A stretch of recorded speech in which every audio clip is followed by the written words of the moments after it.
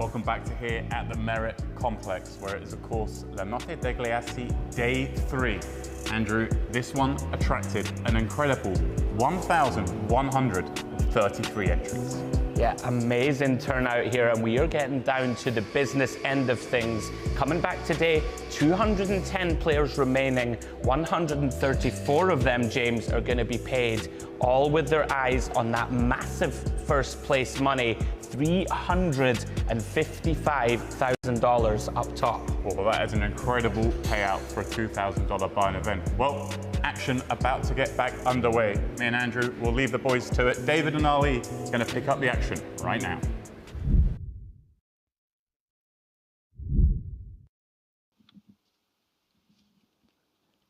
Grazie mille e buon pomeriggio a tutti e benvenuti.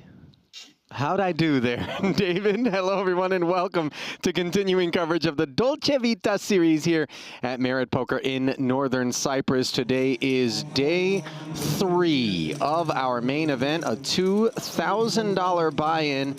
James already walked us through the staggering numbers. The $1.5 million guarantee shattered, and of course, the total payout of over $2 million does find us with a set prize pool. Here's a quick peek at La Notte Degli Assi's remaining schedule.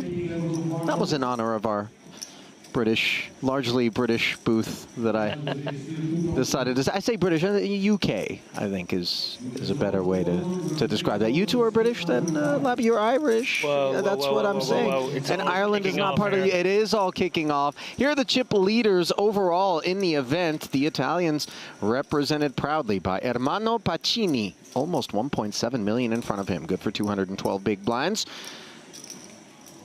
Guillermo Cifuentes, followed by the couple of Israelis. A Grecian, a Frenchman, Lebanon always well represented, and then the Romanian Adrian State rounding things out. Those are the healthy stacks in the room. Monster stacks there, all well over $1 million. Yeah, healthy might have been an undersell, if I'm being honest. 4,000, 8,000 with an 8K big blind ante. That's what we're going to be kicking off with. And Mr. Lappin, there is our official first glimpse at today's feature table. And I don't know if you got a chance to take a sneak peek at it, but it contains some now familiar names. If you've been not only down the streets of this particular main event or Dolce Vita series, but also a frequenter of the Merit Complex. Basel Moussa, namely, there in 6th of Lebanon, a name we know well. Issues clearly for the Turk, Kerem Turuskan with 13 big blinds. Couple of Persians in the 7 and 8 slot there, but everybody being led by Alexander Savchenko, a mighty $1.25 million roughly in front of him. What I'm most happy about is I get to do this particular frame. This is a period of the tournament I really love. We are bubble adjacent. We are not at the bubble. I think it will go toward the end of this frame. I think we're about 55 players away, something of that nature. And maybe a little bit more, actually. I think maybe not doing a 15% on this one, maybe something more like a 12.5%. So it'll probably be towards the end of it, but that is a fun period because all these middling stacks sort of get lock jammed together and they have to be very, very careful. Big stack starts pummeling. Short stacks really want to just make it to the money. They sit in their hands for a while. Some very interesting spots with extra risk premium. No question about that. 210 souls on board as we embark on today's voyage. Remember, this was a 4-day 1 event. No telling how many bullets were expended in the effort to work our way into this day 3 by those remaining 210 players. Yeah, an interesting structure we have here where there's quite a long period of late registration, but the blinds only creep up during that pre-reg phase. So we still allow people to buy 25 bigs at the very last moment, which is actually quite a big last-minute late reg stack if you want to avail of that option. But we let them play for almost 2 days before that. So really, that explains these really monster stacks we see all over the room. Savchenko, the chip leader, will be the first man to make noise here. Making it 21 to go with King 4 suited. Yeah, love to see a proactive open like this one. Suited kings in the hijack. Rock bottom, but very much playable hands here. Interesting to see he's going for this, you know, almost 2.6x sort of open. Definitely trying to get a few more folds from the big blind here. 2 jacks, 2 diamonds, and a 7 as that big blind makes trips here. The German Sprazesny, beneficiary. Doesn't he just wish he'd got a few more folds from the big blind now? Yeah, no doubt. Obviously, the Jack 10 offsuit, well worthy of defense. Granted, it was a little bit north of the min raise, but nevertheless, the extra 13,000 was invested, and Sprazesny will check call this 11K C-bet. Ace on the turn, and that's actually the kind of card you really like to see if you've got these trip jacks, hoping that perhaps this paired board texture was inducing some sort of ace-x to follow through, one that has now hit this turn. And despite the fact that that is not the case, Savchenko, tempted by what he feels is more his texture here, barrels once more. Yeah, this is an interesting sizing. Obviously not going to really root out any hand. Even a 7's maybe going to have to be sticky to this size. So maybe just getting rid of the 8-9s, 9-10s, 8-10s. Diamonds obviously going to have to still call as well. Oh my goodness. Quad jacks, an ace-king high for Savchenko as you see Sprazesny checking one more time. I wonder whether or not Savchenko thinks that he can target a 7 or something along those lines. Maybe a card we expect to fold the turn, if I'm being honest, but here he is perhaps a bit ambitious, David, this 31K? Well, his King 4 will beat some of those draws. Obviously, if there's diamond draws out there, often his King High will be good. This is a slightly unusual line here. Repping, obviously, going for value with jacks full of aces and maybe just trying to level the 7x into a fold somehow. Not quite sure the functionality of this one. Expected to see a bigger sizing on the turn, and definitely expected to see a bigger one if you're going to go for it here on river. Well, there we go. Obviously pursuing value here from an ace. Dreamy spot here, but Savchenko nowhere to go.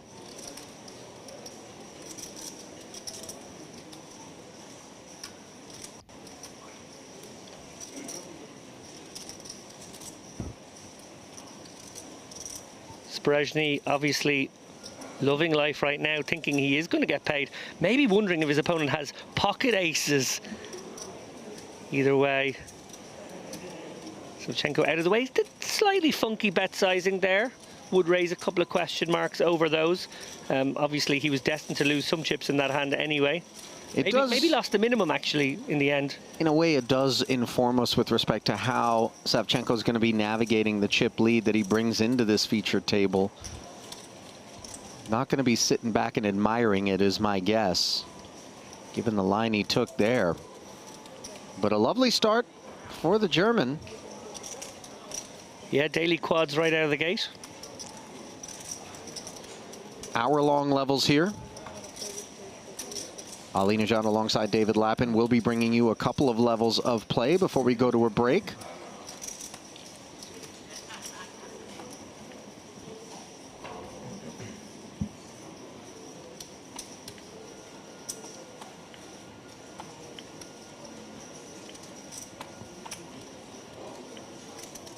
Nothing interesting developing thus far. Now an ace-10 for Eftekhari. Sayed Amir Eftekhari. Min-raise open. Queen-jack offsuit. Dare I describe it as the term you introduced me to, David, a tempter? Yeah, tempting to go either way, I suppose. Flatting would seem a little bit maybe unappealing for a few reasons. Obviously, not a hand you can continue it unless you connect, and you could always be behind. Sometimes goes into a 3-betting range. In the end, decides to let it go. I don't hate that either. Definitely a tempter, right on the border.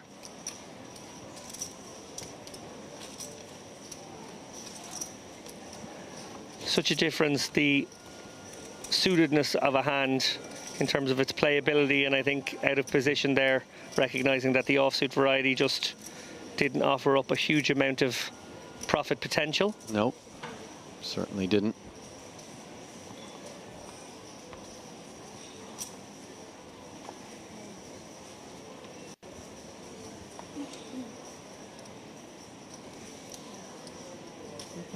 Take a look there at Basil Musa.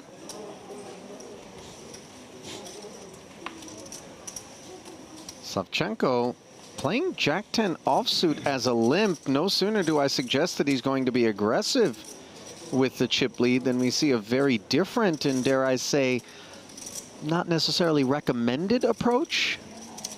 Yeah, not quite sure what he's at here. Just sort of limping in here with the connected Broadway. Szczesny with the king-queen suited, pardon me, David, on the button, activating 4x, and Gaidukov now in the small blind chewing on a king-10 offsuit, but go on. No, I like this from Szczesny. I think king-queen suited definitely a hand you want to isolate your opponent with. If they are in there with some Broadway combos, you're probably dominating. If they are in there with a small pair, you get to just take it away from them on a lot of flops, even when you don't connect.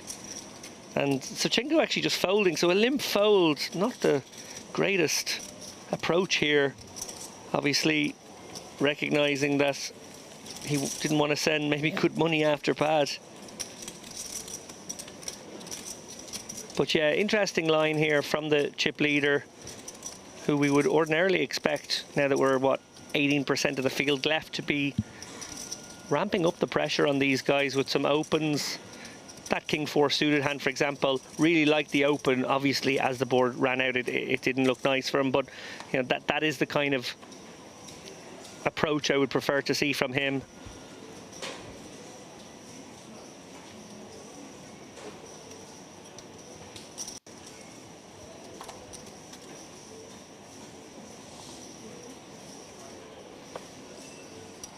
Suited king, not appealing enough for Eftehari.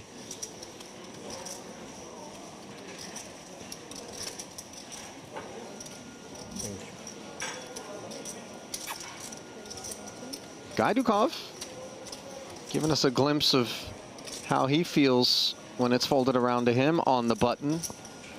The 7-3 suited having far less to do with his choice to raise it up than what he might think are a couple of cookies in the big blind and small, respectively, which he will snack on.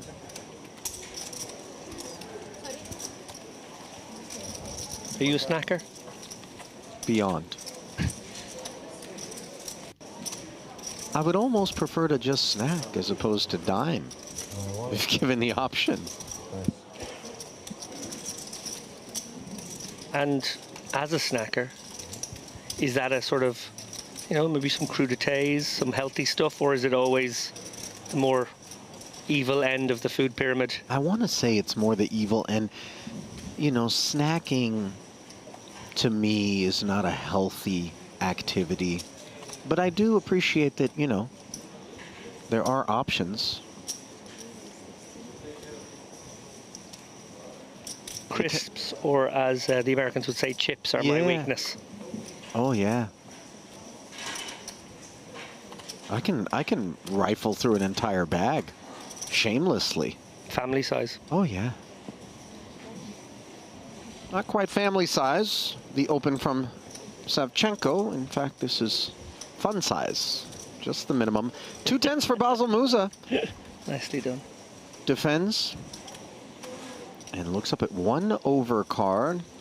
His hand still best. 2 very quick checks. And how about a big, beautiful 10 of hearts on the turn, giving Musa a set, but Savchenko has picked up the nut flush draw.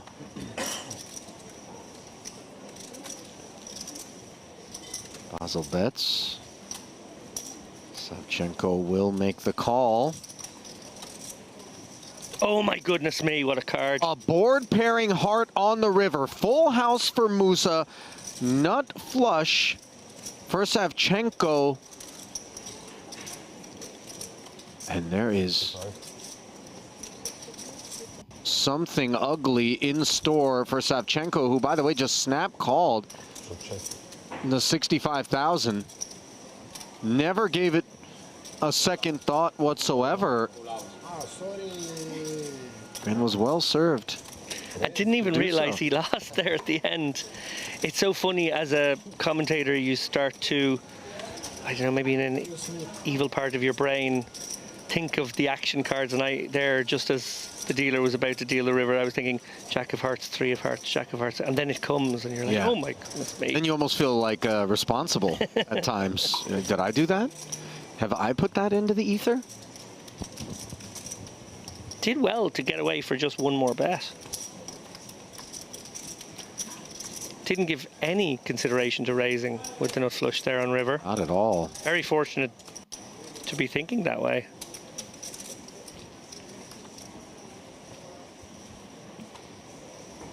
Musa, one of the familiar faces here in the Mirror Poke Room and on the stream. He's had a lot of stream love over the last couple of years. Deep runs. Is he about to make another one today?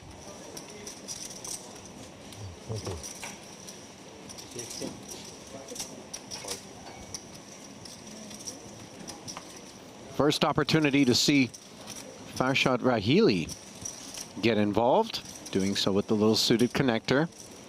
Picks up a customer in Testori's pocket 7. Savchenko also out of the big with ace queen.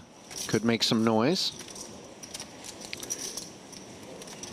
Yeah, Testori probably feeling a little bit protected by the early position open here, that it would get squeezed a little less frequently, I should say. And Savchenko, with a hand that can certainly go either way, does decide to go for the 3-bet from the big blind. Okay, we've talked about this type of spot on previous streams, myself and Andrew Headley in particular, how under-bluffed the big blind 3-bet over an early position open is. Now we see it. Ace Queen clearly part of the value range, but also a hand that doesn't love to be 4-bet. So it's sort of an interesting candidate. Often we like to go a bit more polar, something like the King 6 suited, the Ace 5, Ace 4 suited, you know, and then maybe look for the slightly better ones as our value, the Ace Kings, and maybe some big pairs. Yeah, you've got to have some balance. Don't want to be doing anything with 100% frequency that is of that nature. But note the might. He caught, obviously, the opener with a very easily foldable holding, but then the 7s also don't want to play out of position for 65K, and they concede as well. Well, you just mentioned something that I think is superbly important here, and actually not something we talk a huge amount about, which is frequency. Not doing the same thing all the time. Ace Queen, probably a hand you are going to 3-bet out of that big blind sometimes, but not all the time. It might be held back on occasion as part of your strongest big blind defense. Yeah. Very deceptive then when you have it. Boards will appear where your opponents will rep your hand. That's a nice way of getting your equity. But then also, by using it as part of the 3-bet range, some percentage of the time, that's also quite nice and makes you harder to play against. 9-7 suited. Little gapper. Taken upstairs by Sprzesny. And look at the 10-8 of hearts. A jigsaw piece. Defending from the big. Queen 9-4, gut shot straight draw against middle pair. Yeah, always likely to see these hands interact on some boards, and this is one of them. Middle pin, gutter. Could certainly see this pot develop.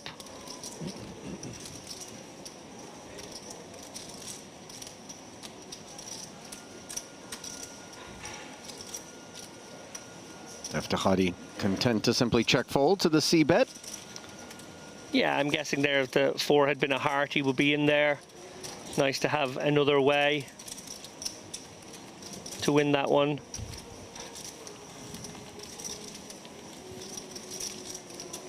Very important in the big blind to have what we term these days as a minimum defense frequency versus a variety of sizes. And when the small size comes, it really just put pressure on hands like gut shots to continue. If we give up on those type of hands, we're maybe sometimes folding a little bit too much. I think that one was borderline, by the way, because outs were not clean, and certainly reasonable to think in a borderline spot where maybe the defend again on flop would not be printing money, making incredibly little, in fact, if anything at all. Certainly letting spots like that go, very reasonable, especially as we get closer and closer to the bubble.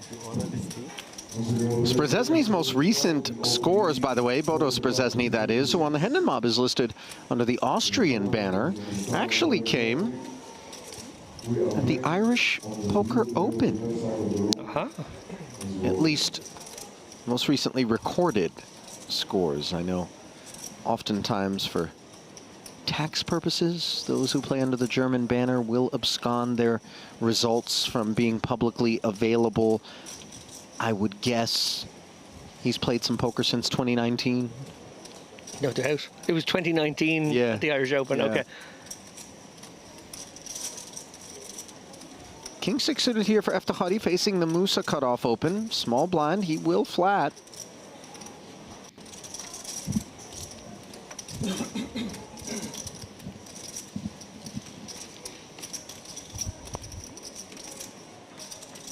Heads up. 48,000 in the middle. 7-4 deuce. Nobody interacting. Yeah, and Musa very likely to take a stab here. Obviously, just jack high. Wants to find a way to win this one right away. Not a board that will connect massively with the condensed range from the small blind. Of course, you could be up against some pairs which will stick around. Pocket 8s, pocket 6s, that stuff is pretty reasonable, but so is a lot of Broadway stuff and these King X suiteds. So yeah, gets that one through. Nicely done from Musa, recognizing that with jack high, needed to take an immediate stab.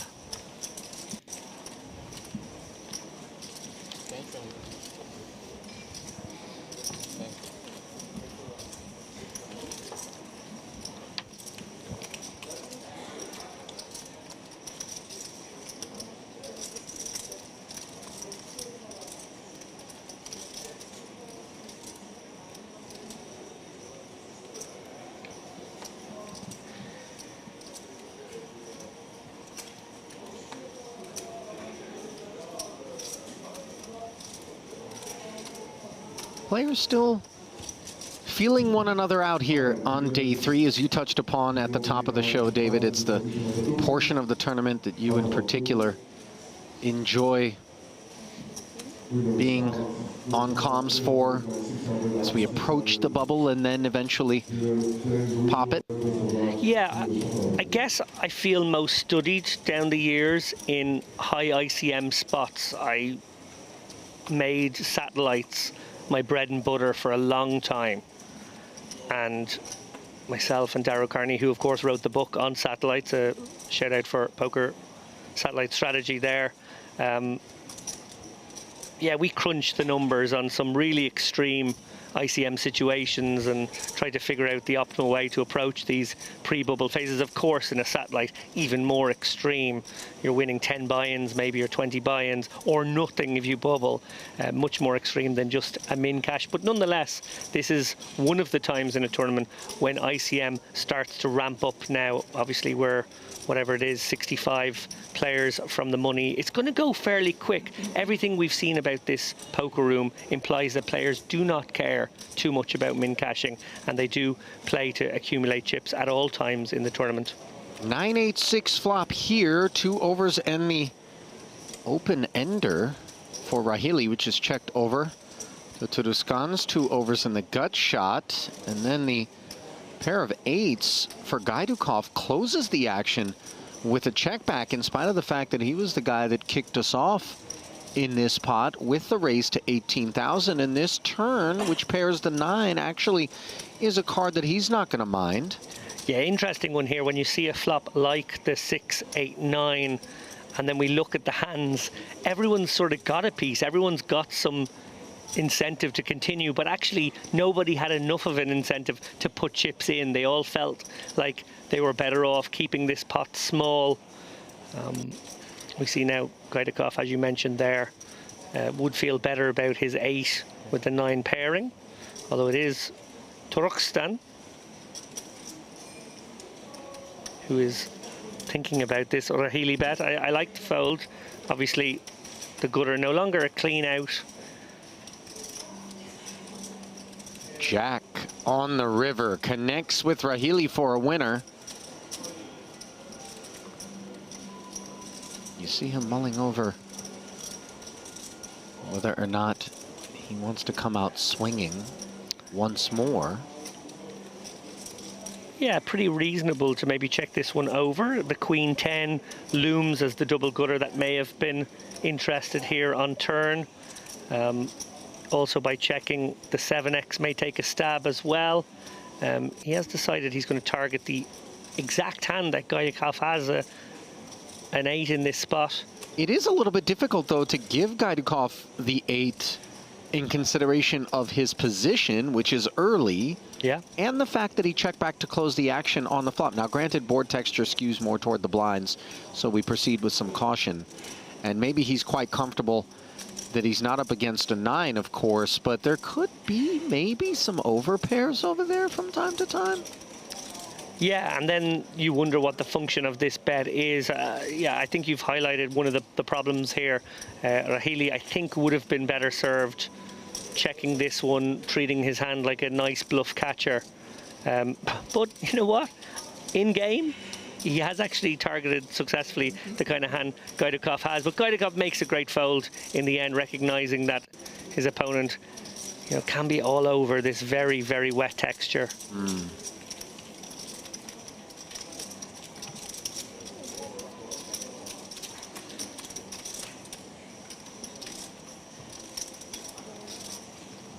Nice pickup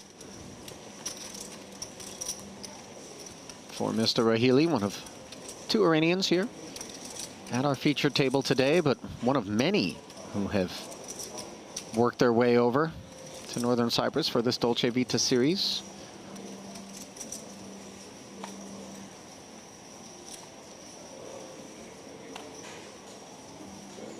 It's actually quite interesting the way that things work here at Merit in terms of the poker. There are a number of international ambassadors, dare I say. They're referred to as junket operators, and, you know, they are sort of leaned upon to help market the property and what is going on at any given time here, and use their Rolodexes to bring people over. And we've always maintained the toughest thing is just getting somebody to get down here. Once they get down here, the rest of the work is downhill and quite simple.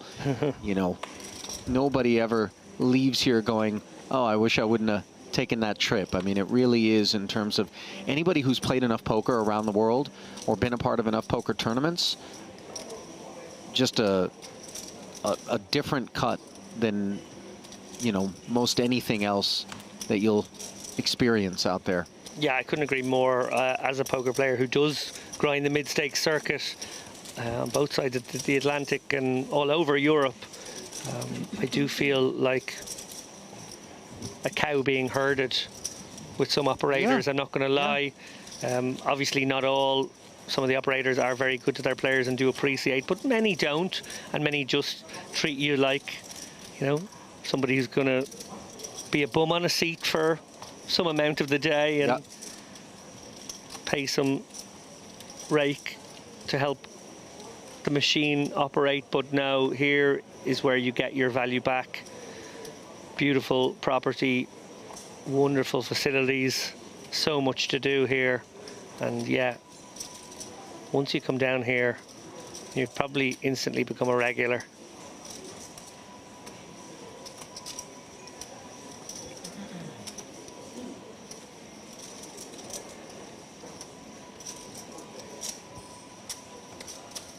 Testori with the suited connector. Speaks up. Min raise. There's Savchenko. He wants to play with this 3-5 suited, so we're seeing some interesting things that perhaps have a little something to do with how it is that he earned himself that big stack. We don't expect raises to be called with kits such as this, but he's playing all parts and he's doing it in all manners. Now Gaidukov with raise and call in front of him in the big blind, a very pretty queen jack of spades. It'll be happy to drop in another 8,000 and see what's what. So 60 in the middle. Queen 7-6 board, top pair for Gaidukov. Open ender and backdoor hearts for Testori, and the backdoor diamonds and a gut shot for Savchenko. So a little something on the stovetop for everybody in this kitchen. And into the 60, the pre-flop raiser will deliver a 21,000 chip payload. Yeah, and Savchenko can't really be calling hands like the 5-3 of diamonds and demur from a board such as this one. It just feels as though he's in there to try to use position against his early position opponent, who probably has premium range. Obviously, we see he's in there with the light portion of his own range, but you know, that has to be part of the game plan, and that drags everybody and generates what is quite a big pot now going to the turn. An ace on that turn after no one was shed by the C-bet. Would love to see a big bet from Testori here. He's still got that open ender for some very clean outs, and he can really put some pressure on the Queen X here. Represent that ace. I also think that the fact that 21,000 was called by his opponents does remove a decent amount of just the ace X sort of hands, right? There's no immediate straight or flush draw that could be associated with an ace holding, and you really shouldn't be peeling, you know, and so really the ace is Testori's to represent, yet he does pump the brakes, and now Savchenko, he's considering whether or not he'd like to seize the initiative. Brief pause, but in the end he decides against it, and the board pairs on the river, improving Gaidukov's kicker. Gaidukov can consider a blocker here. I think that's probably the way you want to go, something around 15%. That's exactly what he's done. Very nice bet here from Gaidukov, recognizing that he can avoid maybe facing a very big bet from an ace-X, set his own price, but at the same time pursue value from a hand like maybe pocket tens, maybe queen 10.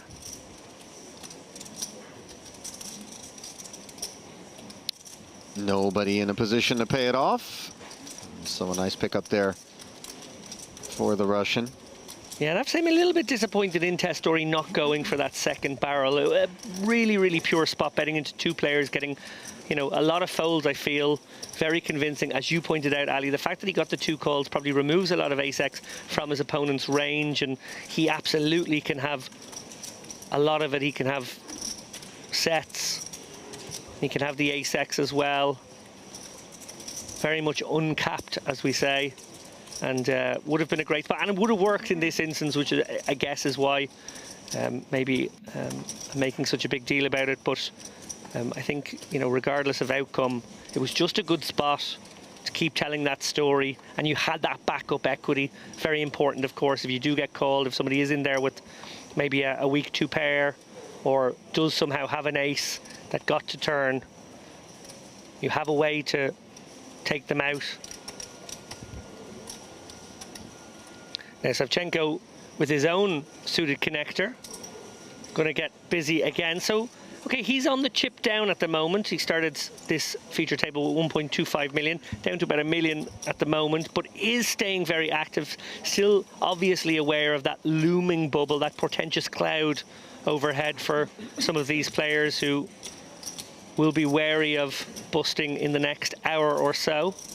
He's off of the high water mark that he brought into the day as the chip leader here at this table by a considerable amount, already having lost roughly $250,000. Still does maintain the chip lead, however, in spite of that, and he will be hauling this one in. And I do like the 6-5 suited as a candidate to open from early in his situation. Most of the players are still fairly deep here. 5-6-2 is actually one of those sort of special hands, if you like, that tends to perform better on the grid than most people think, maybe intuitively, and gives you some board coverage, which is always very important in this game. That's why we open the ace-x suiteds all the way down to give ourselves board coverage. 5-6 suited, a lovely candidate that does the same. In particular, when those boards come deuce, 3, 4, 5, and the ace-x has the wheel, we get paid.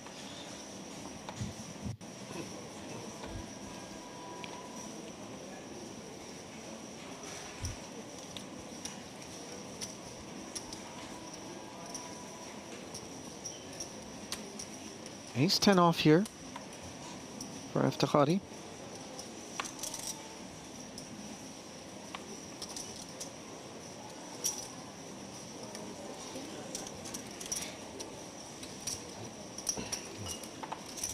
Min raise open has been somewhat adopted at this point.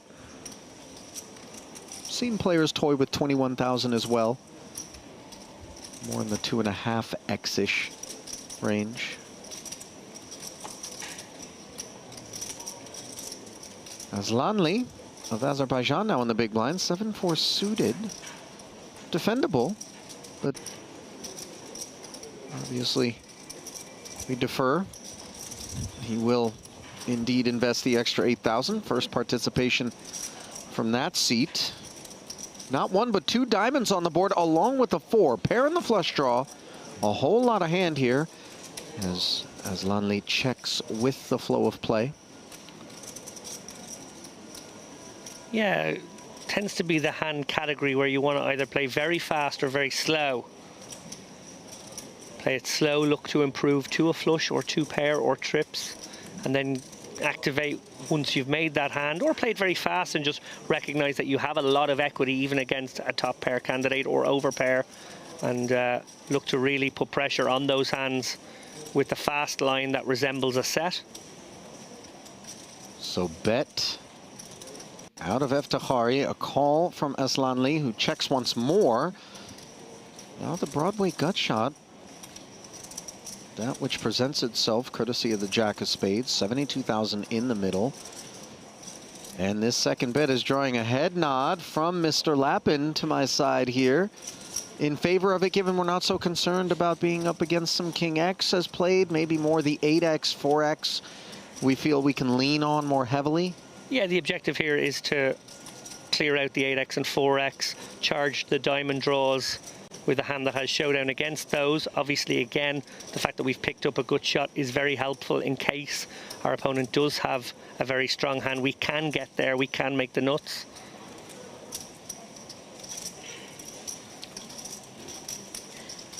Aslanli going to be sticky for now. Running jacks. Really dry run out here. We'll see whether or not Eftekhari senses that he can target.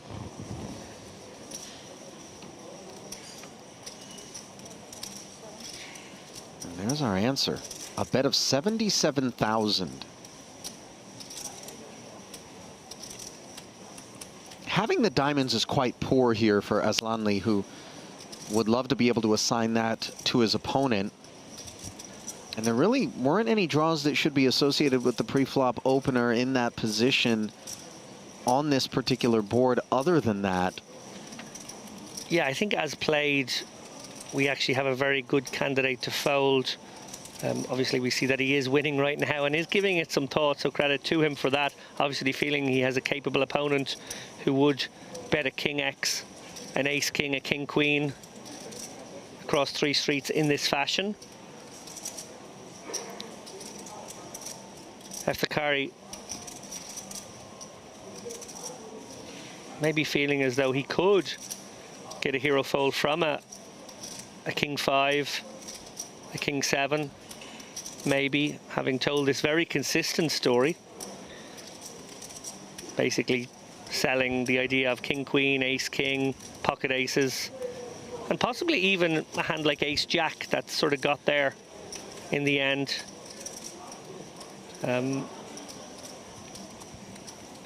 Don't hate the fold. Actually think on balance it's correct. Credit to the man finding the triple barrel.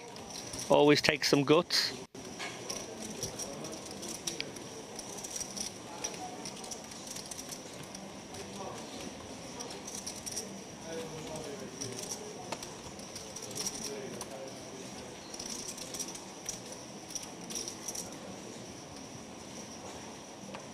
Yet to see any real collisions thus far. Again, a bit of tread lightly seems to be the order for the time being, other than Savchenko, who's obviously been doing a bit of dancing.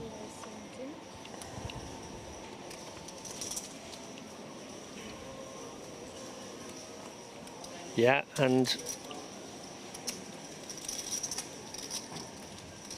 I think they've called for one more tune here from the crowd, because Savchenko going to dance once more. King Jack suited, understandably responsible. Over and out for Basel Musa there with the 10-4.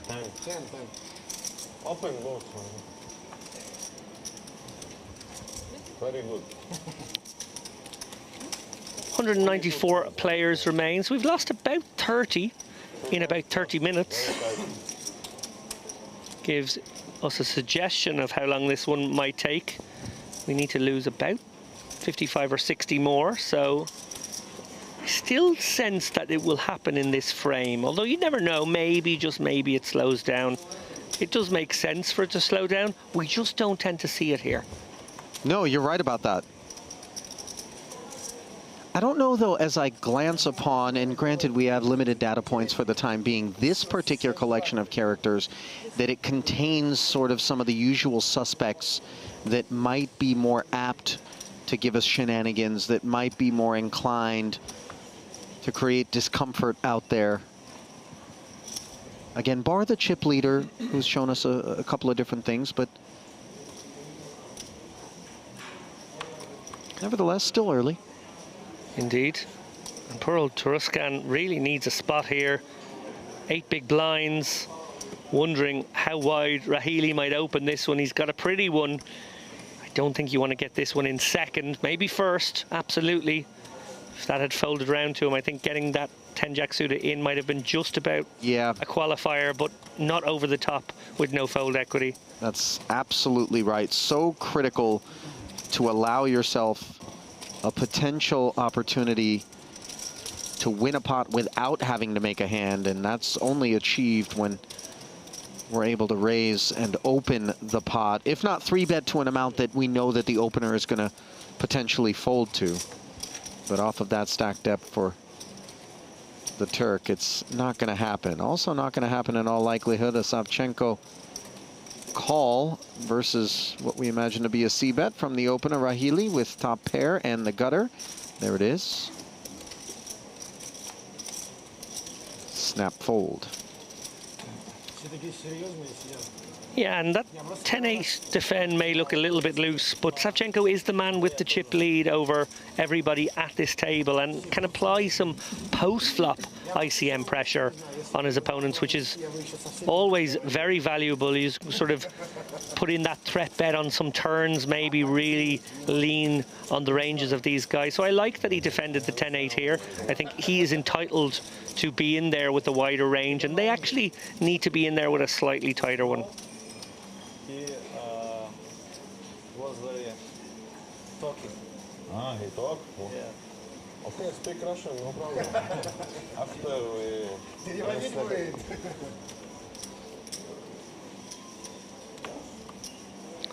Well, this one would be very loose from Rahili. Did give it some pause.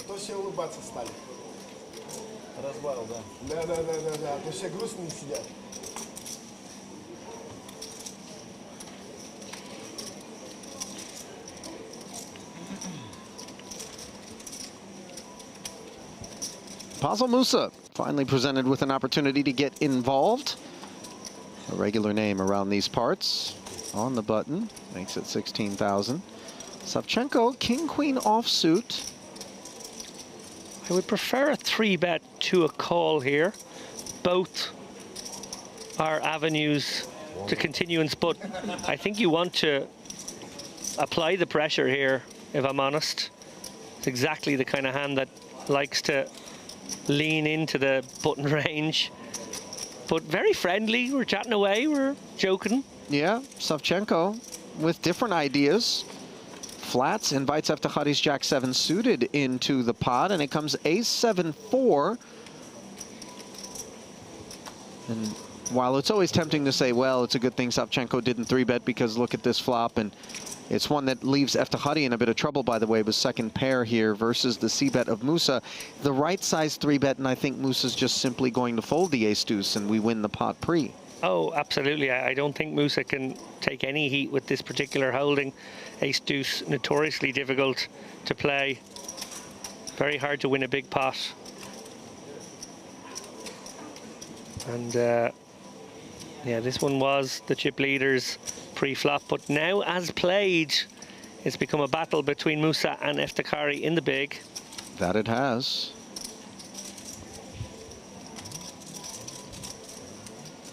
Musa can definitely go both ways here.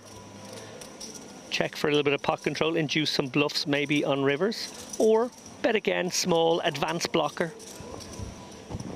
So the follow-up to the 21,000 that he fired on the flop is 46,000.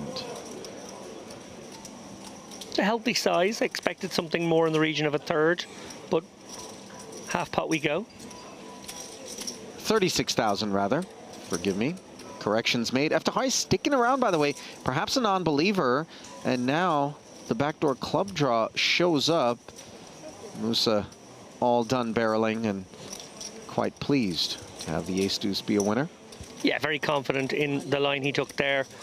Was absolutely understanding that he was deploying an advanced blocker there on the turn, unimproved. He wasn't going to go for more value. And interestingly, with the ace of clubs in hand, had his opponent come out leading, I wonder if he would have used it as a bluff.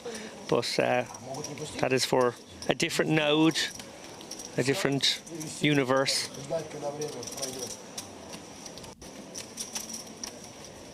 Я всегда смотрел по телевизору, на финальном как-то все смешно получается. Все веселятся, все. А здесь все грустно. Либо кто такой? Well, as is oft the case here at Merit, much more than just English heard when you're waltzing about the room. Just getting word of a very big stack on the outer tables. Sami Ayub up to 1.8 million after a favourable clash of big pairs.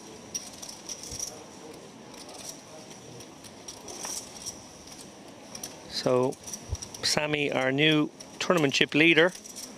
Those updates courtesy of Poker News, and David Salaturu, one of the best in the business, who is out there in the poker room, roving about, finding us key hands from outer tables and keeping us updated on the chips. Never seen a man quicker at discerning the amount in a chip stack, by the way.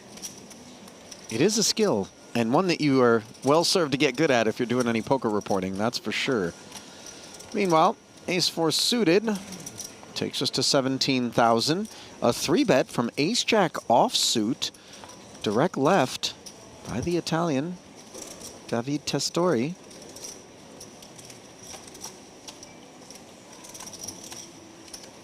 It's a healthy ask, too, here of 34,000 more. Too much for Gaidukov's taste. What? You want C1?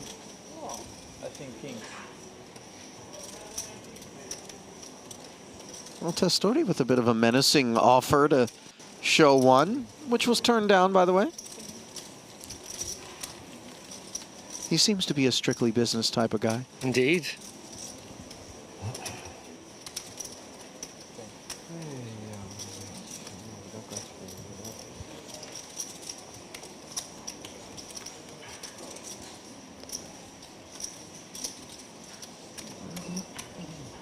Just 191 players remain now. If I'm not mistaken, David, 134 are paid here today. Is that right? I think that's right. 3,000 or maybe just north of is the min cash. So a buy-in and a half. And by the way, that min cash stays static across a number of payouts. I hope you get fine. Thank you. Yeah, reasonable to say that this one is quite top heavy.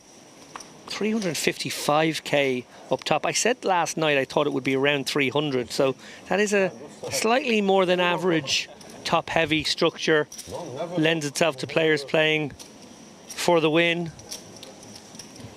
Not that you don't play for the win, but you know, maybe you play for what seems to be the most profitable in every given moment. Yeah, not everybody. And in fact, Merit Poker Optimal would suggest that we're not here to chisel away at pay jumps. But prudent poker tournament strategy, obviously, these things need to be taken in consideration.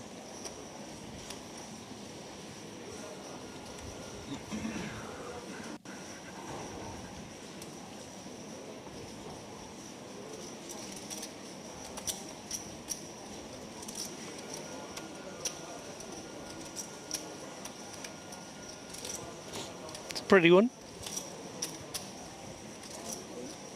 King, queen suited. For a time, I was trying to push forth nicknaming this particular holding the throne. Nice. A suited king and queen. It didn't stick. Pocket eights. They'll be sticking around.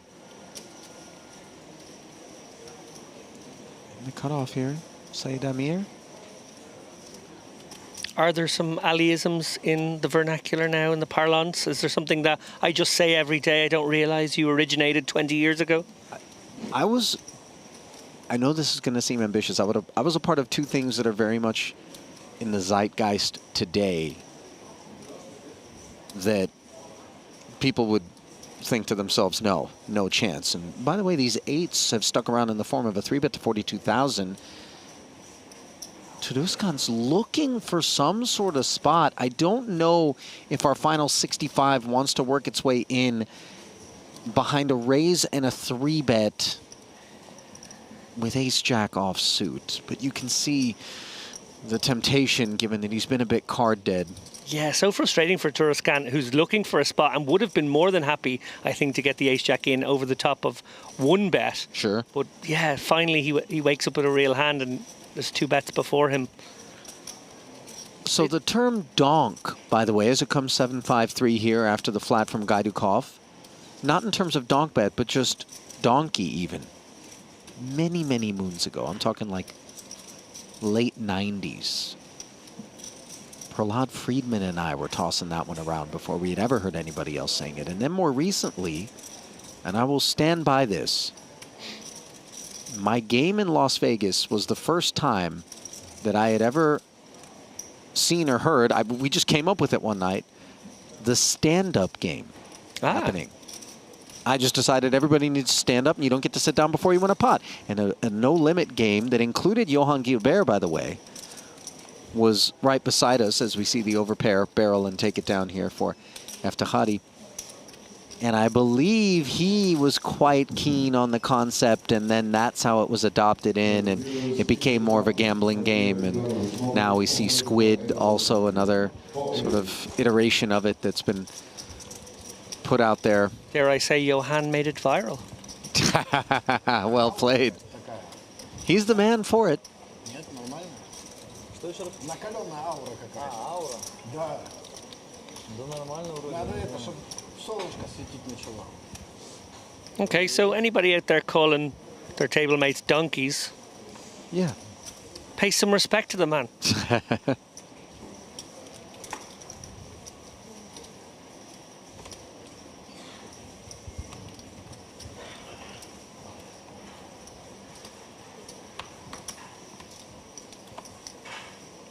I'm pretty sure Prahlad also came up with the term luck sack, which I really enjoyed. I like that one too. We have one in Ireland, I don't know who it belongs to originally, called Drooler.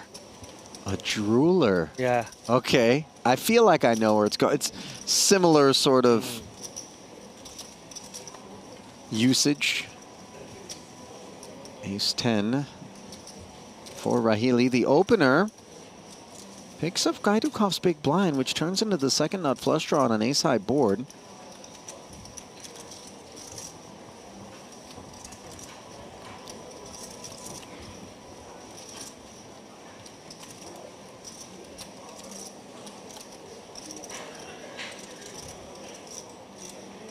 Gaidukov taking his time there before checking over, which would be just kind of the expected course of action.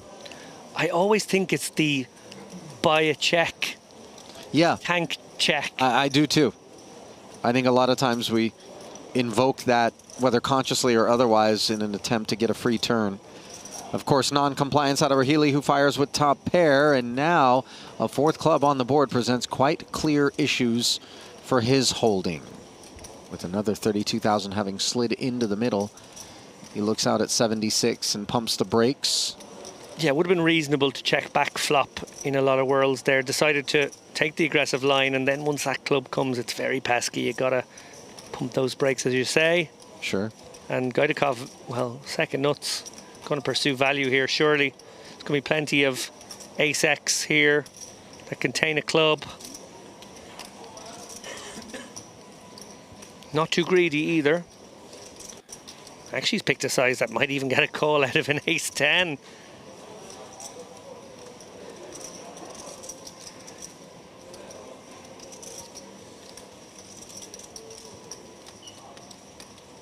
Rahili pondering, is this a post-oak bluff?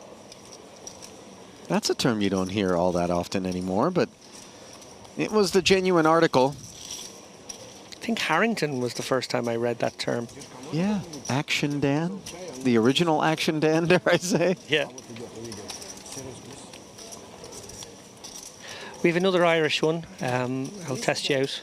Flop the gaff. Flop the gaff. What's that mean? Instead of the joint? What? Well, specifically flop the gaff. What would you Well, a think has gaff is happened? usually like a, you know, a mistake of some sort. Oh, okay, this is gaff without the E, and it is an Irish expression. Ah, okay. I don't know that I've ever heard it, in spite of the fact that I've spent some time in Dublin and have a very close friend If I said, who's Irish. I'd love to invite you over to my gaff. Ah, full house. There we go. I like that.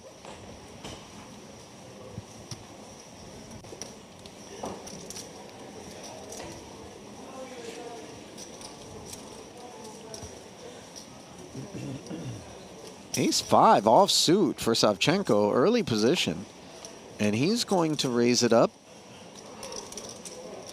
It's weird because a lot of what I'm observing is the sort of stuff that I would expect out of Savchenko, much more so if we were 140 remaining with 134 paid. But we're sitting at 191 right now. There's a lot of runway between here and sort of the bubble period where he can get away with abusive behavior more so.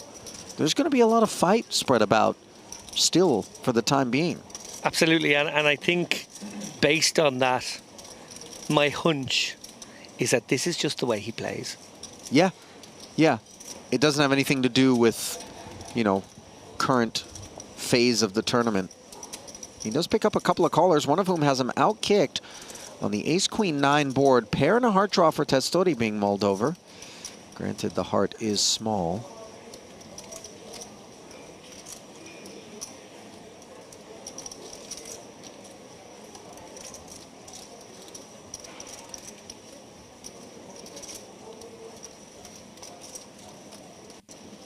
Round of checks, delivering the 7.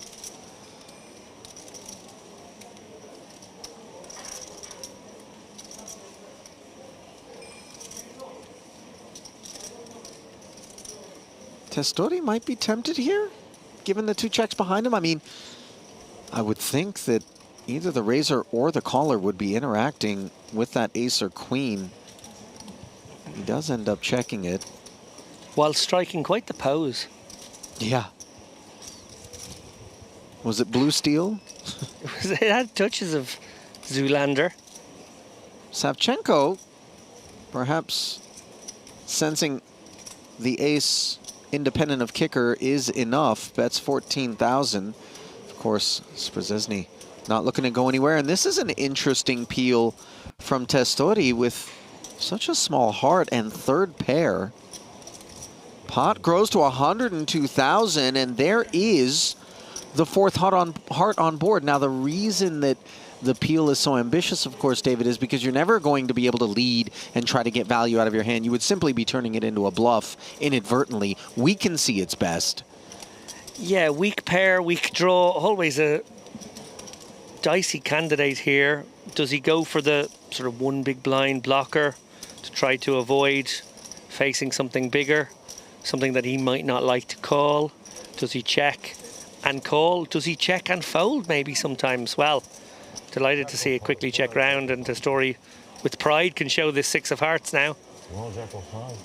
That's going to raise some eyebrows, I would imagine, from the opposition.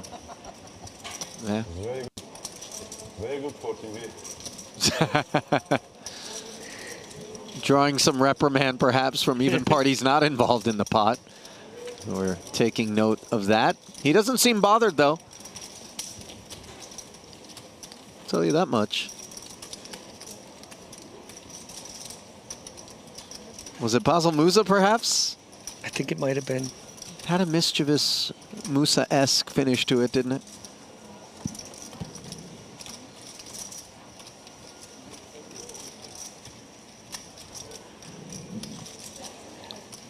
Yeah, not mousy, moosey.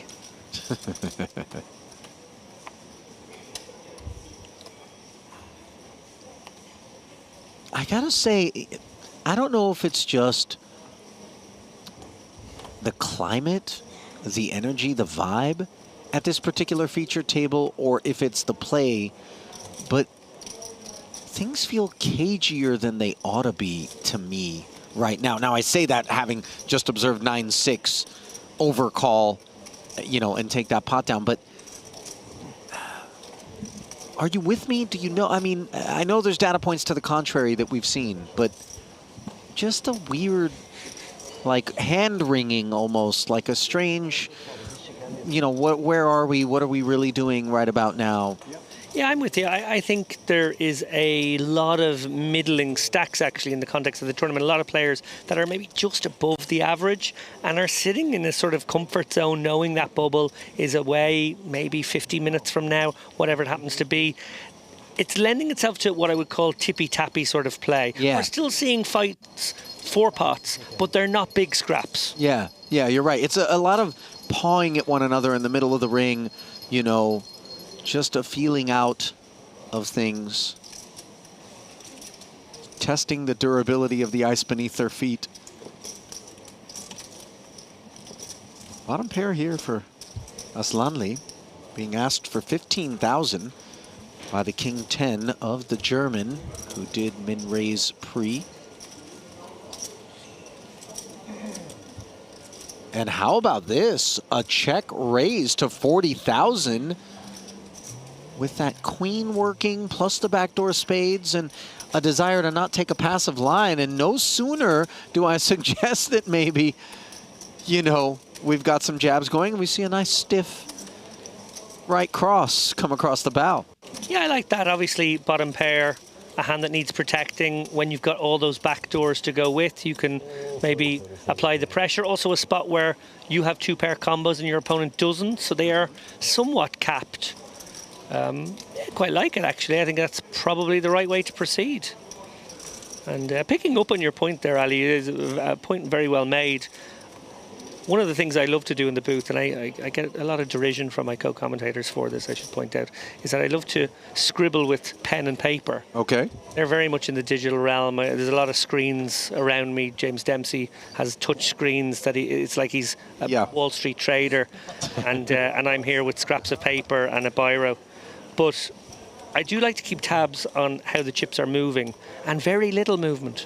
Most players holding steady with not much different to what they began. So that adds to your point very much so. Yeah. And maybe that's, you know, what it is that has really kind of invoked that sentiment from me. That things are cagey. It's the lack of movement, the lack of significant pots. In those situations, though, David, do we not kind of take stock if we're somebody who has the chips with which to make the adjustment and tell ourselves, all right, this seems like a ripe piece of fruit for me to sink my teeth into potentially and loosen up my ranges? Yeah, it's certainly there for somebody to drop the hammer, so to speak, now over the next hour or so. Players best positioned to do so obviously include Asllani, Sprezhny, and well, I don't think Savchenko really needs to change much. He has probably been getting after it more than most. But again, meeting just enough resistance most of the time, rendering him somewhat static. Both players connecting with the 8 on this 10-high flop here. Whereas Szczesny has the better kicker, but an interesting turn card after Musa check called the 15K on the heels of defending versus the min raise. Be surprised to see another bet here from Sprezhny. I think he has a very nice check back candidate, and these guys going to assess river. Probably just checks through now, both with enough showdown. Second overcard to the 8. And 8 is exactly what you want to hear when you have an ace kicker. Bad beat.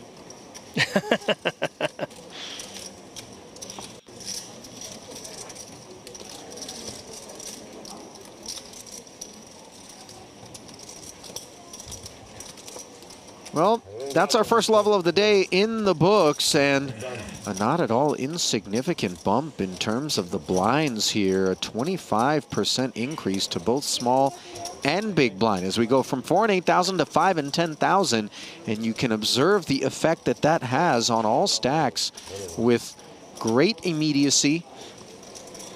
Kerem Turuskan now with just 7 big blinds, and Savchenko, both the product of this level up and then also the fact that he has lost about $250,000 since the onset of today's play, sits with just about 100 bigs. Yeah, I'd actually, to again emphasize that point, because I have our start of day stats and the stats now after exactly one level. 7 of the 9 players are within 40K of where they began. That's remarkable. That is really remarkable. I mean, it almost suggests that they've done nothing but spectate over the course of the past hour, because, you know, one orbit will cost you, when we were playing 4 and 8, 20K. Yep. If we got through 2 orbits over the hour and, you know, play was not brisk, then that's really all you would have spent is 40K to just sit and watch poker.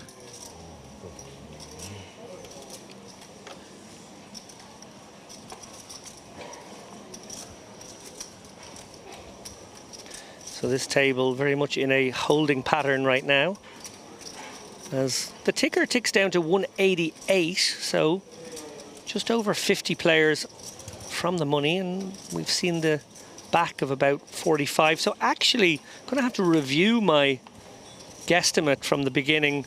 Don't think it's going to go in this frame. I think that's going to be an event enjoyed by Andrew Headley and James Dempsey in the next one.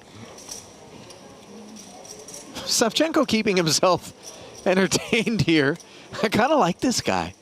Queen 4 suited in the big. He defends, pardon me.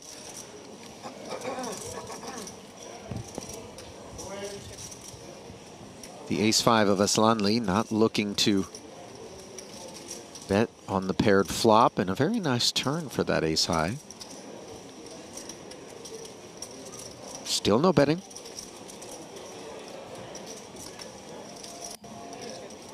Now an ace on the river for Asllani. He's a bit torn about whether or not to bet into the chip leader in this spot, because obviously if the check raise were to come in, which certainly we could see from a jack or an 8 for that matter as played, it would really pose a problem, but relief will come once that chip leader does lay down. A good fold from Savchenko there, not tempted to get the chop, recognizing that his opponent would find some thin value bets.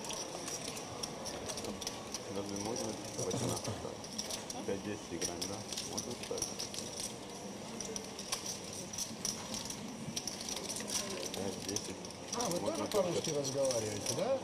Ага. Разменяйте. Целый час посидел, ничего не сказал.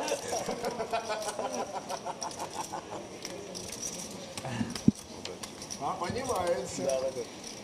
Не, молодец, молодец.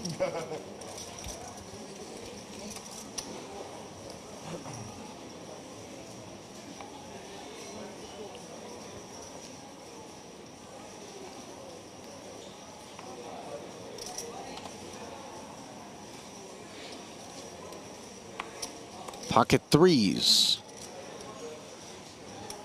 for Farshad Rahili.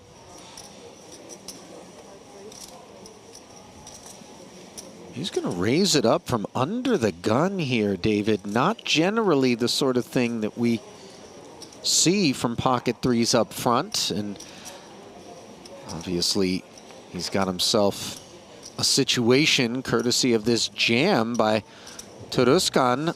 Under the gun +1 to his direct left with the ace-6 suited.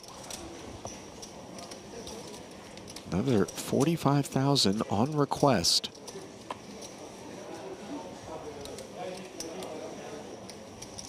And Rahili will make the call. So we've got our first all-in of the afternoon. And it will be 2 overs against the underpair with 155 in the middle.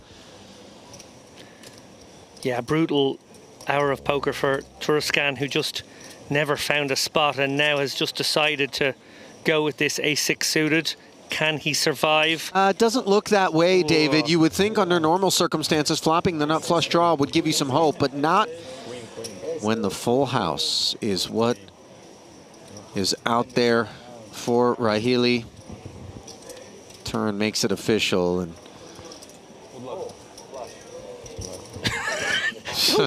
Don't say that to the man. I mean, by the way, the comment came in on the river. It was already there on the turn. That's, yeah. Hey, did you know you made clubs? Oh, yeah, I did.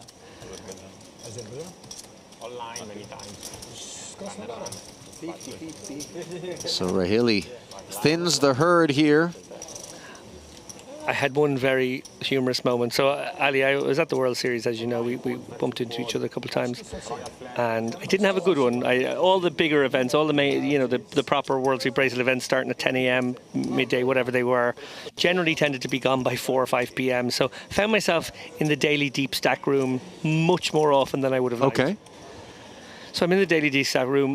We get to the bubble, and it's not the best organised daily deep stack bubble I've ever seen. Okay. And, but a couple of players seem to leave the table at around the same moment, and one of them goes off and another goes off. And there's actually 3 bust outs at the same time. And as people are leaving, we realise that one of them has actually made the money. So the bubble has overburst. Okay, yeah. And the TD shouts to the back of the room, "Come back." And the 2 guys come back. Oh. And they're on different sides of the room, so they don't realise. Oh. And then when they both arrive back, the gentleman on the right was just told, "No, not you." Oh. And he had to do the walk of shame all over again. Twice. That's painful. Note, by the way, that the Italian Testori here is lying in wait, playing pocket kings as a flat against the under-the-gun open of Sprezesny, who's got 2 undercards. And Rahili taking a price with a very suspect Queen-3 offsuit, performing horribly. Yeah, it's not been a squeezy sort of table. Look at this flop. Queen-Jack of hearts has turned into the nuts with a straight flush redraw. Yeah, savagery from the dealer here. I was about to say it hasn't been a squeezy sort of table. I would have preferred to see a 3-bet from the kings, given the current dynamic. As played, it's a disastrous situation now for the kings.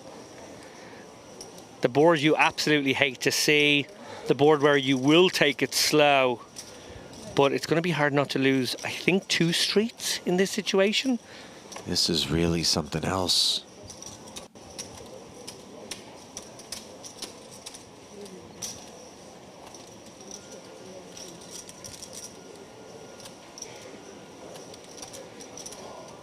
Sprezesny's bet of 22,000, again flatted by Testori. 2-tone texture on the turn.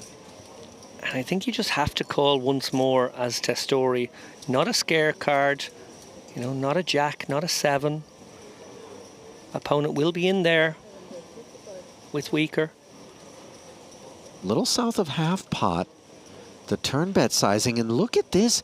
Testori almost appears resigned to play a small one, almost like a strategic deal. Now this backdoor diamond and four-liner on board sort of card could be one that would relieve Testori of further losses. 229 in the middle, and let's see whether or not Sprezesny, who really does not welcome that river, will continue to pursue value. Yeah, I think this has saved Testori from losing a decent-sized river bet here. Well, let's see how greedy. Oh, wow. Sprezesny goes full milk, man. 30K. Nice flop, yeah. Does he show the kings? He hasn't yet. All he said was nice flop. No. Kings just quietly end up in the muck. Well, I'll tell you what, go on. I think you're going to make the same point I am. This one could have got really nasty. Yeah. Testori 3-bets, I think the Queen Jack suited being such a pure flatting hand is in there. And then, okay, it probably goes check on the flop, but then it gets expensive on turn and river. Yeah. It's exactly my thought. Oddly enough, we really didn't have a taste for the approach pre-flop, and yet it's one that potentially saved Testori from further losses. 7-6 of diamond. With that, no? 7-6 diamonds, he wins. I think. He wins. If he shows down. Yeah, of course.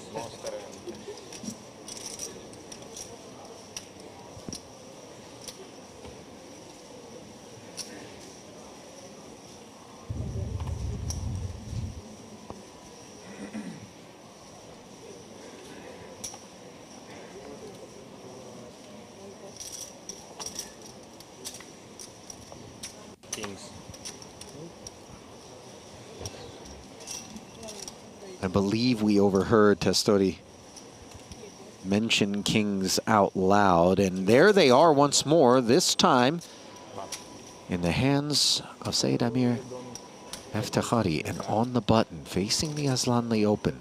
It's like Beetlejuice.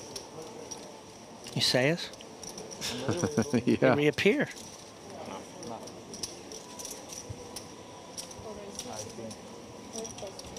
And this time the kings do get played as a 3-bet. Little baby suited connector wouldn't have minded getting in there for the minimum, but certainly not for a total of 65. Now it's back over to Aslanli, and the ace-10 offsuit in particular really performs quite poorly post-flop, David. Yeah, this is rock bottom of the opening range, so it should really be shed at this point to further action. It hasn't been a very 3-betty sort of table, so I think you don't really want to ever deploy the 4-bet. It would be overly optimistic to do so. And Aslanli, a very, very wily player, I think understands. We saw him with that Queen 5 suited earlier on, a really nice raise on the flop. I think understands the ace 10 has shriveled up there.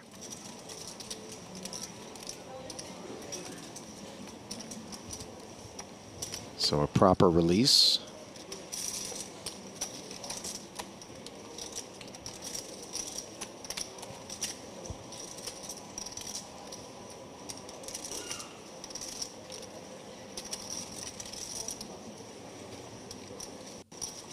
As David scribbles away, one of the things that I had the privilege of casting my eyes upon was a note that you had made, David, that I feel compelled to kind of guide you into sharing with those who are streaming right now. But earlier, I had suggested that, you know, things felt a little bit cagey, couldn't really identify why it was. You talked about the fact that chips hadn't been moving around. There's 185 players left, 134 get paid. We don't consider this the bubble by any real metric.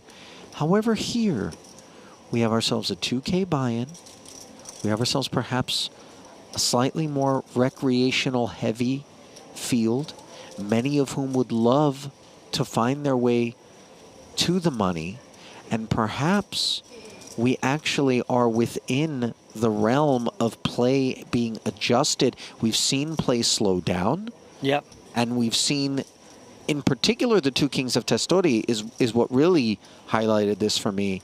You know, some very passive, let's play small one sort of attitudes. Yeah. No, it's a really good observation. And Not one that's supported. Yeah. Not one that's supported by what's on our screen right now, as Testori opens under the gun with pocket fives. Musa 3-betting the 2 10s. Yeah, certainly reasonable for Musa to go either way here, flat or 3-bet. He's opted for the aggressive route, maybe recognizing that aggression will pay off here at this table that seems a little bit more circumspect. Szczesny laying down the king-queen offsuit there, yeah, grudgingly. It's reminding me of a story by Kafka, First Sorrow, all about a trapeze artist who is so fearless, and he basically never comes down from his trapeze, and he's considered one of the great circus acts around. And the ringmaster wants to exploit this fact, so he wants to move from town to town, but he doesn't like coming down. So the idea is that the ringmaster says, okay, well, I'll build a trapeze in the next town so it's ready for you, so the length of time that you're on the ground will be minimized because you don't like coming down. Yeah. So he moves from town to town, but every time he comes down, he sort of becomes aware of how high up he is. And suddenly, at the end of the story, it's sort of the first reckoning of fear as he stares down at the abyss beneath him, recognizing how high up he's been all along. Yeah, sure. I wonder if that's starting to creep into Merit Poker's room. Right? I mean, listen, this main event began 7 days ago. Day 1A, B, C, D, right? Then we had day 2. Well, I guess 6 days then. Forgive me. Math is hard. But nevertheless, we're talking about the better part of a week that this has been underway. And when you get within sniffing distance, as Musa once again looks down at a couple of 10s, this time opening and running in to 2 aces for Savchenko. And the dynamic between these two guys is going to be crucial here. It's been very friendly, it's been very jokey, lots of smiles. I guarantee you there will be no smiles through this hand. This will be a business hand. Savchenko's going to 3-bet this one. Musa's going to probably have to call, and we are going to a very, very big and important flop here between two of the biggest stacks. In fact, the 2 biggest stacks at the table.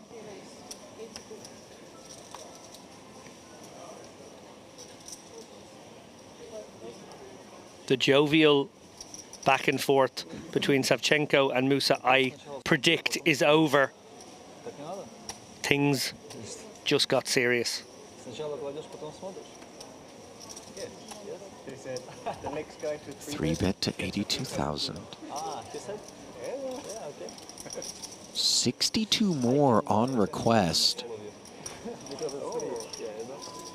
Tens is a good bit of hand, but to have to play them out of position, and in particular this 3-bet is coming from the man who has us covered, Savchenko, and it's coming versus our early position and an early position of its own. Oh, Musa is going to probe here with some friendly banter. Translate. His first time on the TV table. First time on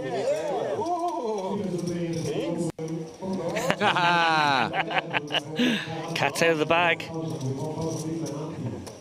Look at Musa. Find the fold right away. What a sicko. What a sicko. You know, it was a healthy 3-bet in context, and I think, honestly, Musa's got some good sniff on him. You know, he paused, he looked over, and the minute that Savchenko had all of that comfort about, he instantly speculated kings. I mean, same sort of kit. Maximum you have Jacks. no jack. Maximum. Ace king off. For sure. Maximum You 9. wanna bet? Ace king off? No. No ace king off? Queens? I will see, tell me. Looks like 4-4. No, ace, for sure. He said ace for sure. How about that?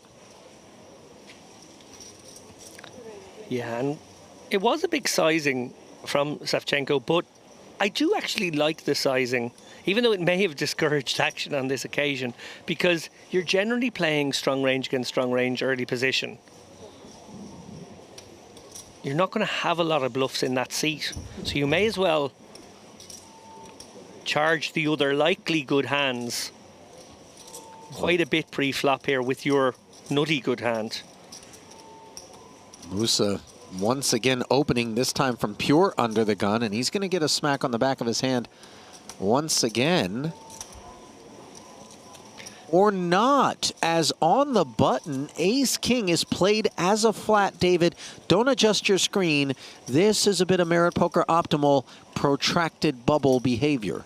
Yeah, this is exactly what you described a few moments ago as being this sort of more careful, small ball approach that we're starting to see here.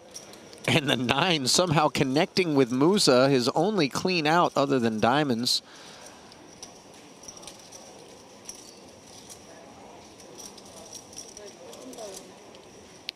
It's tough now for Gaidakov, who's under-repped his hand. Wow.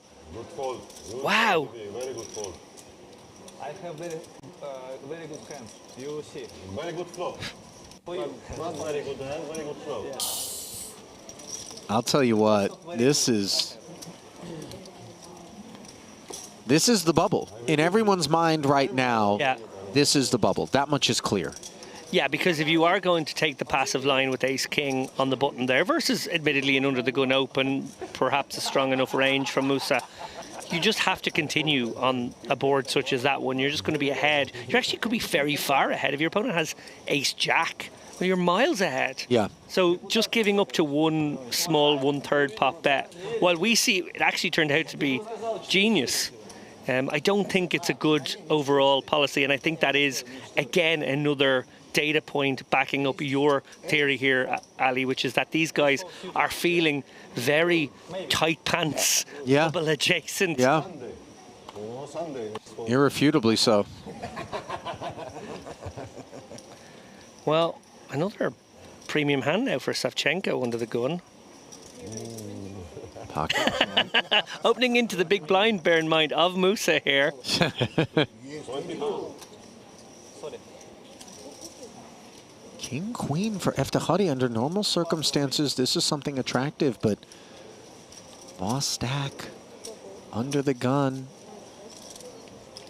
Maybe we feel a bit more bashful. He does find the flat. Now an ace-jack suited for Gaidukov. We saw him flat ace-king from the button earlier.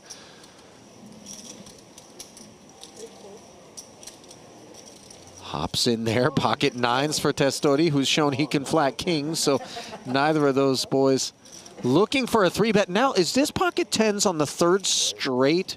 Maybe not 3rd straight, but Wow, look at this. I mean, 3rd occasion in the last 4 or 5 hands for Musa. And how tempting is it to potentially squeeze? It's very Yeah, tempting to squeeze. There's a lot of yeah. dead money out there, theoretically. And how big does he go? 88,000. I love the dynamics of this one. Given all the chat, the immediate sort of reaction to Savchenko's open under the gun. After Savchenko opened it and gave him a little nudge to remind him he was opening into his big blind. Then we see some very legit flats there. Okay, King Queen's a bit speculative. Ace-Jack suited, absolutely reasonable. 9's a slam dunk. 10's could have gone for flat, but Musa, recognising all that dead money, thinks he could maybe take it upstairs, win quite a nice pot for 88k here. Savchenko can't go away with these jacks, though. Here we go. Testori will have an interesting decision once it gets back on him. I don't think either Eftekhari or Gaidukov could think seriously about this situation now. It's all just got a little bit expensive.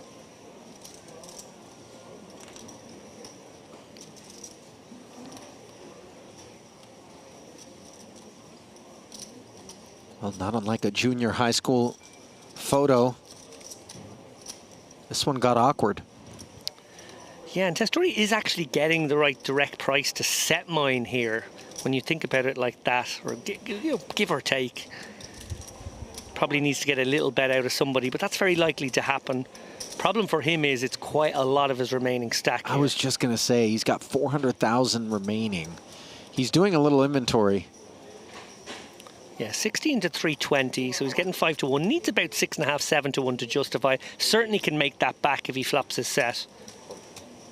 He's going to go for it here. A board of baby cards could get very expensive for all 3 players here. Sure.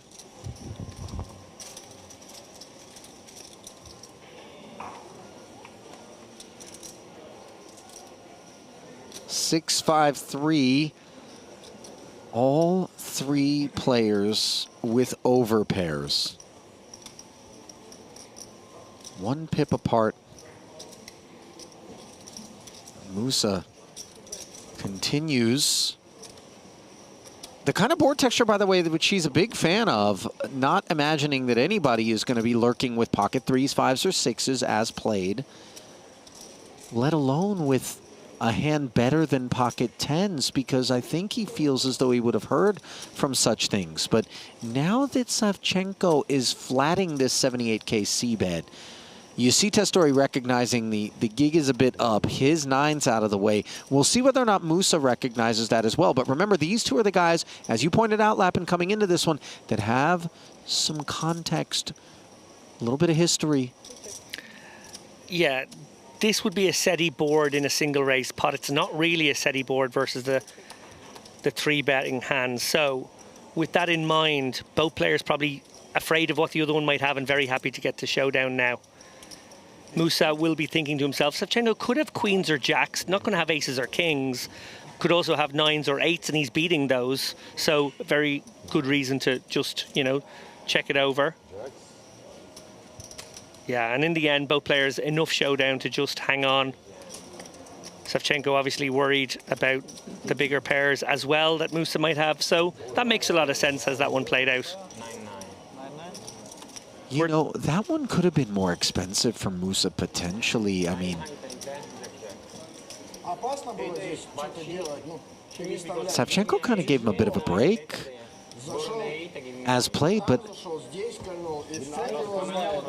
you know, and I think he's getting a bit of an earful from his compatriot over there with respect to the fact that he didn't get after it a little bit more, but nobody's looking to kind of enter murky water, I suppose, right now, or, you know, stir up sediment from the bottom. Yeah, I think the only misbet is potentially the last one. As thin as it would be, I think Musa would have bet something with queens on river. It might have gone bet flop, check turn. Now we feel a bit safer about life. We'll bet something on the river and target 10s and jacks. But when he checks, I think jack suddenly becomes a more interesting hand to maybe pursue value from 10s and 9s, feeling like you would have heard from aces, kings, and queens. Look, 3s, 5s, and 6s not there, and granted the board double paired, making it even less likely that they were there. Musa just never has that part of the board, nor 4-7, nor deuce 4. So we can safely remove all of that. And I don't think he's ever going to check queens, kings, or aces both turn and then one check back to also river. So that's when we need to stop and consider that the jacks really should be doing a bit of betting. Now maybe they're thinking to themselves, what could call me? And if I get check raised, then that's a big problem. And if I don't identify, you know, he doesn't think maybe Musa would have played 10s, 9s, or 8s as a 3-bet in that situation from the big blind. Now you can kind of sympathize with, well, nothing's going to pay me off, and some things might check raise me and give me a big problem. But nevertheless, onwards we march with Eftihadi's Jack-10 suited. The opener under the gun. Testori again with a pocket pair, this time 8s. Again, he flats them. 1-8 busy in Musa's hand, who comes along with the suited connector and flops trip 7s. Wow, Musa with the loose image right now.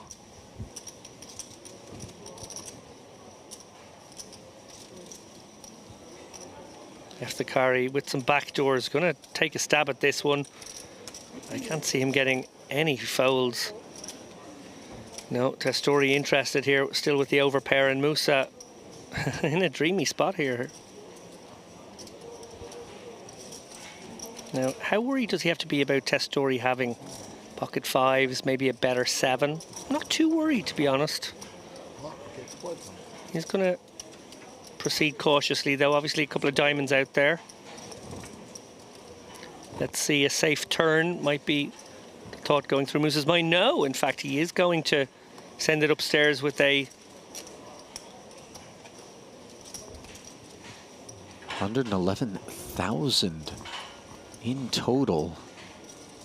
I didn't know whether to risk the Nelson-esque bet there, because I don't know how many cricketers are listening. Certainly there's zero other than yourself in the booth. Sometimes pleasing myself is enough.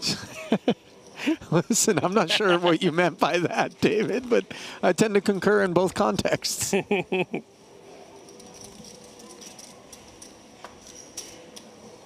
Testori shows the 2 8s and recognizes that Musa isn't going to be dancing around. Yeah, and concerns now for Testori, who is approaching the 20 big blind zone. He started this feature table with 570k, actually chipped up a little bit initially, but has now taken a few hits down to 270k. We've obviously lost Turscan already. Is he going to be the next man to depart this feature table pre-bubble? We hope not.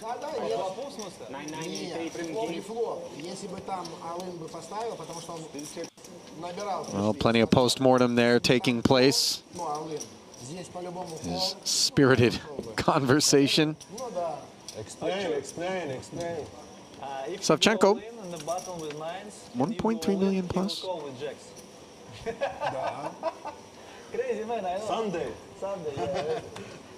I cannot believe in anything anymore. He check. Pre-flop. Pre-flop. Ah, Pucci, I don't go in if you. who was on the feature table last night. That he was. I don't want. All table. Michele Pucci. We had some great fun, Ali, last night with an axis of 3 players in a row. Bonucci, Pascucci and Pucci. Yeah. Bonucci, by the way, he was quite gothic. The black fingernails and the... I, for one, love watching the Italians play because Italians in general are very, you know, demonstrative, very passionate people. Yep. So watching them take a bad beat comes with some added intrigue. King 4 versus 10-4, Savchenko just sprinkles and takes it in this blind versus blind spot. Yeah, lots of index finger to thumbs expressions. Yeah. Вы здесь играете постоянно. Я так в удовольствие. Я не постоянно. Нет, ну я вообще играю. Я чисто приехал в удовольствие, чтобы поиграть. Я тоже. Yeah, this has ground to a halt. 179 players. We've only lost 9 players in the last maybe 35, 40 minutes. Wow, this is something we're not used to here in the Merit Poker Room. Usually it's bish bash bosh and we're almost at the bubble already. Yeah, I couldn't agree with you more. It's a generally breakneck pace that we head toward the bubble and then blast right through it. Yep. Thin membranes generally here in northern Cyprus. Not today. Although once we get closer to the actual stone bubble, you know, perhaps we'll be able to reassess.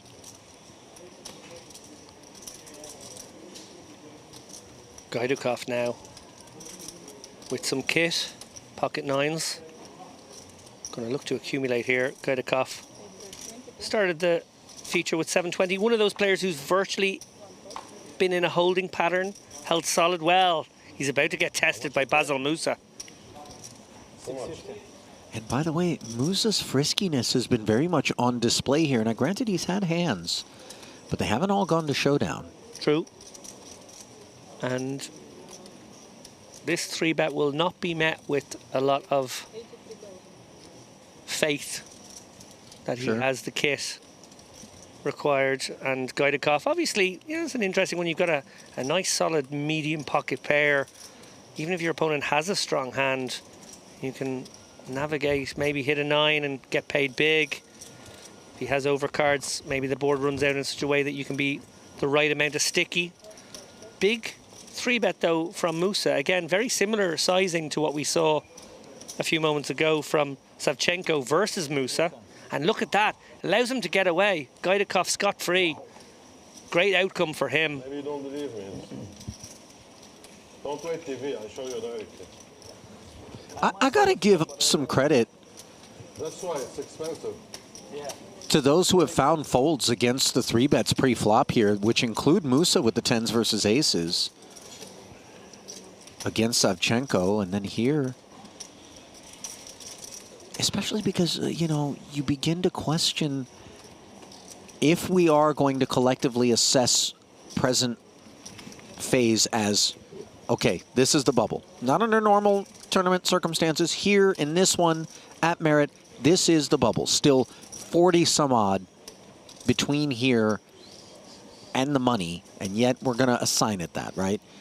You expect some of the more aggressive characters, some of the bigger stacks, to be leveraging during the bubble.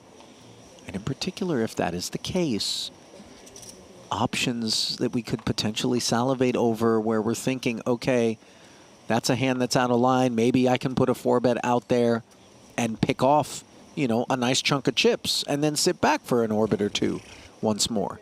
You know, just pop our head up out of the sand. But they have just fought clean.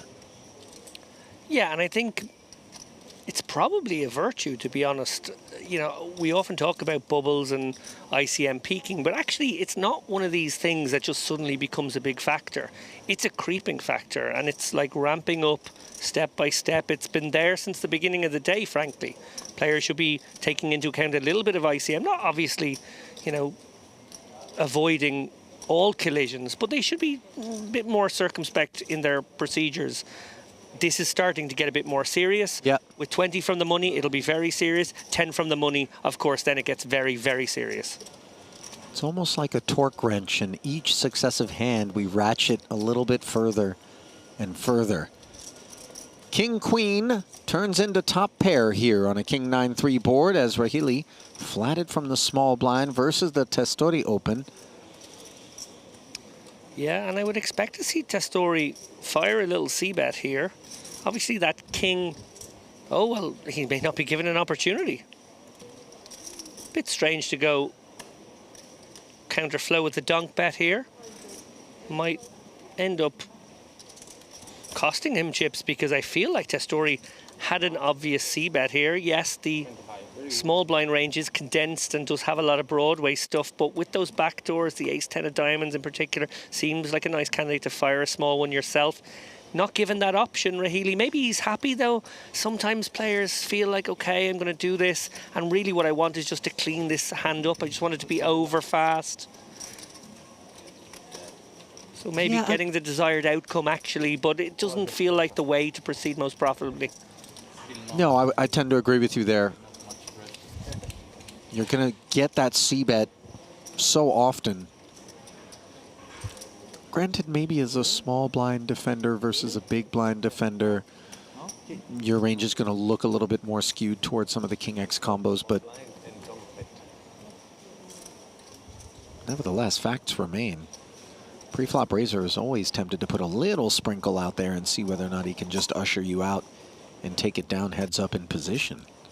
Yeah, because a hand like pocket 7s or pocket 8s that could call from the small blind, certainly not likely to continue there.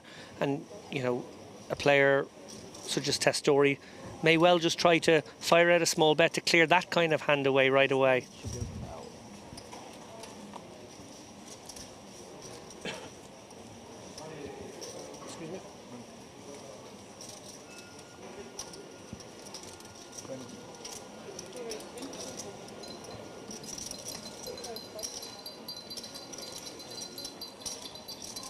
Pocket Kings for Michele Pucci.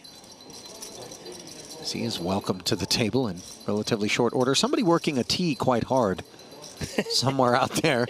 That's a rigorous spoon. After Hari giving us a look, by the way, this 10-7 suited is a slight bit out of character. 22 becomes 70, and aces directly behind for Sprezesny. A disaster for Pucci. Wow. Well, we talked about the lack of violence on the scale that would be seismic in nature to this point, and I don't think there is any escaping that sort of incident here. Pucci has not been on this table for very long, so will not be aware perhaps of some of the dynamics leaning towards passivity and tightness.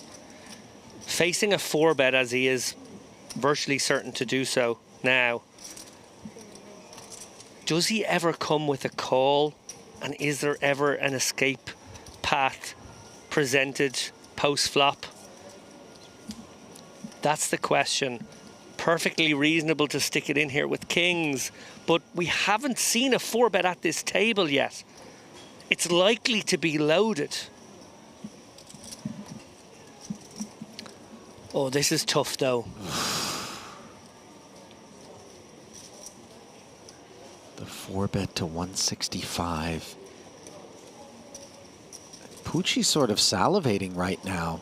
He is blocking the ace-king with the 2 kings, which he might be considering as a prospective candidate to be played this way from the big blind.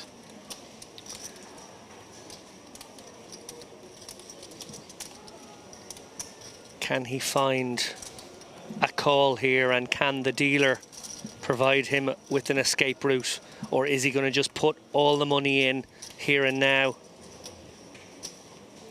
Yeah, he started this one with right around 800,000 in chips, and the aces are the covering stack.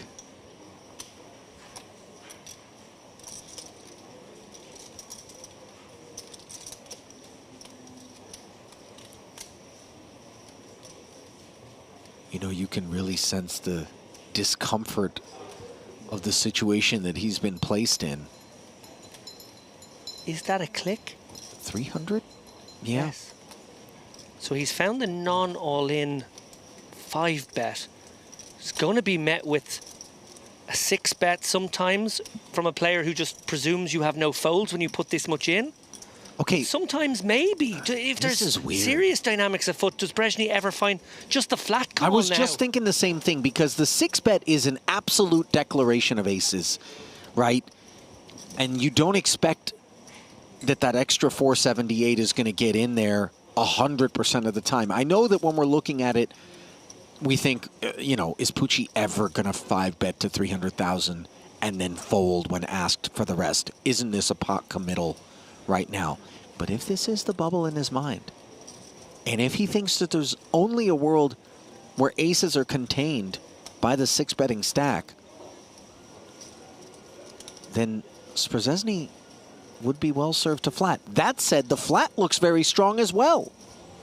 In fact, the flat would feel to me like kings, the other 2 kings, more than anything else. Yeah, kings or queens. But would queens really? Oh, there's the all-in, and this is, yeah, immediately an issue for Pucci. He knows it. He's going to go into the tank here. Credit to him. Obviously, we normally don't like these informational sort of bets, but he did go for the non-all-in click, and then it would have to be a 6-bet. And when is a 6-bet in the modern game? Not aces. Just, you tell me. It just is. Whatever he says. Yeah. And shakes his head, lamenting the poor fortune. I feel like he knew. He did know. He did. And by the way, he was told.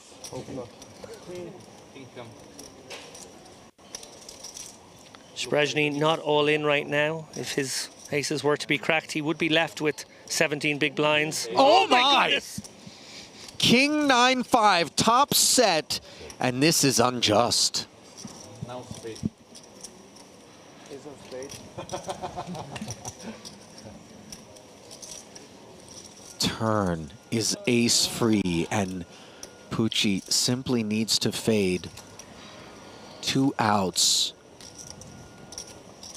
to deal Szczesny a very filthy beat late. Б, когда вот такие карты раздают, A3. ну, это невозможно выкинуть все остальное.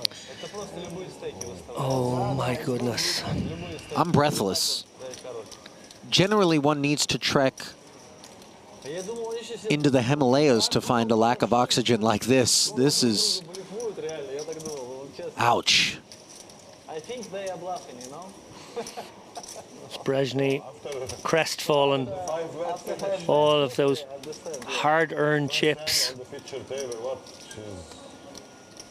He'd be sitting with 1.8 million, 3 times the average, approaching the bubble, the dreamiest of situations in a poker tournament. But instead, left with just 17 big blinds now, and it's Pucci, the latecomer to this feature table. This was like taking a big spoonful of what you thought was green tea ice cream, only to find out it was wasabi.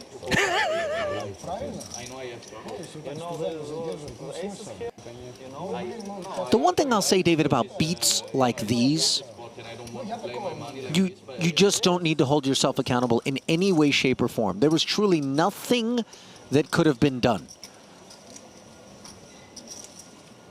Там же паса точно не будет.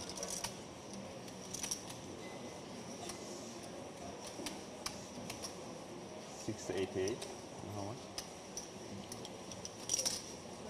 788. Это like 800. لعبتك لشويتة. You have 700. شويتة. ضعفة. We're still here. We're We're still counting those chips. just shell-shocked. شايل الميكرو. 600, да, получается? 700. Лек?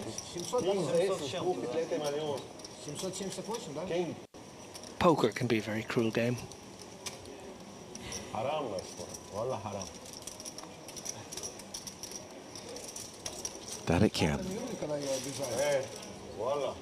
Это всегда принято было. I mean, and you heard Pucci, it was so remarkable. He said, whatever. He kind of had that sense of, if it's aces, if this is my fate, so be it. He really accepted it. And then all of a sudden, the deck had a different idea in store. And the chosen one was Michele Pucci of Italy. Yeah, I think probably the most significant hand in this tournament so far. Oh, yeah. Окей. Можно поменяться. Change.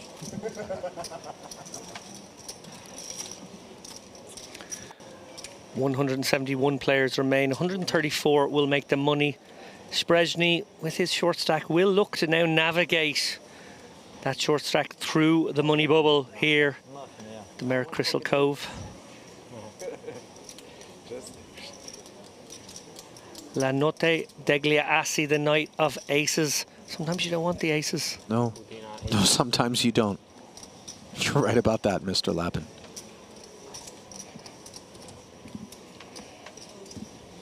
Well, it didn't take long for Pucci to emerge as the chip leader here at the feature, and undoubtedly one of the biggest stacks in the room. Over 150 bigs, roughly 1.6 million in front of him. Eftachari. Red eights. Hijack open.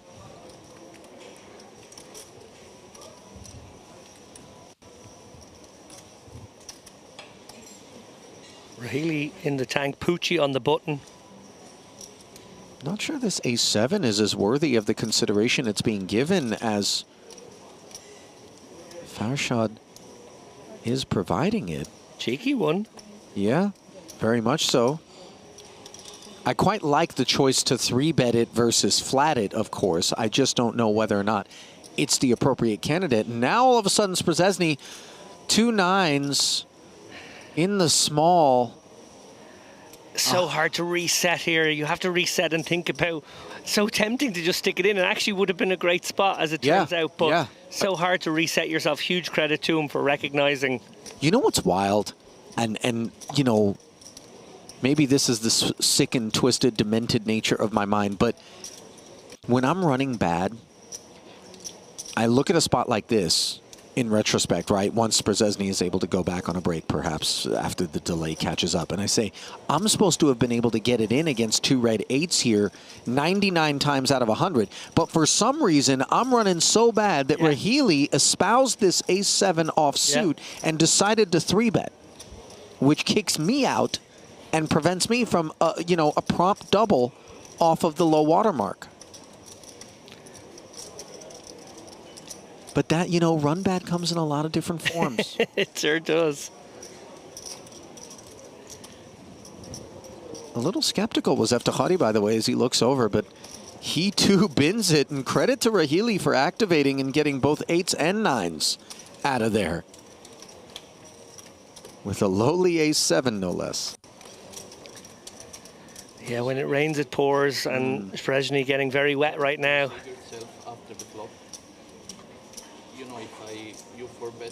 Oh, don't deconstruct the hand. Don't do it to him. Ouch. If I just call, but then I hit a set, do you get away? I don't think you get away. Maybe you get away. Ouch. If you flat, I have 2 aces, so it's difficult to have ace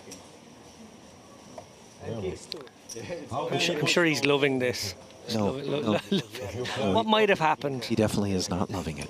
the other Well, flat, he was the other option. When I 5-bet, I play for all the money. Yeah. I swear, I ate my life, but I have to fold.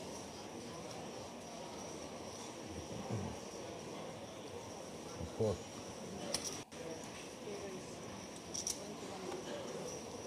But now you hit your right, you know, after the flop. Savchenko getting frisky with the suited 1-gapper. Credit to Szczesny, by the way, who seems to be taking it in stride and, you know, perhaps knowing that really there was nothing that he could do other than be a passenger there. Yeah. Lending to his ability to do that. Pucci flatting a Jack-9 off. I mean, those chips aren't going to collect any dust, it would seem. Ace-King now for Gaidukov. Why? What did you call me? The icon, man. The icon. Ah, icon, man. Yeah, Okay. You have No, I didn't think. No.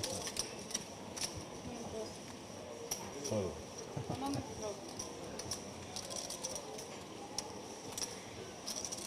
Three bet to 112,000. Yeah, and into the 2 big stacks as well. 112. No messing with this bet size. Going to charge these guys. If they do want to continue here, Savchenko, this would be splashy.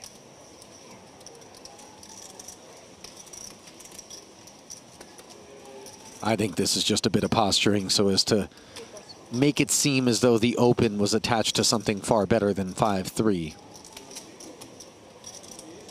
Jack-9 quickly and predictably binned as well. A nice little pickup there for Gaidukov. Yeah, Pucci looking to play a pot with Savchenko, the other deep stack, with the Jack-9. You know, probably reckoning that the big blind comes in often enough, but he gets position in the hand, gets to play a deep stack pot against the player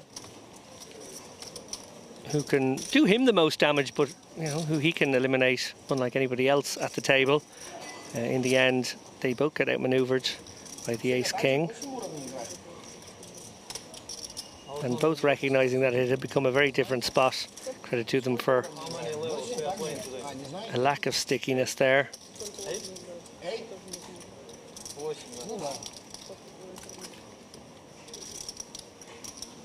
It's tough here for some of these players in the middle stack area, and even the shortest ones too, who have every reason to believe that they could, with a couple of shoves, maybe even a cheeky double up, make it through this bubble. Wow, Musa with another pocket pair. The deck has really been kind to him in terms of quality of pre-flop kit. Granted, it hasn't always worked out, but still, facts remain.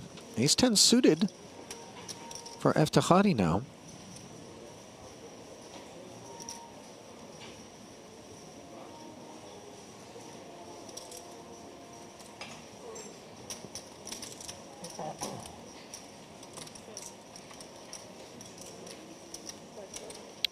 And he's going to activate here, feeling like Moose is taking liberties. 57,000 in total.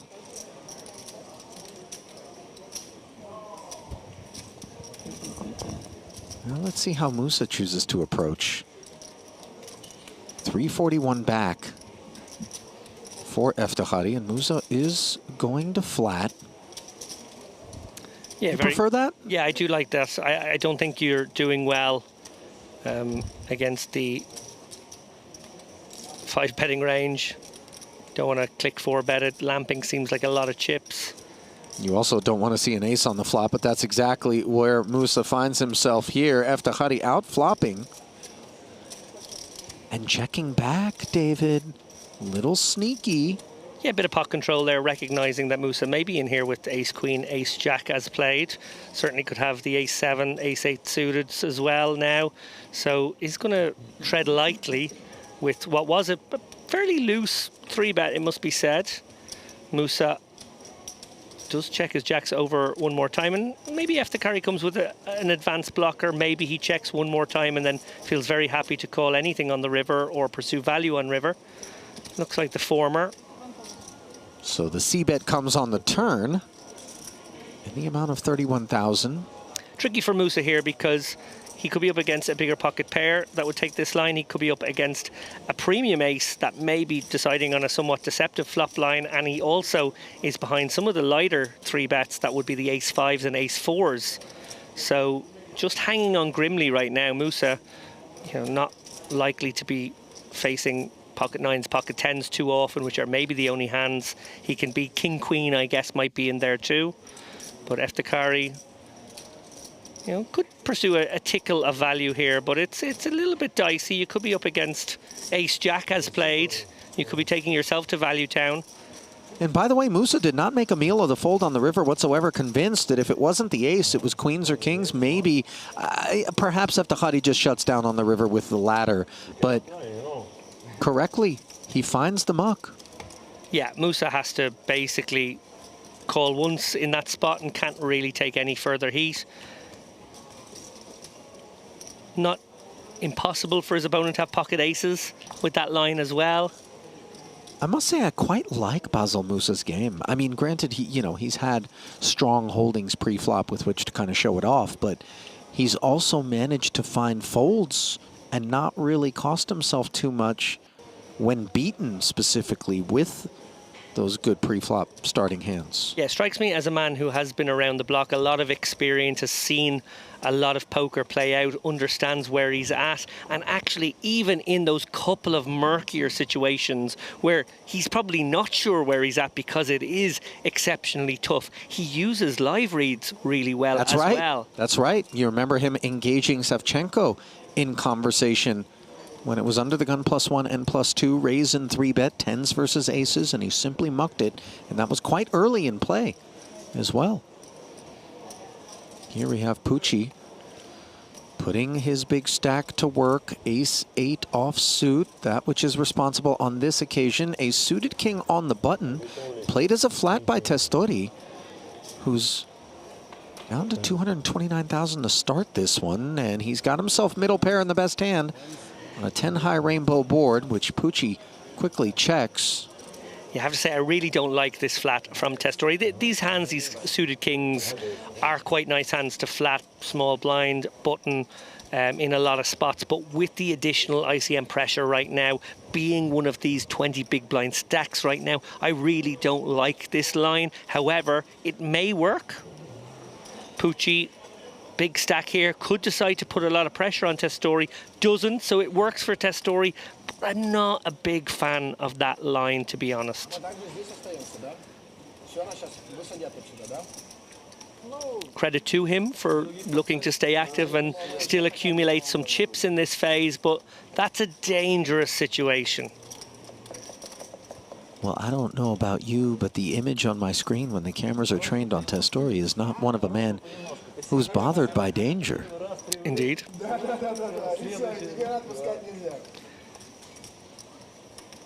Okay, I don't think I'm going to get the opportunity to do it if I don't do it now. I had prepared a little something for the pre-bubble phase. I'm not going to get to be the person in the box for it. Okay. But at one point in the film La Dolce Vita, Fellini's protagonist, Marcella, I'm sure you've seen this movie, Ali, yes, is reflecting on his life, and he says, I'm wasting time. I won't manage anything anymore. Once I had ambitions, but maybe I'm losing everything. It can sometimes feel that way in a poker tournament. If you're short to middling stack approaching the bubble, time is being wasted. Ambitions once held to have a big stack have been superseded now by the need to survive with every tight fold and decision not to defend the blinds. It can seem as if we are indeed losing everything. Well, as long as we've not lost, quote, everything. And we've always got hope in any given poker tournament. And that is something on the mind of Sprzęsny, by the way, who suffered that violent beat. Aces versus kings. Now, an ace-king for Aslanli, who's been largely uninvolved. And when he has been, it hasn't been anything of great consequence. Facing the 4-5 suited cutoff open from Testori, he will 3-bet to 60.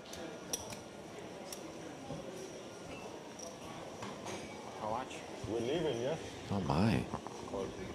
These are big investments to be made off of a stack that continues to dwindle more often than not for Testori. Makes the call and makes nothing more than backdoor diamonds and backdoor straight. If it comes perfect, perfect. The ace-king in position as well. Can we not simply find the bin with 4-5 suited pre-flop if we're Testori, David? I think we can find the bin immediately. Facing a 3-bet, we absolutely should. I think we've moved from inadvisable to reckless. Again, I don't know how this one's going to play out. I assume Asllani will fire a bet that Testori cannot call, but this is so optimistic from Testori to still be in this hand. I would not have opened this hand. I certainly would not have called a 3-bet with this hand. At least for his sake, he gets away now. Yeah.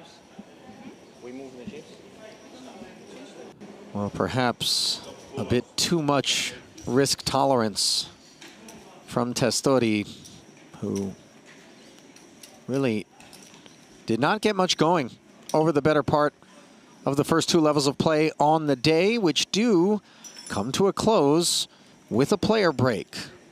So David and I will step aside. Specific way you want it. Enjoy some highlights. We'll be back shortly. On the turn, said I want it on the river. Little does he know that the other four have been folded. Oh, it was? The old one-outer? Wow.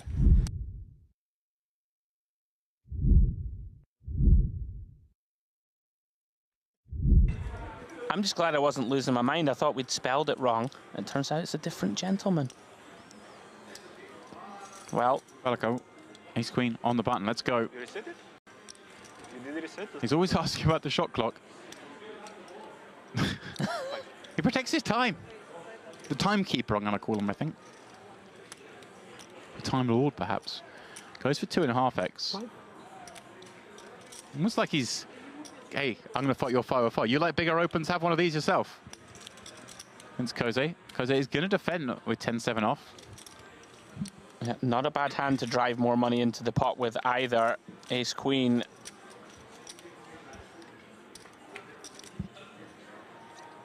Oh. 7 in the window. Ace rolls off behind it. Cove with a diamond as well, and perhaps some danger ahead.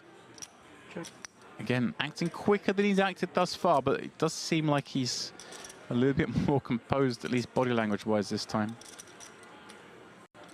Dreamy spot here with ace-queen. Yeah, already deciding mentally how to line this one up down the streets. It's gone pretty large on flop. And a snap call again. It's just unraveling here for Cove. Needs this break to come up soon. There is one coming. He needs to survive this hand first. Oh, wow, he's going to more than survive as things stand. what looks like a brick for Berlaku is tragedy. Goodness me.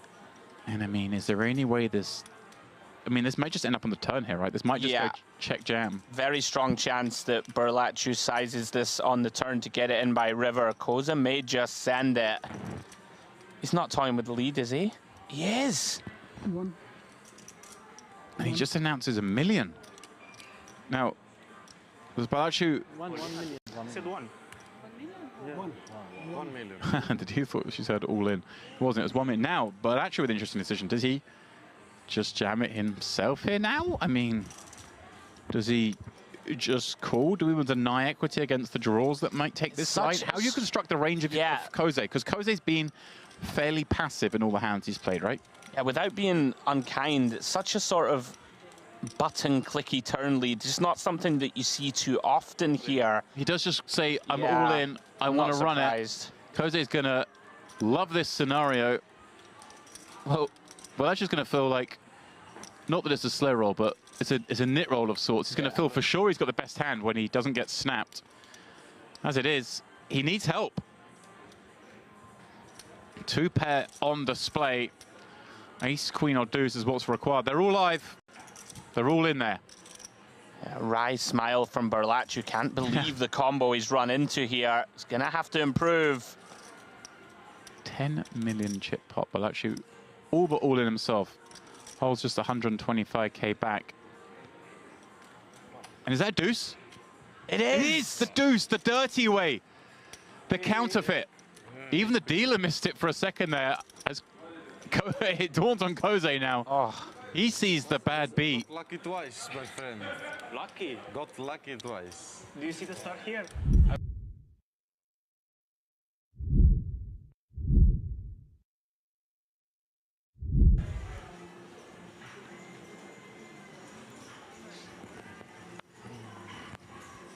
And once again, a playable one for Berlachu, who seems to be playing almost every hand at the moment. Yeah.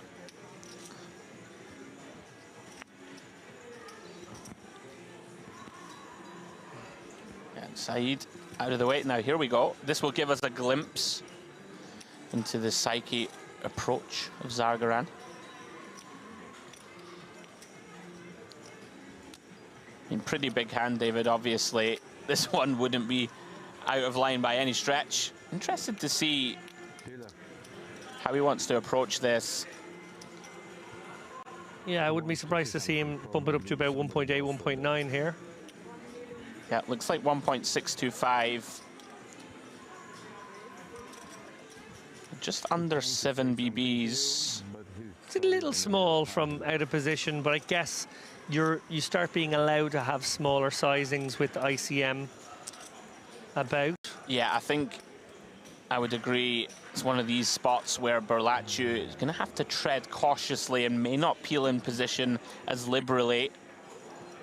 Oh, here we go. Looks like we have lost a player on the outer table. So it looks like final table is imminent as the players rack up their chips. Now back to Berlachu. I did say, David, it's going to be tough for him to defend as often, but Queen Jack of Diamonds, he can, and he's jammed. Wow, big play here. Credit to him. Thinks Zargaran is going to be out of line and sends it for just a shade under 40. Love this. Credit to Berlachu.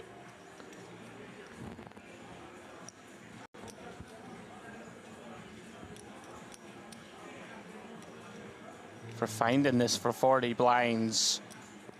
It's a huge moment in the tournament right now. We've obviously seen that the final table bubble has effectively just burst.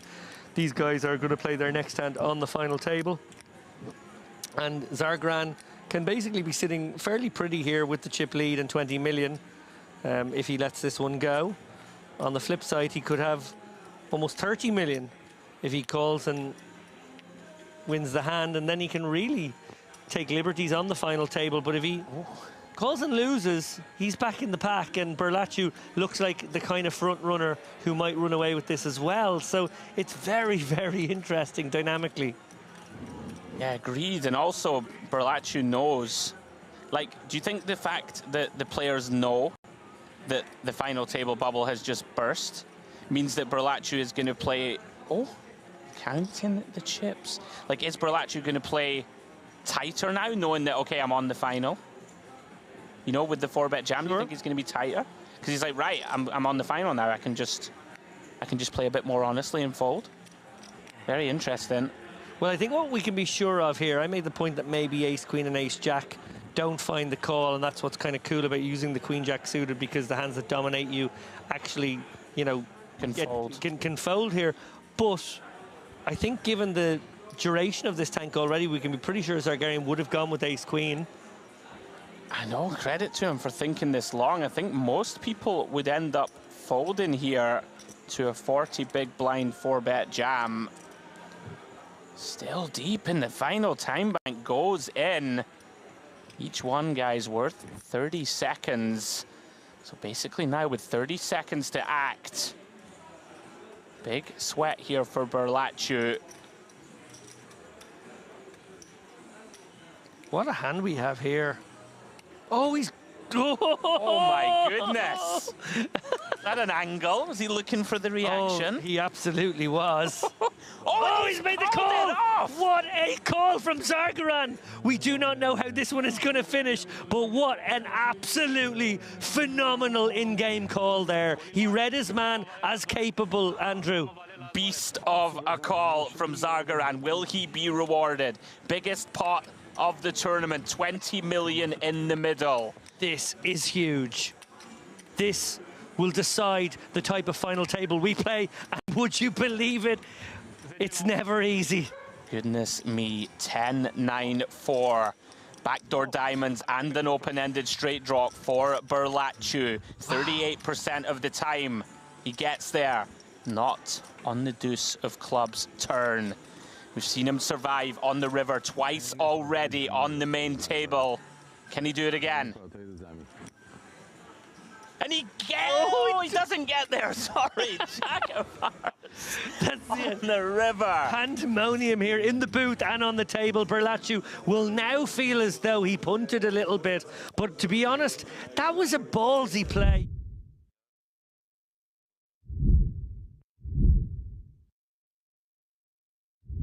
Take another hand in here. Already action whipped round to the hijack, and Sarakoglu with a potential bottom of range cheeky open here. He's going to turn it down. I like that. I generally steer clear of those offsuit ace-5 and worse in that spot. Yeah, I'm with you. I think when we have a really big stack and we, you know, cover everybody behind, I can get behind it more. Very impressed with Zargaran, really just getting after it here, even into 2 short stacks. Yeah, Solovev confirmed over it, as we say in Scotland. Now then, Barbarix. Yeah, this is definitely a defendable one, and could actually consider a non-all-in 3-bet as well. I think with the king-6 suited wouldn't be unreasonable. It's actually one of the exact ones in theory world that you don't see people take it much, but 3-bet jam is preferred. Just rifle it in, you get so many better hands to fold. Well, we've got an action flop here. Clubs for Barbarich. Zargaran with enough of it to not feel obliged to bet. Oh, trouble. Big trouble here for Zargaran. Actually improves to a gut shot straight draw and flush draw of his own. Some real potential here to lose a lot of chips. Like this from Barbarix, gonna fast play. Recognizing, of course, that when his opponent checks back, he's gonna have a bunch of showdown value, David, that will always continue on turn. And Zargaran doesn't know it, but he is drawing dead. This would be an outrageous laydown if he could somehow find it. Does look concerned. Don't think we can ever fold this one, though. Way too strong.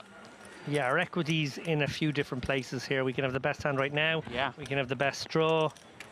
Oh, that could be a nasty one. Although, obviously, the ignorant end of the straight here on a flush board.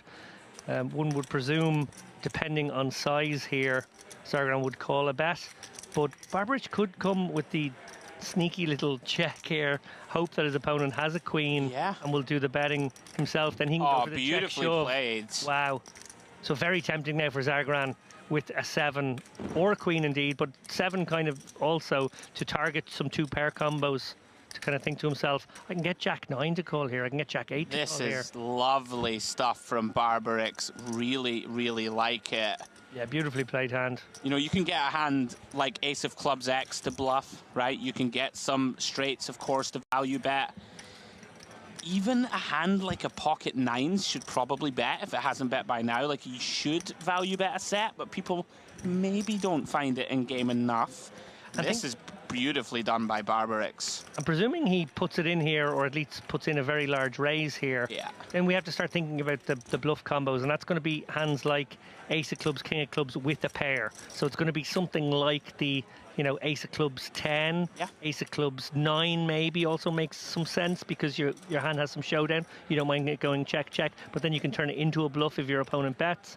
That's going to be the issue for Zargaran now, is how capable is Barbaric of a move such as the one I just described. Yeah, this is very spicy stuff. I really like this line from Barbaric. Beautifully played. And you've just called it, David. Zargaran now going to recognize, of course, against this polar all-in. His opponent's mostly saying he has a flush or a bluff, right? Yep. Maybe occasionally, like just the Queen of Clubs thinks it can free roll. That would make some sense too.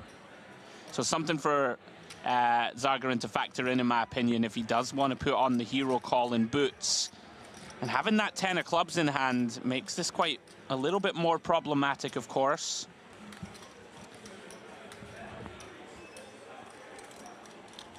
Sometimes really just does come down to, is my opponent capable? I think he announced call. He did make the call, David. Huge pot goes the way of Barbaric. Fantastic hand of poker, very well played.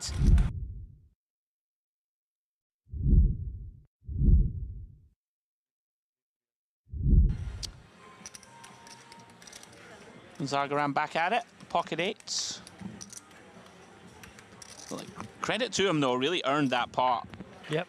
I think most players there would flat flop and proceed. Solovev having a very grim time.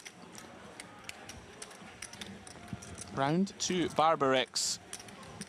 Fresh off that big double. Finds a very playable king-queen.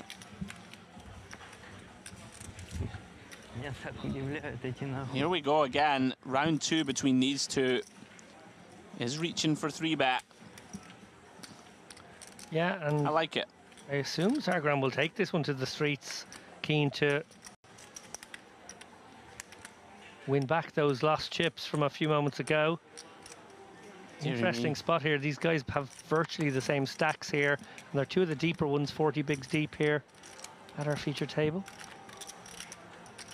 If you're Zargaran, do you always make the call? I think so. Yeah, I think so too. 40 bigs effective or so. Too much to shove, but we have too much hand really to fold. You never know with this man though. It's not a lot of fun, of course, out of position with a middle pair. No, and I wonder if he's the type of person who sort of goes for this like depolarized 4-bet here with sort of an in-betweeny hand. I'd be very surprised with this exact hand, but you never know. Given just what we saw on the other hand, where we saw a raise that we didn't expect, I wonder if he just wouldn't want to proceed. He just doesn't feel like somebody wants to proceed passively. I suppose that's what I'm trying to get at. I'm with you. Yeah. Much more conventional play so far. Yeah, just one of these hands that it just feels too strong to fold, but it's very uncomfortable. Off to the streets we go. Another inflated pot between these two. Jack 7-7. Zargaran here still best. Yeah, and I presume we're going to see a down bet here from Barbaric, something in the region of 200k, which, yeah, Zargaran's going to call here, and we're going to probably end up in a very interesting and shallow turn situation. Yeah, Barbarix will be aware this hand's likely going down the streets. Already need to start analysing, do I have a good hand to start bluffing off down multiple streets? Have a lot of good things going for it. Block pocket kings, block pocket queens, block the natural top, some of the best top pairs. King Jack of diamonds and Queen Jack of clubs. And look at this, Zargaran deciding. I'm gonna raise flop. Very spicy stuff. Makes it 415k. It's a little fishy though. Like, yeah, will Barbarix be able to sniff this out? Again, Zargaran with a very non-standard line here. I wondered if he would do the non-standard thing pre-flop, but he's actually decided to do it post-flop here, like he did. Look at this. We're playing some poker here. Beautiful stuff. Barbarix finds the float. Recognizes he has all of the really strong hands, all of the overpairs. Sorry. And if you're Zargaran, you're feeling very much like your opponent has aces or kings now. Big turn incoming. Oh my goodness drills the 8 of hearts on the turn. Credit to him for an absolutely steely poker face as he spikes dirty here. Can he find check now? Spicy check. Or does he think his opponent has aces or kings and is in call down mode and doesn't want to do that? We obviously see that it was a float, but it's actually not going to be a float very often.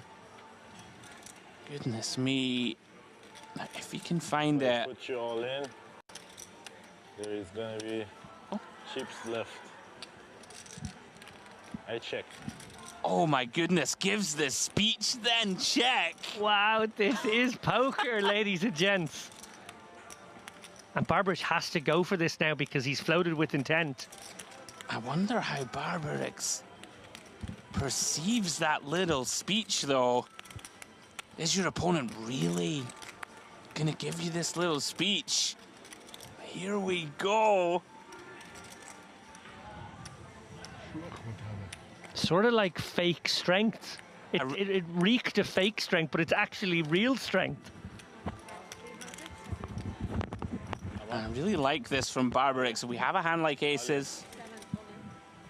Oh no, and he does just snap shove.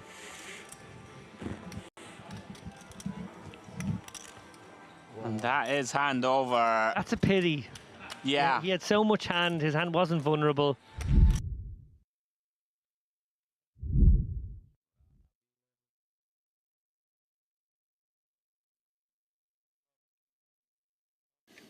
Welcome back to continuing coverage of this, the Dolce Vita series, here in beautiful northern Cyprus. And that picture's not live, because I haven't seen a cloud for about a week, Andrew. Blue skies, lovely warm waters in the ocean. Yeah, the weather's been sensational all week, Demps. I'm with you, haven't seen a single dark cloud, nothing on the horizon, no thunder, no lightning, just sunny days. Well, there's some thunder and lightning ahead, surely, in this event as we hurtle towards the bubble. Navid Samavati, the one leading the way here, 153 big blinds. That's a big stack. Couple of Lebanese in there, Ghassan Bitar, Joseph Kouafani. I'm going to go with Kouafani. What do you like on that one, Andrew? I'd say Choufani. Choufani is even better. Choufani. So neither of the ones I went for. I like that. You're very good at these, I have to say. I think you get away with it with the Scottish accent. Then is in here, the lone Turk on the table. And Tambov Staev, who we saw a little bit last night at the end of the day. He's still here with 335k, but that is obviously now what a drift of the average stack, which is just a shade under 700. We're still so deep here. As I say, we're heading towards the bubble, and we are, what, 31 away. 30 away. But when the average stack is like over 50 blinds, that's going to take a long time, right? We expect to see the average kind of creep down to 40 and below in normal events with our long levels, but this is merit. This is the thing. MPO active, all this kind of stuff in play here in these tournaments. Sometimes it can just be bish, bash, bosh. And 10, 15 players out the door. We will see as cards are back in the air. First look at Bitar under the gun with the 6s. One of those big stacks, 1.4 million. He's not too concerned at the moment with the prospect of busting out before the money. He's just still in the chip accumulation and then maybe leveraging some shorter stacks as we get towards the money. And Mustaev, just like he was last night, looking at a bad hand. Didn't get to enter a pot last night for the final frame of play. Now round to Manny Karos. Seen him before, recognize him from events here at Merit. Gets out of the way with 7-8 suited. Gonna go round to the big blind. This one. There are a lot of chips on this table. Yeah. Super deep. Tadic. King 9 off. Never thrilled with this one, James, versus Under the Gun specifically. But it's going to be just good enough to make the cut. And does defend. Yeah, it feels like King 8 probably hits the mark. Yeah, King 9. It's super, super on the margins. And if we were 15, 20 players close to the money, maybe even fold start for to sure. fold Yeah. now. But as we said, like, 30 away, but it feels like that's a long time away. Yeah. Not much working for him here on the 10-7 deuce. You know, a couple of backdoors in there, but not much to go with. Nice pickup for Bitar. Always nice to pick this one up with a C-bet with the under pair. I'm just waiting to have a look at what the min cash is, because this can also color, you know, people's approach. Right. If it's, you know, a very, like, sort of 1.3x type min cash, people may fly a little closer to the sun. Yeah. You know, whereas if it's a full 2x min cash, right, it really should alter your strategy in general. I hear you on that one. A big old prize pool, close to 2.1 million. This, of course, was a 1.5 million guaranteed, so has crushed that landmark. And $355,000 awaits the winner. Of course, continuing coverage today and tomorrow, and we'll be crowning the champion on Sunday evening. Bunch of folds here. Round 2, Ciufani gets out of the way. Rutsari, one of those short stacks, 200k. I just hear his cap here. Very Merit on brand, isn't it? I like it. Normal rules don't apply. That should be the tagline to MPO. Merit Poker Optimal. Normal rules don't apply. That could be the tagline of the entire festival, right? It really could. The real poker experience. Yeah. Normal rules don't apply. Yeah. I like it. Open from the button here from Samavati with ace-10 off. And to Bitar, the two biggest stacks at the table, well over 100 bigs for each of them. 8-9 off, likely to defend. Is reaching for calling chips. In they go. Yeah, seems like a pretty standard defend here for Bitar. And Jack-6 tray. Nothing for either. This table seems very serious. I know we are. Yeah. Getting closer to the bubble. And it is a serious time of the tournament. But, I mean, first to crack a smile. We're going to give a prize. Go on. Who's it going to be? We'll have a side bet. I mean, I'm a bit worried about Tadic in the middle. If his eyes go any wider, I think they might pop out. What is going on? Right. This isn't a ghost. It's just his normal look.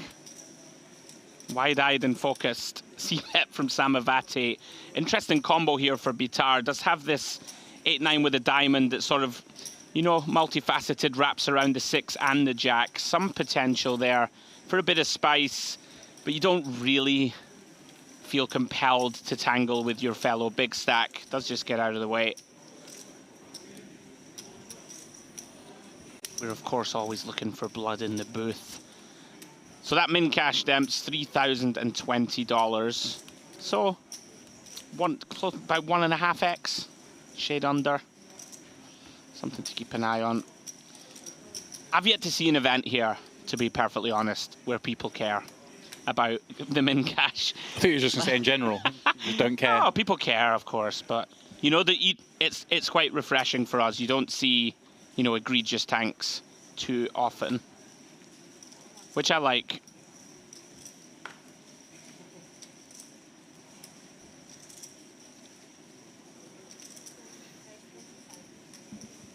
Ignat.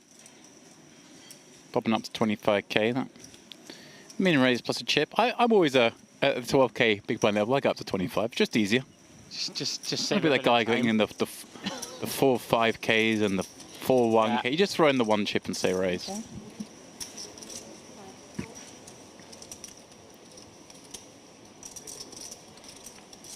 You're right, though. Very sort of tense atmosphere. Oh, that's nice of Bitar. Saying be careful, I can see your holdings. And yeah, Tadic's sort of taking it the wrong way. He's almost like offended. I was like, you should be saying, oh, thank you so much. It's very kind of you. And the right thing to do, of course. Yeah, very playable combo here out of the small. Can certainly call. Very occasional 3-bet. Could be a thing too. Does look like calling chips in hand. 25. Mr. 25. Sorry? Oh, he hasn't seen the raise. He hasn't seen the raise. Here we go. Okay, so he thought he's limping from the small. In actual fact, he is flatting the raise. I mean, he would have had the option there to fold the additional 12, but obviously once you're in for 12, you're in. Yeah, 10-8 suited pretty reasonable anyway versus the open. Yeah, it's one he would consider playing for sure anyway, but especially with this commanding chip stack in this pot. And there we go, 10 high board. And this is interesting now because obviously now the ranges all move around a little bit. Yeah. Like now he's not playing a complete small blind range because there are some hands he would still maybe fold for the 12k, but he's playing way wider than Ignat would normally be up against. Yeah, makes this spot a little more intriguing. I did wonder before we saw Tamvoptsev's holding, you know, whether, you know, we can pounce on this with a squeeze jam quite wide. Right. Ignat, though, in a c-bet here, 2 overs, backdoor opportunities. Oh. He's reaching for raising chips. He is. And there we go. Setting out his stall right now. And it's funny because obviously we can hear it. It's not a merge, it's not a blend, but it's certainly a hand that we'd expect to see check call more often than not. It's not a bluff, but it kind of makes everything better fold-ish. I mean, there are some worse that might call, but on the flip of all that, he does actually have like way more of the 2-pair combos than he's supposed to have because of that misclick pre-flop. Yeah, it does muddy the waters somewhat. I mean, Ignat, even if we suspect here, it's fairly chunky. You know, if we have a backdoor flush draw here, James, I could see float being a thing. I think much less likely now with the offsuit variant. Just lets it go. Well done, though, Bitar. That's a nice place to be. 1.5 million chips at 12k big blind. Yeah, average, as I said, just under 700k. And we've got, what, a 200k stack on this table? A 300, a 450, and then a couple of players in the mid 500s, and then we have what, 4 stacks over 1.3 million. No, million. We've got a 1.3, a 1.5, a 1.5, and a 1.9. There are a lot of chips on this table. That's chunks. There'll be tables out there where someone has like 700k and is able to boss their table on the bubble here. Whereas here, if you have 700k, you're kind of you're not handcuffed because you're so deep still. You can, of course, play hands, but you have to approach it with the strategy that I need to try and keep pots small. Have to tread a little more carefully for sure. Manny Karos, one of those big stacks, doesn't need to worry about that. Min raise here. This is a pretty tilting spot to find Queen Jack of Hearts for Rudzari. Yeah. We will see if normal rules do not apply. Yeah, I'm sure he would like to play this one, but versus under the gun, not much latitude to peel off our stack depth. Gets out of the way. I can't stop looking at Tadic's eyes now. Thank you, James. Thank you, James. Like what? Has he lived a hard, like, he's just traumatized? What's he seen? I'd like to see what happens when he does get excited or surprised. Right. Well, yeah, well, I don't want to see. I mean, it might be the end of him. Interesting spot here for Tambovtsev. What were you saying, Tambovtsev? There was an eye in there yesterday, I'm sure, on the graphic. So it was Tempostayev, I thought, but now, I like that. Seems to be a correction. So yeah, it does get out of the way there with King 10 suited. Difficult to blame him. Only 25 blinds deep. And we are sneaking, of course, closer to the money. Sir, though, deciding 6 deuce suited passes the litmus test. Ooh. I mean, this flop is all Manicaros. These spots are kind of interesting in the modern game. The big blind, of course, supposed to have way more flushes than us. So you do actually start to see people, in theory, checking back a lot more than I think people do in real life. Not that it matters here, of course, against deuce. But something of note.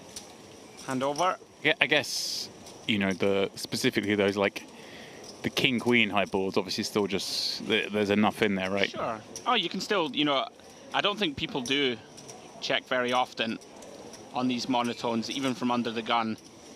You know, just a lot less flushes, excuse me, for us from that position. But I do think people just go ahead and c-bet for a small size, and it's going to be more than fine as an overall strat. I recognize Ignat. We've seen him before, I'm sure. Yeah.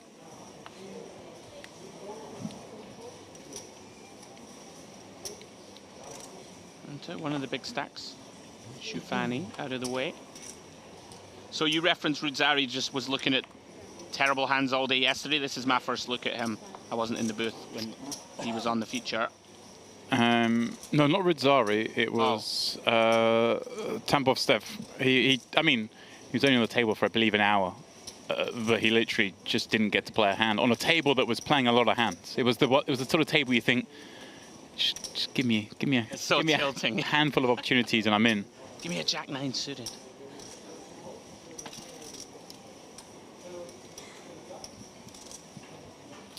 So raise from Tadic, 24k. Action on Bitar. A couple of ways to go with this one, Demps. No, route 1. Let's say you get to 1.5 million. Quite like this. Yeah. Yeah, from cutoff. You know, we want to enter with 3-bet more often from cutoff than button. For example, like it. Let's put pressure on this opening range. Always very uncomfortable spots, these ones. Sitting with, you know, shade under 50 blinds. Can't shove our hand, really. Calling, you know, is kind of fraught with danger. Going to be tough to define your opponent's range. I don't mind this. You know, you're not quote-unquote supposed to fold, right? Too many pairs facing 3-bet, even at 50, but don't mind it at all. Approaching this money. Right, that's what I was going to say. We're, you know, 30 off, or not even 30 off, 25 off now, and a 1.5 min cash.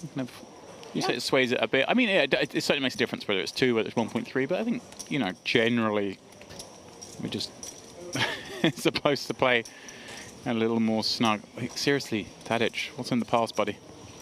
We'll leave him alone with that now. I don't want to be the guy absolutely calling out, but it's just been intensity. Turn into a weapon. Just start staring opponents down. It would petrify me.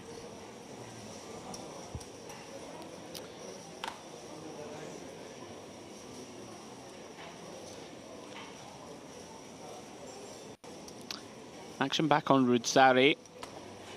Now, you know I'm a fan of a good beard, Demps. That's a very good one. Strong beard game. Look, everything's tight. The t-shirt is as wide as it could be. The beard's trimmed perfectly. The cap, the glasses, those lenses in the glasses look like they've never seen a smudge in their life. The man's turned out well. You know what else has turned out well? Getting aces. Samavati with the biggest stack. Finding a spot to raise it up. Oh.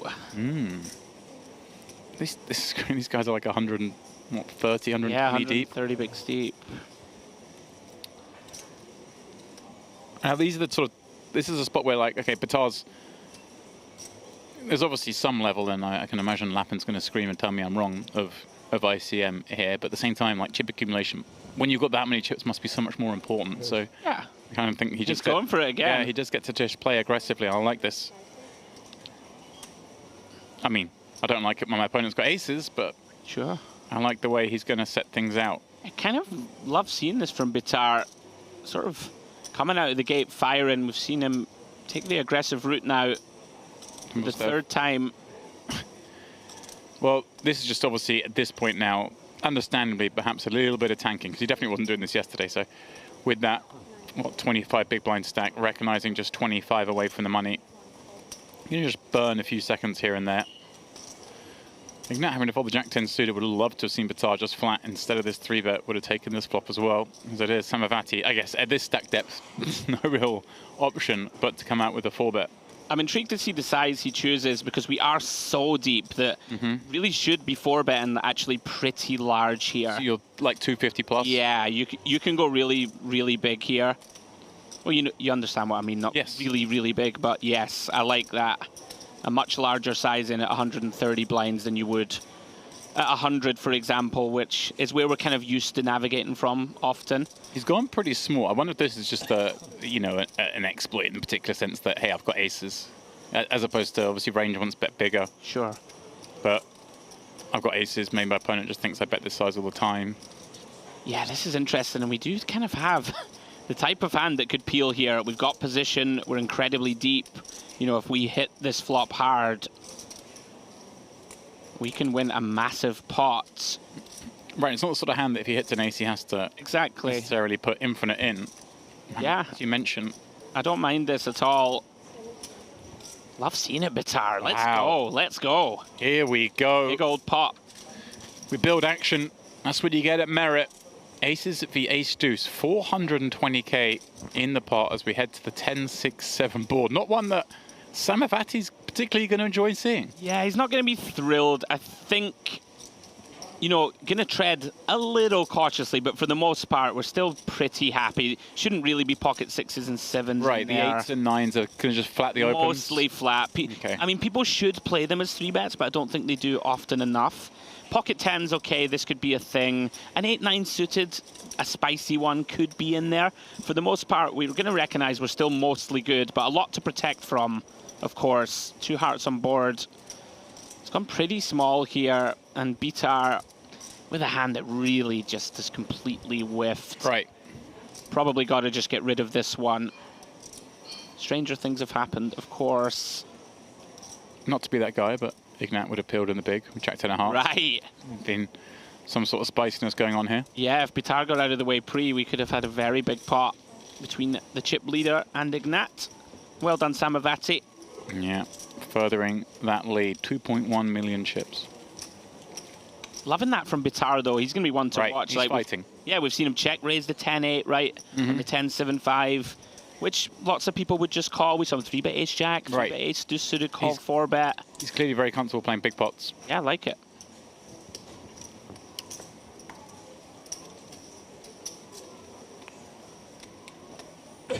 Certainly is an all-business table. Not much banter, for the time being at least.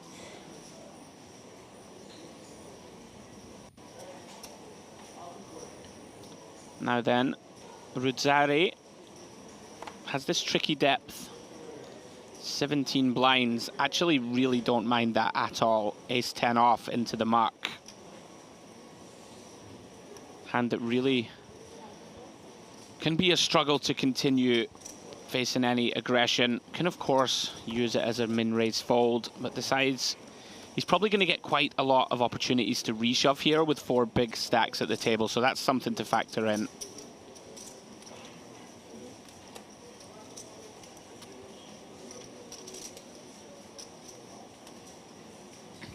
Again, should make sense to burn some time in this seat. Oh, clock showing one more player eliminated as we inching towards the money. It'll take a bit of time. Yeah, Manikaros here, just eyeballing the stacks behind. Has Ignat in there with 40. Chufani, though, with 1.3 million. Makes that king deuce shrink up a fair bit from the button. Battle of the Jack Sevens.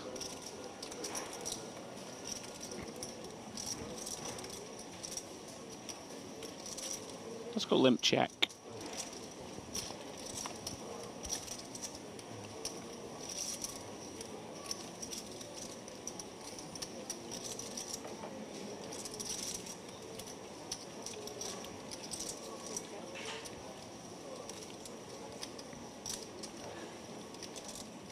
Fanny here. I'm going to seek value, excuse me, immediately on the 7-6-3 board. Yeah, these hands are so great, aren't they? Yeah, this is tricky for Ignat. Certainly not going anywhere for one bet. But already kind of fraught with danger, this board, in terms of navigating down the streets. Through to the ace of spades. Not a complete blank, but relatively so. Should, if anyone, favour Ignat, right, with the Yes. small blind limp. Yeah. Chufani perhaps recognising that as well. Checks back, and now, again, a pretty bricky river. I guess some 8-9, 8-10 stuff gets there, Yeah. 9-10, but all the 5x, the clubs, have all missed. Yeah, Ignat perhaps thinking about a very small block here. Just try and get a little bit of value. Okay, he's gone a little larger than that. 35k, shade under half. Kind of just recognizing where he's at, Demps. I was going to say, it seems reasonable. I mean, we're up against a lot of, I mean, hopefully some other 7x, but maybe some 6x, and perhaps even a curious 3. Yeah, a little tricky for Chufani. Can, of course, run into something like an 8-9, like a 9-10, 5-8 suited types. That would be the second nuts. Does pay this one off, though, against a capable player like Ignat. Seems pretty reasonable to call here. Yeah. After all that, we chop it up. Yeah.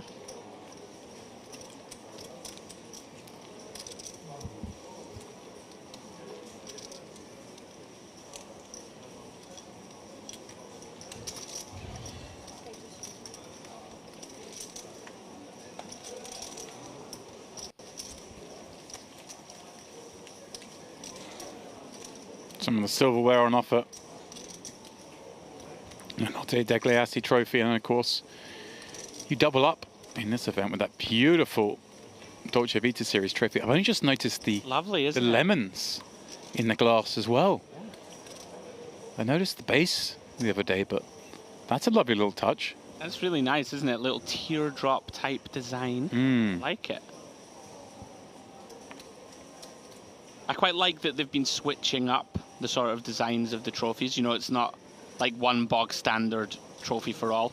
We did have the sort of PTSD-inducing Joker trophy that I'm still a little horrified by it. You're scared by that, aren't you? I really didn't like it. The rest of them have been beautiful. It was like a deformed Joker, you know. It was, yeah, a little creepy. All right, viewers in the club slightly. Please open when the roll second players or tournament break. Tambov Steev continuing this small tank. Pre does make sense, of course. We're down to 155, sort of 20 away. Oh, all right, the old. Oh, yeah, let me just check how many chips I can't believe he got me there for a split second. Yeah, the old. I'm just going to count my stack to see if this one's worth playing. It's just the game. It is all part of it. It's just what you got to do, I'm afraid.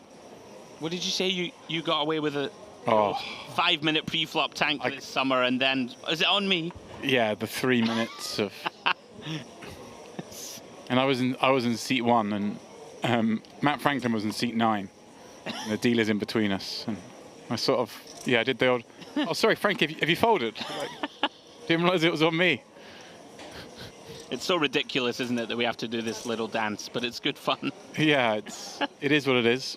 I tend to just make a big joke out of it and say, like, I'm about to have 5 tough decisions in a row, just to the table, and like, if everyone's similar stack, right, you might induce them to do the same thing. Everyone loves it, yeah. Hey, by the way, guys, you should be doing this too. Like, wink, wink. That's it.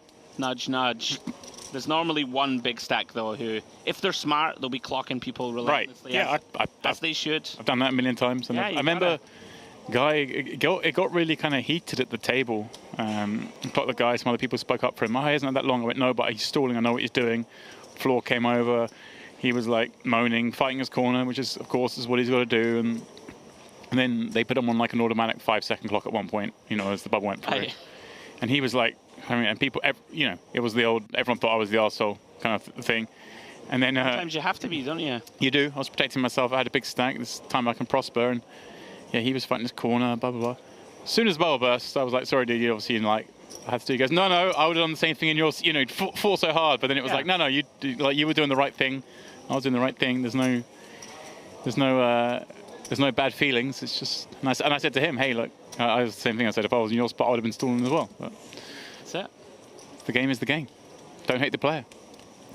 Yeah, gotta do what you gotta do. That is a beautiful trophy. One of the remaining of 155 players will have that on their mantelpiece at home. Can we call the floor this blonde woman? This blonde woman, the floor. Can we call her? Oh, Shafani asking for the floor. This is a woman with blonde hair. Can we call her down? Ah, okay, you are cameraman. Yeah, camera operators are very capable. I'm not sure they're able to abandon the camera, run to the floor, and. Is that who he was asking? Yeah. Excuse me. Don't worry about the coverage. Can you go and get the floor? Yeah. It would have been great if he just said, sure thing, come and hold this. Come and hold this camera. I'll take a wee stroll. This is the very camera we're viewing this action through. So there we go. Vitar from +1, King 10 of clubs. Raising up, Tambov Stev. Another tough decision. Yeah.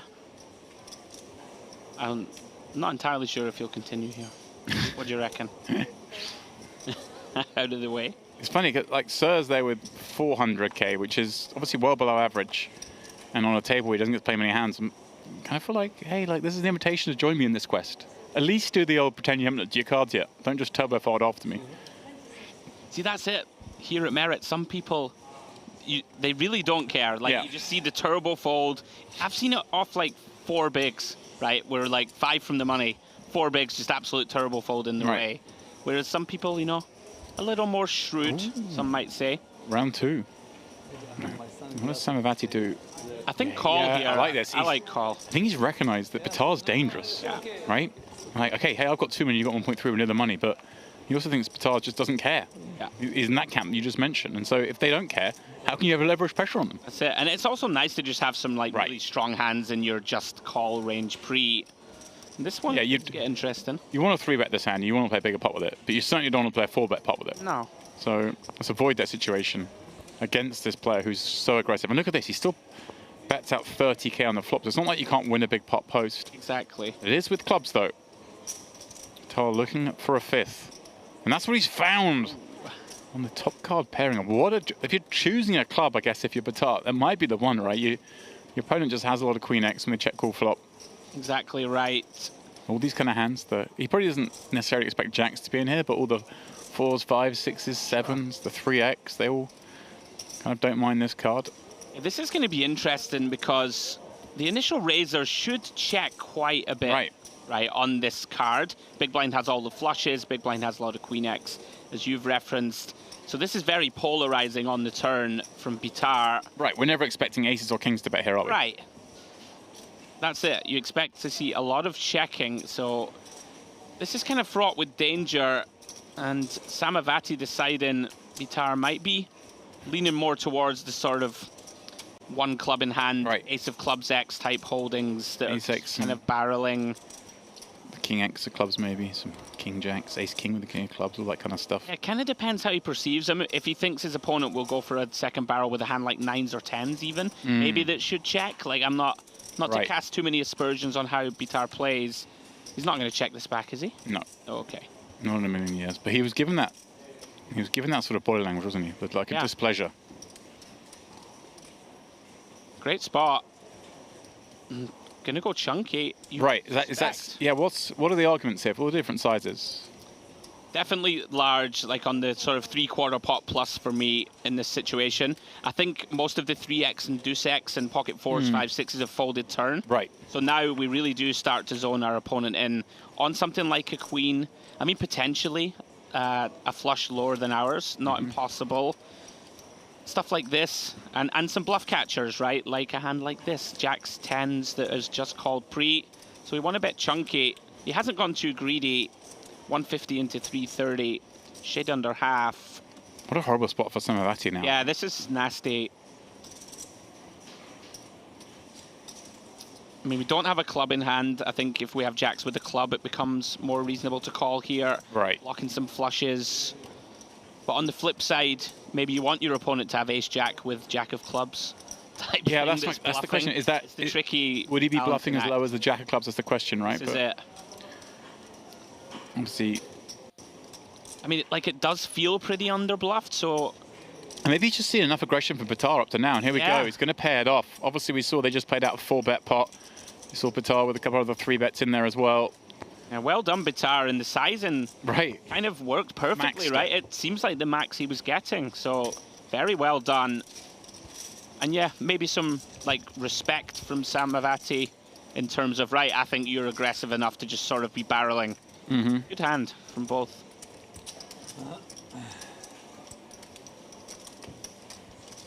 And Batar, one to watch here in the early going. Loving it. It's the star of the show thus far. Yeah. I would actually have bet more than this and potentially not have got called, so he really has landed on the sweet spot. Yeah.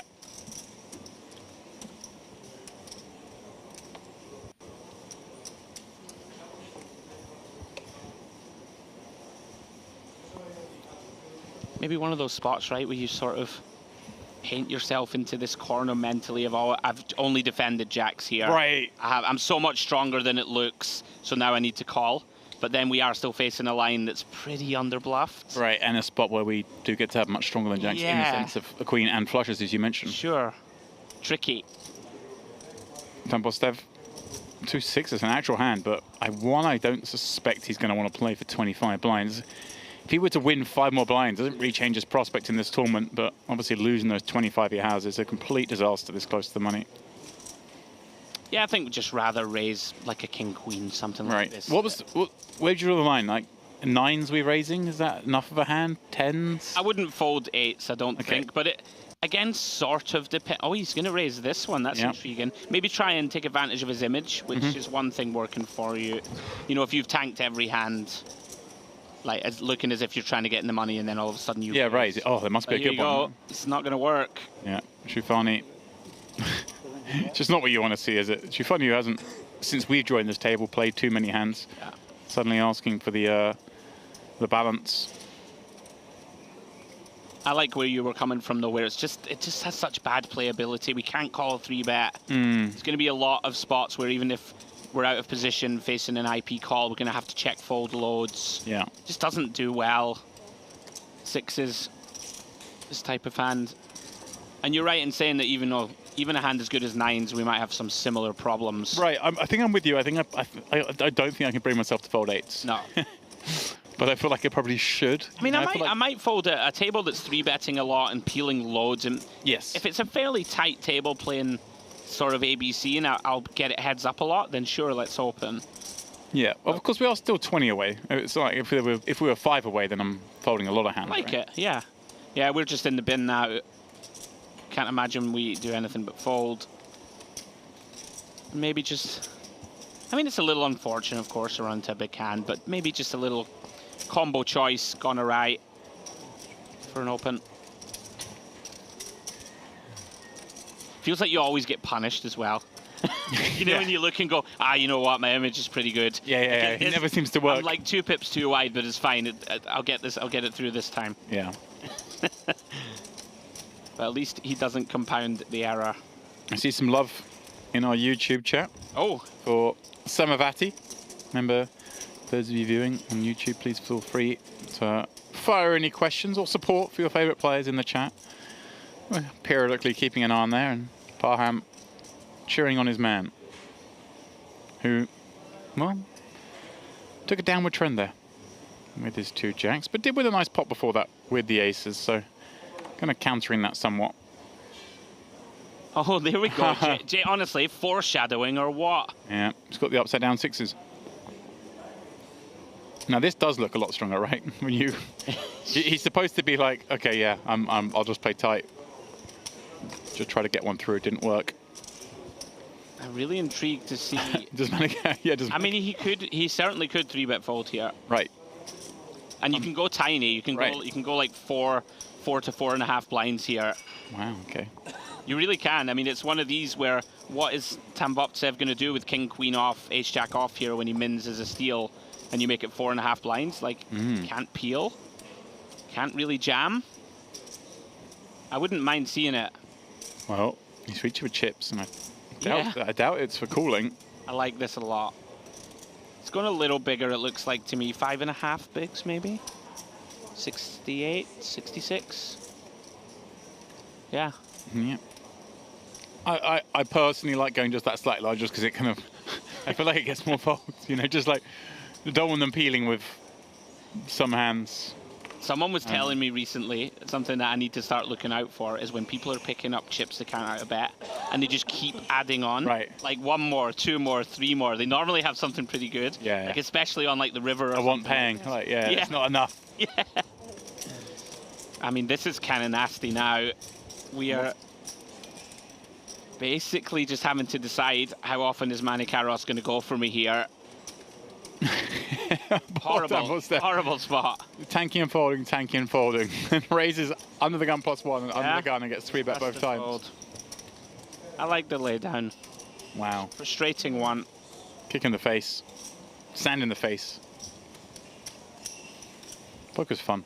Yeah, I guess just, again, speaking to what we've been talking about there, opening these mid to low pairs is really, really dicey as we approach the money. Well done, Manny Karos, for pouncing. Not always easy to do with just queen 10 suited. King. Yes. Same.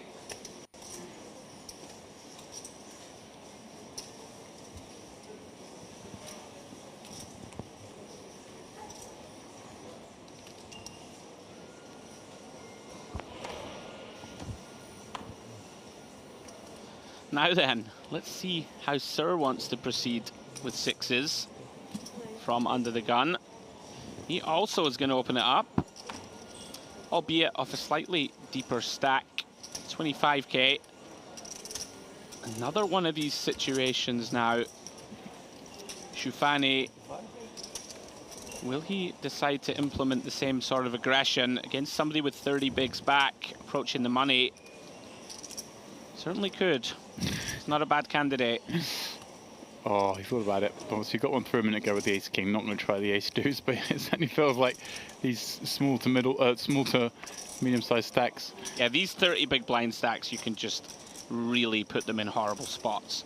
I mean, if you're getting people to fold hands as strong as 9 when you 3-bet, it's just a huge print. Now then, our man of the moment. Vitar. You actually could jam here and it wouldn't be bad in my eyes. I don't think he will shove. It might be a little too much, but he has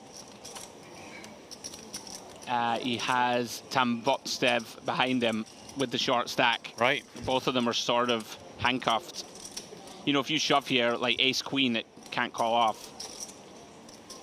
All the good pocket pairs up to sort of 10s even are not loving life. Right. I mean, you block tracks and 10s anyway, right? All the 9s down. Even if they make hero, you're flipping. Exactly. Like... I wouldn't have minded it. King queens have to fold the king jacks. Well, as it is, an ace-7 3-flop. One that certainly suits open range from under the gun. Let's see if you can find a c-bet. Yeah, against the live wire. You know, you don't want to say a great board, but one of the sort of better boards against all the suited broadways that are in there from the small. Good result for him. Works out.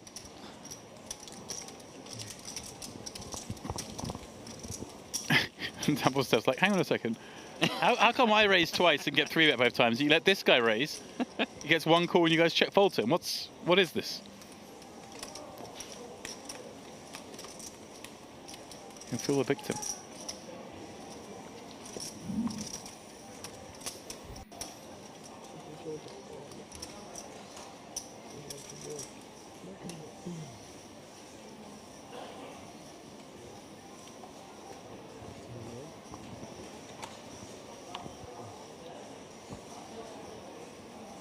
Back on our resident Greek, Manikaros. Queen 10 of hearts from under the gun, in for the min raise. Pocket nines, hand of the moment. Now then, Rudsari. 13 big blinds, how do we want to approach it? He says all in, understandably so. Still need to lose 20 players, can't just blind our way into the money. Got to take spots. Says nines, passes the test, in they go. This one will be getting through. Going to be too many chips from Manikaros, you would imagine. Players in the OP Cup, there is something seats. We continue in just over 2 minutes.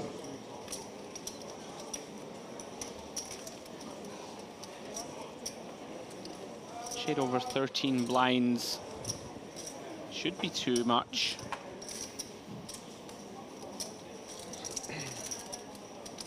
Unless he's feeling really lucky. Really did think that one through, didn't he? Yeah. Got to fold this one. I guess just trying to do some face saving perhaps for next hour. Well, this is the worst thing in these situations though, is like, people do that. They feel like if I've got to take 10 seconds and make it look like I might have called it was close. But you're allowed to have raise fold. I just turbo fold, yeah. I don't know whether it ever loses me some future. I don't mind like the 2 or 3 seconds because you don't want them to get the instant gratification. You want to think, oh, could be a mistake, just subliminally, like subconsciously lay down emotion. That was scary. I didn't enjoy that. I sweated a bit, but you know, you don't have to take that long. No, I agree. You just have some raise folds. Yeah, I just don't really... I always act quite quickly in general unless I have a big decision. And the rest, yeah, like these raise folds or raise calls or whatever, I already kind of have an idea in my head. Maybe if you're really deep in the tournament, you want to make sure that count's correct and all that type of stuff take a little bit longer, but...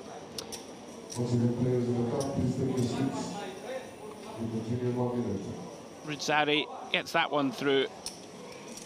Won't be going anywhere here with the king 6.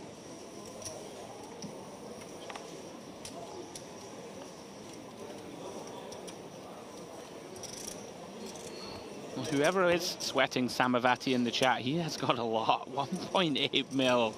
Yeah. Might well be sweating him through to tomorrow, and hopefully for him, the final day's got a lot of artillery. Interesting there to see Bitar fold an ace in the cutoff. Like, is raising into Manikaros in the big blind something of note, who has a lot of chips? But, you know, approaching the bubble, pretty hard for button or small blind to do anything. Look at this. Okay. Way off then. This is ambition. Into the big stack on the soft bubble. When he's just raised folded twice from the first 2 spots, it's like these guys might be thinking this guy's raising too many hands. They don't know he had 6s and 9s. Like 6s maybe questionable, the 9s obviously entirely reasonable. Yeah. So I'm not sure about this. Hopefully for his sake it works out. Does of course have a king in hand. Right. Blocking some continues. Dicey. No, the 5-5-4 sees him still holding the best of it, and that board is going to want to bet here. Like, it is really problematic here, of course, we face any aggression. Right. But fortunately, Manikaros with the pretty much complete whiff. Listen, credit to him, he's not going to sit back and blind into the money. Wants to take spots. Some of them may be dicey, but he gets it done.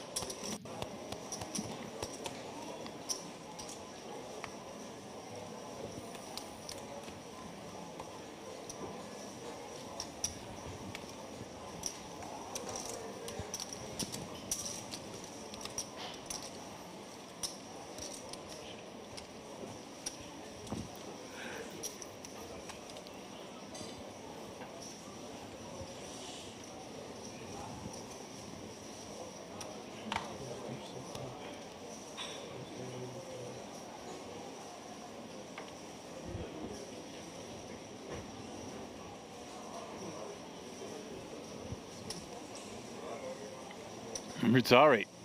He's king suited. Is this one we just lamp it this close to the money, or are we still looking to get some value here? I'd definitely min raise still. I think, you know, you still, even though we have a very strong hand, you still give yourself the chance in that, you know, very infrequent 3-bet, cold 4-bet, you know, 5-bet shove, we can make a decision. I think, and we still want to let some big stacks potentially 3-bet fold. There's still room for it. In my eyes, it would be too much to jam for, what is it, 18 blinds? 19, yeah. Yeah, a little too much. Maybe 15, sorry, I think, 18, would be... 18, you're right, sorry. Yeah. Maybe 15 would be pretty reasonable, I think, to just rip it in.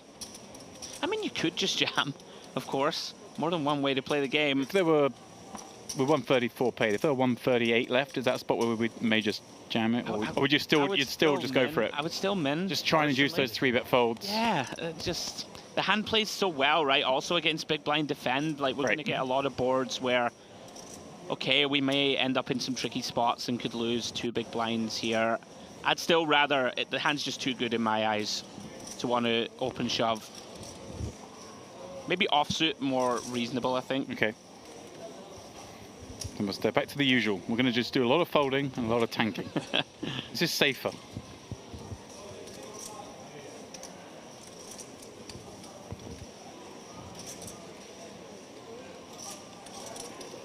Yeah, now this is potentially one of those spots.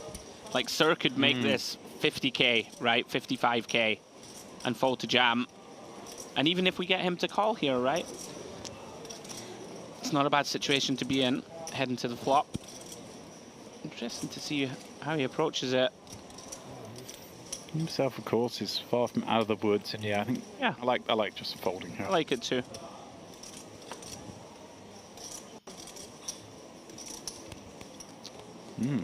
We had all that discussion about what we should do. Nothing happened. The normal rules don't apply. That's a cool hat. It really is. It is. I might get you one of them demps for your Christmas. Oh, there we go. You can wear that on the golf course. Oh, yeah.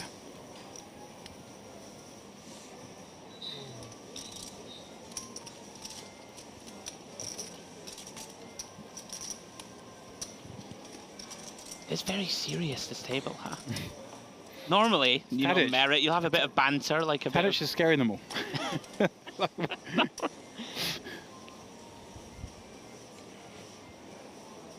Like normally in this poker room, yes. You get a lot of chatter, fun, banter. At the moment, everyone with their eyes on the prize.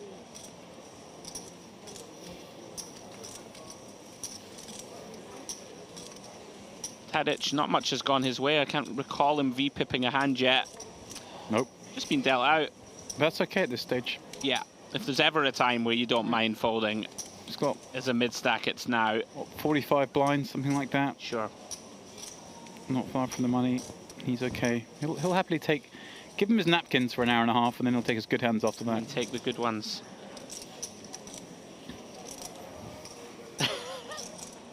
I do love the inventory check. It's good fun.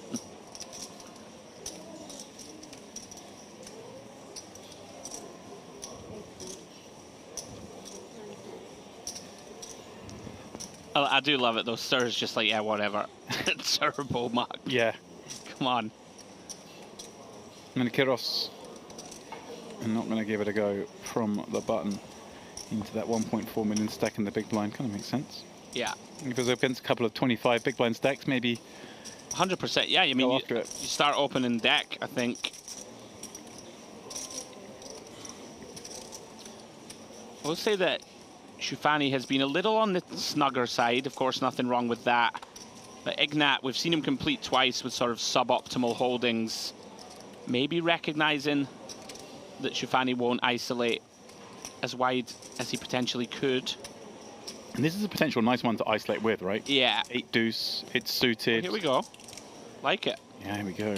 Yeah, we do a lot of checking back with suited hands, but these really kind of dusty ones that have a deuce in them particularly like to just sort of raise it up, and if we get re-raised, it's not like we burned a very playable suited hand. And again, just in this situation here where we have implied extra fold equity being bubble adjacent. Yeah, very nice. I like it. Almost like he heard me say, "You're not isolating enough, sir." Yeah, if it was on point. But it's nice. You know, you were Oh, he's right. got the game for it. We can see, you know, he took his time with the suited ace deuce, I believe it was, after we'd seen some 3-bets attacking the mid stacks. He took his time. It looked like he might take it, decided not to, but he's in there. Yeah, another one of those players, again, I don't think I've seen before, but just demeanor at the table, the way they carry themselves, you can kind of tell there's many an hour logged. Yeah, nice and composed. In fact, that's kind of the case for everyone on this table. I think everyone here. It seems pretty tough. This. Yeah. No one's spewing chips. No one's, you know. No, it's this. Again, we've only watched what, not even an hour of coverage at this table, but you can tell that this isn't a good table to be at. No. Like, there's. It doesn't look like many free chips, that's for sure. Right. Like when this man looks like your best avenue, then that's because he's playing hyper aggressive and building a big stack. It's not good news. You want. We so often see it, Merit. The guys at this stage still limping in like 30% of hands. You do. No care for their We haven't seen any of that whatsoever. Yeah. If there's a mistake here at this table, it's been over-aggression, which is... I don't know what you want to be up against on a bubble. Yeah, absolutely. I've been very impressed with Bitar. Yeah. You know, like nothing out of this world, but taking the aggressive route every single time, which is great. And a good adjustment, especially as we say on this sort of table here, where everyone kind of knows the rules. Yeah. Yeah, I think you're likely to see. That's a good point, because I think you're likely to see all of these sort of sub 30 blind stacks all behave themselves, so to speak, and just. You know, this one's an intriguing one. Let's see how Ignat responds, because he's kind of deep enough to take a flop here. And yeah, he is reaching for chips. I like this. Hand's a bit strong to 3-bet fold, I think, but it would also be fine. You know, against someone as wide as, or how he will perceive Bitar to be pretty wide, is what I'm getting at. King Queen performed pretty nicely here as a call. And there's not really much Rudzari can do, right? He's not going to make it 3-handed too often, not going to squeeze jam that much.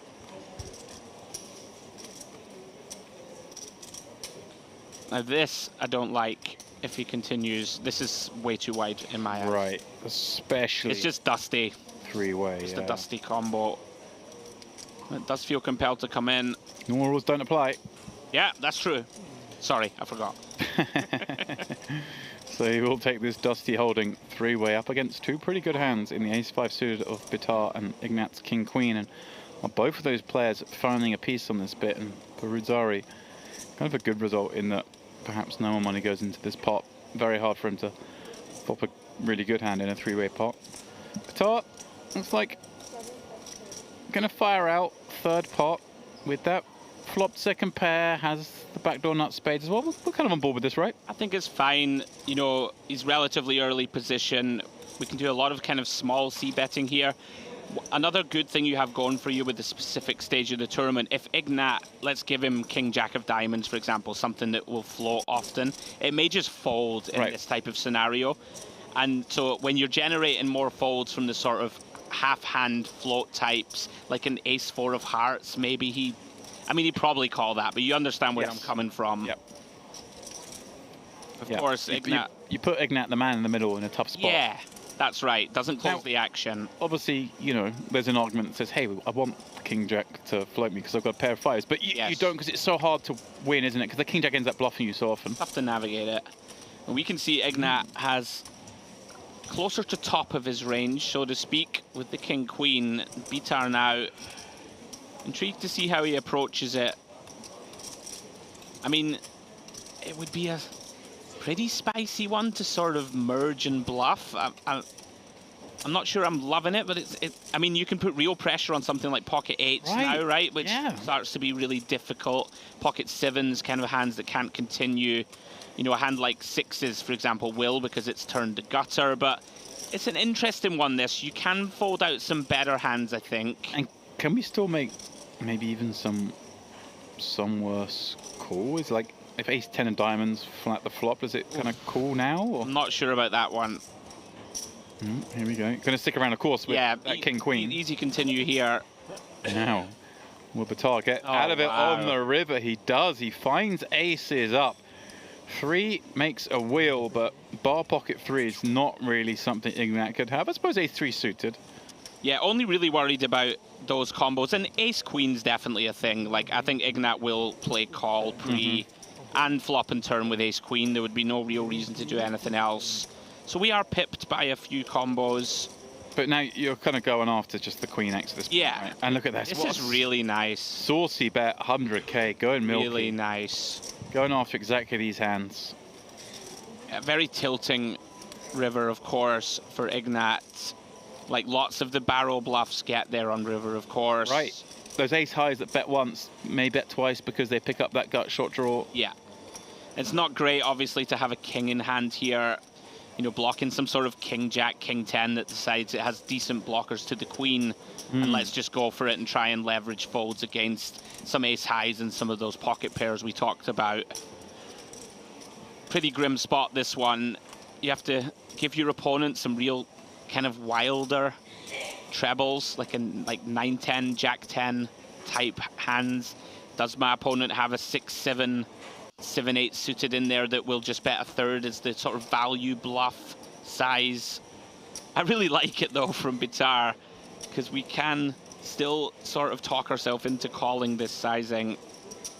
Right. Is there any world in Ignat's mind that Bitar might have a worse queen as well? Like jack, queen 10. 1/3 pot? I don't think people will find it. They might, but it seems less likely. But if someone could, would it be Bitar? Yeah, it might be Bitar. Maybe king queen exactly also that we shop with could be in there. I feel like Ignat will get away from this. I mean, there are some bluffs, but it's... And do people really block bluff enough is something that I think they should. And I think it's a great idea. Well done. Very well done. Good fold, Ignat. Well played all. Yeah, great hand. Bitar in the ascendancy once more. Tough run out for Ignat. Showing his chops and experience, just taking his time on that river. Well done.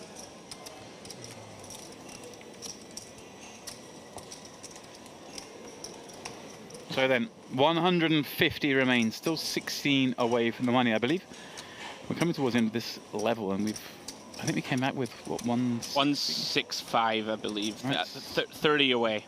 Yeah, and we've only lost, what, 15, half of those. Of course, we are going to be kicking the blinds up shortly from 612 to 1015. Does make a big difference. Obviously, 40k in orbit instead of 30. There'll be some attrition there on the bottom stacks.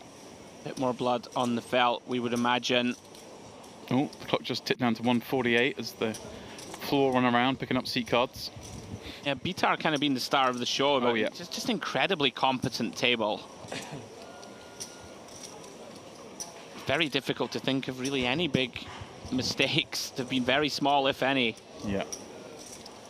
I would be wanting a dealer change. Sorry, a table change. Someone also just did the counting around the players. Like, how many people are sat at this table? Love it. Oh, hang on, Demps. We just lost 3 in the split second. Well, another one's gone then. There we go, yeah. Getting close.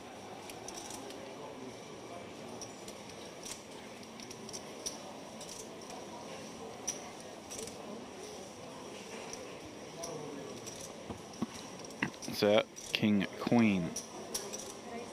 Yeah, much prefer these opens than the kind of pocket sixes. And Manny Karos, though, with a very appealing King Jack off. Yeah, and we've seen Sir quite active as well, so maybe he'll think, hey, look.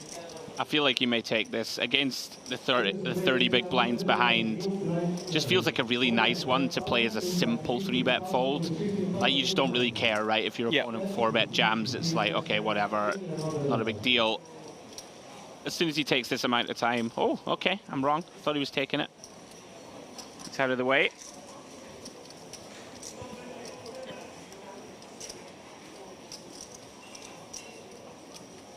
Trifani. Suited Queen on the button. He won't fight back. Rutsari, same in a small find to clear fold. And Samavati. Some connected cards in the big blind. Yeah, off to the flop we go, you would presume.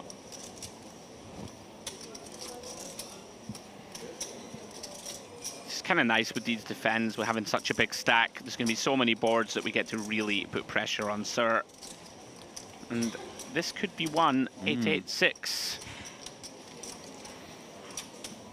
A swift check over to Sir. Yeah, I don't think people check enough here. I really actually quite like this.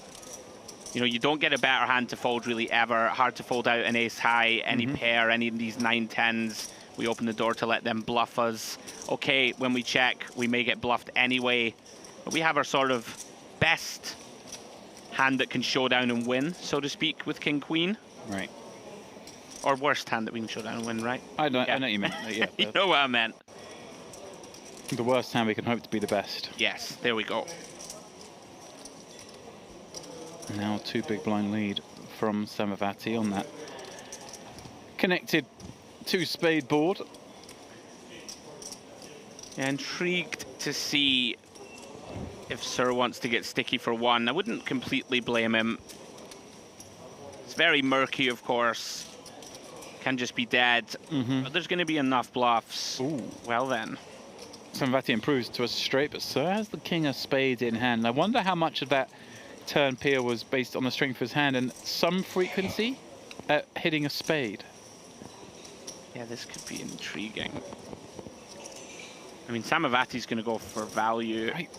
He's like a really small bet where he goes. He's not loving backdoor spades because, of course, flush is a thing for sure for Sir when he does call turn. And also checked river, okay. Also, it's a thing for Samavati as well, right? So yeah, you just have far more value hands. Oh no, he hasn't checked yet. Oh, he didn't check. All right. It's gone quite large. Interesting. Now, Sir, can you be the biggest hero in the Merit poker room and send it in? It's not the body language. Yeah, to that size as well. Maybe he might have pounced on a small bet, but a bit scary against a big bet, isn't it? It is a little scary. I think ace of spades in hand, it would be more appealing to potentially turn our hand into a bluff. But yeah, I'm with you. He's thinking about it. He's really thinking about it. One of the really big problems is the big blind can still have all the boats. Right, that's what I'm thinking. And it just makes this... Go ahead and rep a flush, pal. Sure, that is the issue here, you know. Yeah. I did not have the spades. I do not have spades. I knew before he turned the cards over. This is full, Mike. That's pretty good. Yeah. When it's 8-6 off, Mike, I make full house. All right, then. We're going to kick it up. 10K, 15K. Pressure on Rudzari, Tambovstev, as we get ever closer to this bubble. They'll be on the teens in terms of blinds. Ignat himself now down below 25, and Sir also below the 30 big blind mark. The rest very comfortable. In fact, Tadic stuck in the middle. It is the 4 big stacks. They are very big. Shofani with 1.4 million, with the average at 775k. Basically, we've got 4 players at this table with double average or more, in effect, going forward in this bubble. So all of them liking life, but wishing they were sprinkled out elsewhere on the field and on a table of maybe some more 25 big blind stacks. I'm sure they will be. Something that's been really quite intriguing, and you don't often see it, is that like all 4 of those big stacks, I think they've played very well, but in different ways. Right. Like often you'll see someone spewing around, maybe getting a little lucky, getting 2 out of line. But you know, Bitar has had this sort of controlled, lots of aggression. Chufani has just been pretty zen, but taking his spots well. Yeah, and we saw Manikiros not taking all the spots, yeah, but taking some of them. The Queen 10 of diamonds was very nice. He declined the King Jack. So like quite impressive. It's not something you normally see actually, where all of the big chip guys are just playing well, but in different sort of styles. Fun to watch.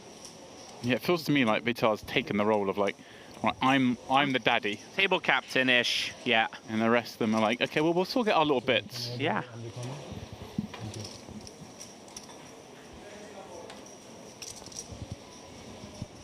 Like this adjustment from Sir. Really don't mind it. Queen 10 suited, it's like not far off bottom anyway. But like just nice awareness from him, right, of the kind of situation we're in right now. I think it's easy to autopilot open this hand.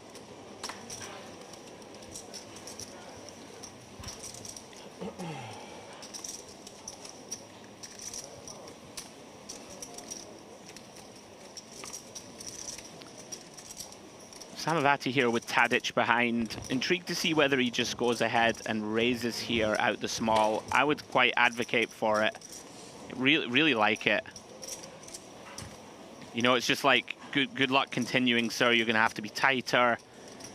This hand, however, I would imagine won't fold even close to the bubble. I mean, you've got to draw a line somewhere, right? 3.5x, Jack 9 suited, blind on blind. Right. Let's see. I wouldn't fold this. I think it's a little too strong. Yeah. Like, it's not fun, but... And doubling up his stack is worth quite a lot. Yes. We're not doubling up a 200k stack. We're doubling That's up $500,000, up to $1 million. Suddenly we've got something to go forward in this tournament. Average stack with like the last 100 or so is worth something. That's a great point. Now then, Samavati. How do we proceed? Well, the only way we know how. With aggression. Little perhaps optimistic given our big open got flat. That this is the kind of board that by opening big we got rid of all the junk, so therefore I'm with you on that. One thing I will say is that all of the sort of 7s, 8s, 9s, maybe even a hand as strong as 10s might proceed with just call. Right. All the sort of suited ace X are going to be in there. Just like there isn't going to be many really strong hands that flat pre is my point. Okay. Tadic. But yeah, he is going to connect here. A lot of queen X, a lot of jack. A lot of that. A lot of his calling range. This is the fun one. Oh yeah, here we go. Straight draw plus the 6 high flush draw. Tadic picking up his second pair. I mean, we don't have too many better bluff candidates than this. I guess we'd rather have the king of spades if we're going to choose cards. But sure. You know, we block king queen, we block king 10, which are two of the kind of strongest hands. We block some flushes. I wouldn't have hated to see continue here. But also you've already referenced that Tadic, he's going to have a lot of the sort of 2 pairs here, the queen X. And it's not always great to try and get your opponent to fold that strong of a range. Decision on him. Do we want to go ahead and seek value and deny some equity? Right, obviously the big fear is getting check raised, right? Yeah. But I mean, how often is our opponent going to do that? Not that often here. I'm with you. I like this. It's like 60k.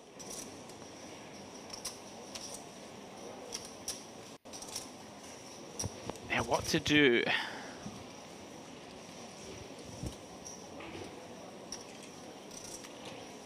Doesn't look like a man who's going to do anything too crazy here. He does send it! All right! He's gone for it! Oh, he snapped it! All right. He's gone for it, and he's going to, when he gets snapped, he's going to think he's probably dead. He's going to see here, he still has 27% equity. That's a lot of equity. The snap's supposed to be a flush, right? Yeah. Here we go then. Can Samavati get here with the 6 high flush draw? Or the king high gut shot straight draw? Oh, he's got there! He has. That is disgusting. Oh. Poor Tadic had been so snug. Knew what he was doing. Got involved here with the Jack 9 suited. Found the 2 bet, and credit to him. Bet snapped the jam. Fist pump calls off. He knew exactly where he was in this hand. Oh, dearie me. Unlucky Tadic. Played the hand perfectly. Credit to Samavati for throwing the hammer down, smashing it in there. Oh, wow. Wow. What a misread for me. That was great on the turn. Doesn't look like a guy that's going to do anything. What? Bang, I'm all in. All right, then. What a boss. I just said, and I said, not really a card, but not really a spot we get check raised too often. Here we go. Look at us. MPO. How about that? Wow. Big old pot. Vitar. How about that? Just draw. No one had said a word. Just drawing attention. Hey guys, you did see that he just he just punted it in with king high with the 6 of spades draw. It's kind of. I don't think it was that unreasonable. It's a fun one. You know, like what's queen 7 or queen 8 suited or something going to do here? Face and check shove. But do those hands bet? Yeah, maybe not. That's the thing. It felt like when he reopens the action there, he's not I felt like trebling it off would make more sense than check jam. I just don't think we check jam value, do we? What do we? It's true. Yeah, yeah. Maybe King 10 somehow no spade, but just bets the turn. Yeah, I just feel like we just don't check jam that turn. Like we just, I don't know. Which is why Tadget snaps, right? Because it's just lots. Right, but credit to him for lots of snapping, one because I think do you want to reevaluate? I'd be like, hang on a second, what? Let's just be sure. Right. Yeah. But I mean, obviously they've been playing together today. Maybe he's seen something similar. Maybe he's got an idea of the way Samavati goes about his business. Oh, what a nasty run out. Manikaros, King 10 of clubs. Yikes. That was going to string. Poor Tadic. Yeah, and you said it yourself. You'd be over $1 million, right? About to go into the money, over 60, 70 bigs. Let's go. Unfortunately for him. Run down. 5 of spades river sends him home. Fun hand.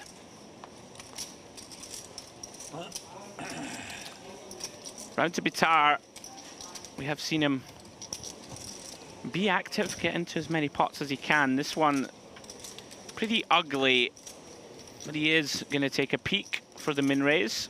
Yeah, obviously one of these that just doesn't ever do great against +2, but deciding king's enough, and obviously no real ICM pressure on him, so to speak, so a little keener perhaps to take a flop. And a flop that he could merrily check fold. Very likely just to see small c-bet here, and there we go. Done. Small as it can get, 1 blind. Yeah, I like it. Now, Bitar has shown fight. Does he get offended by the 1 blind bet? Oh, thought we were going artsy there for a second. Oh, we headed. I mean, there's fighting, and then there's jumping into a bear pit with 4 bears, and you know, sprained armed ankle. only with a spoon. Sprained ankle, spoon only. Yeah. Out we get. Bitar heard you. They all hear you. Just as I mean, come on, he's folding this one, isn't he? You talk them into it. Just about to do it. I'd like to take credit for some nice analysis, but after that last hand, where we were both just kind of, I was more off than you. Yeah, we were both caught by surprise. I like seeing that though from Samavanti. You know, okay, maybe a little overly aggressive and outside the realms, but he's not afraid to go for it. Yeah, which is very important. It's an important trait to have in this game. Yeah.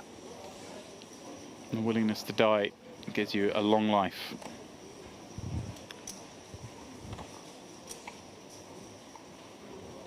So then, 10 away from the money. A whopping average stack.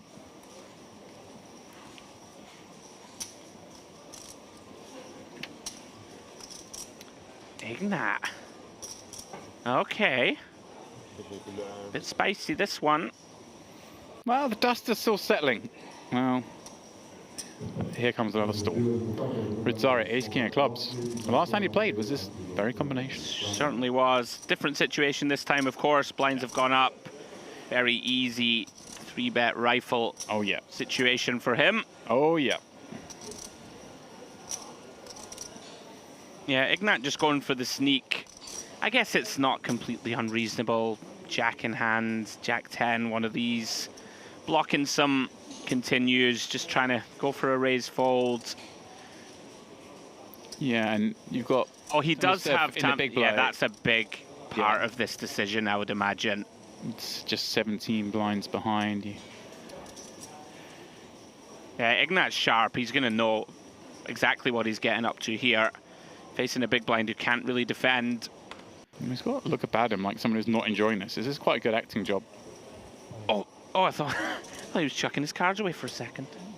I mean, maybe he just doesn't really enjoy it because he knows, hey, like, I'm either going to pick up this pot and go from 200 to 270, or I'm going to be all in 10 away from the money. So there is some genuineness to the not enjoying the situation. I would actually argue that other than, like, exactly ace-queen suited, you basically never get called by a worse hand here. Right. Like, Ignat, I think, is just going to be sharp enough. He'll never call ace-jack. Oh, he definitely... I wonder, yeah. Even you might even fold ace-queen off, honestly, like ace-queen off. So yeah, I think you do. Whenever you get called, it's always sort of buy the same hand or you're flipping or you're dead. Loving that. Bit of love to the camera.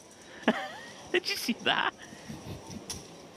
Tambov Tsev has there's smiles. They know. Thanks and gives the love heart. That was lovely. Yeah, and he gets a little love from his tablemates. We saw the first proper smile, the first chuckle. You see quite a lot of flirting with the camera here at Merit, which I quite enjoy. Boys are getting the odd, like, with the cheeky cameras. wink, you know. You do see it. Yeah. I think it was Hazarian the other day was at the FT, and he had like 6 bigs. There was one guy on 4, and he's like trying to ladder, and every time it was on him, he was just giving it the like little wink to the camera, little smile. Nice pick up, Rudsari. Very timely, keeping himself.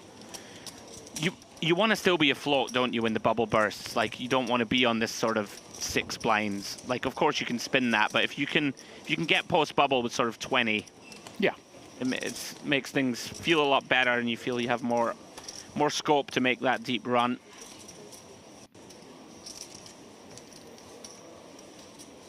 Nine away from a $3,000 min cash in this $2,000 buy-in event. It is, of course, La Notte Degli Assi.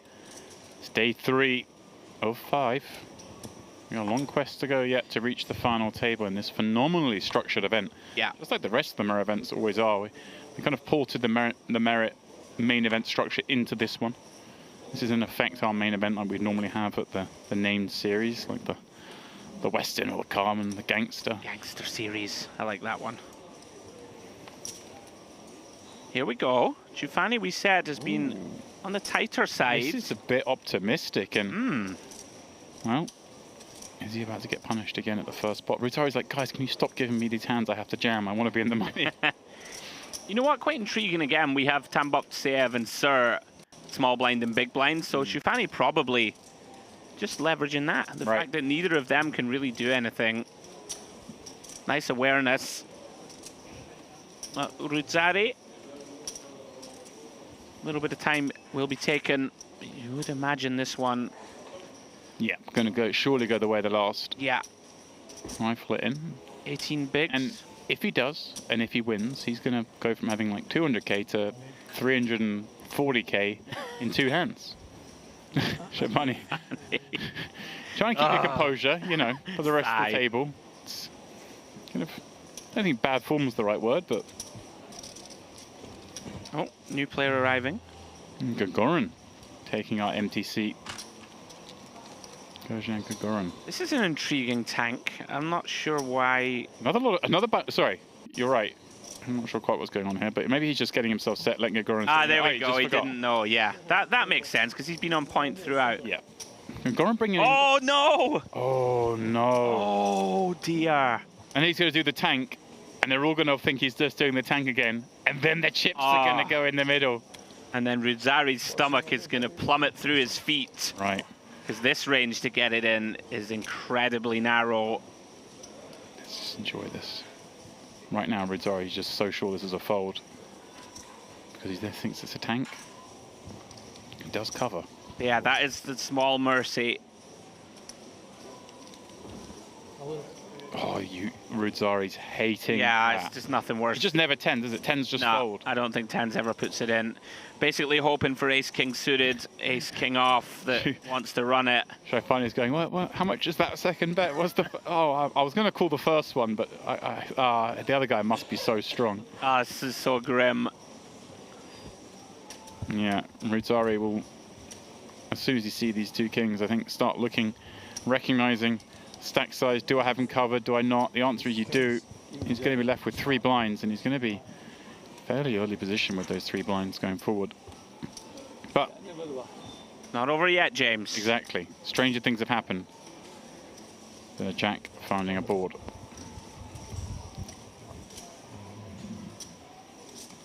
$500,000 chip pot.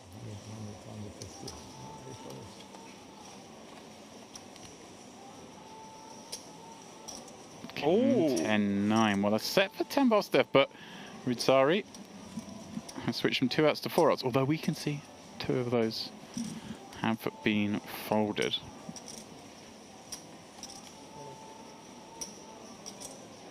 Still alive, heading to the river. Needs queen.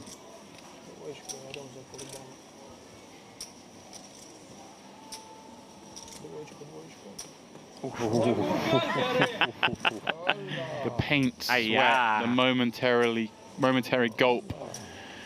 Samosev doing it in style. Full double up with the butchers. Rudzari, just 3 big blinds remain. What can you do, Demps? Finds a hand that just has to go in as a 3-bet jam. Jack's just too strong, even approaching the money. I guess I'm just thinking, Shufani folds, Rudzari opens. He still has to go with this hand against a jam. Oh, you would anyway. hate it though, but yeah. Based on the, I mean, we still would get it in. Right, it would only be a, what, 14 big blind jam, something like that. The only universe I can think about somehow fold here is if it goes open, we 3-bet non-all in, which you won't see much, but like let's just say we made it 4.5 blinds and then small blind rips for 14, 15 with no perceived fold equity and incredibly tight range. It's the only way I can think of, and even that. Even then, you probably just. Even that's optimistic. So many ace kings out there. Sure. Well, here we go. He's been patient. Well, he's been forced to be patient. Trying to get a couple opens through from early. Navigating his way well. Doing the right thing, tanking. A little bit more comfortable now, over 30 blinds. I think still probably wants to be in that realm of not turbo folding. I mean, we've got 30 blinds on a table where it's not the fact you're worried about busting now, it's the fact that you don't get to play over your hands for the value that they are. Once you get in the money, suddenly having 30 big blinds is a nice stack, right? We get to get in there, get in the mix, do some stuff. Right now, so many playable hands that we playable in 10 bust outs time. Got a feel for Rudzari. I mean, I think we just have to put this in. Like we're not going to make it by folding. Kind of still 7 people need to bust. We're going to be forced in the big blind. Yeah, this always does it right this time, doesn't it? 10 suited. How bad can it be?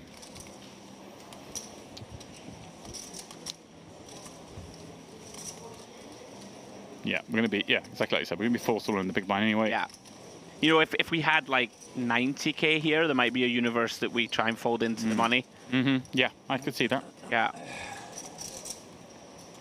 So in the small blind, seems like enough hand to take on that action. Yeah, I don't think we should be folding for 3 big blinds. It's just rejamming. That's intriguing. That's great news though for Rudzari. Obviously, just seeing isolation. He doesn't want to take it 3-way. Much rather play it heads up because he can only win another 2 blinds. You know, he doesn't want another player in there. Yeah, he's pretty live too. Yeah, we'll take this scenario. Yeah, that was ballsy from Sir. Could walk into a monster behind. Maybe a click raise. Perhaps more apt there from Sir. I don't know. Well, let's see how this one plays out. Rudzari looking for a little help to get back in this one. That is not his flop, but 3 to a straight flush. Silver linings, James. Yeah, you've always got a chance. Well, improvement, but only just. He has outs. 2 of them heading to the river. 1, sadly, has been mucked. That is not going to do it. GG's, Rudzari. Busting out in what one imagines is 141st, just 7 away from the money. Pretty cruel. Yeah, really feel for him actually. Played a very solid, tight game. Just sometimes these things happen. You have to rejam a hand, someone finds one behind, and off you go.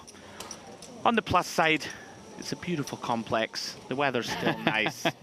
Go and stick your feet in the ocean and order a cocktail. You know, things could be worse. You go tell the man who just busted out 7 off the money when he ran his jacks into kings. And sure.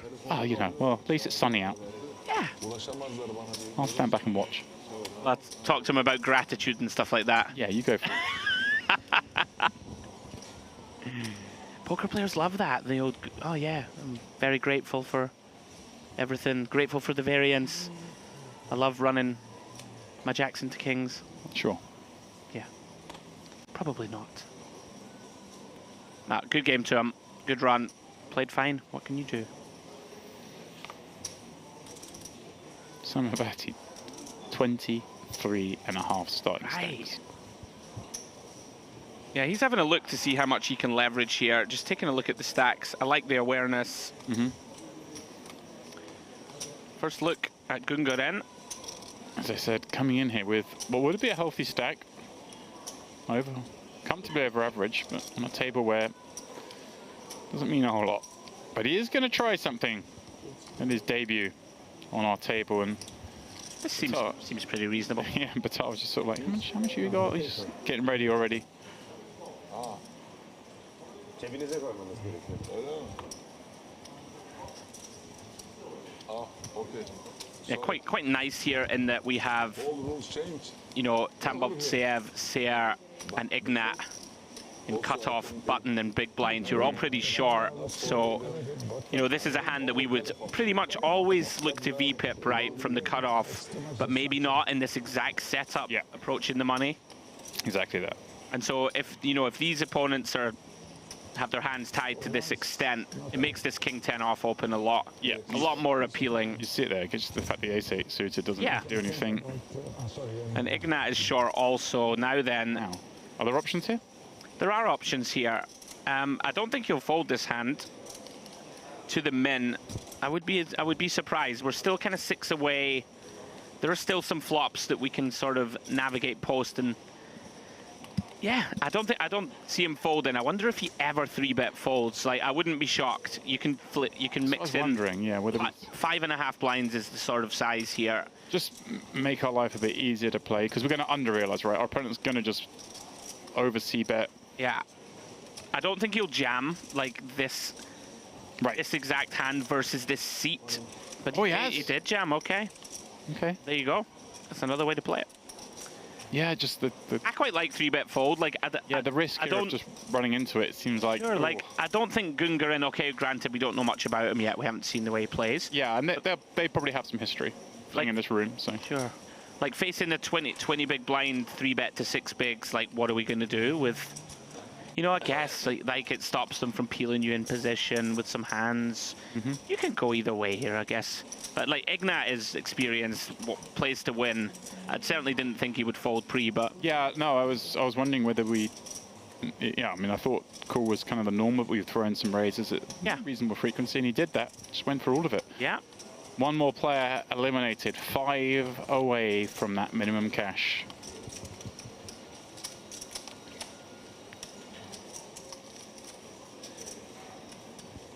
I just always think that's something to keep an eye on, is that when Ignat finds that.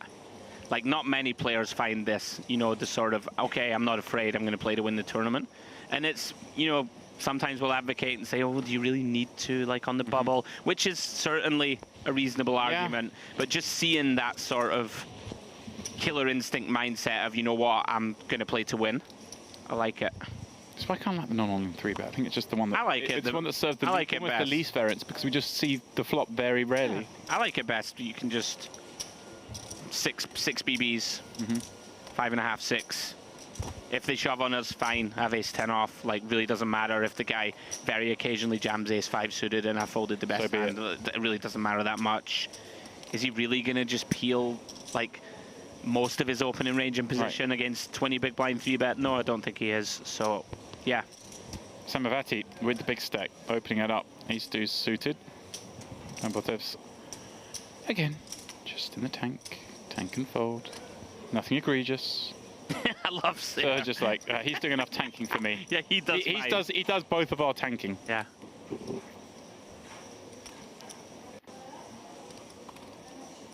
Yeah, Manicaros with the kind of combo that just doesn't quite make the cut. Especially on the bubble. Shafani. There's enough hand for him to have a look from the big again. Yeah, this one should plug into the defend range. I mean, we're 90 blinds deep. We're never going to see. Okay, it goes for a tight fold. Yeah, it's kind of thing. I think obviously, you know, take away the stack depth. It's obviously we want to be defending quite tight here. But yeah, exactly what you say. We're like 90 blinds deep. We don't ever really get it in by the river. There's no concern there of busting. Yeah, I mean, not never, but if we get it in, it's because we've got like the stone colds and we get unlucky when we bust out, or that's it. Or a super cold deck. It's not like we're in there with. Yeah, what are we going to do? Worry about the Queen Jack 10 board and the opener's got Ace King. I mean, we still don't get it in anyway. You just check fold the flop under those circumstances when you just know. But I mean, but you know what I mean. If we've got 8-9 that comes Queen Jack 10, we never end up getting it in anyway. Yeah, so it's like that's the worst case scenario in terms of making a super strong hand and being cold decked. Yep. I would just defend and proceed, but Shufani decides to take a hand off.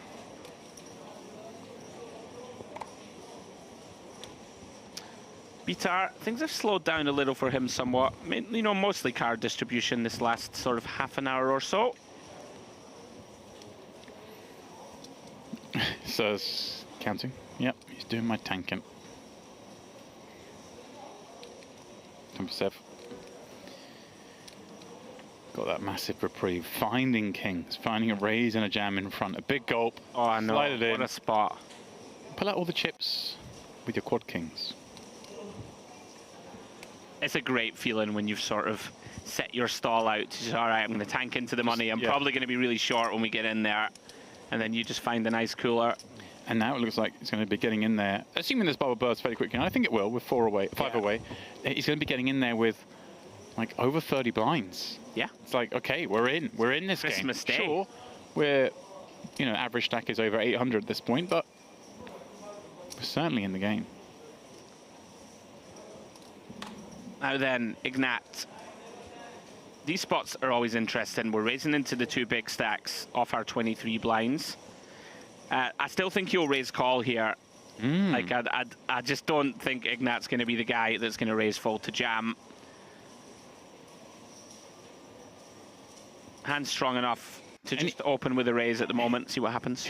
It's weird you said that. Like, the raise call seems like the scary proposition to me. I don't know. Yeah, I mean, I just can't see him raise folding a Shack of Diamonds against an overwhelming chip leader jam that's going to contain a load of ace-X, I think, that we do very well against. I think I could be wrong, by the way. Like, I'm just a coward. I think if I feel like I min raise here and probably just fold and never tell anyone, or I just open jam. Sure. I think if he had like sort of 18 blind, yeah, here we go. This is what's nice is when it comes in the non-all-in form, right? And like this is just nonsense so much, like the non-all-in. This is why I like the non-all-in. Oh, it's big. Oh, sorry. Yeah, it's like nine. Sorry, 9 blinds. It looks like there's no follow equity, right? I don't love this size choice in the slightest, but we are going to get to see what Ignat will do. I think if I've done this, I kind of go with it, but I'm a bit scared when he's gone this size. I thought it was going to be like a 85 number, but the 130 when I'm playing, what, 350 there we go. total? Yeah, he's not scared. He's ready to go. But this first kind of play from Samavati that I really don't like is... Well, the thing is why we've seen him go bananas with the king. He made it 9 blinds here when we have 23 to start. Like, what real value hands do this? Like, aces and kings are never, ever going this They're giving you some rope. Even queens and jacks are never going as big as 9 BBs. And all the kind of 7s, 8s, 9s, 10s, they just 3-bet jam. They just rip it right with his eyes. Ace, queen off, probably just 3-bet jams. So now it's just a whole load of complete nonsense. And that's actually a massive pickup. 136 remaining on our screen. We're catching up. We're 2 away, and it looks like there's some talk there from the players. Are they holding? We're not sure. There's looking around the room. Obviously, they're a little castle driven. There we go.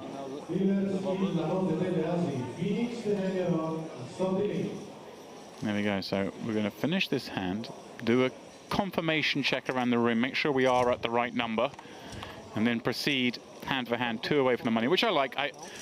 Some places have this obsession of getting to 1 away and then doing it, but we know there's been a little bit of stalling here, but I guarantee you the stalling on the other tables on some of them would have been egregious. Yeah. Like here we've got everyone with a lot of chips. Tambostev, the only one who was doing any kind of tanking, and he was like barely tanking. He was like, if this was a shot clock tournament, he wouldn't even be getting to the 30 seconds. Right? Yeah, 100%, yeah. So it's to protect the tables that are kind of doing the quote-unquote right thing of just playing the spirit of the game. It makes all the sense in the world. I'm with you. Let's just get in hand for hand. Manikaros going to try and get one through here with 2 7s. And Samavati with a playable one in the small blind. Yeah, I'd be very surprised to see him fold this. I think you can go either way here, and it'd be reasonable. Flat, fine, 3-bet occasionally. It seems pretty good. Little glimpse into Gungora, and we have seen people kind of make these dusty completes. Yeah, this would be not ideal, I feel. You know, from the kind of nerdy perspective, I've been looking into these spots a lot. recently these like multi-way, and it's insane how tight you're supposed to be from the big, and everyone's way off. Like you know, for the one big blind price, everyone's just in there flicking in call, but you're. And this is another case in point. Like, really don't like this with Queen 6 off. Not many good things can happen. Right, the direct price is great, but the problem is when you hit, it's like you never know what you're hitting, right? In a three-way pot. Yeah, you just end up dominated so much, and you end up flopping top pair, and someone has you beat. There's nowhere to go with our combo. As it stands, this one's interesting. Everyone whiffing. Manikaros doesn't like this 3 ways, 2 from the money. At the same time, this is one where he can just kind of bet and know that they just bet small and hope it's this kind of situation, and if it gets raised or if he faces any action, so be it. Sure. It's just such a great upside here. And that's what he goes for. Goes for the stab. Here we go then. Right. So, bubble time. Bubble time. Da, da, da, da. It's bubble. Da, da, da. Da, da. Oh, very nice graphic in the background just popped up, by the way. It's the first look at that this week, I think, if I'm not mistaken. The Notte Degli Assi. Yeah, that Have you not been paying attention, I've been Andrew? paying attention. It was on there all day yesterday, and it's been on there today. The beautiful lemon colour in there. Really? I think it's just so beautiful. It just slipped into your... Oh, look, a little wave of the camera. Look at this. There we go. Oh, no, he's... Oh, no. Waving at someone else saying, hey, bring my phone or something. Bring me a black tea. No, bring me An a... English breakfast tea with... Bring me a Fanta Passoa. See, there you go. It's cycling through our partners, isn't it? Vamos, Imperium, OPE. They're all here. Bringing in their squad. I like that logo. Beautiful. Imperium's Notte Degli Assi brand is our quote-unquote main event. I heard the boys earlier saying main event. I think we just have all kind of different events, but for all intents and purposes, this is the biggest prize pool. So I think it's fair to call it the main event. Navid Samavati leading the way, 2.2 million, despite that little misstep there with 3-bet from the big blind. Ghassan Bitar, he was the one that perhaps, in the first hour at least, most impressing us, blasting away, putting people under pressure. Manikaros been very impressive as well. He's taken his spots. Shofaroni, the same. Gunguran just joined us. We don't know too much about him. Dennis Sir, the shortest at this table. He's been wasting no time in those folds, but we'll sure be pleased that it's nearly money time on those 28 blinds. Livu Ignat, impressed you. Just got that 4-bet jam through. And then, of course, Evgeny Tambostev, who, well, it's been a bit topsy-turvy. There's been some downs, there's been some ups. Yeah. Right now, he's living the ups. You know what? I think we've got to give kudos to the whole table. Kind of be impressed by everybody in sort of different ways. Yeah, Ignat just, he gives me that vibe of the kind of cold-blooded killer that you just need to have at some point. This fearlessness to not, you know, to look silly, right? Or, oh, as we listen in. We are breaking the table 16. We will confirm that we have 9 players in each table except one. So you are all in the money, guys. You have 134 players remaining. Oh, they're in. You are all in the money. Congratulations. Whoa. Just like that. All right, there we go. Deal off first hand of hand for hand. It sounds like, I mean, that's it, we're in. Yeah, we're in. Okay. No need. I believe we're just breaking a table, maybe. In table 16, please take your seats, take your stand, and get your seat. We are breaking table 16. If you are there, please take your stand and get your seat. Okay, so we're breaking table 16, then play will recommence. We're just going to fill the empty seats here and at other tables, but there you go. We kind of thought this might go quite quickly. It's merit. It's classic merit. Who needs hand for hand? It's just not even a bubble. Brilliant. I mean, what? The money. I mean, the average stack here is like 60 blinds 60 nearly. bigs, yeah. A little under. A little less, 57. Yeah. Yeah. Wow. Love to see it. Did you ever find a tournament like the World Series main event with 2-hour levels doesn't stay this deep at the bubble? It's like a properly amazing structure. This one, I'm a little jealous. Combined with the YOLO atmosphere out there at Merit, as we saw in the cat before, normal rules don't apply. That's it. I think I'm getting one of those T-shirts made for next time we come like back. a little, we need a Merrill logo. I'm just going to get each of our faces, the commentators, in the middle of the T-shirt. Normal rules don't apply. Normal rules don't apply. Hashtag MPO. And then on lap-ins, just normal doesn't apply. No, I'm not there. James is in shock. I'm not there.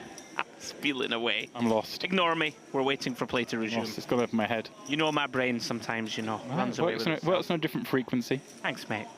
It's all that Fanta Pessoa that's been consumed over the years. Over the years, this talk of Fanta I've Pessoa? only had one lifetime. Thank you. But give it a go. It's the latest cocktail doing the rounds in these parts. But when you order it, make sure you order it Fanta Pessoa. Guys, don't give it a go. Okay, stick to what you normally do. Spectators, please. You are not playing. Okay, we're just reading the right act. Obviously, now we're in the money. The floor asking spectators kind of clear the area a bit. Obviously, once players bust out, the floor needs to identify who's busted out to make sure they get paid. Get paid in the right order, keep a track of the tables, because there will be a flurry of bust outs now we've reached the money. Yeah. Of course, we know that on this table, there were no short stacks, but on the other tables, there will be lots. There'll be loads of players in here. I think quite a few with less than a starting stack, right? They would have cockroached in. Sure. With under 100k. Being there with like 5-6 blinds, now just trying to spin it up. Yeah, normally see sort of 15-20 quick busts. I don't think we're going to see too much craziness on our table. Hang on. Okay, leaders, at this point, all tables must have 9 players instead of the table. 9 players at the table. So we have 134 players to be according to regulations. Now we will continue normally.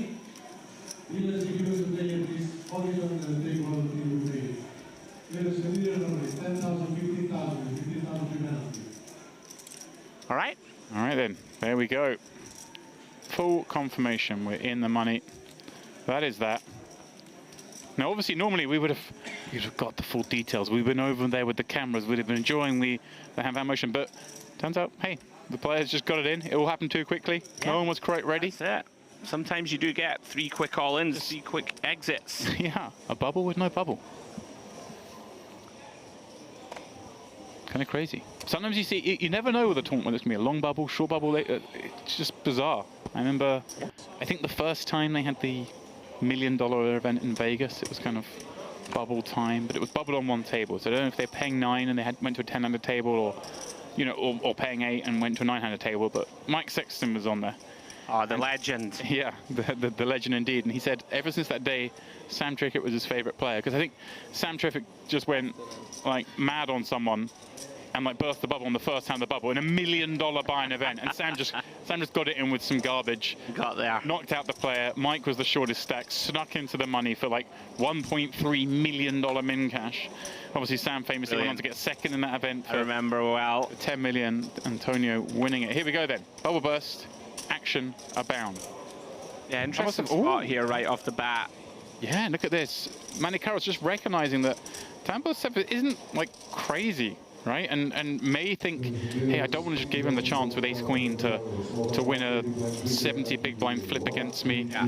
Flat here, maybe induce someone else behind to take a stab. I don't think we have a whole host of short stacks behind here, but you know, Ignat had 33 blinds, so it's not like we're trying to induce a squeeze necessarily behind a squeeze jam. So just the respect that I don't have kind of tight in this spot. Yeah, I don't mind this. It's one of these spots where, you know, 33 bigs back, that when we 3-bet call, yeah, like you don't, like jacks actually start to do pretty poorly against a 4-bet shove range. Like it contains, you know, queens, kings, aces, ace, king suited, ace, queen suited, maybe the occasional 10s and jacks.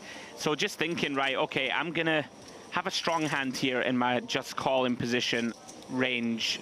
He does flop bottom sets. Yeah, and it was a wonderful window card. 9 came out. Ace king behind, kind of great news for Manny Carras, not that he knows it. And here we go. I said Tamil Steph gets that double up, gets a spin going, now gets inside the money, gets to play some more hands and maybe get something going here, having flopped this set. Bitar again with one of those kind of, we're not fans of over peels from the big blind, and well, I mean, this is exactly what happens, just a really kind of dusty hand, and our opponent now bets quarter pot. We might somehow feel compelled that we're getting the right price. And yeah. He's coming out with all right. Oh, this is surely not against Under the Gun. Oh. This man is true to form. Vitar is a blaster. I would rather see this than call. Right. Like we go after the ace jack, ace 10, ace queens. Yeah, just like what are down they the gonna do? streets, like we block king 9, we block ace king. How much of this is like pocket kings? Is Stammelstev, particularly with this holding, laughing to himself, knowing that, hey, like the value hands are ace king, ace 9. Oh, we're just dreaming. King 9, set of 9s, but like he doesn't have 9s. He probably doesn't have a 9 in his hand. So this just looks like it must be nonsense, right? How can he have value when I have all the 9s in my hand? Yep. Yeah, ace king would have squeezed pre. Prudent give up, it looks like, from one and done. Yeah, I'm kind of curious though, because you're never going to shed a single ace. Can he find the check on back? The flop, right? Can he find the check just because he's got a set of 9s, right? I feel like. I don't think he will, but I would love to see it. I feel like set of kings I'd bet because my opponent can have all the ace 9s and kind of stuff like this. But just particularly this holding, he's going to go for the small bet just to reopen the action. Yeah, I think people just want to try and get it in by river.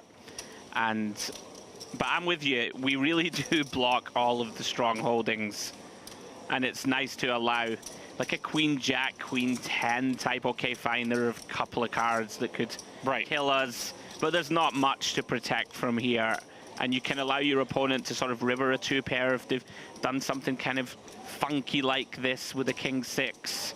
Allow them just to stone bluff river if it's complete nonsense like you were referencing. I mean, there's just nowhere to go with this hand. Vitar's got to recognize now, surely he's thinking here, but this man opened Under the Gun. Okay, we're in the money, but it's not like he's going to start opening. Oh no! You know, the 9-10 suited to the. Oh, hello. What's this? Hello. He's calling. He's so what? Yeah. I mean, this is spicy, right? You're only beating the queen jack backdoor flush draw type hands that might have stayed around. 7 on the river improves Stammelstev to 9s full. Vitar, well, he's way up this creek, and the paddle was jettisoned a long time ago. Yeah, really the first mistakes we've seen from him for the opening 2 hours of play. Can't recall him really misplaying any hands, and he's got himself into a bit of a pickle. He's not thinking of leading here. This would make 0 sense. You know, now, even if our opponent has a weak ace that we want to dislodge, it's going to chop with all the other ace-X. With that board pairing 7, maybe just going for the old max tank, try and get a check back, Demps.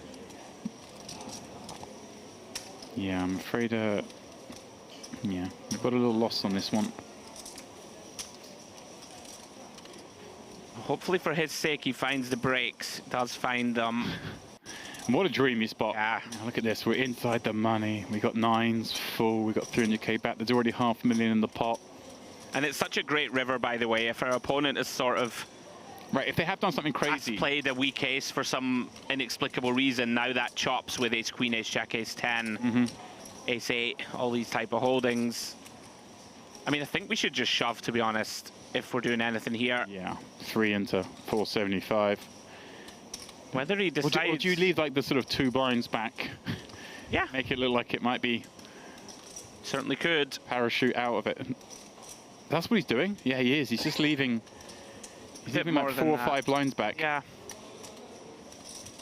And Vitar really has got himself into a bit of a muddle here with the thought processes. Very confusing for us in the booth. I'm sure he is also a little confused. How did I get myself into this one? Yeah, we've got to replay this hand in our mind here. It was an open Under the Gun. It was a flat from +2, or +1, +2.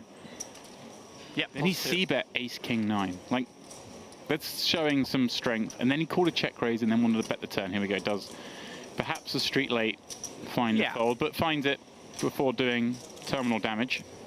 And you could see a little bit of level in your mind. Like, once you've check raised flop, then you start to think, okay, well, now he's going to float queen, jack, jack 10, queen 10.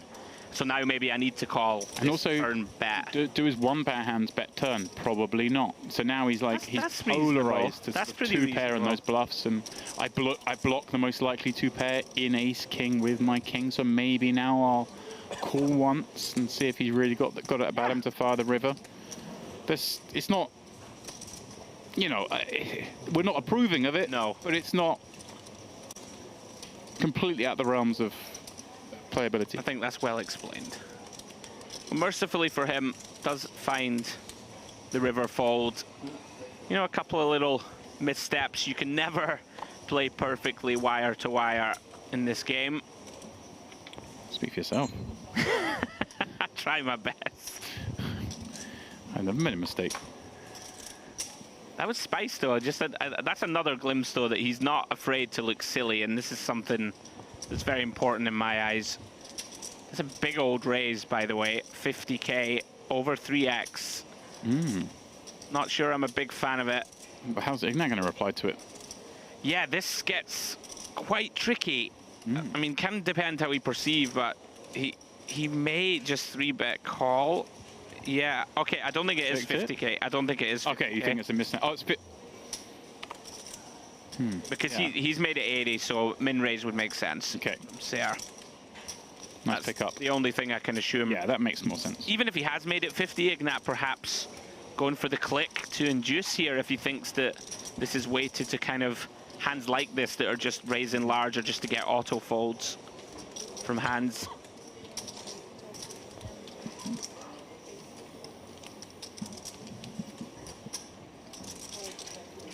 We're going to get a look anyway in a moment how much is in front of him. Yeah, that's 30. That's 6 blues, I think. Well, either way, we imagine Sir going to be mucking this one to the 3-bet, having opened under the gun with this offsuit combination. I'm just trying to... Yeah, yeah, it's 30 for sure. Yeah, he has made it 30. Okay. Now, for those of you unfamiliar with how this whole setup works, obviously we have RFID. Oh, he's jammed! Oh, he's gone for it! Oh. This is like a we're inside the money, screw you scenario. By the way, Ignat's not going to like this. Oh, this is suddenly grim. This is the #1 3-bet decide hand, isn't it? This is the... By the way, he might fold, yeah. Like of all the hands. 28 blinds. I think he will fold, right? This is the one that when you're 25 and below, you have to just grimace and call. But literally, this sort of 28, 30, you could 3-bet fold ace queen off. Yeah. Like you need a really good reason against under the gun to flick it in.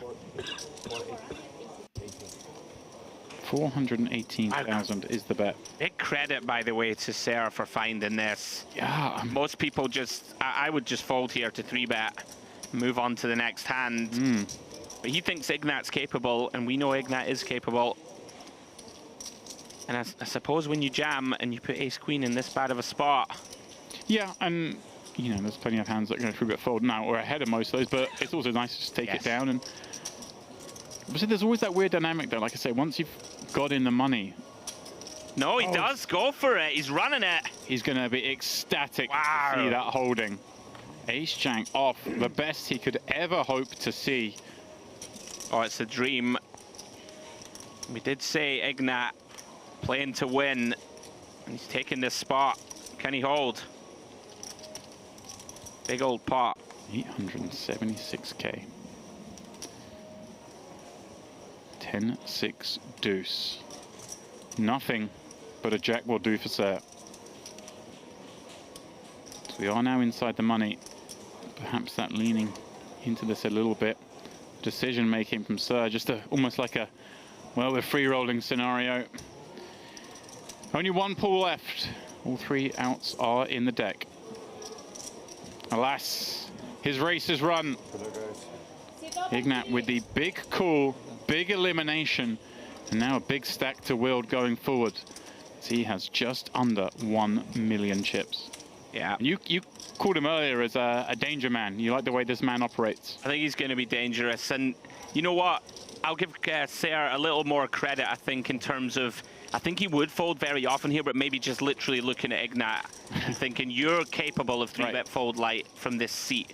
Because it's one of those typical seats that's quite strong, right? +2 versus under the gun. It's normally the range is pretty strong and people don't bluff enough from this seat in my eyes. Sarah may be thinking, this guy's got it in him to 3-bet fold. I'm going to put it in his eye. Yeah. Unfortunately, can't get his queen and lay it down. No. Well, well, well.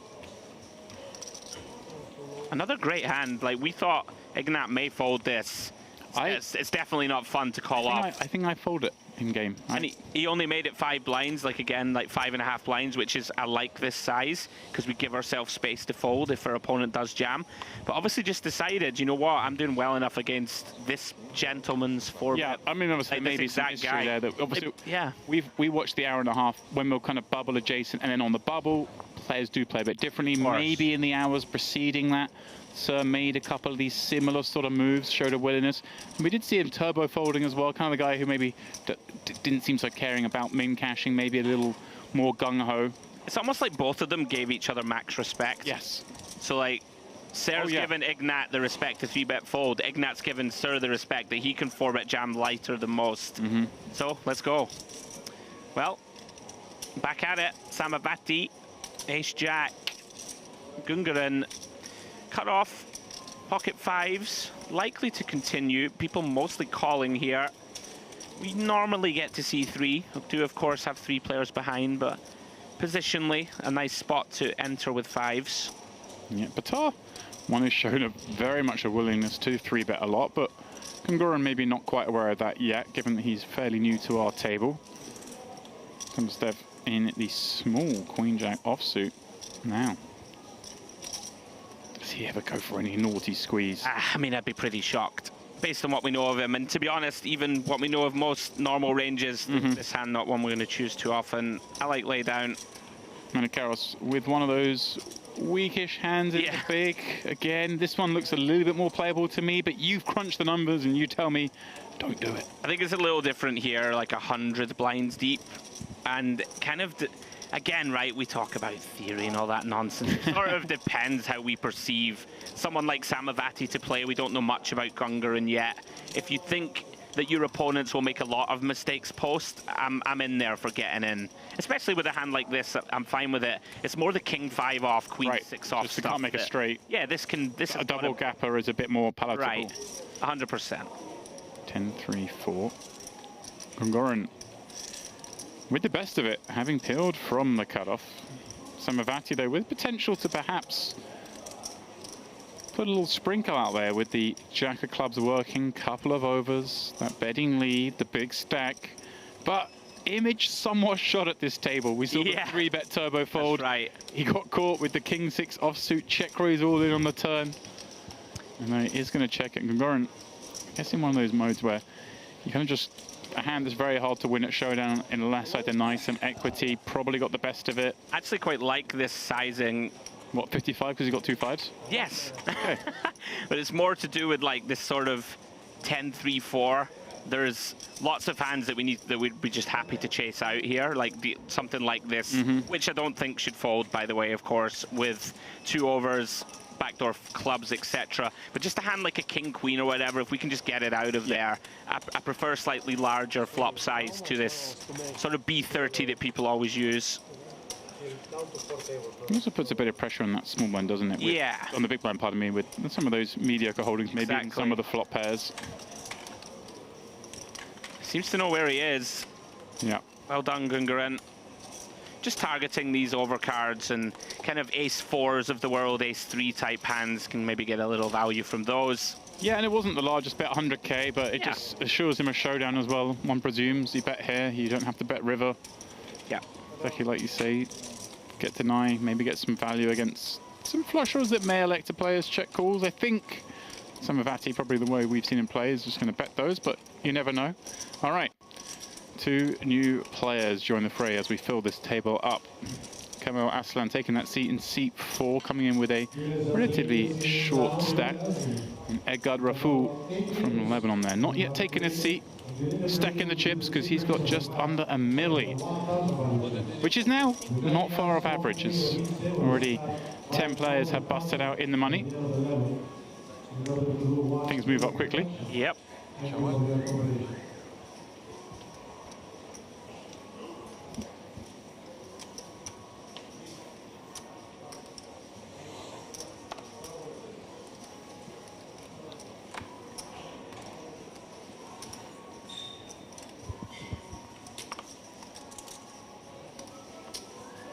can hear the Merit playlist in the background, by the way. We've got some kind of little poppy number.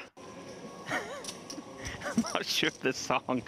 We do cover a myriad of, you know, playlists here, right? There's a whole host of different tunage. Yeah. We get out there. Gordon has found the raise with that ace-5 as spades from the hijack round. Now, this is a combination we often see 3-bet, but no. I mean, this is pretty tight. I kind of don't mind call, don't mind at least play. Sure, I think this is a little too tight. Well, he's just relaxing. He's waiting for the next set. Sure. Did you ever watch Prison Break? I did. Don't know why, but he's given me the elder brother. Oh. Oh no, right. I was going with the elder brother vibes, but I can Link. see you. I can see you. Yeah, Link. But I can see a Brutsy now that you've said the it. beard and the but yeah, Link because of the black cap and the sunglasses and the kind of statue, the shoulders. Yeah, because he had to go undercover, didn't he, and be on the run quite a lot. Yeah. That was a good show. I'm going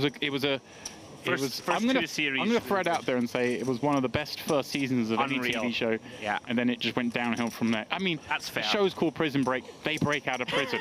Like they broke back into one, didn't they? We've done it. Yeah. They were like, let's go back in. Why not? Now we've got to break into a prison. Now we're breaking out, and then we're in a different country. I mean, you know, I get it. They're making money, but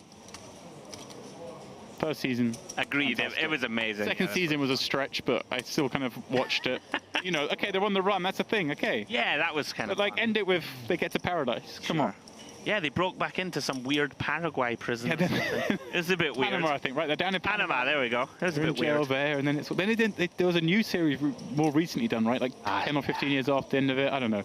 They keep trying to like, you know, resuscitate the sort of dead franchise. Yeah. No, first season I thought was one of the It was really brilliant. I was like, I need to see, I need to see. Yeah. Prison Break and Lost. They're my two. First series were amazing, and then way downhill. Anyway, right. Sorry, guys. Now that we've reminisced about old school TV when we were young men. What's happening or here? rubbished it mostly. Aslan's popped it up 33,000. Bitar coming in with just the call from ace with ace 8. Makes sense. +3. Although against a small stack open from Aslan, a little different. Manikaros on the button gives up the 9-7 suited. A little bit more respect for the open than perhaps Bitar had. I think if this was another big stack, Aslan on the gun opening, Bitar calls. I think the 9-7 suited may find its way into the middle here. I agree with that. Yeah, Bitar. I don't want to say wheels coming off because it's not an awful peel, but it is very marginal facing kind of 20 BB open. And, you know, lots of the steals are going to be the slightly better ace-x than we have, so that's a bit of a problem. Not the best implied odds, but we do have position. We still have a very playable hand. Let's see. First look at Aslan. Yeah. Always difficult when you join a new table. That's a pretty good result. Yeah. Choose your flop. I'll take a jack high, please. Andrew's praying for a check here in the booth. He's motioning it. I like check a lot here. I like check against Bitar as well because he's showing a willingness to just pressure. I think against like overall range of most players here, when you check, players will stab or look to sort of deny equity with pocket eights or whatever type hands, bluff with some king queens. Would you therefore come in a lot of check raises even? Yeah. Yeah, okay. Yeah, 100%. At this stack depth, just a hand that really likes to check raise, get it in. Well, as it is, he's bet and got some action from Bitar, who's called with the backdoor diamonds for that, 2 and a bit blind bet, and now finds a nut diamond draw on the turn. A queen rolling off. Some concern for Aslan, of course, but I mean, okay, maybe there's some king queen in there, and some queen jack, of course, but other than that, not really a factor. I would agree with that. The interesting thing is like what kind of hands do we target that can call a second barrel here that we still beat? Is this another spot for a check jam? I would just check call turn, I think. Okay. What I mean there is, I think when you bet here, you sort of shed 7s through 10s on the turn very often. And Bitar, of course, going to be going nowhere now. He's made this nut flush draw. Yeah, I mean... In before a difficult river. I wonder if he ever decides to semi-bluff this. It would be very optimistic, of course, but obviously have to call. Right, and it's still possible to bluff this river, right? If it goes check, then Vital can certainly rep some strength. Maybe Aslan's in here just on a whim with a hand like Ace-King. Is he really jammed? This is pretty sick. Wow. Pretty thin. Yeah, just maybe convince Vital has a worse jack. I kind of like it. Yeah, that's basically what we're hoping will call us off. King Jack, Jack 10 suited. And it looks like he's got a jack. He's called the open, he's called the bet on the flop, he's called the bet on the turn. Yeah. And I've only got half pot back. I like this, I think. Sure. Why not? The argument is you want to check and juice some bluffs, but what hands are going to bluff? Yeah, and that's it. And like ace-8 of diamonds specifically, like brick diamonds don't really love bluffing. Right. Even though here they don't have showdown. Like Yeah, I know that what you might be meant. one of the hands he is going to bluff, but Yeah. it's hard to give him that many hands, right? But no, King 10, flop. King 10 suited seems kind of optimistic for that to be in there. So Yeah. I'm with you. kind of just, and also there might be still some 7s, 8s, 9s, 10s that just go, hey. Right, I don't believe you. I don't believe you. Let's see him. Half pot. Yeah, well done, Aslan. Welcome to the table, sir. Let's test you out, Demps. Okay. Aslan. I'm scared. You know, was the famous animal leader in which children's TV series? Nah, you ain't got it. Ain't got it in the locker. Do I get any clues? We should stay. Or was a clue too much? Okay, yeah. You go through your wardrobe to get there. Lion the Witch in the Wardrobe. There we And the go. Lion, of course. Aslan the Lion, well done. How do I forget that? Nicely done. I believe it's a very That's quite a big. That's the sort of clue I like. Well, we only have a minute till the break, so I had to get it done. Gongaren. Gongaren opening Jack 10 off from +1. Yeah, this is spicy. The boys are playing poker. Another new player, right? Well, newish. He came in. Oh no, the gentleman who. Oh just folded. yes. In Rafu in seat 9. Okay. Came in just under $1 million. I missed that while we were talking about Prison Break and children's TV. Well, it's important conversation to be had. It was. I enjoyed it. Sorry, Another one of these hands that I would advocate for fold. He does. Fresh off that victory in his first played part of our table. How much you got? 40? Looks like a colour up break coming up here. And Samavati, well, he has a lot of chips to colour up. That was a fantastic frame for him. And to be honest, for all those still in, they have reached the money. You never quite know if that's going to be the case, even with a big stack approaching the bubble. With that, we're popping out on a break. I'm going to be stepping aside. Anjad's going to be taking my spot. Andrew will still be with you. And we will pick up coverage again in 20 minutes here at the Notte Degli Assi.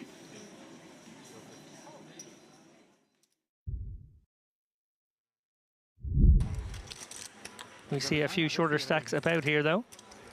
And dreamy situation right away.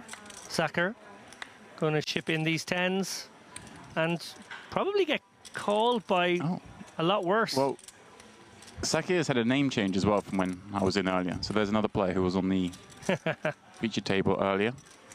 He was very, very card dead, has to be said.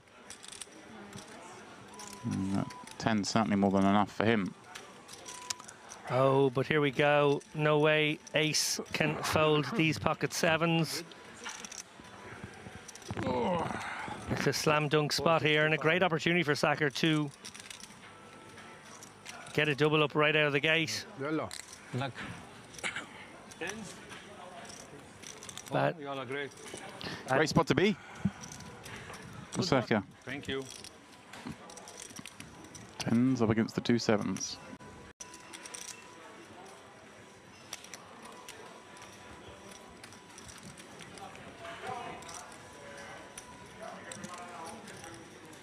Jack 6 deuce.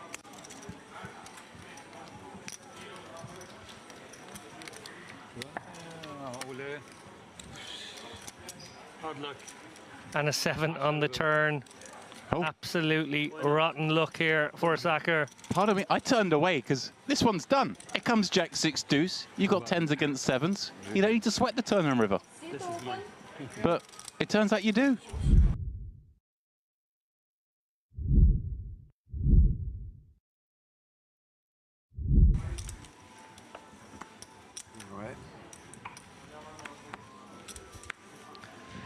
Gazarian, a familiar face in this poker room. Big slick under the gun. He's going to get busy.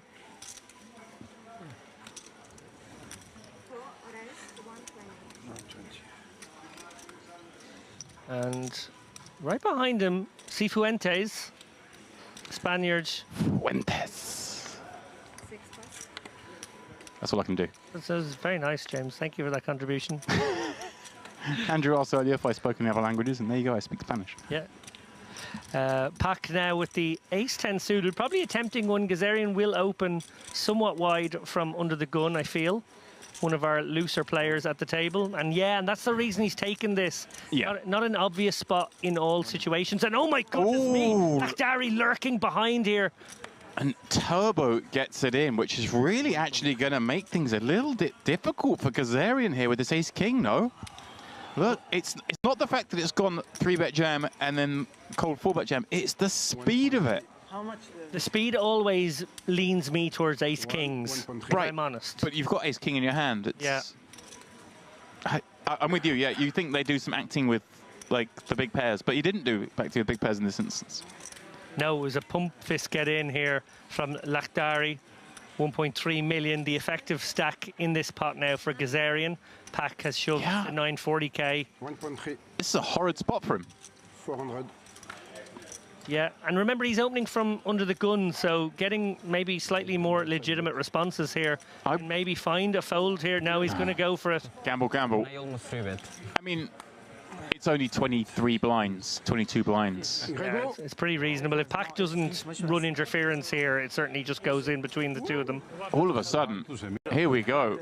Kicking things off, Gazarian in a spot to climb over 5 million in chips. Lakhdari in the dream scenario with his 2 queens. Yeah. Huge pot here, 3.72 million. This man looking for diamonds. Stranger things have happened. Deux dames, moi, As-3 en face, As-10 là-bas. 3, ouais. 3 tapis. As-3, As-10. Here we go, diamond in the window, oh diamond behind. Me. And an ace, the queen's full.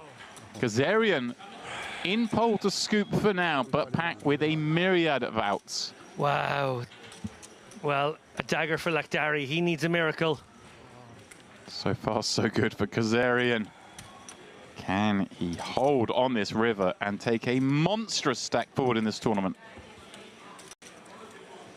Oh, it's a diamond! Pak is now sitting on 3 million. Gazarian takes down the small side pot against Lakhdari. Probably gets about half his money back overall, but huge spot there for Pak, who it must be said was drawing very thin when those hands went to showdown. My goodness me. Wow.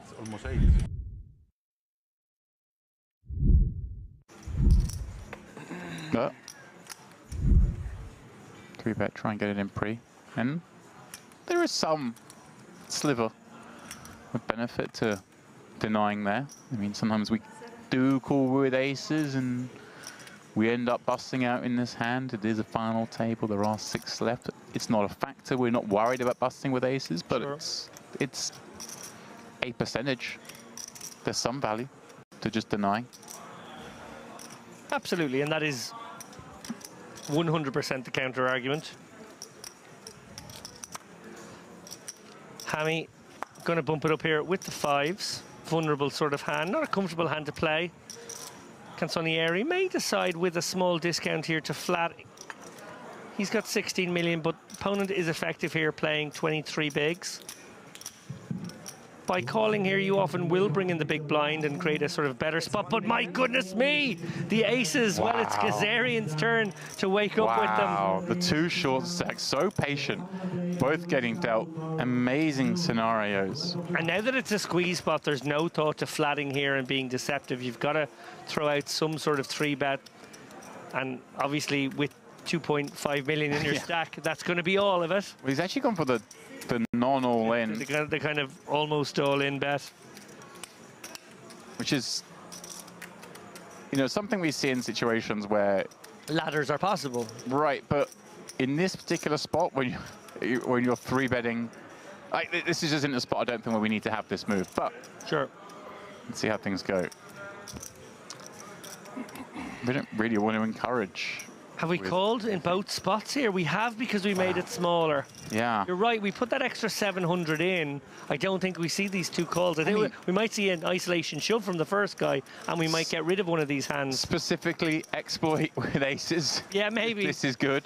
Maybe this works. As a general strategy, I don't think we really ever have 3 bets there that aren't just all in. But let's see. Gets a Jack 8-6 flop. That's good news. Yeah. And obviously gets to put in this 750k himself here. And Hammy, surely, as the first up, can he fold for 750? I'm not sure either could fold for 750. Right, but if Hammy puts 750 and maybe Canzioneri, does he ever get? Well, I guess not. He's getting over 10 to 1. Getting 10 to 1, and your opponent who just called doesn't necessarily have to have it. Right. So you could be up against an ace king and an ace 10. Right. Let's go. So they do both call. Amazingly, he is in prime position for the triple up. Yeah, he has actually just worked out the best way to squeeze all the value. Or has it? Hammy picks up a gut shot straight draw. The other two quickly check it. Throw the 5 on the river! Oh, this is cruel. This is so cruel. Poor old Gazarian. Oh, he's going to hate to see the bet coming in here as well. He's just like, oh, he had 7s, damn. He already knows. Gazarian already knows. Yeah. Sorry.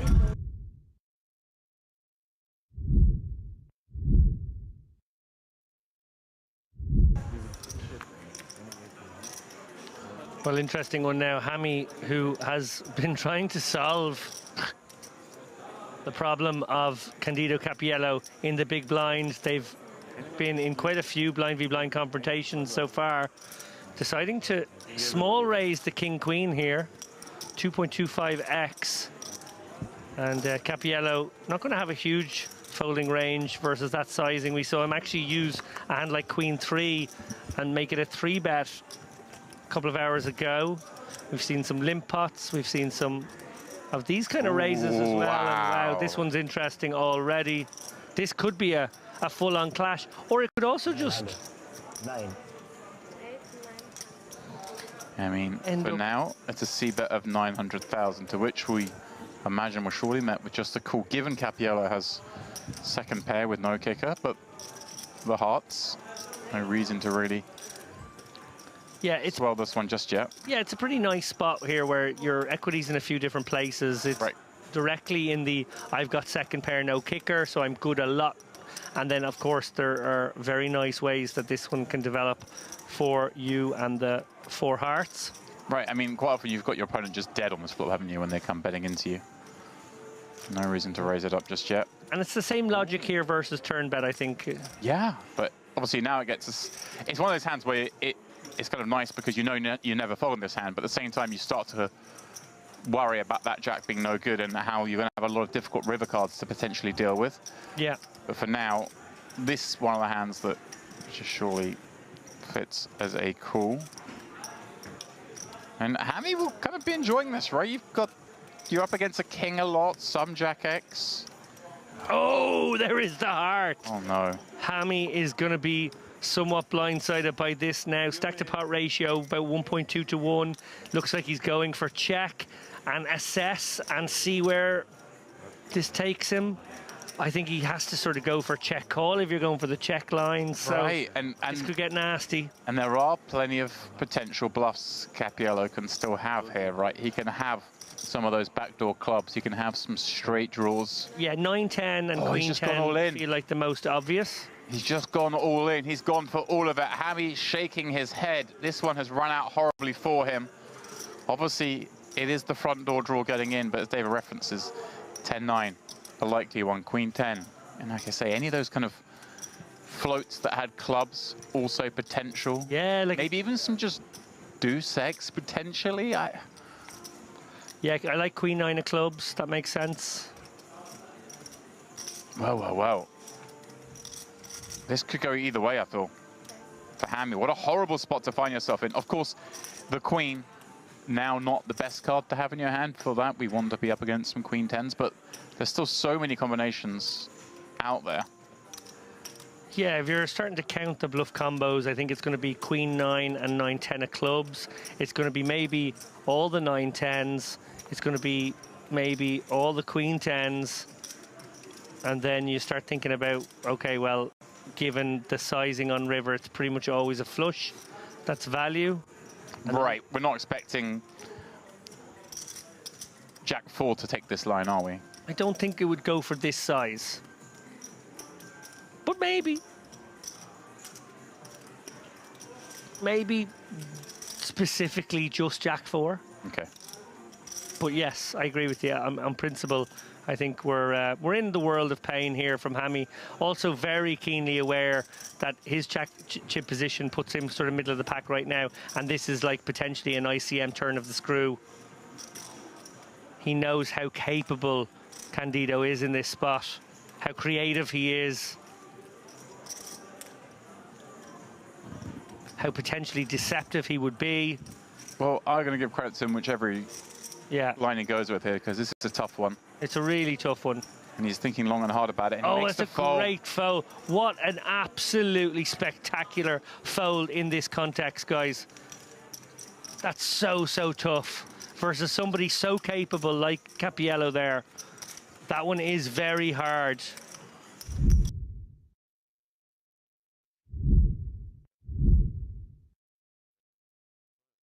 There we go. And yeah, I think it's important to do it at events and venues where I always think someone like Merit. If I've won a package to come to Merit, say, yeah, and I just brick everything, don't cash anything, I'm still gonna have a great time. Yeah, exactly. It's venues like that you can do this. So obviously, like I say, some places you just kind of want to get the poker done and dusted. Oh, here we go. Oh my word. This could be a big one here, James. And if it was to go Sahafi's way, that journey from short stack cockroach to actually being in with a real chance of winning this one, my goodness me, I can't really see a way this doesn't get in, to be honest. This just feels like it has to. Zagarin is just going to 3-bet this combination. And Zahafi doesn't really have a hand that wants to do anything but 4-bet. Surely. There we go. A chunk thrown in. It looked like a call at first, but the right hand came to the rescue. And that's a big sizing, so there's a lot in there. Even more reason to just send it with 10s. Yeah, 4x. And just 10s is a combo that just doesn't ever want to flat here, isn't it? It's just it's the hand that jams. Absolutely. And wow, how excited is Cappiello going to be to watch this one? Yeah, dreamy for him. He gets to potentially ladder here, and it's the big ladder we talked about. Big ladder. The $42,000 or $41,400 if we're going to be correct about things. And we should be. Oh, he has found the non. Oh, wow. He has found the flat. Wow, I'm really surprised by that because, again, I think you're absolutely right, James. It's the hand that doesn't really want to... Maybe he's just decided he's going to try and fade an ace or king flop. Yeah, maybe just giving Zagarin the credit for the hand, because Zagarin has had a lot of hands, certainly since I've been in the booth. And, well, this is the problem, though. The King Jack 5 flop is the one that now you're probably going to get bluffed off. Yeah, this is a really problem spot now. He does have the 10 of hearts in hand. I don't know if that makes him sticky to a, 20%. Oh, wow, look at this. Zagarin just dropping the hammer. Would you do this with Ace King? I don't think you would. What's going on? I don't really understand this bet. I don't understand it, but at this point now I've got... Ace Queen of Hearts maybe does this, but no hand wants to do this. No, but this is so hard to ever call it off here. You just have to fold with this combination. And wow, what could have been? What could have been, James? A jam.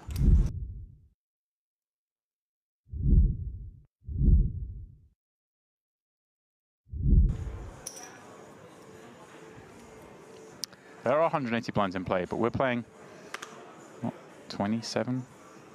Big blind average. Oh, he's found kings now blind on blind. Well, time to trap. Do we? Or do we?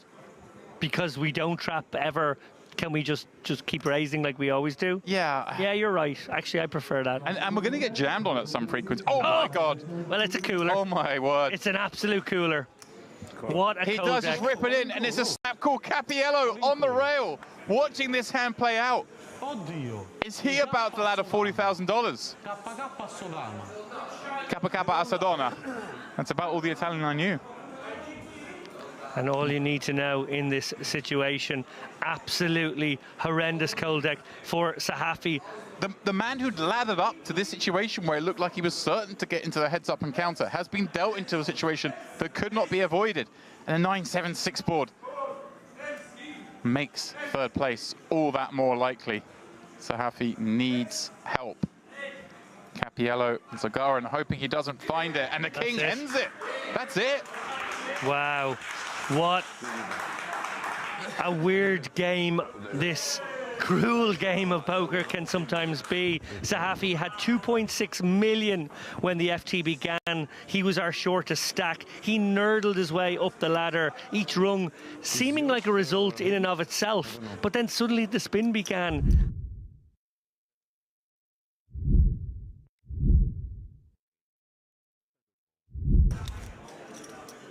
I just don't think there are many buttons on this island. Was Marco last night you spotted without like virtually buttonless actually? I think there were buttons on the shirt. He just, you know, wasn't utilizing them in the way they were designed. Gotcha. Marco, of course, operator of the Imperium in Milan. Oh, here we go. Cappiello on the putt. This could be it. Oh, probably isn't. 9-7 won't look pretty enough. Little does he know he's dominating. Yeah. Although, hey, maybe what's going to... Wow! He does!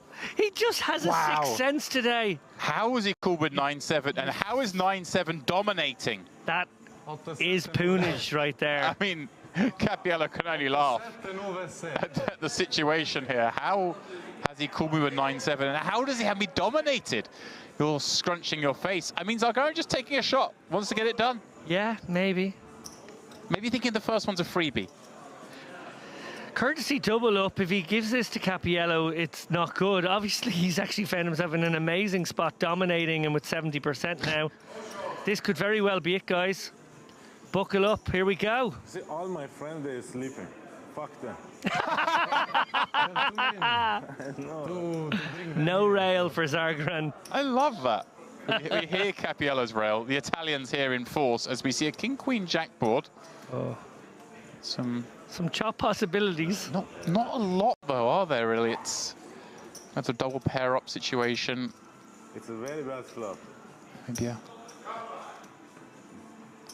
that door closes now. Yeah. 10 make me the 5 makes a chop, right? And then just the 7 is a chop as well. There we go. And an 8 would win it for Cappiello. But Zagaran 88% to finish it here on the first all-in of heads-up play. 5 for a chop. And the deuce 9 high wins this one, David. Somewhat of a fitting hand to this final table. Extraordinary final table, it's got to be said. Cappiello, you know, let's take a moment to give some respect to that man. He oozes class. He's a player who is putting together an impressive resume, must be said, in this room and beyond. He's had a tough seat at this particular final table, out of position to the one guy who covered him, you know, that probably meant for a somewhat restrained performance. On the other hand, Zagaran, wily, tricky, relentless. Yes, he probably had the best hands, more than his fair share of good hands, certainly, but nonetheless played them with aggression and a hint of unorthodoxy.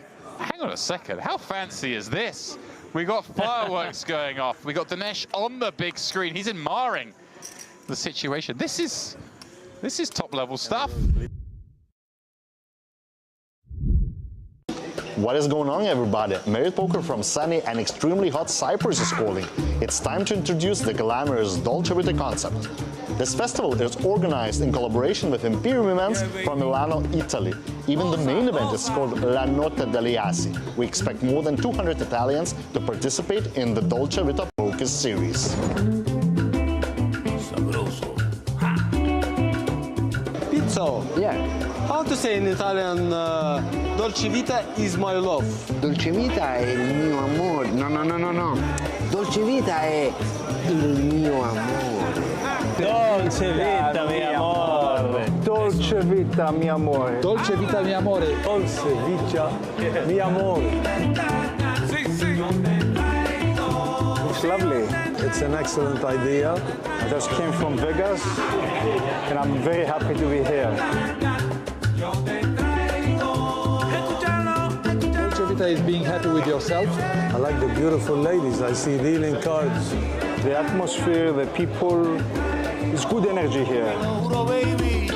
I hope the pasta to be as good as in Italy. Diles outfit is perfect, matches with the concept. The whole vibe is lovely. All the structure of the tournament, pretty much. It's really good. As well, it's so refreshing with all these lemons and all these bright colors, you know, it's really nice. Our partners for this festival are Ojel events from Lebanon, as well as the Bahamas Poker Tour and IPO Master. This time we offer more affordable buy-ins, but still huge guarantees. It will be fun, I promise you.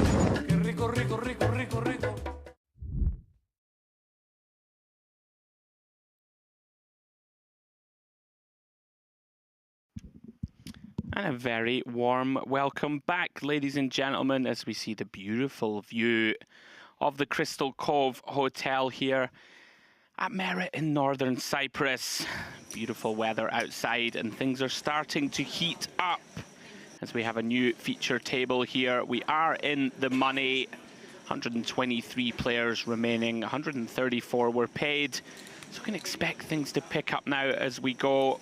I'm Andrew Headley, joined back in the booth by Mr. Ali Najad. Hello, Ali. Hey, hey. How's the afternoon been? Well, we weren't in here for the bubble bursting, but I understand that that's where the bulk of the excitement on the day was taking place. And just before we came on air, I heard you say people were playing very, very well. It's a super, super competent table. Yeah, we were impressed by several of the guys. They have all departed now. New feature table lineup for you. Mazen Halabi out in front, 1.5 million, 78 big blinds. Maher Ashur and Serkan Solak, both with basically the same stack, 1,065,000 in chips. Then down to the 50 big blind realm, Gregory Lutka from France, 50 bigs. Abdallah Eddin and Osman Ilamour, both with 41 big blinds and 34 bigs respectively. Then down to the short stacks, but of course 1 hour clock. These guys have plenty, of wiggle room. Trajan Stanciu from Romania, 27 blinds. Then Andrea Rocci from Italy, just a shade south of 500,000 in chips. And completing the lineup, Amjad Nader, 460,000, 23 big blinds. And it is important to note that there are no pay jumps for a good long while when it comes to the bands of payouts. And this is important so as to not encourage stalling, you know, looking for other players to bust out, allow us to collect a few extra shekels here and there. Yeah, me and James made the point, it's always quite refreshing here. People don't really seem to put too much stock in the old min cash. Not often that we, you know, are forced to sit through a whole load of tanking. No, you're quite right about that. First look here, upcoming at the Onyx Club here in Merit, 17th to the 25th of August. The Super High Roller Bowl coming to town, so we look forward to that. But for now, we continue with La Notte Degli Assi. I'll tell you this, with each and every one of these successive festivals that have discovered this venue as one that really is always met with delight by the player base, you know, it's sort of like a validating effect for Merit Poker, which continues to really assert itself, certainly on the big stage, and is so conveniently located to many parts that would be lacking in some service, live poker stuff. Yeah, I've never once in my life actually heard of anyone come here and not have a great time. Oh, it's true. Come back again. Well, right into it here. Lutka, the Frenchman, 40k. Pretty optimistic peel here, Ali, from Nader, working with just 23 blinds. Does manage to make Ace-Jack fold behind. This is, you know, should be a pretty strong range from +1. Perhaps setting his stall out early. Spicy one.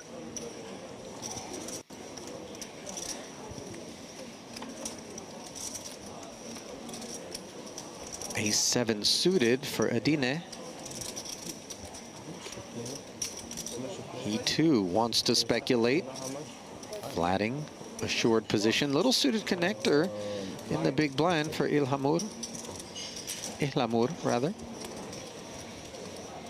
So a four-way affair. Pot going to 190,000 here with the blinds at 10 and 20. And the 875 board, we've got 2 overs and the open ender. We've got the gutter and the over pair. We've got top pair and backdoor hearts. And then we've got middle pair and backdoor spades. So fun for everyone, this one. I mean, talk about an action flop. Don't think we could have picked one out of the deck ourselves. Could be kicking off with some major fireworks. So it looks like C-bet from the 9s under the gun. Nader now with that ace-8, compelled to come along. And we're going to go 4 ways here to the turn. Pot swelling. Wow, 550K in the middle. Huge turn up coming. Oh, the king of hearts. Goodness me. Not 1 but 2 flush draws produced. And I mean, this for the 9s, when you C-bet here and get called in all 3 spots, the 9s are going to shrink up. Oh yeah, we have very clear concerns if we're Lutka. This hand could go any number of ways. We really are in the weeds. This +1 peel from Nader sort of kicking off the Wow, action. and it is Ihlamur who is jamming. Wow, okay. This is a massive commitment with the combo draw. As we can see, the hearts are no good. He doesn't know that. Yeah, this is really interesting. Deciding to take the proactive approach, maybe trying to put hands like 9s through queens in a pretty grim spot. Sure. Like, what is Lutka going to do here, for example, with 2 black queens, 2 guys behind who have overcalled? Yeah. This is nasty business. I mean, I don't think we can ever call off here. We do block the draws, the natural ones, like a Jack-9, 9-10. Gets through a Dean, and all of a sudden... Okay, Nader called it off. Excuse me, we missed that on screen. 1.2 million in the middle, Ali. Ihlamur does cover, but obviously he is rooting against the hearts. Yeah, his hearts are, of course, dominated. So looking for a 6, Jack, 9, or 10 non-heart. Can he find it? He does! 6 of spades on the river. What a nasty way to go. And you see a little shoulder shrug. Not a whole lot of mercy, though, as Osman Ihlamur dispatches a very disappointed ace-8 of hearts. Yeah, I did reference at the start of the hand that ace-8. A little wide for me from +1 versus under the gun. Was good though. Through to the river, can't hold on. And what a start for Ihlamur. Very nice. Huge river. He's now up to 1.2 million for 60 blinds. Never fails to disappoint, this feature table. And 1, off we go.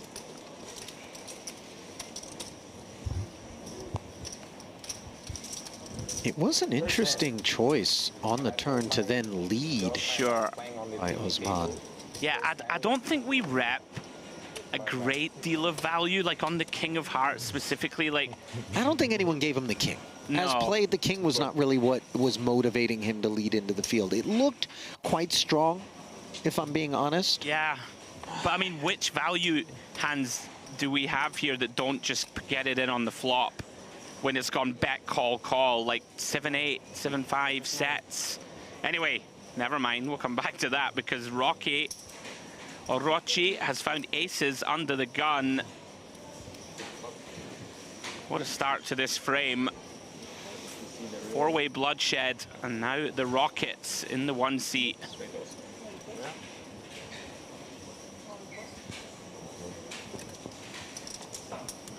Just north of the min.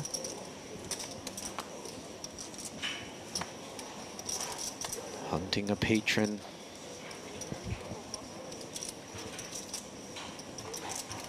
Unfortunately, not going to find one. 9-4 off. A little shake of the head. Oh, he's seething. Well, he just watched a four-way pot materialize. He doesn't really know what all the hands were, but, you know, he's thinking to himself, come on, guys. Help me out. Yeah, very frustrating, of course, starting the hand just north of 20 blinds. Desperately hoping for at least a big blind defend, and not to be.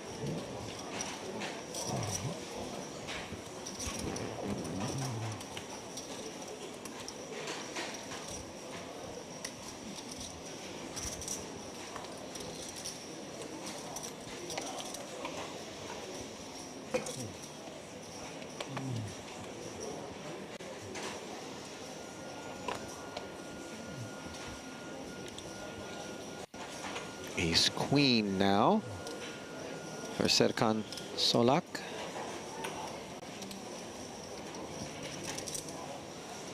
Under the gun, just north of $1 million in his stack.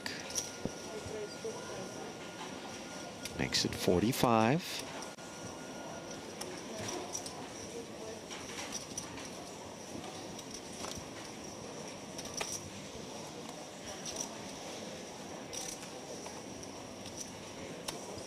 Nothing worthy of any consideration thus far elsewhere in the field.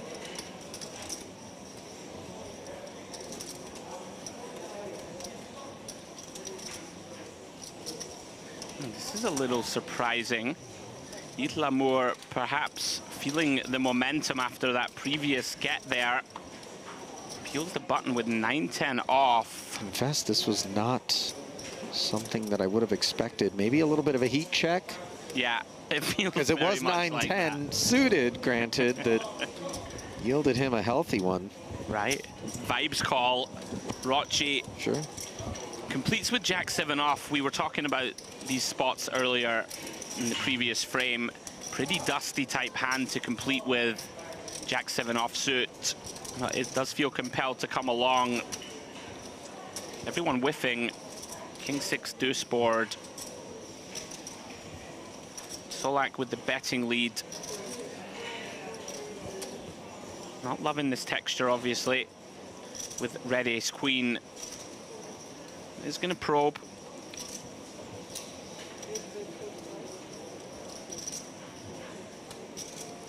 $45K.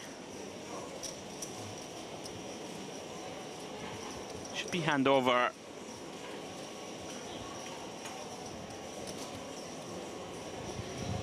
Should be.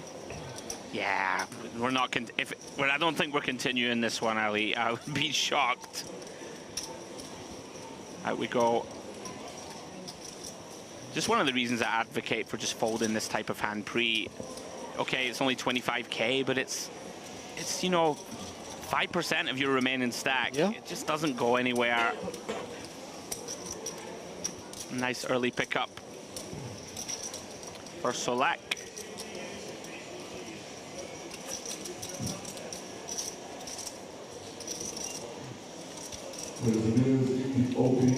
Poker Cup 2K, 5K, and 5K, 255. I want to remind you this is going to be the last level for late fresh and real queues.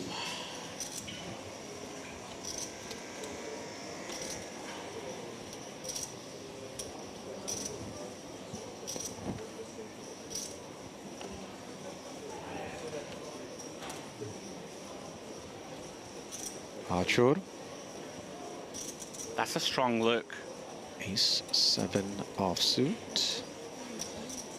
Not a particularly strong hand, though. Into the bin it goes. Can you pull off those glasses like this mirrored kind of baller? I just always feel like I should be issuing someone a speeding ticket whenever I'm wearing those. There's a law enforcement undertone. Yeah, there is, right? Edine. Hard 8. 1-4 into the bin, right behind him. Makes it 45 to go.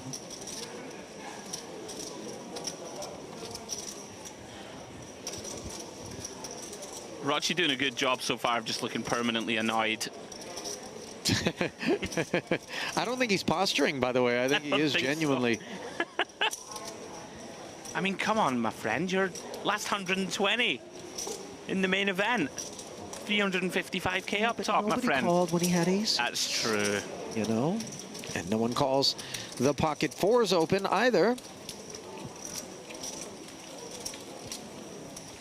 That's a great shout about the law enforcement. He's very much Terminator vibes as well, right? Sure. When he's chasing them down and those mirrored glasses. In the cop outfit. Yeah. Yeah. Great film.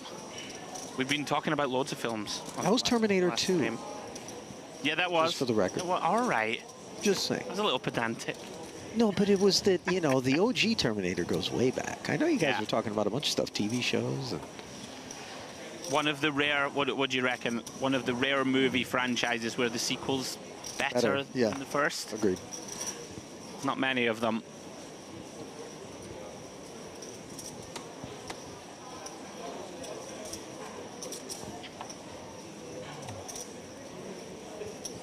Intriguing to watch here.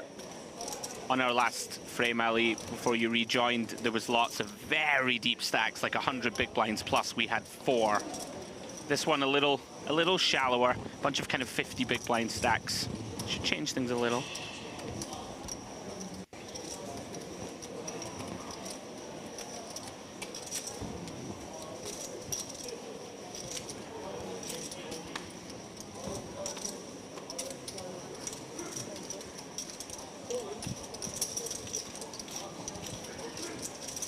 no action for the King Jack offsuit.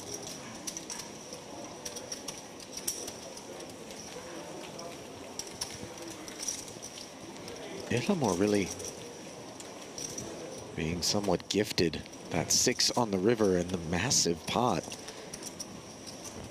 Looking to take advantage, I would imagine, of the honor bestowed upon him. That was a really spicy hand to kick us off. 69 big blinds. Still trailing Halabi. He's got 1.6 million, but has yet to play a pot in this frame.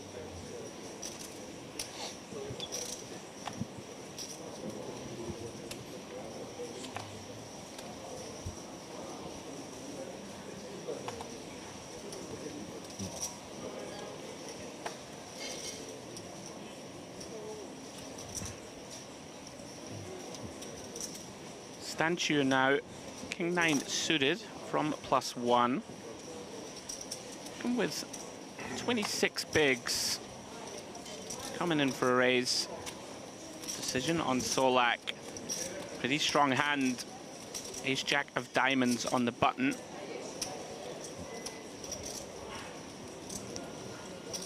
Would expect just call. It's one of these hands that we don't really want to 3-bet fold. Don't really want to 3-bet call off either for 27 bigs. Makes a lot of sense. Have the button. Have a very strong holding. Little deception for post-flop. Both with diamonds in hand.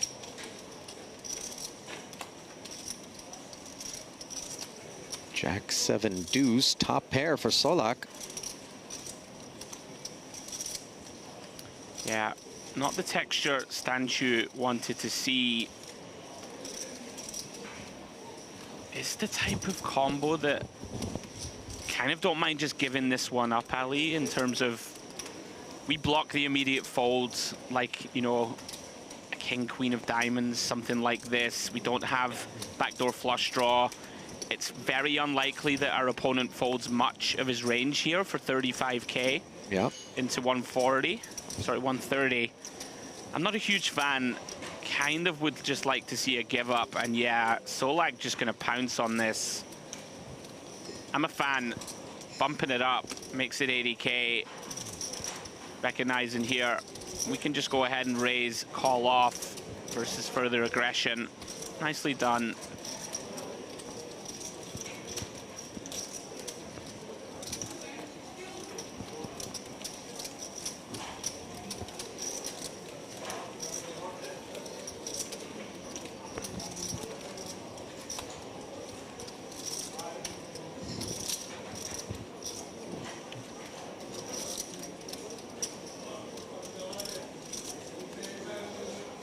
4 day ones, a day 2, and now here we are on day 3. 5 days removed from the onset of this one. To be fair, though, 8 levels a day, an hour apiece. It's quite chilled. Not right? the most taxing sort of pace by which we're looking to find our way to a champ. Guy's not really looking all that much worse for the wear, but you know, you can spend the morning prior to play out on the beach, out on the pier, in the spa, in the gym, whatever tickles your fancy, in the buffet for that matter, as James Dempsey often finds himself. More than often. Yes. Now that's a good point though, and I think there's lots of poker series where burnout is very real. Yeah. You know, these sort of 12, 13, sometimes 14-hour days. It's intense. And it is. Like, whereas here it's a very leisurely pace, but there's always tournaments that you're, you know, can jump into, often morning, afternoon, and evening. I'm a massive fan of this structure. Pretty jealous, not gonna lie, and I'm not out there. Average stack still, you know, good for 50 blinds, which at this stage of a tournament is plenty deep. So we see Ashur make it 40K from the button, 10-8 off.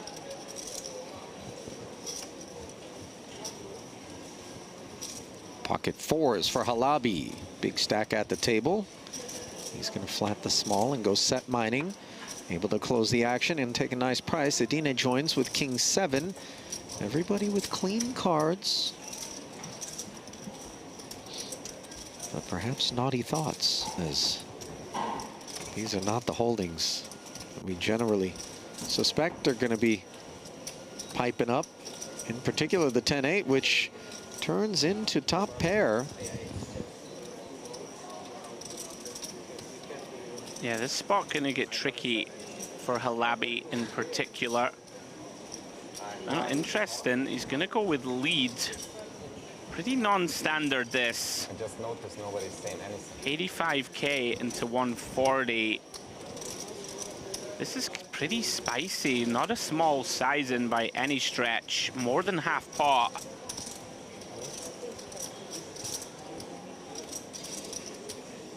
Ashur now, of course, with top pair. We're not going anywhere, but we're not loving this. You know, top pair, no kicker. Facing this large sizing. Likely gonna just call and evaluate here. Can't imagine this hand is strong enough to raise and look to get it in. He agrees. This is spicy from Halabi. Maybe with plans to blast this off down the streets. I mean, you kind of know where his head is at, and this turn might keep it right there. But bar a 10 or a big pair, I'm blocking a club. The 4s are an over to the deuce and the 3. You know, maybe I can just clear the field with the lead over here. I'm with you, breaking with the flow of play and not allowing Ashur to fire a bet as the preflop raiser from the button seems a less desirable course of action. And now here we are in murky waters, but not sensing that the 4s are underperforming. Again, the barrel comes in 225,000. This is a very business-like sizing. This is chunky. 2/3 pot, maybe even a little more. And this is super uncomfy for Ashur. I think the problem here, like, is Halabi really just leading flop for B60 and then B75 type size with like King 10, Ace 10, any 10 that beats us? Maybe. Very confusing spot if you are the man on the button. Trying to piece the puzzle together. You're right about that. Well, whether Halabi has recognized that he's bluffing, right? Like, am I stone bluffing turn? And it's sort of this mergy, you know, we can bet here, fold out like 2 overcards that floated flop, and also maybe get a hand slightly better than me to fold. Like maybe not targeting a 10, but like you said, like an ace-3, right? Ace-3 suited, pocket 6s, pocket 7s, can't, but a 10 is not gonna fold. And just like that, 760 in the middle. 90% pop back for Ashur. Halabi now kind of swum up the creek without a paddle here. I mean, there's 760 out there now, sub 1 SPR for Achur, and the give up by Halabi here on the river. I can't imagine that Achur would have been looking to put a bet out there. Sure enough, he does check back, and will be very happy to take this one down. This is a confirmed river spot where we're going, please check, please check, please check. Yeah. Okay, yes, he checked. You can breathe, sir. Yeah, but a little misstep from Halabi. I can see where his head was at on flop. Sure. Sort of looked to take it down. Unsuccessful turn barrel. Well done, Ashur.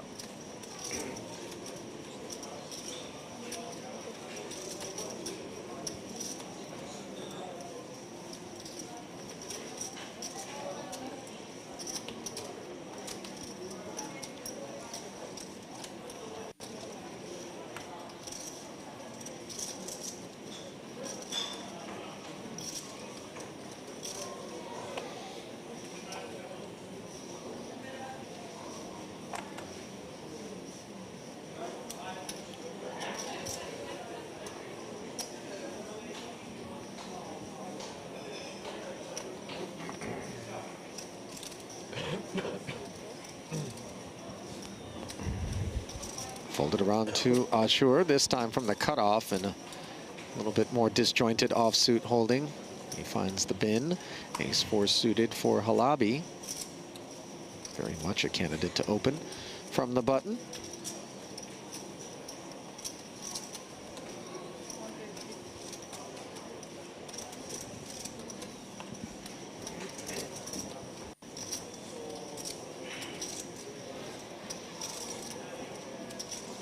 Oh, hello.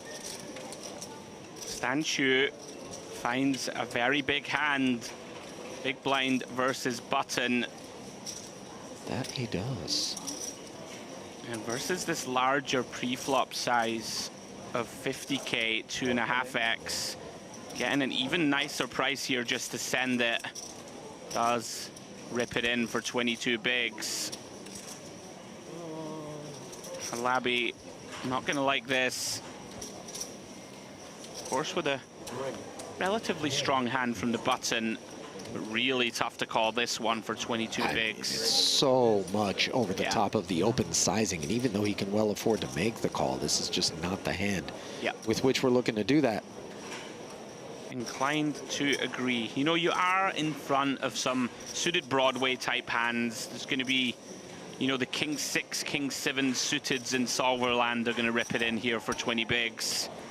But then, of course, on the flip side, all the pocket pairs are going to jam. All of the ace-X that dominates us is going to jam.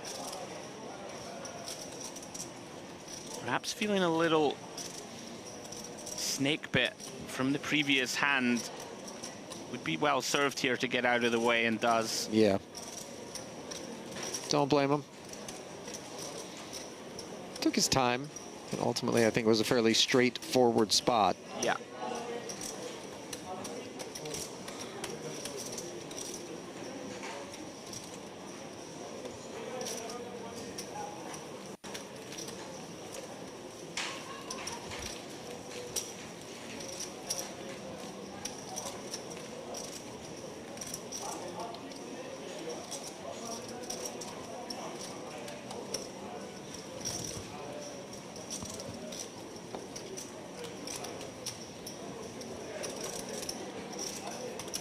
The arrival of a new player in seat 6, and that is Shuang Luo. Refreshing to see a lady at the feature table. We haven't seen many through this event. I feel like that name rings a bell. It does ring a bell. And, you know, I've had an opportunity to observe her procedures. She's quite sound. as I recall. In part, of course, evidenced by the mere fact that she's here with yet another deep run under her belt. Yeah. And a cash on her resume.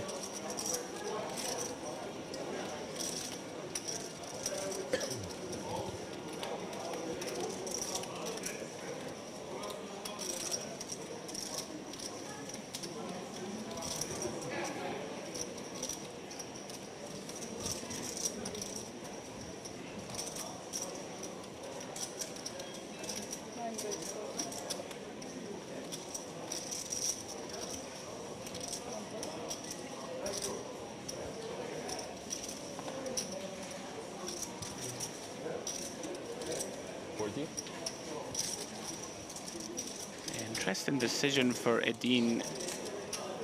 Queen Jack suited, beautiful hand. We know he's going to play it. Just whether he decides to take the aggressive line, and it looks like that's what he wants to do.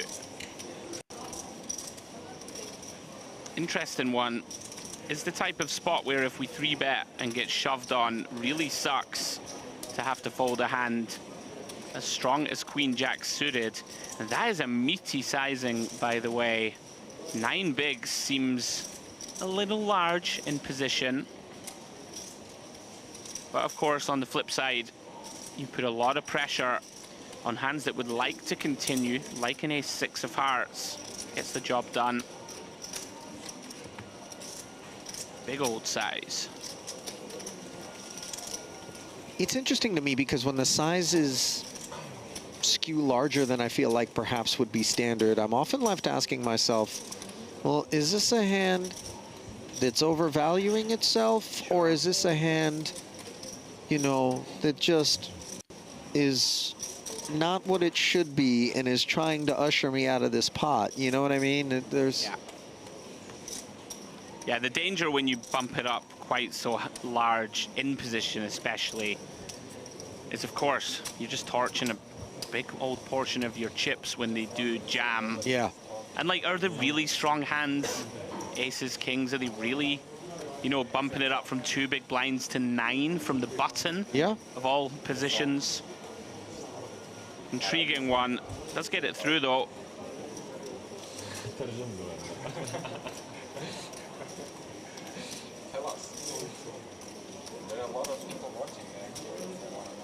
Rocci. Ace Jack, understandably, has caught his attention, makes it 45,000. Pocket 4s for Solak.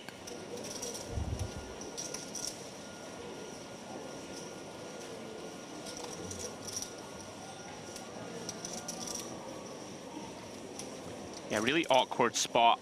+2 to continue. This is very unexpected. A 3-bet to 100,000. 1-4 into the muck. Yeah, this is very out of line. Not sure I'm a huge fan. You know, in terms of we have the whole table behind. Rocci is opening off 23 big blinds. We can't really 3-bet call with pocket 4s. Like, it doesn't really have good 3-bet bluff properties. We don't, you know, block, raise, fold, like, you know, hands that, like the stronger hands that could 4-bet jam. Sure. So it's kind of a strange decision. Whether they, of course, these guys have been playing on the outer tables, so they're going to have history that we are not privy to. Might influence Solak. Interesting one. Rocci going nowhere, makes the call with ace-jack. King, Queen 7, the Broadway gut shot for Rocci. Solak with the betting lead. Wow, is Rocci thinking of leading here? Boy, that would be so terribly unorthodox. Really would.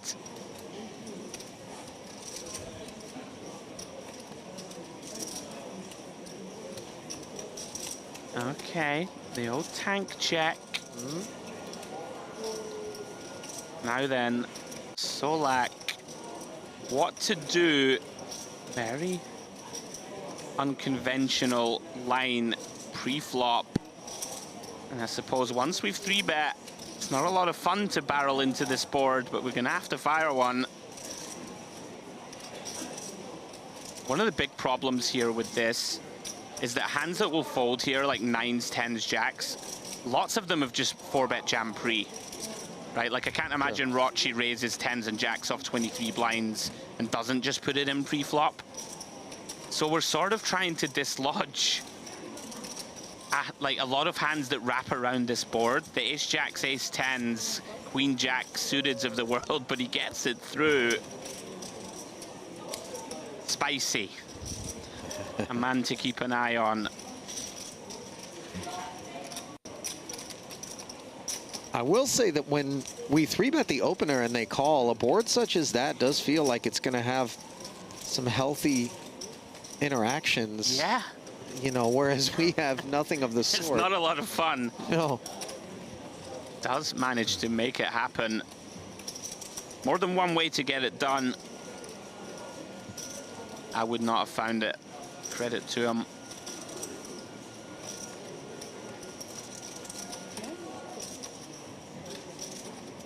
We were talking about Shuang Luo, by the way.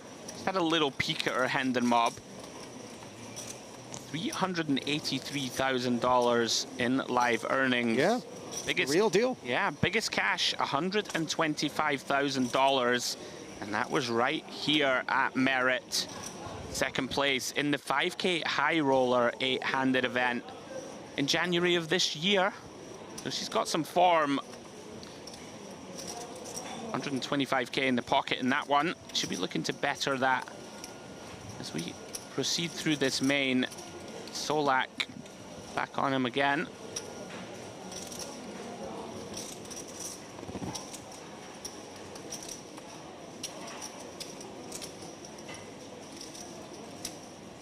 Just get out of the way with the King 9 of Hearts. Very unorthodox. 3-bets the 4s, folds King 9 suited. Have our work cut out. Follow his train of thought. Yep. We're not obligated to be congruent in our procedures out there.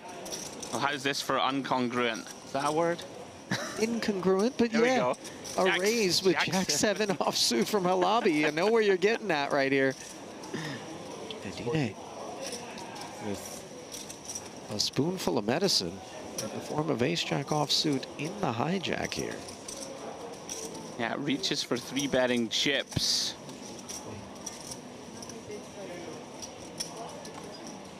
Once again, choosing this really big 3-bet size. Interesting strategy. It's obviously something he's worked on. Like 185, chunky stuff. It does. I mean, the best thing about choosing this size is you just force people to sort of play shove or fold, which is going to work a lot, but it's expensive when it doesn't. So I guess a little bit of a balancing act. He'll have his reasons.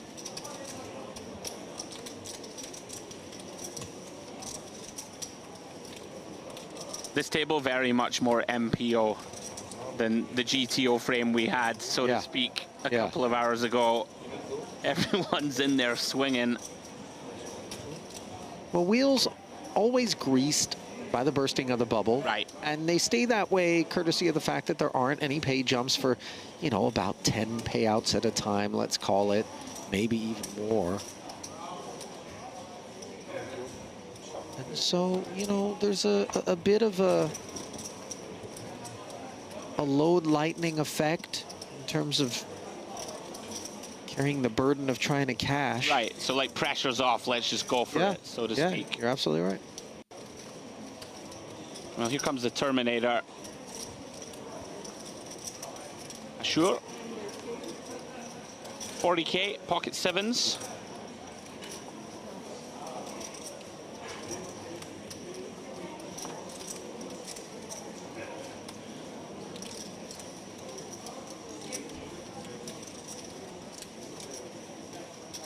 DNA surveying the landscape with the King 9 before ultimately folding, and now the Romanian Stanciu. Immediate decision. 25 blinds. Do we just want to rip this one in? Certainly an option. You could just call, you could 3-bet call off. Beauty with 3-bet, of course. You can keep in some hands you dominate and potentially fold if it kind of goes cold 4-bet jam and call behind. Has landed on that. Makes it 90k. 4.5 BBs. I quite like the sizing. You know, when you make it this small, you just allow king-queen offsuit, hands like this to potentially continue.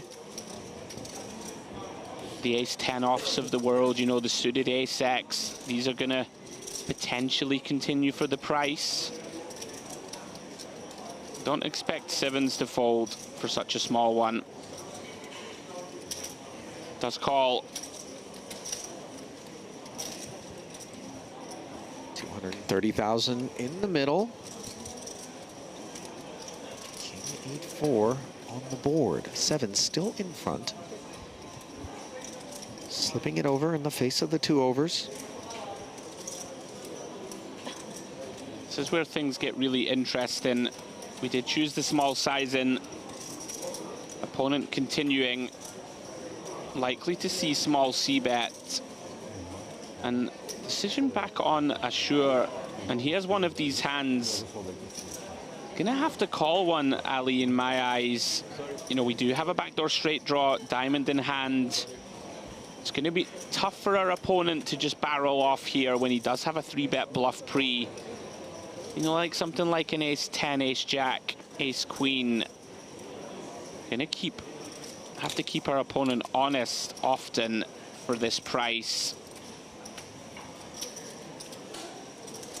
He agrees. Big testing coming here for Stanchu.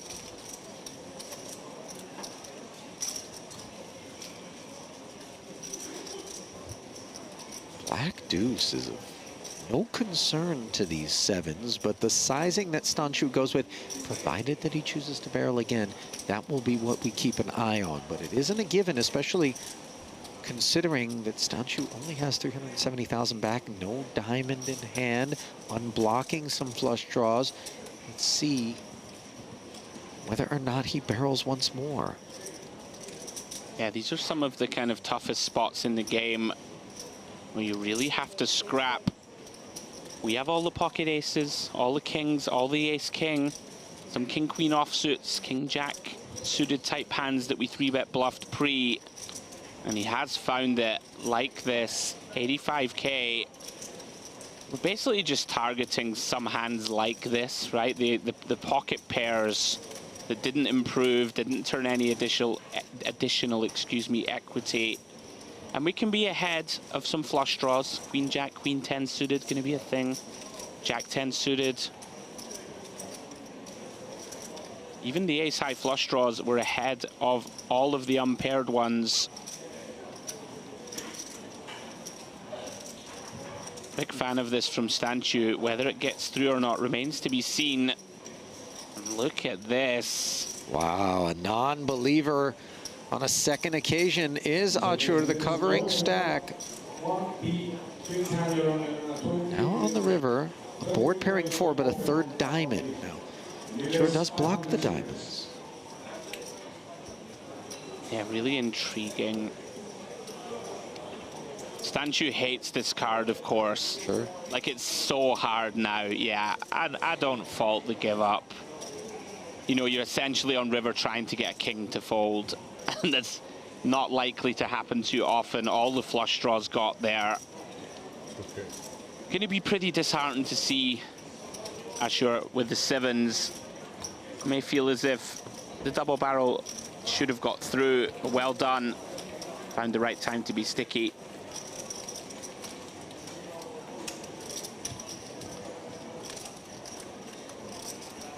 At showdown pots like that, always grab my attention, not just because of, you know, the basic poker of it, but what it says to me about that guy parked on the 7s and whether or not I'm going to want to get after him with multi-barrel bluffs, because we know that this is a sticky character.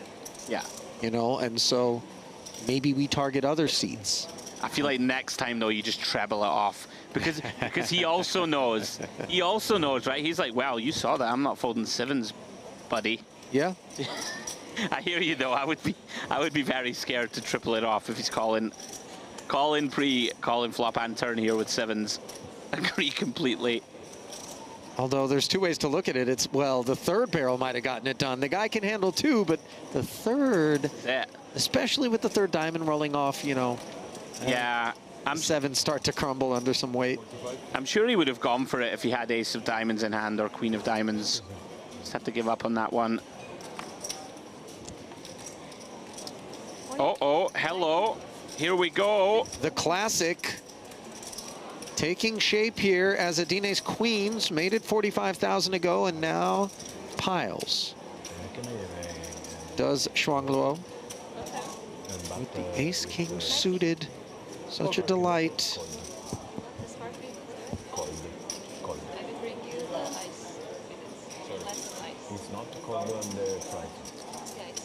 Off to the races we go. Adine commits, calling chips, as of course he should with the ladies. 430k in the middle. Luo looking to hang on. 8-7-5, 1 heart out there. Queens performing well. Luo in need of help. Jack of clubs, not the one. So she hunts just an ace or a king. Can she hit and haul in this 430,000, or is it the end of the road? Your answer is the latter. As the board pairs. And short-lived was Shuang Luo's tenure here at the featured table. Though, make no mistake, we have not seen the last of her and her talents. Yeah, GG, nothing to be done. 10 big blinds, ace king suited, a beautiful hand to find. Can't run down the queens of Adine as he moves up close to 1 million in chips. Got to win your flips. What can you do? Good game.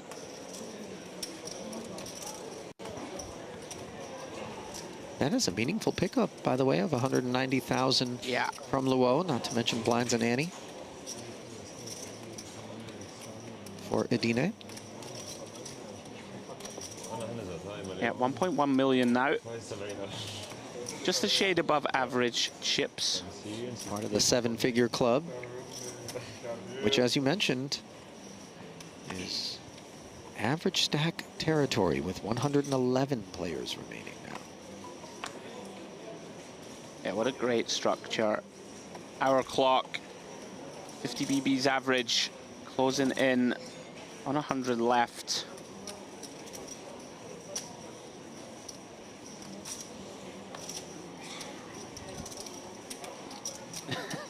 Rochi just makes me laugh. He was fuming folding Queen Jack off a moment ago versus raise and shove. You know, take the under on fume, but you know, he's had more fun. Oh, it's just Scottish banter. Yeah, don't worry about it. Fuming just means mildly perturbed. I like boiling. Oh, That's yes. another one I love. We would call it Beelin. Beelin in Scottish. I suppose it's only marginally better than Welsh in terms of its cryptic nature. Excuse me, Scottish is not marginally better than anything. So it's worse than everything else, is what you're saying. Be very careful, sir. I will infect your buffet plate with haggis. I believe you. Your cheek. I actually believe you. I promise you, you think it's going to be awful. It's so good. Oh, I see what you did there. Awful. Did you like that? O-F-F-A-L? There you go. But I promise you, you would love it.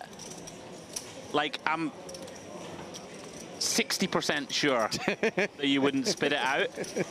And I'm fairly sure that you would ask for seconds. Oh, no, come on. Don't be crazy. You're being crazy. Like a spicy mince. A spicy mince, you would eat that, right, in general. If you went to the buffet and you saw spicy mince written on the thing, you'd be like, oh, I'll have a little bit of that to go with my rice. Wouldn't you? Come on. You know you would. I would give it a sample, but knowing what haggis is. No, but you don't need to know. Yeah, but you do. You don't need to know. It won't hurt you, I promise. I think that's the war cry of any Scottish chef. I've been to the buffet here before, and you just see a plate of you know, stuff at the buffet, and you're like, oh, well, I'll have a bit of that, and it just says meat. Oh yeah, yeah, meat is my favorite. They do a You have no fairly good idea job. what it is. But Oh, they there do, is- by the way. Every now and everyone. again, Yeah. there's the one dish. Every now that and says again. meat. Meat. And you're like, okay, well, Yeah. I like to gamble. See, you tried that. You didn't know what was in it. Lutka knows what's in this Jack 10, and it isn't a whole lot. From the hijack, though, he deems it worthy of the min raise open to 40. Yeah, kind of interesting decision for a sure. You can 3-bet this one. Like, really performs quite nicely. You fold out King, Jack, King, Queen, specifically Ace 10 offsuit, right? If you do choose to 3-bet, which is, you know, a really big win, but has landed on call. Also fine. Halabi completing with dominated clubs. And actually flopping the best hand, of course, can't know it. Ace 6 deuce. Imagine going for 2 diamonds. Very unappetizing board for Lutka.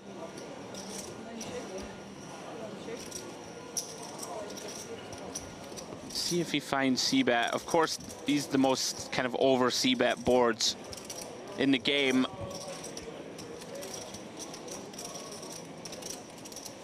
Action on Halabi. Things have gone straight down thus far at the feature, and wow, this is optimistic. He's right, though. Finds the flop call with bottom pair.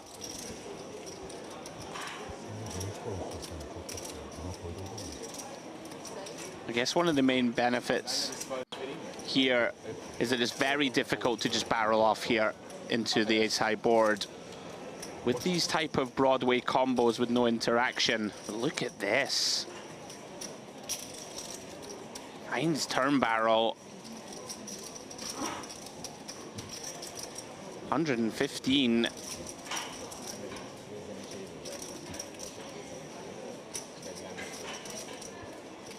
This is very... Wow, is he going to call again? No, come on. This would be remarkable because Lutka could accidentally have the best hand. Right. In a spot like this. I'm with you. He can be bluffing with like 4s and 5s here. Stuff like this. Wow, he did. Okay. What is the plan? Unimproved on the river. Simply Close check your and eyes. hope for a check back. Oh, it's paint. Oh. Wow. And how upsetting is it going to be when Lutka checks back and shows this Jack 10? Oh, he's going to be so steamed. Yeah, Halabi's going to feel cheated on the square because he had it right. It was air. I mean, that is a very brave turn call. Doesn't get rewarded. Lutka gets away with one.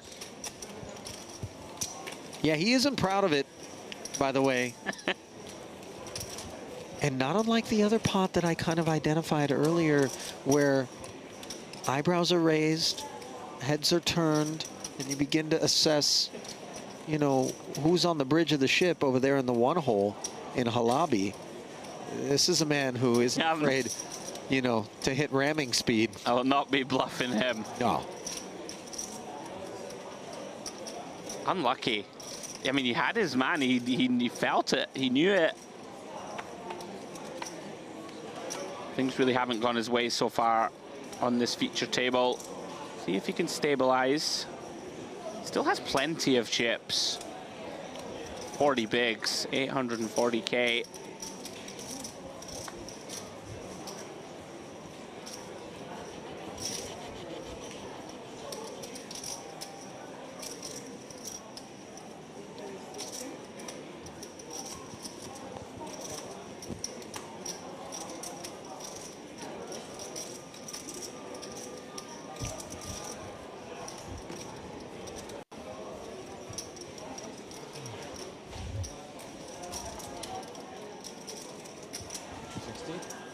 Deuces for Solak. One of the bigger stacks at the table with some liberties in the cutoff here. Adina 8-5 suited from the big blind. He defends.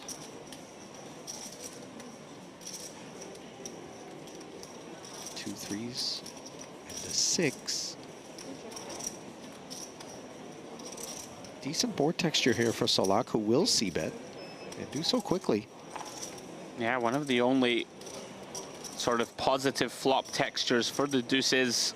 Quick release from Adine. What you want to see. We've opened with the ducks. This table's been spice. Lots of unknown sort of entities here. Halabi's in there swinging. Adine with these big 3-bets. You know, Solak opening wide, 3-betting the pocket 4s. Achur stationing down with 7s. Yeah, they're not tiptoeing around each other. Oh, they really aren't. Could be fireworks at any stage you feel. Agreed. So funny because the previous table was just, you know, it wasn't tight. It was just very accomplished, sort of not many. You know, you never want to be unkind, but not too many post-flop, pre-flop mistakes. Like, everyone's sort of in line. Whereas this table, again, not to say that they're punting around, but just a lot more liberal, a lot of aggression, lots of wide ranges.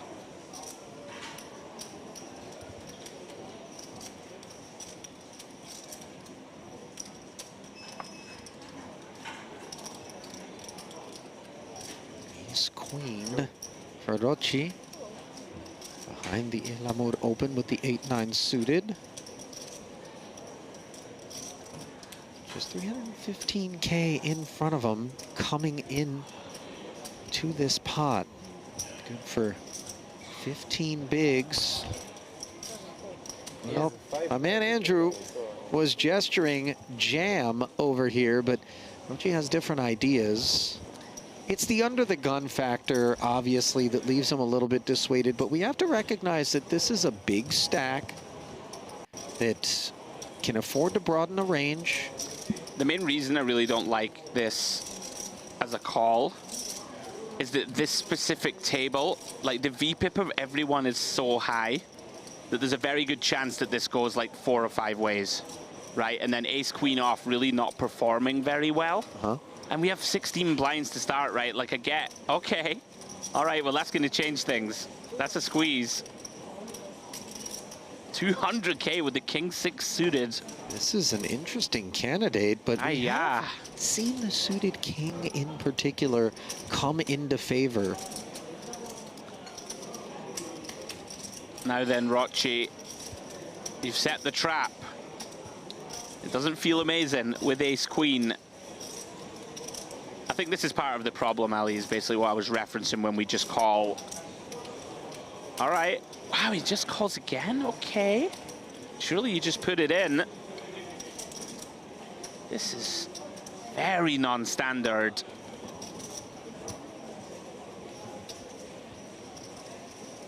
And we are left with a 20% pop back. A little confused, I must say. Surely we just put it in if we're continuing. And Ashur must be thinking to himself, what in the world can my opponent have? He's going to try and make him fold whatever it is. He didn't fold, did he? Oh! Wow. Oh. The 8-9 suited finding the bin, sure, we can understand that. But for Rocci to invest a call and then get away from it, I suppose he thinks there's a decent amount of ace-king that's supposed to be lurking over there. And, you know, if he's willing to 3-bet over the top of my flat, which is supposed to bear some strength given how shallow my stack is, you know, looking at it from Rocci's perspective, sure, then the ace-queen offsuit maybe doesn't perform as well as it should be in terms of the range that he assessed. Now, as we can see, it was king 6 suited, but it feels like it's supposed to be a whole lot narrower range. I understand that. I just think it's one of these spots, just a side pre, right? Go all in. Like, fold wouldn't be beyond the realms of possibility pre-flop. You're not wrong. Just, you know, 530 in there, Ali. We can still be in decent shape here against Ashur. May reflect on that hand as a key point in his tournament. Tell you something, Ashur absolutely loving life to get that one through.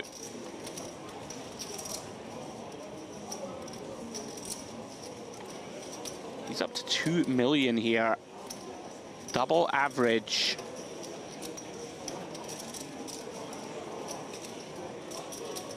With a very playable ace-5 suited from hijack.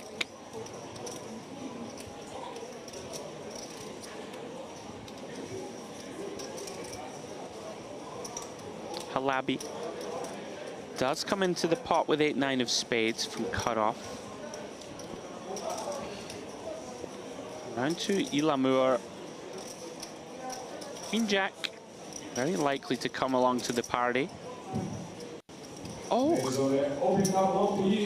tell you something, this table is kicking off. That it is. A 3-bet to 275,000 from the big blind. Not at all what we expect.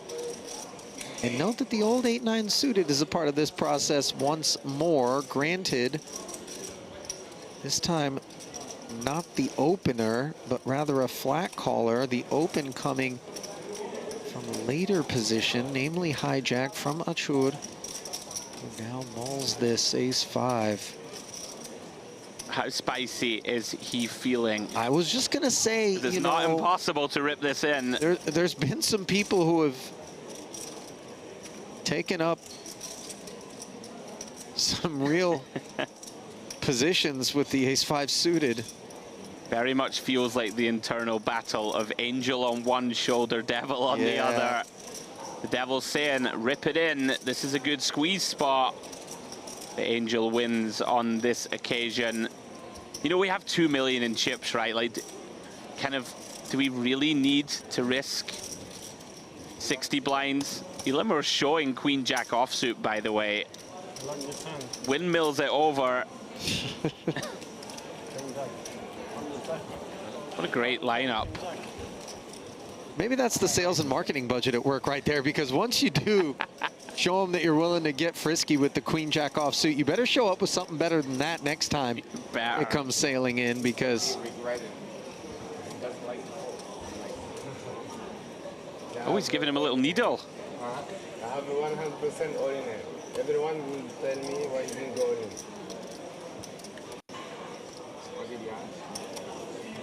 I mean, I'm going to see you. Ace-5 suited. Huh? Ace-5 suited. 2 minutes to go. Ace-5. I didn't think about all in. Now it's full of you want to go all in. Yeah, run my hand, but call. Very good-natured interaction between Ilamur and Ashur. Said to him, I have an 100% all-in hand, and for some reason I didn't do it. Told him he had ace-5 suited, and Ilamur said, why did you take 2 minutes to fold ace-high? Yeah. Good times. Well, this ace considerably more durable in the hands of Solak. Makes it 45,000 to go. Durable against all hands but the ace-king, which is where Ashur finds himself, and this one isn't going to take 2 minutes. Absolutely not. Tell you something, this could get big quick. It very much feels like something's about to happen at this table. We've just seen Ashur squeezed 200k. We've seen him raise on numerous occasions, folding to Ilamur a moment ago. He's got it this time. Ace-king off. Bumps it up to 6 bigs. I like it in position.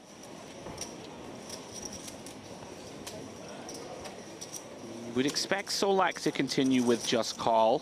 Right, they're very deep. Like, we can't get ace-queen suited in here for 70.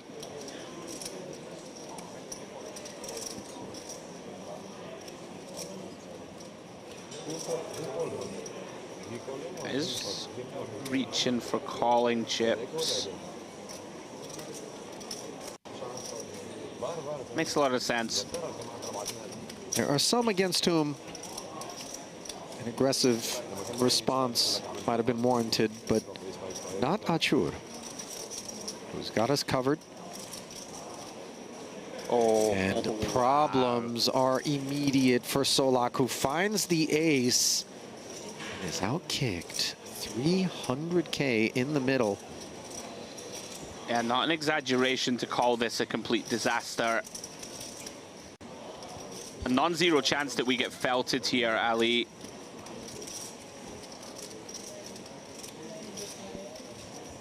Cheers, where's your chai? 30% C-bet from Achur.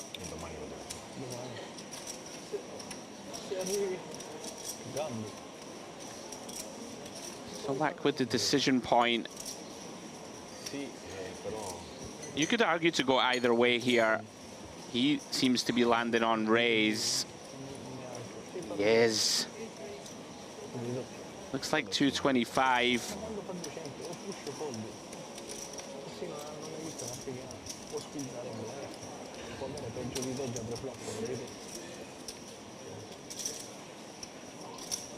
A pretty peculiar approach to an ace-queen versus a stack that has us covered.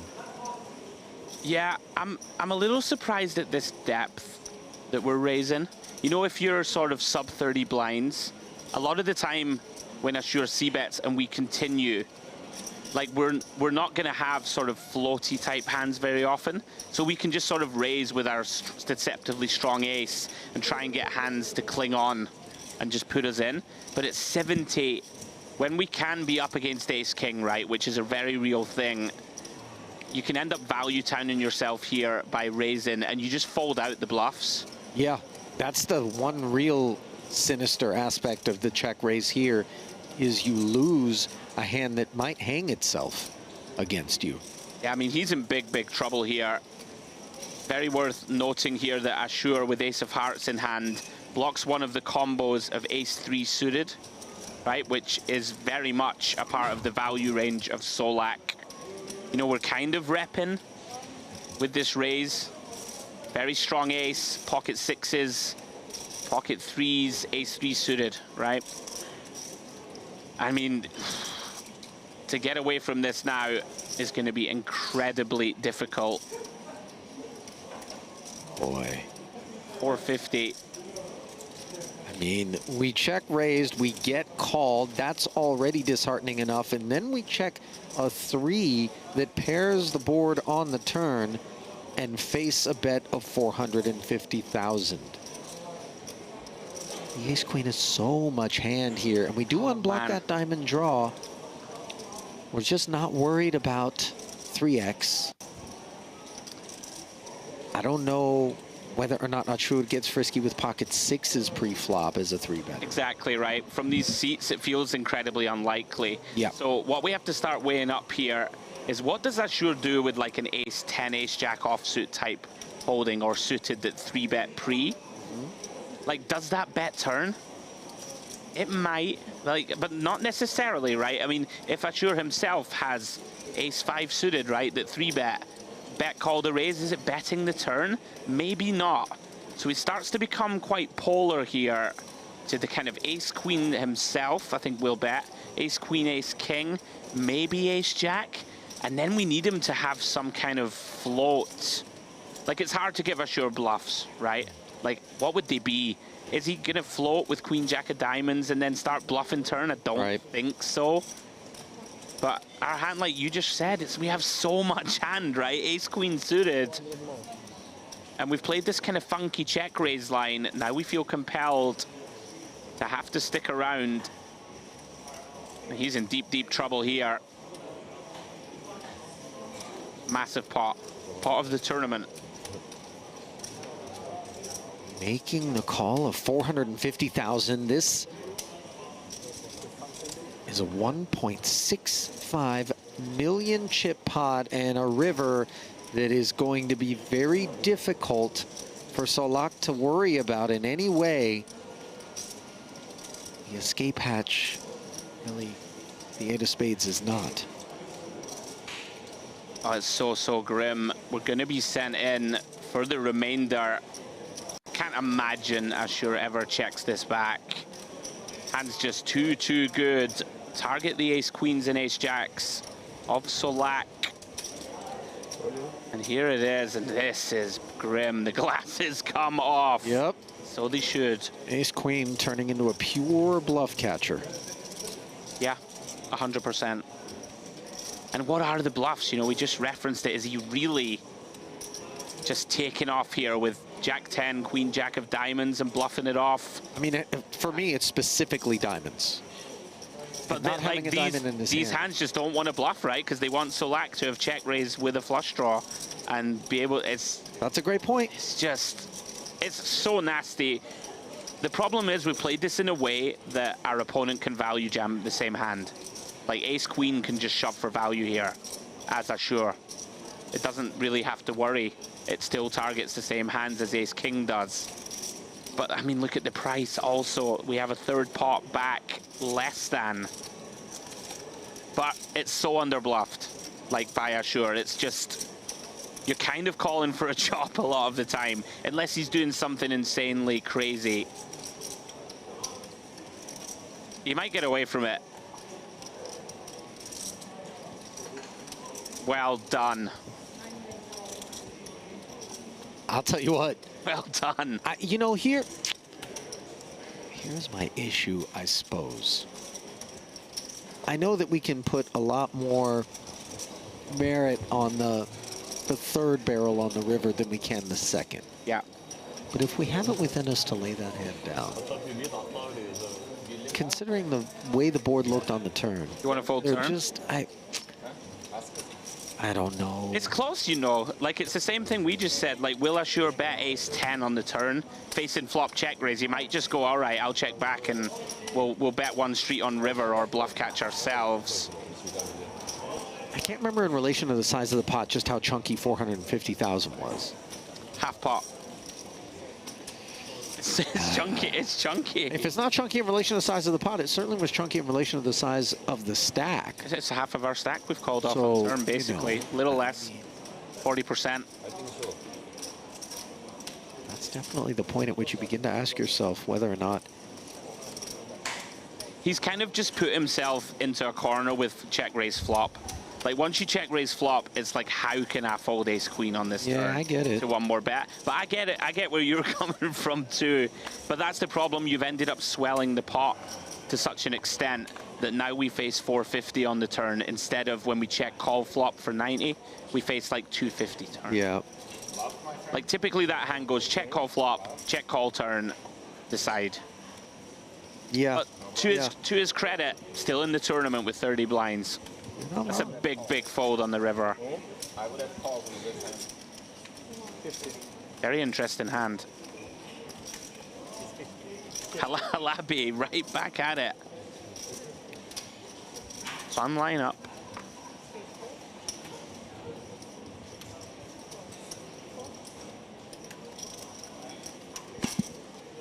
$50K with the Jack 7 of hearts.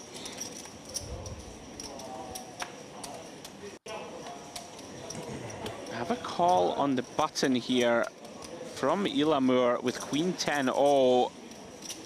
And a complete from Lutka with pocket threes. First look for us at Nastase.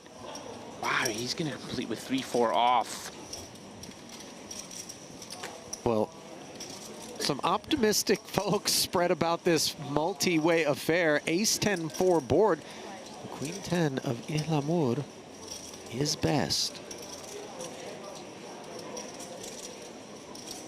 Quite a challenge in the booth. Some of these ranges are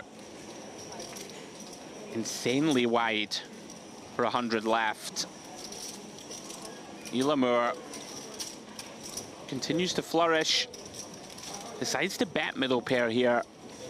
Does take it down. Fair bit of MPO on display. Yeah. Really is.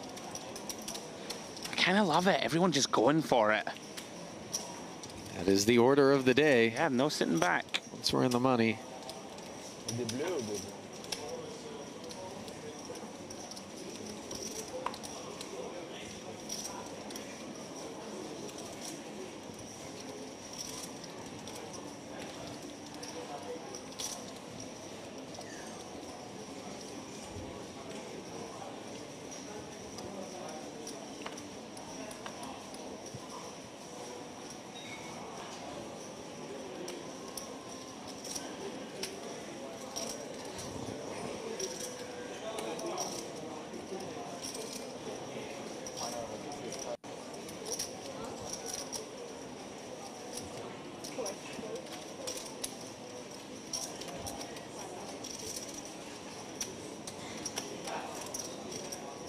Big decision point here for Nastasi. Lutka opening button, 50k with Queen 9 of clubs. Nastasi with the Ace 3 of clubs in the small blind. I think we got to send this in.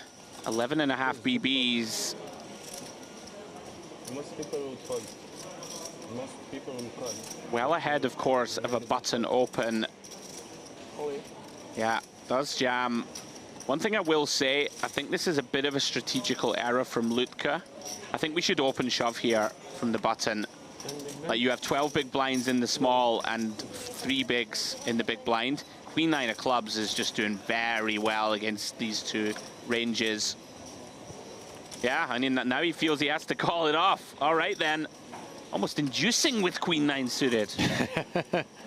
It makes sense, I think, that once we raise, like, either shove or raise call, I guess. Well, the suited ace in clubs is certainly not that which we were looking to induce. Yeah. As we can see. King 7-3 lacks assistance for Lutka's Queen 9 covering stack. Not the man at risk. Nastasi improving to a pair of 3s. Now all of a sudden the gut shot straight draw. The 10s. So the Queen and the 9 before them as outs for Lutka. Instead running jacks. So it didn't take long for Nastasi to get his stack in motion, and he's going to Xerox it off and bring it back with twice the chippies. Twice the chippies indeed, 640.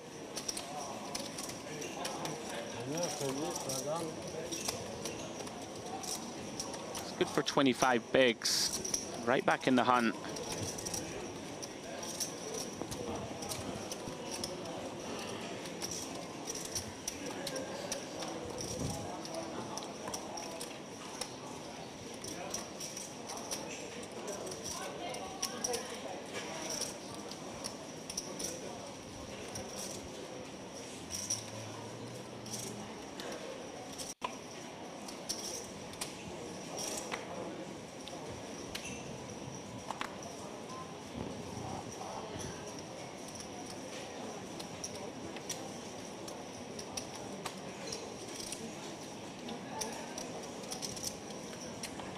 Around. Nothing of any interest. Pocket 7s though. This thing's interesting enough to take us to 50,000 here at the 15-25-25 level.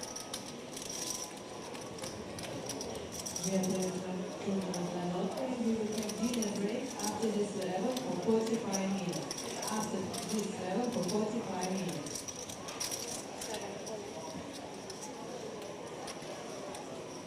Rocci gonna spin the wheel here. 2.5 bigs, King 3 suited. See him fold that ace queen in the previous confrontation. I advocated against that. He is going to be in pretty bad shape here, but he's still live. 30% of the time he's going to get there. On the edge of the cliff, looking to pull back.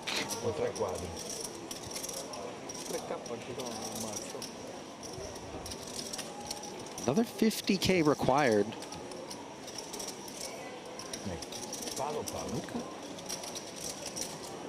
Makes the investment. Ace, Queen, 5 board. 3 suited, not performing well. Running wheel cards or a king. And there's the former. 4 spades would not work. Do pick up 3 outs. Oh! And hello, king on the river. Luca is not amused.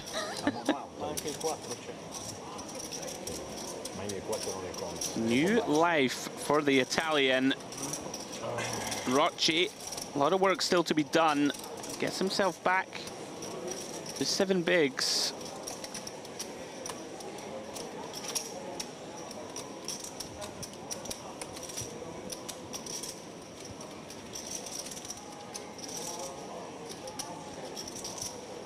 ci credevi più, hai visto? C'è un piede, ti rialzavi. Già in macchina. Eri già in aereo.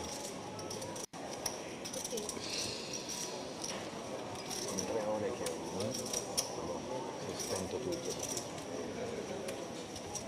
Da prima della bolla. Le 800.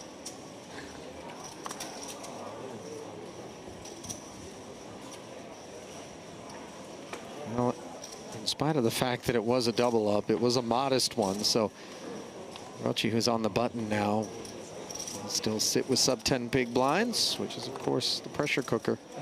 But we know things need to happen.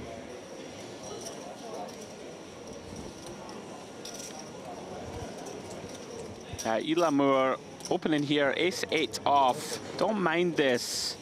Kind of widening his opening range here. Pretty much stone bottom. But he has the stack to invest. Round to Nastasi. Ace-4 offsuit in the cutoff. Would be surprised to see him continue. Not really the type of holding we're going to want to get involved. Is there a potential pay jump? Wondering if that was something to consider. No, no pay jumps yet. Just taking his time. Round 2 Achur really has been the star of this frame. 2.8 million now. Saw him win that massive pot with Ace King a moment ago. He's feeling it. Pretty optimistic defend, but we're in there with the 9-5 off. King 7-6 turns that 9-5 into a gut shot. Ace high still best. We'll see whether or not it's still betting. The action checked over. Intrigued to see how he proceeds here. Very over c-bet board. The old King high 7-6. Sure, he's not folding, I assure you of that, but we do have a hand that might look to get aggressive here. You know, if you think your opponent is over c-betting with too many unpaired type hands that can't stand the aggression, I would like to see raise here. Does decide just to take the price. Try and hit that gut shot. The price of 30K. No gut shot available. Nor is there any improvement available to Ilamur. Intriguing spot developing. Ilamur doesn't, of course, now have outs to make a straight. Doesn't decide to barrel. Oh, but he does decide to make that straight as Achur makes third pair. Nines. Yeah, very likely just to try and show this down now. We can beat some hands that have just stone given up on turn. Of course, Ilamur with a fist pump value bet.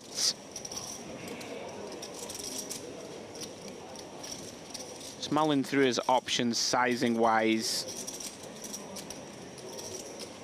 The interesting thing here is his value bet range is fairly narrow. Like, are we going to value bet a 10 here? It seems pretty unlikely. Most of our King X, or a good portion of them, would bet the turn. Although with that 10 arriving, 8-9, of course, is a thing from the big blind. So we may look to pot control a hand like a King Jack, like a King 8 suited, of course, which is now a straight. King Queen could potentially go for thin river value. Hands like 2 pairs, 9-10 suited that bet flop. Now we have 2 pair river. Gonna value bet that. He's gone for over bet. 250K, going for the greedy size. Polarizing himself now to straights and bluffs. Yeah, Achur, just recognizing we just have many, many, many better hands to call down with than this. Out of the way. Little greedy. That's never that bad in poker. Yeah. Sometimes you instantly lament that greed, though. Yeah, I mean, it's hard to rep. Like, what are we bluffing here for overpot? Yeah. Ace Jack, like what? We just go crazy and it's tough. That wasn't the one. No, I don't think so. merciful there for Assure that he's not landed on the river with sort of a king in hand or two pairs. So we rack it back up.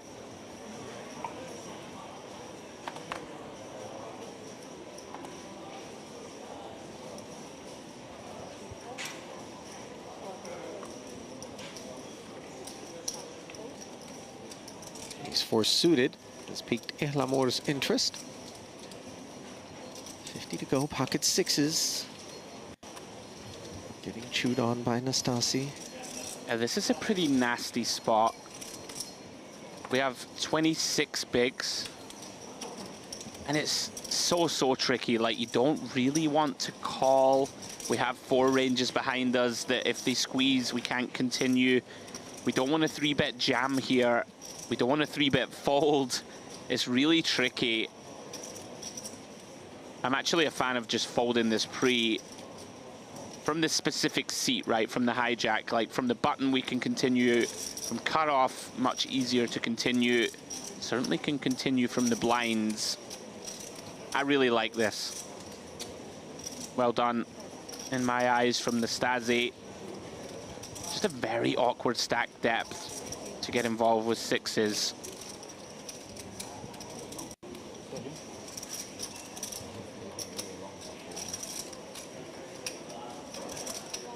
So one customer exactly, predictably from the big blind at the discount rate. It is Halabi, well off of his high water mark in terms of stack depth, but here he is with top pair up against backdoor diamonds and the wheel gutty. Yeah, this is a fun one. Let's check back. Now all of a sudden it's a double gut shot. After the 7 rolls off with no betting on the flop, Lobby gets busy for 165,000. Ilhamur says, okay, show me a 3, 6, or ace.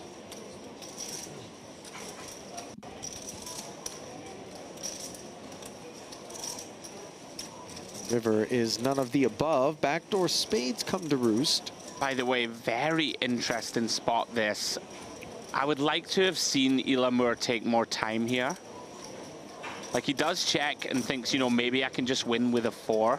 But when you think about the overall range here of Halabi, going to be a lot of kind of A-techs, right? I mean, he overbet the turn, and we fist pump call in position, yeah, which surprised me. Like, I know we have a lot of equity, and we're probably not going to fold our hand, but we turbo call turn. Is our opponent checking a flush on the river that's overbet turn? Right. A 6 is a straight. Are they checking that?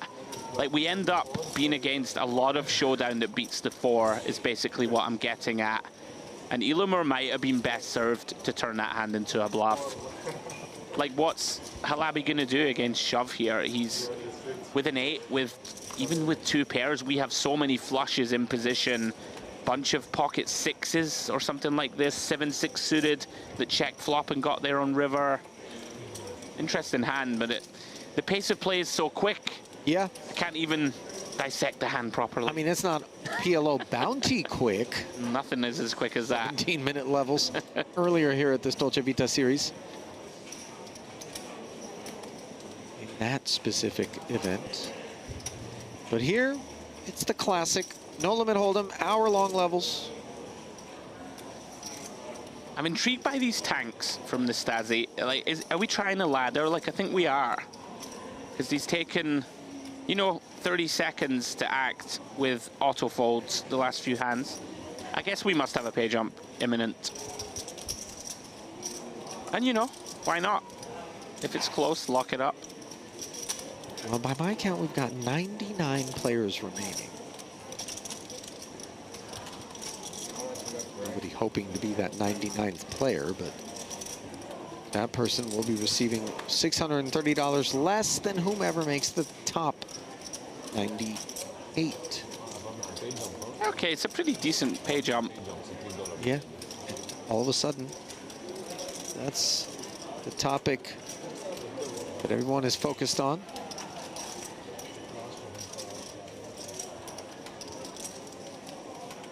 Another kind of murky spot here. Ilamur, ace-9 suited, +1.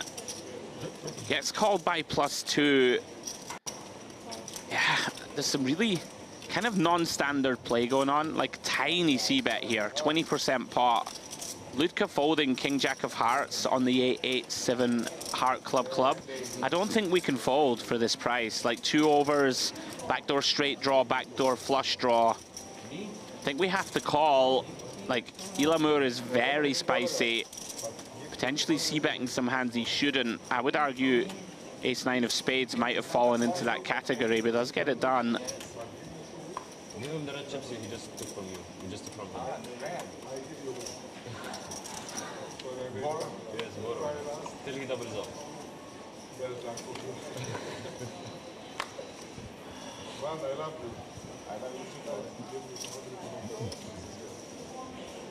Table's turned affectionate.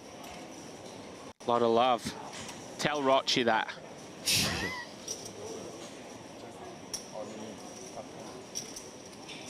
You didn't get the memo.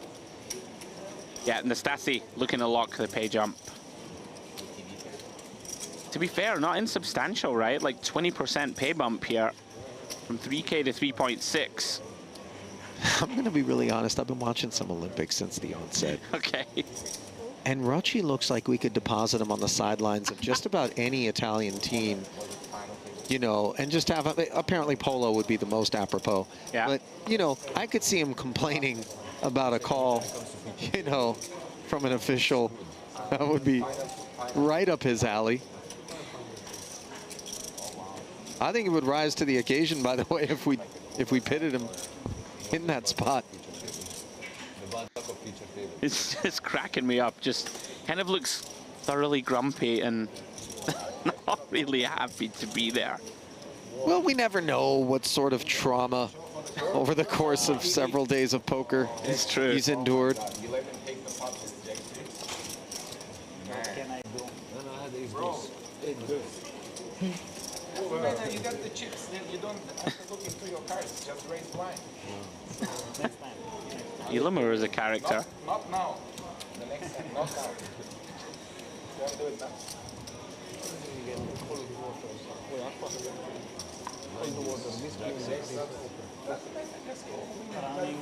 Thank you.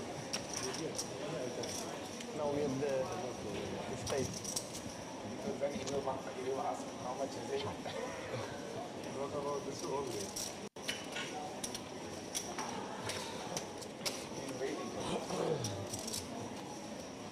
We are trying to keep an ear peeled on some of the table talk that's going on.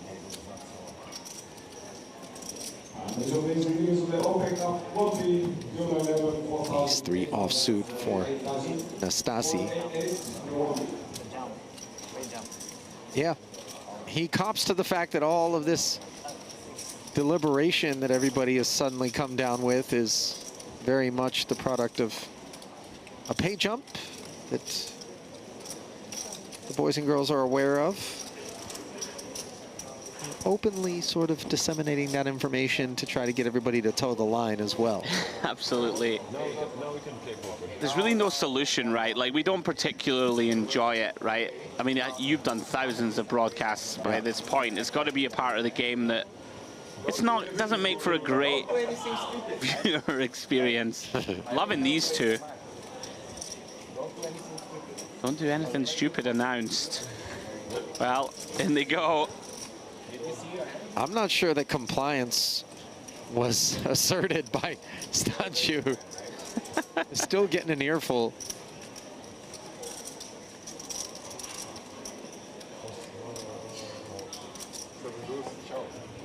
You're gonna see anyway.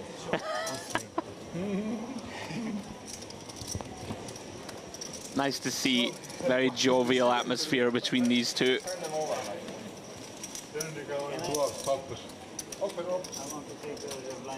Is there any solution to the relentless kind of tanking stuff?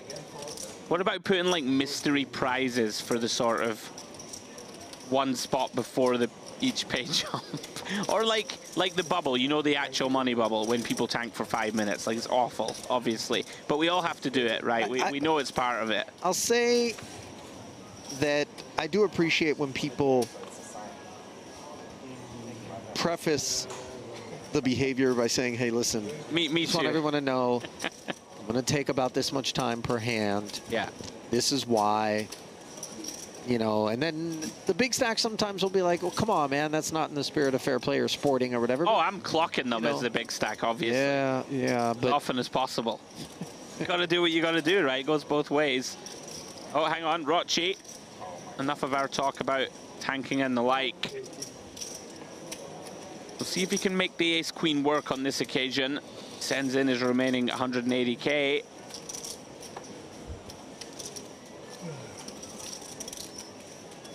Halabi looking a little frustrated as well. He might drop close to 1 million on this feature. Not gone his way. Rochi staying alive. 3 and 4. 3 hearts and 4 diamonds.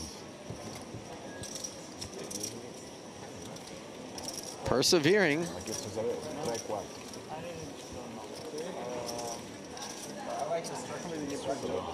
I love the shrug of the shoulders. I mean, you know, it's so quintessentially Italian. It's really like, it's not the bigger part. Yeah. Yeah, it really has been a slog for him, but he's still in the fight.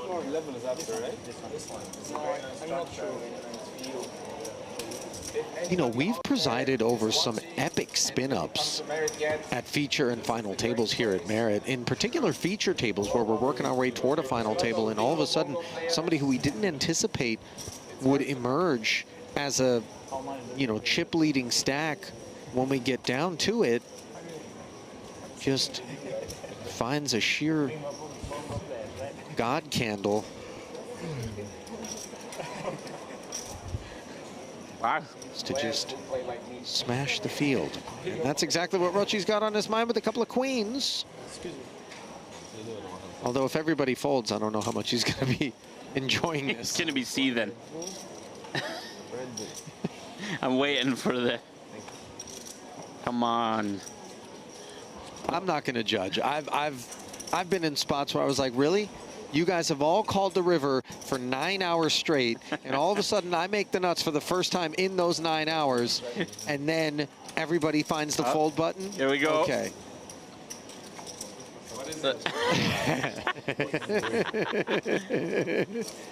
Come on, Rochi. See that up a little. He's incredulous. I mean, it's a little... You know what? That was nothing. Well, it's, you know... I wanted a mini tantrum, though. We don't see these cards. Like, I don't know. Hey, listen, had 180k 2 minutes ago.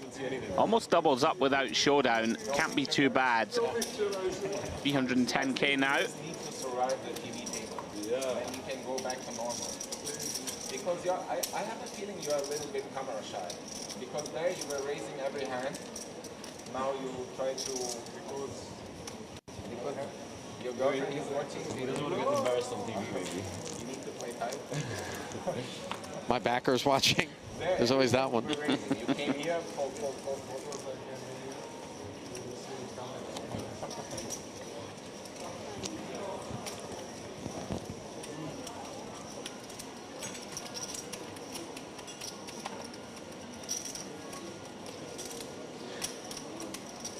6 off, not the one.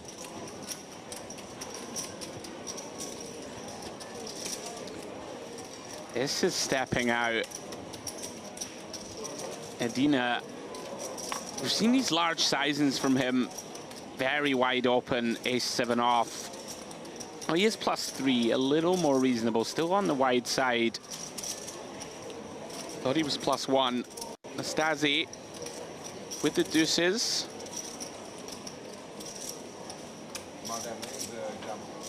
In the small blind. 23 big blinds behind. Not typically one we want to go to battle with.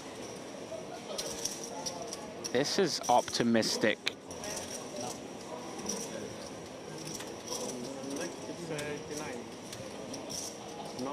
Must say, didn't expect him to continue. Yes, now you are 3-6. Essentially set mine in here, right, off 23 blinds. Oh, yeah, don't close the action. Like when Rochi jams, we can't continue. He's on the duck hunt right now. I don't think a jam is what's on Rochi's mind with 7-3 suited for what it's worth. This is in that evil parallel universe that you and I are tasked with constructing from time to time to prove a point.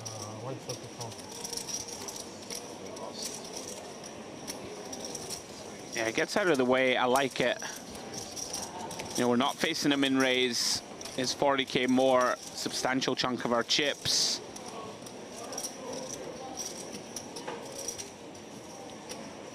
Ace, king, 6, 2 clubs. This is all Edine.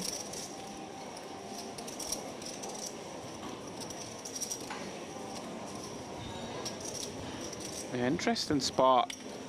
He's just going to reach. Will be hand done. Again, these sort of larger sizings than you typically see. Half pot. Stasi has to concede.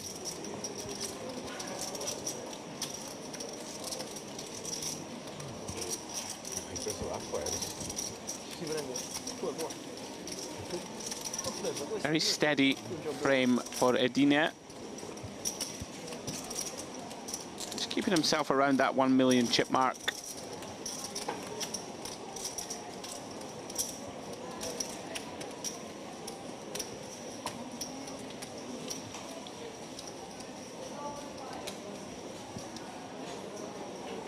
Just under 20 minutes remaining in the level. Back end of this one, players will be headed to a dinner break.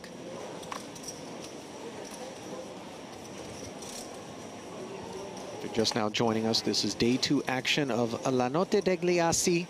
Day 3, rather, forgive me. The main event of this Merit Poker La Dolce Vita series.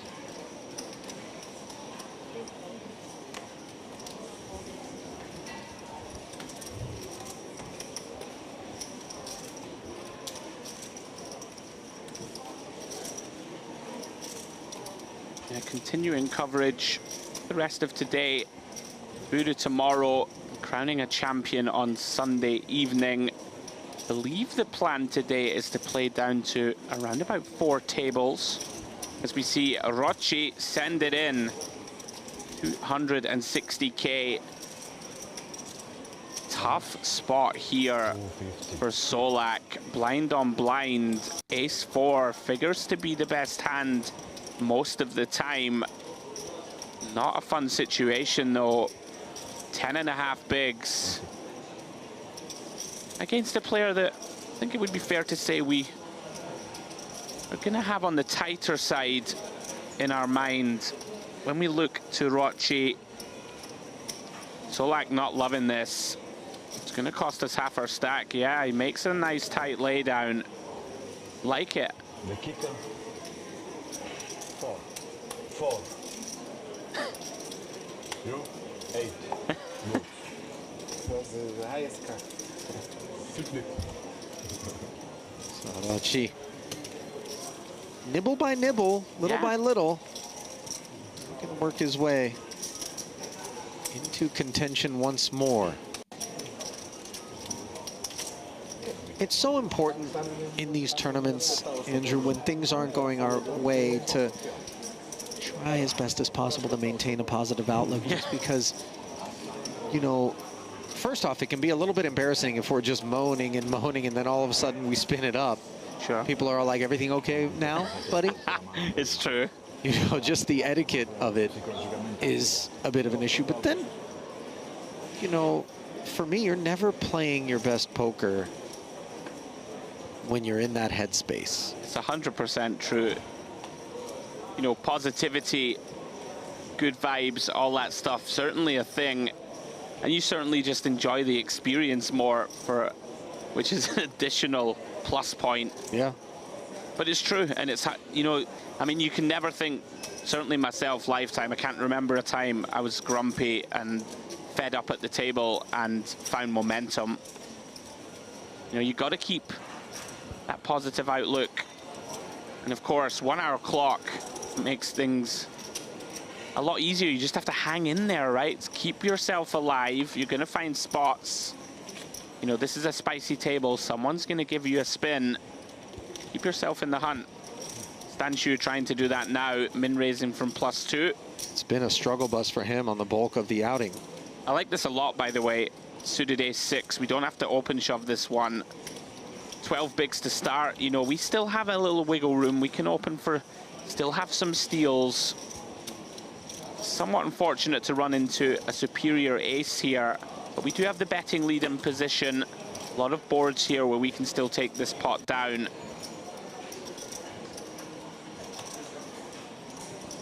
Queen 8-7 with a couple of hearts. Advantage Achur.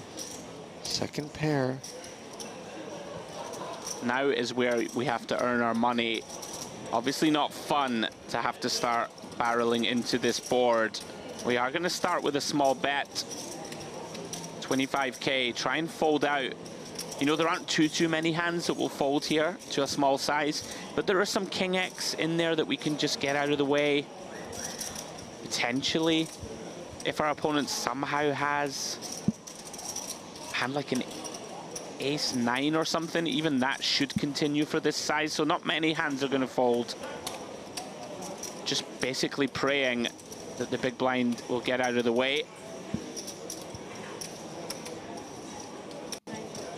Ashur now deciding to lead on the 7. Interesting. 1 big blind lead. We will, of course, see some leading on an 8 and a 7. Well done. Just dislodges Stanciu, deny him some equity. You know, a hand like a king-jack or something. Just get it out of there. He's played very well. That he has. Closing in on 3 million, I believe. 2.7 at the moment. Chunky. More than double average chips. Great spot to be in. All spectators, we don't allow spectators in the tournament area. Only players in the tournament area. Thank you.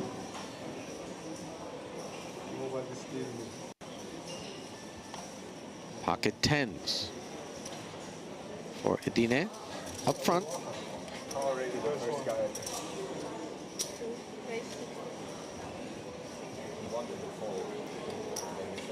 Makes it 65,000 to go.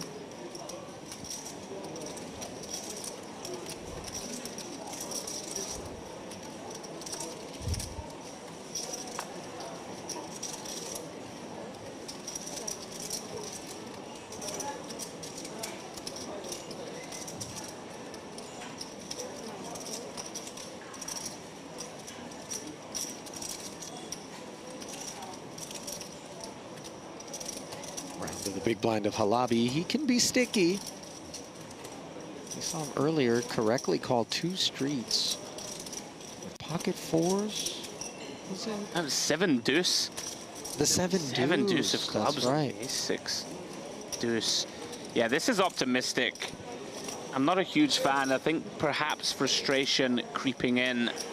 Tough to blame him. It's been a rocky, rough road. You know, when your opponent makes it 65k here pre, the full 2.5x, under the gun, 4-5 offsuit, not the greatest of holdings to defend. Continuing to bleed chips, unfortunately, for him. He'll be looking to get something going after the dinner break. He will show us how we take it. Shut down the camera first.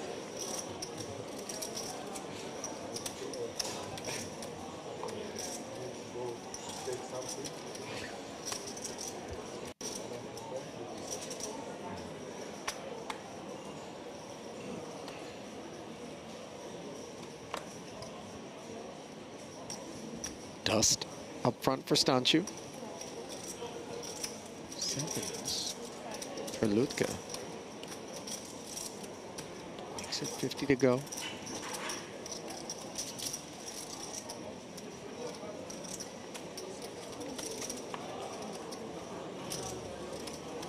Ace 4 offsuit, and the deliberation is brief.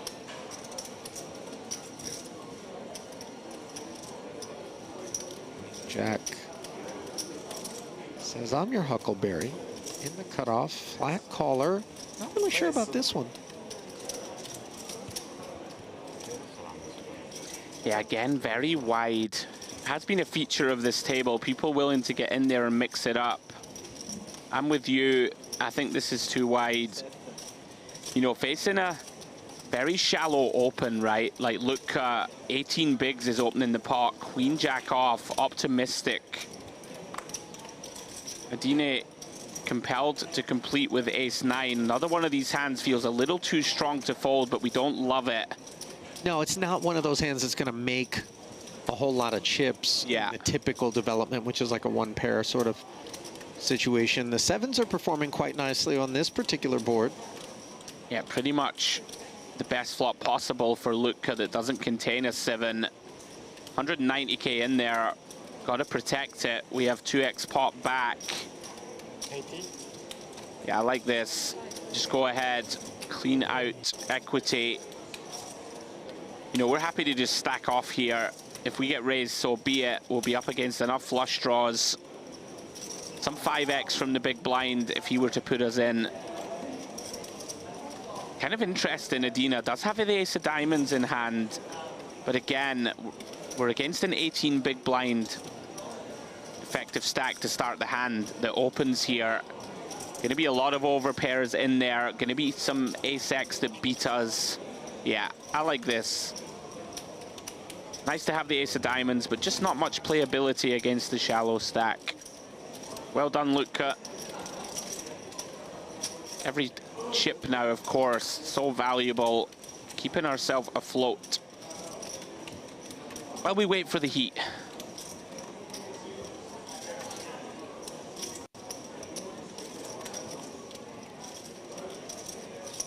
Adine with 42 big blinds. 2 of those got to get plunked down here as he'll inherit the button. Sorry, the big blind. Big blind Annie. Yeah, he's played pretty good. Like, very strong. These large opening sizes, these large 3-bets, really sort of hamstringing his opponents and just saying, right, if you want to play a big pot with me, you're going to have to play for all of it. Yep. And it's worked out for him so far. Strangely, I find this a little bit more in pot limit Omaha, I want to say, but when you wield a short stack, you can actually be the center of attention and people will, you know, behave in a different way, provided that you have the aptitude to kind of utilize it in that way, because nobody wants to get caught in the crossfire, which is exactly what's going on here. Crossfire between ace-jack and ace-king, and Ihlamur is caught in it. Yeah, second time this frame that Ashur has had a fellow big stack crushed. Potential danger afoot for Ihlamur. We haven't seen, of course, him be afraid to get in the mix. Oh, hello. Jacobs behind this 150k 3-bet from Achur, who is so deep stacked, and we have to imagine is going to enjoy the luxuries of being able to isolate against an opener more so than the rest of the field. Now, granted, the opener that he is isolating right now is one of the deeper, healthier stacks at the table in Ihlamur. Lobby does jam, though, for 750,000. That makes the decisions easy for ace-jack. Yeah, 30 bigs. We just send it in. Certainly strong enough against an aggressive 3-better. Sometimes you got to just run it. Halabi has had a very tough ride here at this feature, but if he doubles here, going to be up to 1.6 million big flip.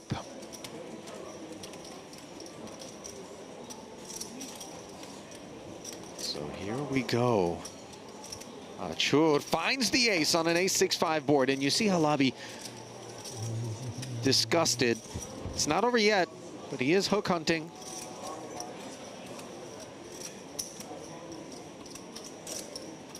Facts remain on the turn as the mic starts to come off.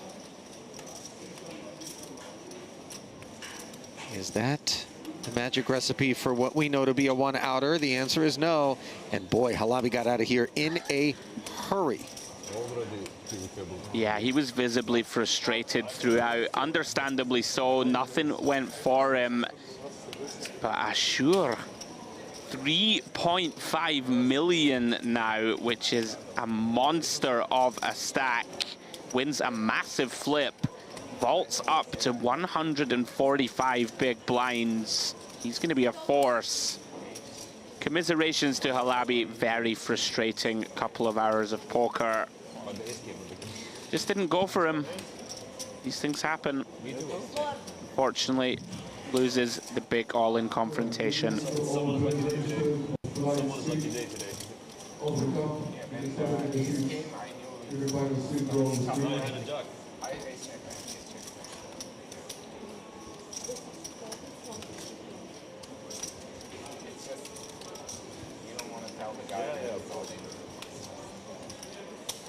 You don't change anything, it has ace and jack.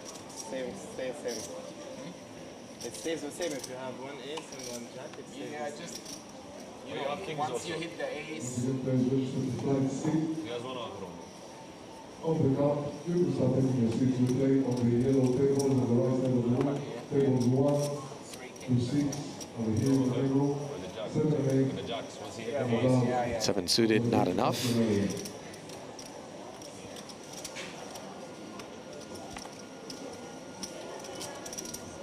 Where's Jack 8?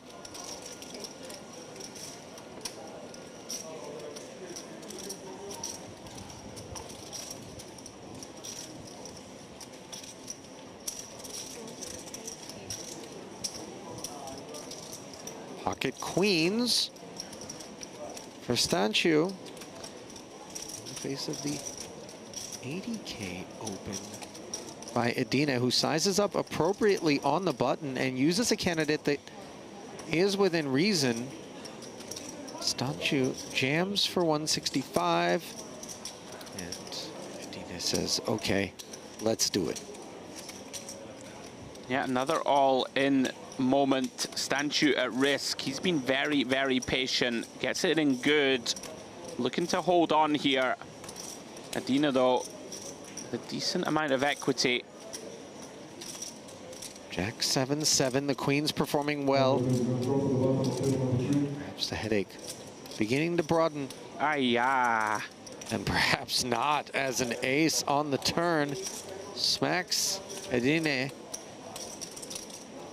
Should be able to stave off elimination, bar a queen on the river. 9 of hearts. We'll keep. That's my. Oh, forgive me. Hang on. Yeah, Stanchu with the Stanchu who had the queens. Lost my bearings for a moment there. Adina was not the covered stack. Maybe it was the fact that Stanchu dealt with it so well when it materialized on the turn. You really didn't have the sense that... He looked very chilled, right? No. He was the man in trouble. Was the anti-Halabi who stormed out of here faster than the speed of light. Listen. He was steamed. Understandable. Had a big stack, didn't go his way. GG Stanchu really put up a valiant effort. Was really dealt out of this feature. Unfortunate, gets 3-outered. Good run. So we tick down 90 players now, 91, excuse me, remaining. Action on Nastasi. Ace-10 of diamonds from under the gun.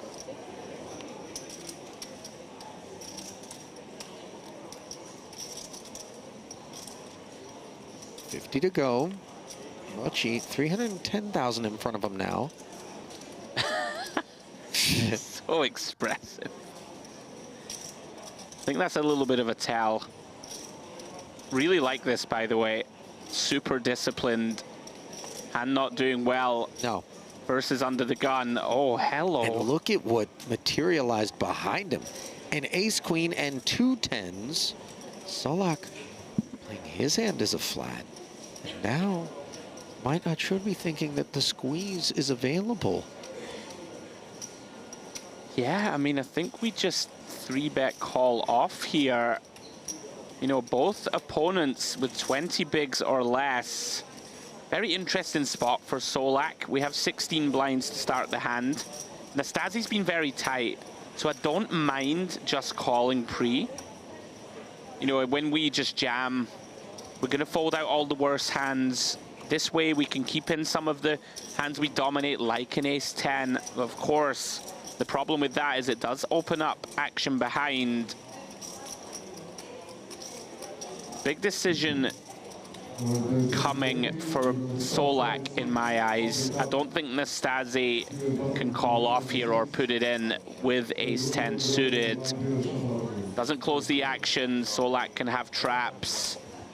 You know, we still have 20 blinds. Ace-10 suited doesn't really figure to be good here when we've opened from under the gun. Call from Solak and squeeze from a hijack. But Solak, I mean, we have such an under-repped here. I think he's going to run it. Appropriately enough, the ace-10 finds the bin, but Solak is going to dig in. The 2 overs. I think it's the right play.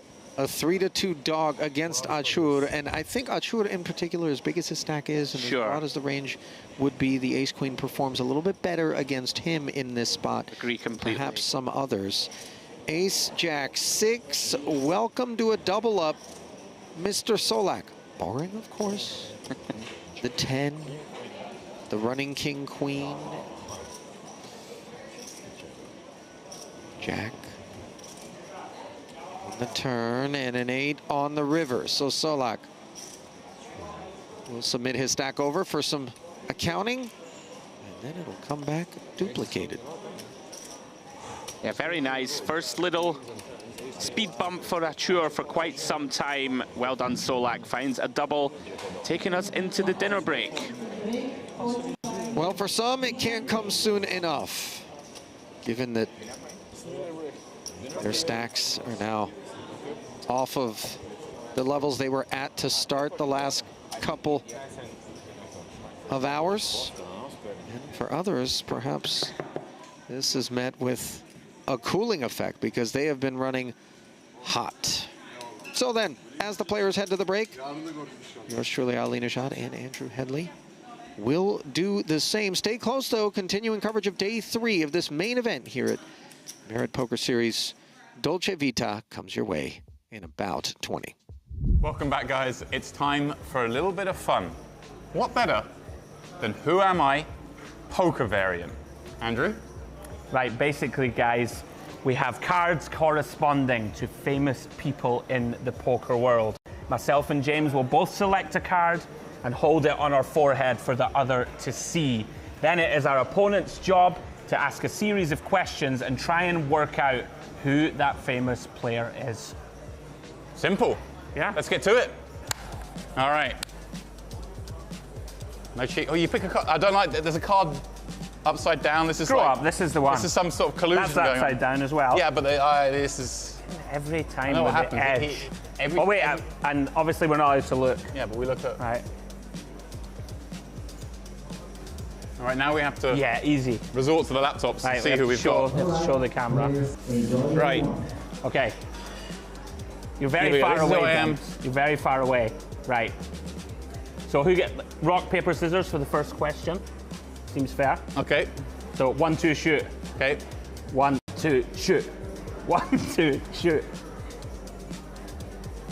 All right. Gotta hate him. Right.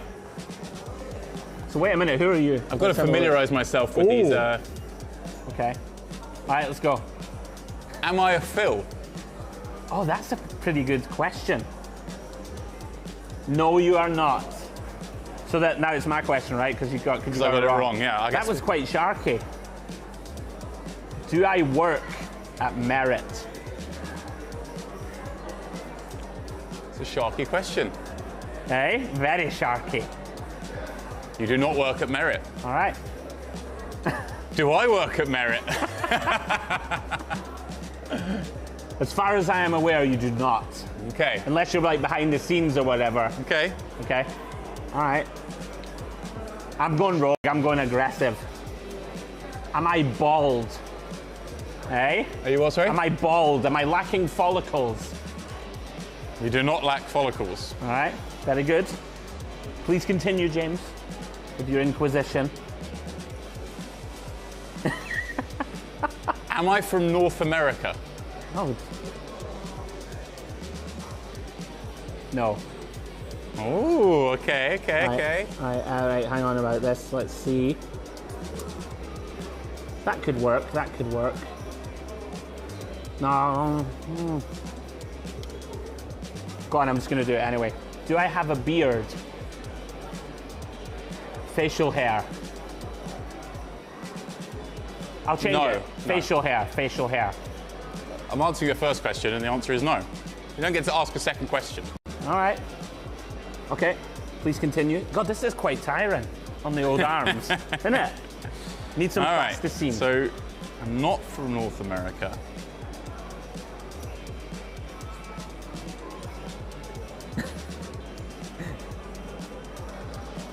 I feel like I just want to start taking some punts. Go on then.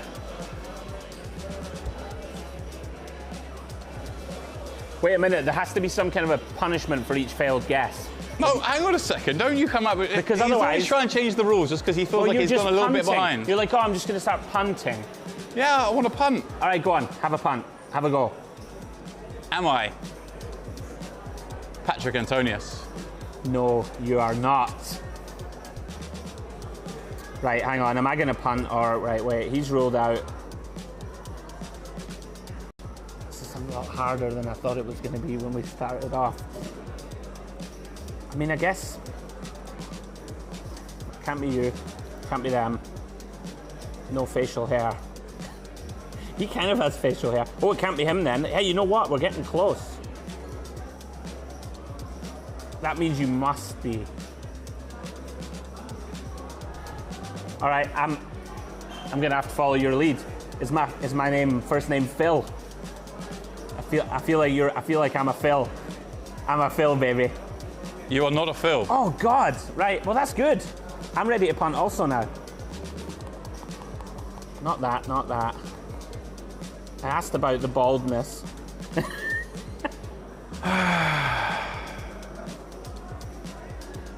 Am I Fedor Holtz?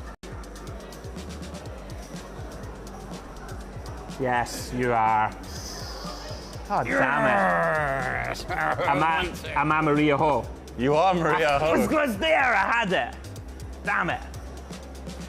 He always gets the better of me. All right, James, well done. Good game, sir. Well played. I was going for it.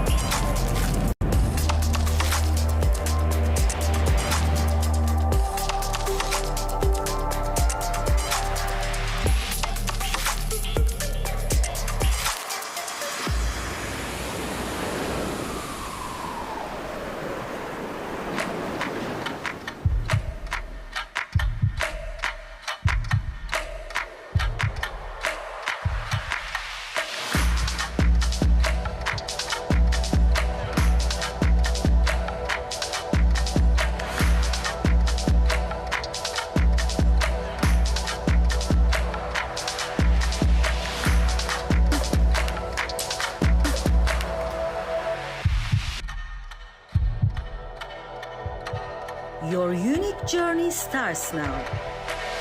Merit Starlit. Congratulations on your win. Thank you so much. Thank you very much. How do you feel? Amazing. I feel amazing. This is my first win Kabak trophy. I'm feeling very good, but I'm very tired because I play all day from 12 o'clock. We play 1000 IPO, then half an hour only break and play this mystery. So I get a lot of lucky and not good. I'm feeling good. Any interesting spot worth mentioning? Ace King versus Kings. I win like only 3 outs. Yeah, that's it.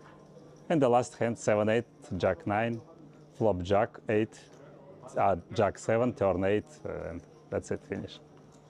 I get lucky. What do you like about mystery bounty tournaments? How do you prepare? First day I busted about around 12, so I tried the second day, play very careful, and go to the day 2 in the money. So just waiting my hands and my lucky and like this. Do you adjust strategy for this format? I play semi-aggressive and semi-tired. I learn opponents and try to improve, make some notes for opponents, then and play my game. That's it. Thank you very much. Thank you. Thank you.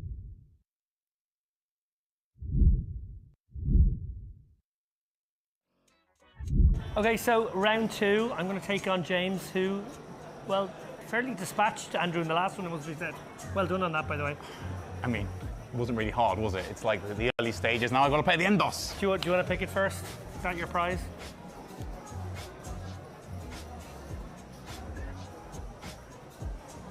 Good luck. Best of luck. Oh. Oh. Oh. That's how we do. It's getting serious.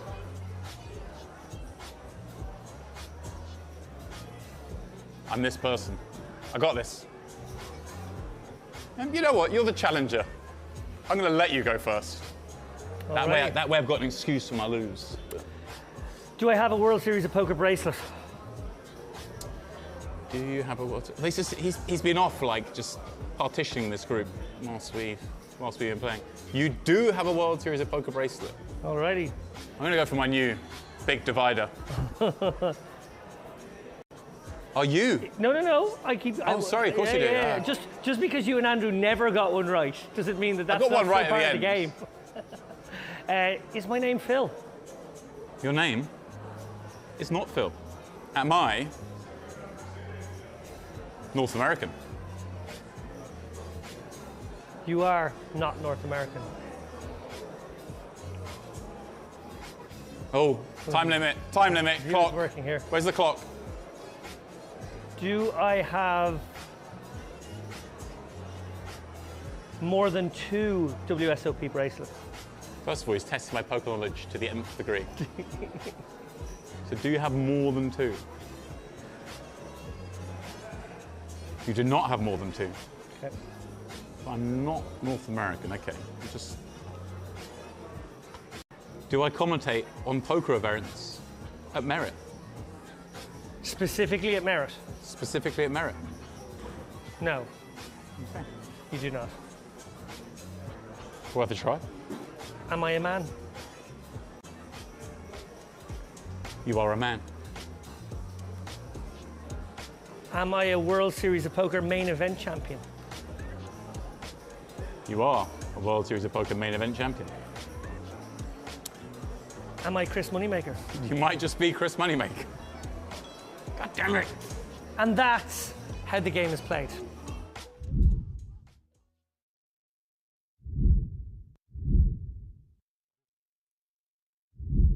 Okay, James, I know you've played a few mystery bounties in your own career. Are you gonna keep my bounty and pull my envelopes later guy? I want to pull them immediately. Is there any strategy you've thought of around that? So here's a story. I've only played 2 live mystery bounties, both at the World Series, both this year and last year. And then I've played a bunch of online ones this year, whilst in Vegas on the WSOP site, you know. And I mean, I must have played 15 of the online ones, I guess. And you reach the bounties before you reach the money. And I've still never in my poker career opened an envelope. Oh, that's very sad. Yeah, I'm quite proud of it at this point. I'm thinking they're saving me a really good one. Okay, but I think I'd be I think I'd wait till I bust it out. Well, hoping to open an envelope now is Saeed, who has the ace-king and the all-in stack of our 126k with the pocket tens. We see that it will be a flip. There's no way that Saeed is turning this spot down. He's getting the count, but you know he's going to isolate this one. either call it off and then be happy to call anyone else, or shove himself. He's just going to shove it in. Or 3-bet to 194, as our graphic is suggesting.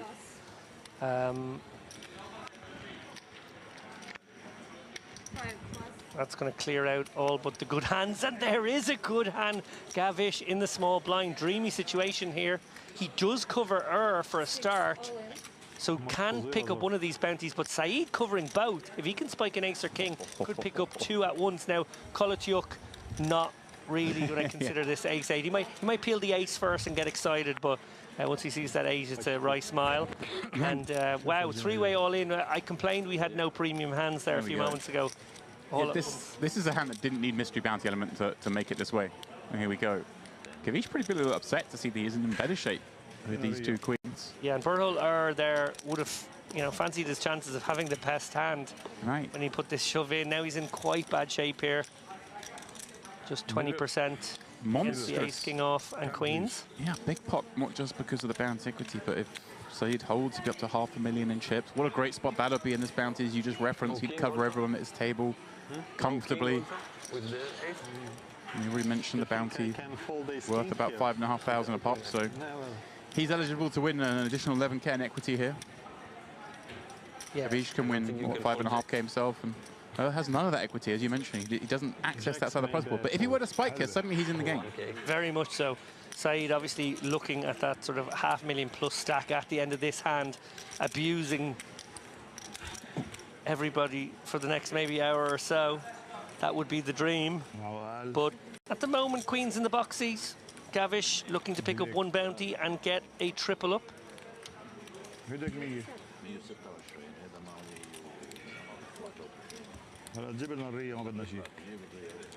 Here we go. 7-4 Trey Gavish, even with the clubs covered.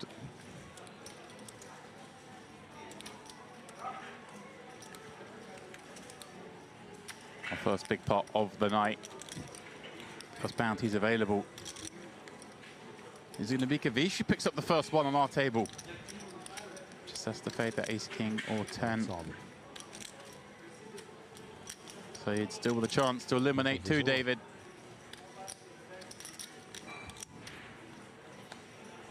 Alas, it is not to be. Gavish with the effective triple up and picking up. He's edge checking. Do I cover? Do I win this? You do indeed.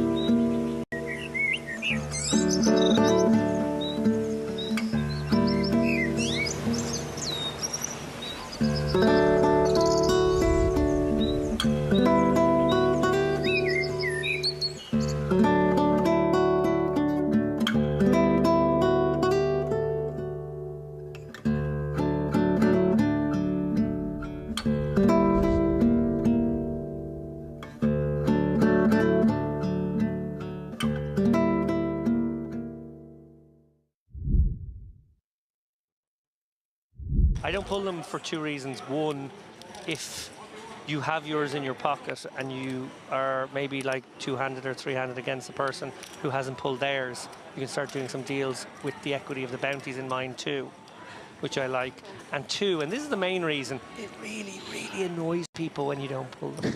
They just get so annoyed. So you'll pull 2 bounties, bust out, and then not pull yours. You wait for hours to pull them? You take No, I will. Once you bust it out, if I'm walking out of the room, I will pull it then, yeah. You're not taking your bounties, going for dinner, coming back and open them later? No. Okay, that's what I want to make sure. No, I wait until I've bust the tournament. Yeah, I figured that's probably where I'd be at. But hey, I might go on a break. I've got one burning a hole in my pocket. 10-minute break. Well, a very good counterpoint to this is one made to me by Jen Shahade about a year ago when we were playing the one in, I think it was in Barcelona. How much? She said, I would pull it because there was really big ones on the line. Like, okay, this is very nice, but I think maybe in that one there was a 100k bounty or something very nice. She's like, I want to know my net worth. Ooh, here we go. So we'll come back to that. Sambavati jamming his sub-10 big blind stack, and Kolotiuk, rightly so, springing on it with this dominated Jack-10 suited, trying to go for that bounty. And obviously covers Hassan behind, which is a big part of why he can do this as well, right? Yeah, no, look, we see that he is dominated, but I love this isolation shove by Kolotiuk. This is exactly the kind of spots you need to be taking all day, frankly. Sambavati gets a really good outcome here where he will double up in most worlds, but Kolotiuk, you know, bounty hunting. Yeah. Looks like the kind of man who's scalped a few. Jackson suited's come from far further behind this in time. 61, right?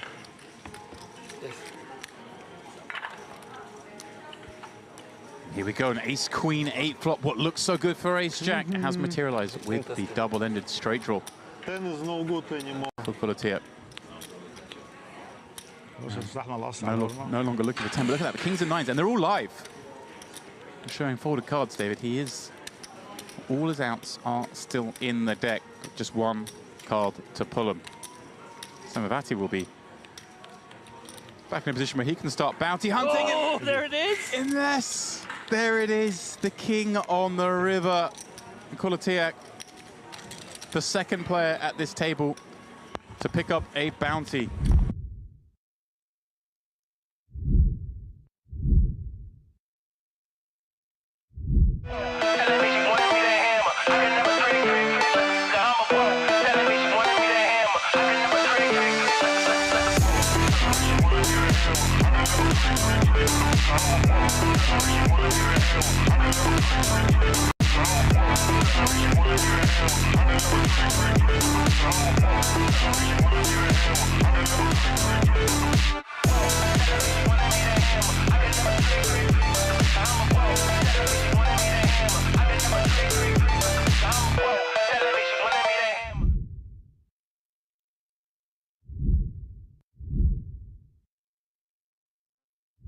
Oh, you're definitely taking it. It's 6 buy-ins right there. How much you got? Well, sorry, no, 6 bounty parts, 3 buy-ins to the tournament, 6 bounty portions.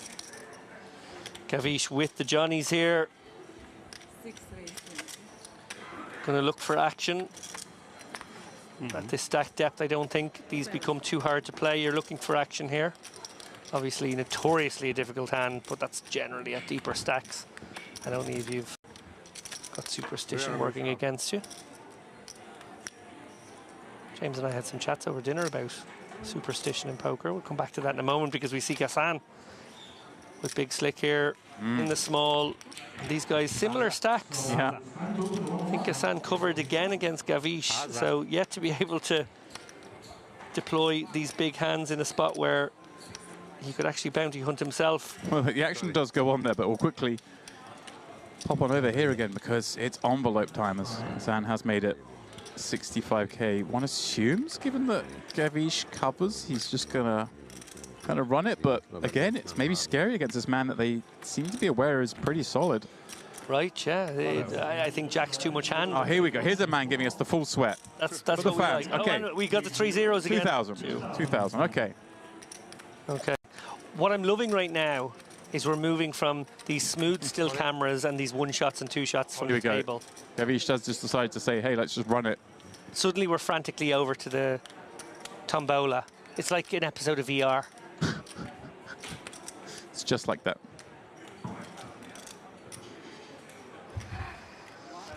Shrug call from Gassan here, who knows he's at risk, and Gavish is bounty hunting here with the best hand right now.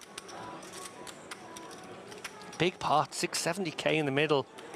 This is a big moment for both players. Huge moment. Obviously, we can see Gavish is the one who can pick up a bounty right here and now, but Sam will have a huge stack if he finds an ace, which is what he's done here on the ace, queen, queen board. He's going to be the table chip leader, I think, if he runs out clean here. Gavish, of course, with backdoor hearts working. That's become a thing, as has the king. And of course, any chance of a royal flush, David? It's in the deck. We see the live cards at the top of the screen. Nice smile from Gassan, who really doesn't fancy that 10 of hearts turn. But he loves the 4 of spades. River. Gavish down to just 4.5 blinds.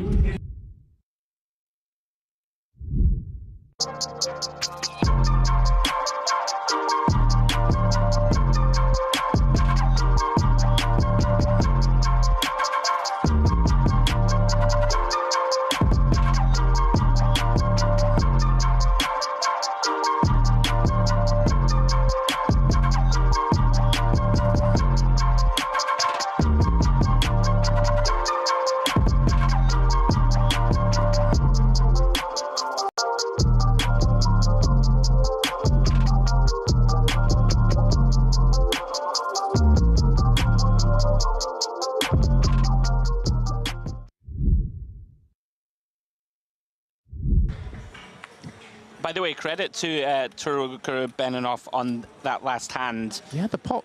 He actually just called pre, led turn after it went check, check, flop, and found us and then found the check wow, okay. on the river when the 10 completed and found just the check call.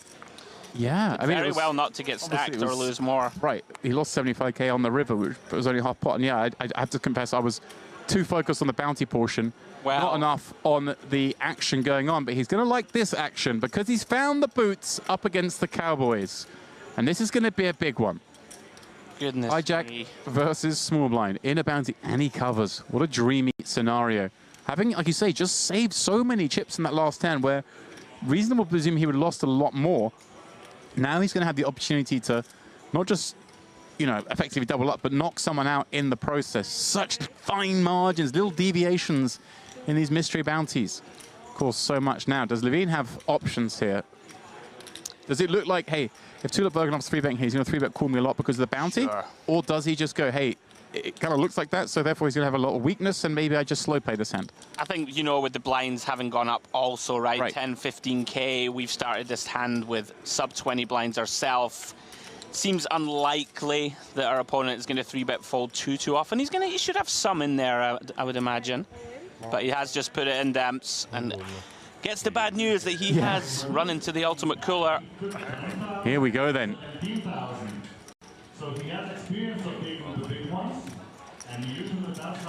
Well, there is someone drawing a bounty, but for now we'll focus on aces versus kings. It is the kings at risk, as indicated by the all-in marker.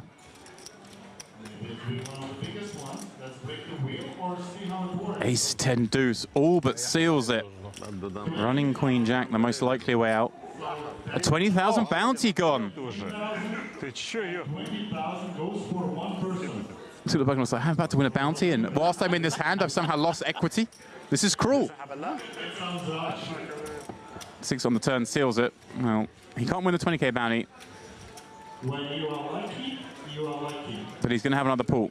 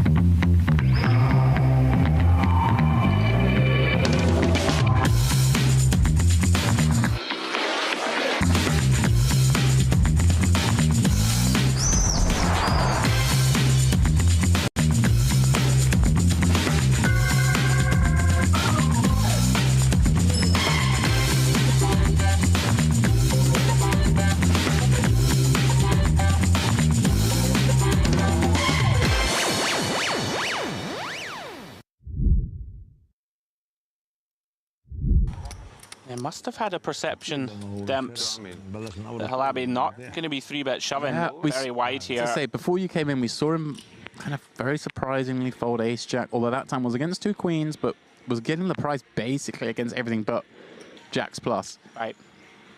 We questioned what was right, and now we see him go that way again, like just being a little bit too tight, although this time obviously being the covered stack. But as Mr. Lappin says, you kind of got to bosh your way back in here to I think it's even more of a reason to call off when you are covered, right? Because your opponent has a little bit more incentive, right, to go after you. Yeah, and you've got to get back in the game. Here we go, Haidar facing a 30k bet from Daniliuk, who's min from under the gun. He's just going to call. That makes sense, right? Up against under the gun, a little scarier. Yeah, I think in theory you're going to mix this hand a lot in between call and 3-bet. Lands on call. What a kind of interesting spot here for Halabi. Obviously a squeeze spot and a hand that does like to squeeze, but at the same time a hand that kind of plays okay if he just calls and takes a flop, right? Yeah, this is one of those sort of 24 big blinds deep.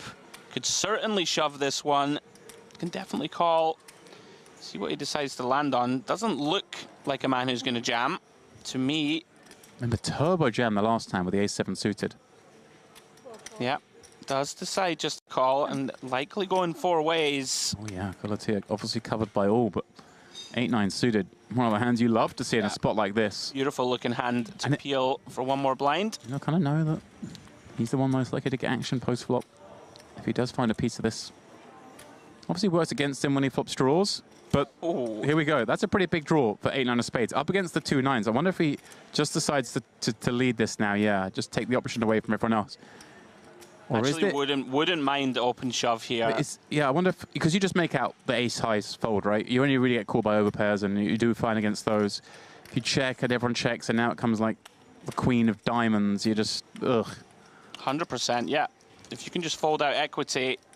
It looks like he's missing out a non-all-in bet, which is kind of fun too, I guess. You can perhaps maybe go small and then keep some of those ace highs in and then go big on the turn, or let's see what size he's come out with. Yeah, maybe just trying to give an illusion of a little more strength, right? When you just open shove, you probably don't have too many strong hands. Well, maybe you can do that. Maybe there's a class of hands that perhaps sometimes calls here and can fold turn and he wins more. I don't know if those exist, but as it is, obviously going to run into the overpair straight off the bat. And that's a pretty warm spot for him. Obviously, Haidar and Halabi could have flopped sets or something, but it's very unlikely anyone's trapped him with stronger. Sure.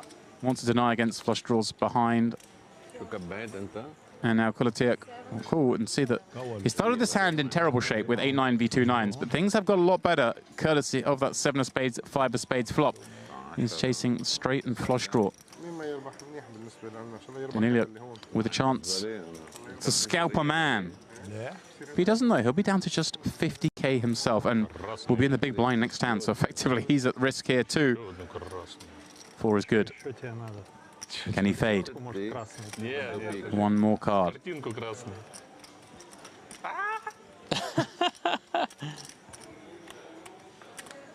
And he does. Ace on the river. Sends Kolatiuk out in 11th place.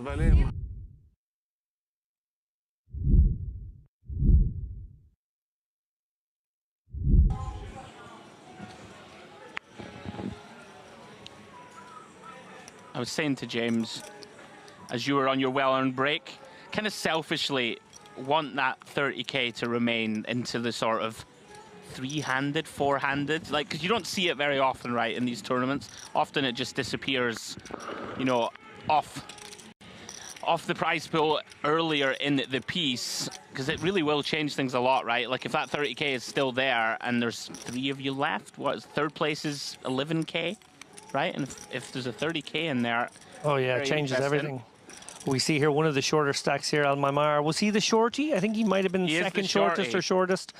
Ace-9 here. Looks like he's going to flat. This is very curious. Not sure I like it. You know, you do just invite the big blind along here with a lot of different holdings. As we see Haidar now gets to complete with a suited king. Not too sure what this achieves, David, to flat. And now... Well, it might be Could be curtains. Game set match for Almimar here. Goodness me, look at Daniliuk here, flopping bottom 2. This could get super messy, This actually. could be very messy. Going to be a confusing spot, David, I think, for Daniliuk, thinking, what type of hands is Almimar going to want to flat here? Wow. Almimar gets away. Astonishing. I mean, I guess thinking that this is a super strong C-bet. And goodness me, Haidar jams. I mean, 225k more. I don't think you're getting away with bottom 2 here. I don't think we can fold. Can certainly have, you know, even a really good hand like Ace King with the King of Hearts. You're doing pretty well against. Going to be a bunch of pair and flush draw, potentially even a hand like the Naked King of Hearts. Even just an ace, David, right? With maybe ace 8 with an 8 of hearts in there. Yeah, he's going to make the call. Yeah, he gets the bad news for now. He does have some outs, but I'm not sure he could have get away from that one.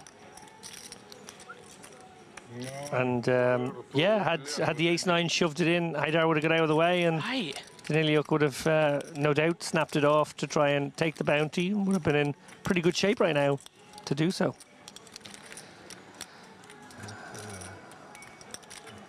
Inconsequential. King of clubs on the turn. Daniliuk looking for a queen or a jack. Or Haidar going to have a huge double here in the early going at the FT. Not to be. 7 of spades completes the board. Huge double for Haidar. And big body blow for Daniliuk. Down to 12 big blinds early here at the final table.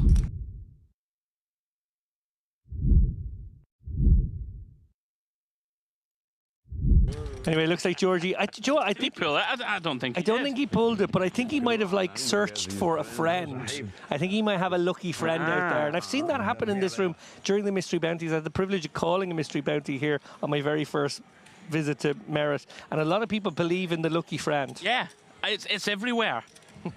Mr. Romanello was getting requests left, right, and centre in Vegas, being a mystery bounty professional puller. Who would you choose if you had to? All right, we'll come back to it. Oh my goodness me, Georgi, you are in trouble, sir. Oh, this is not nice for Georgi. He's just picked up a bounty and he's in deep trouble here against Dalkalic, who well covers. Against the chip leader also, this is going to be nasty business. What a cruel game for, you know, 1 second you're feeling like you're on top of the world about to pull a bounty. My goodness. Oh, wow. Oh, wow. Dealer, what are you doing to us here? Goodness me. Tulip Berganoff cold finds ace king. 50 big blinds deep. I mean, it's incredibly tough to get away from this. And I think you're incentivized to just lamp it. I think you just send it here for 205 in the middle. If you can get folds, it's a pretty cool outcome. It looks like he's gone for the non-all-in. I believe he announced 230. And it is potentially going to give him a chance here to get away. Yeah, faced with 2 shoves, which we presume are coming. I mean, this is an opportunity to get away, although it's still ace-king. I'll tell you something, Georgi could fold here. Like, what's Dalkalic's range here to 5-bet jam here from under the gun against the only stack that can hurt him in Tulip Berganov? Wow. Tell you something, Georgi. Oh, you want to make sure. There you go, snap folds. You want to make sure. He said the words all in, but he did say it in a questioning way. And you want to be careful with that in my book. Goodness me. Wow, what a fold. I mean, credit to you, Georgi. We've said before, his instincts are amongst the best in the business here at Merit. I think it makes a lot of sense, right? If you think about the range that Dalkalic is just going to pile it in with here, it really is. It's aces, kings, and ace-king. Very occasional queens, which I don't think is going to be in there that often. And all of a sudden, oh wow, Tulip Berganov though, going to run it. What a massive pot here early at the final table. 2.15 million chips. Destiny of this tournament could be getting, you don't want to say decided, but this is massive. Dalglish has just requested to run it twice. Understandably so. Yeah, those very vulnerable Django's right now. Oh, hang on. Oh, Georgie! What's going on? The lucky friend! And it's Queen Jack Jack. Georgi folding pocket queens. He's not seen it. He's having a selfie. It's all going off. Goodness me, Tulip Burganov now clinging on by a thread. Needs to find an ace or a 10. And it's a 10 on the turn! It's chaos here! Oh my goodness me. Out of nowhere, about to take the tournament chip lead. If he can fade a jack or a king, and he has done so. Wow, so a forlorn Dalkilic with the best hand is now crippled down to 380k. Tulip Burganov spikes that 10 ball on the turn. Geordie wasn't even watching, but he flopped them all dead. But he didn't mind because he was pulling a 30k bounty out of the tombola. Goodness me, welcome back to Merritt. What a 60 seconds of action.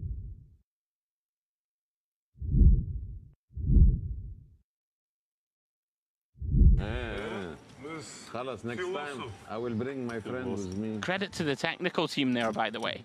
Oh yeah, they didn't miss a minute. They didn't miss a beat, did they? No. Even got the selfie in.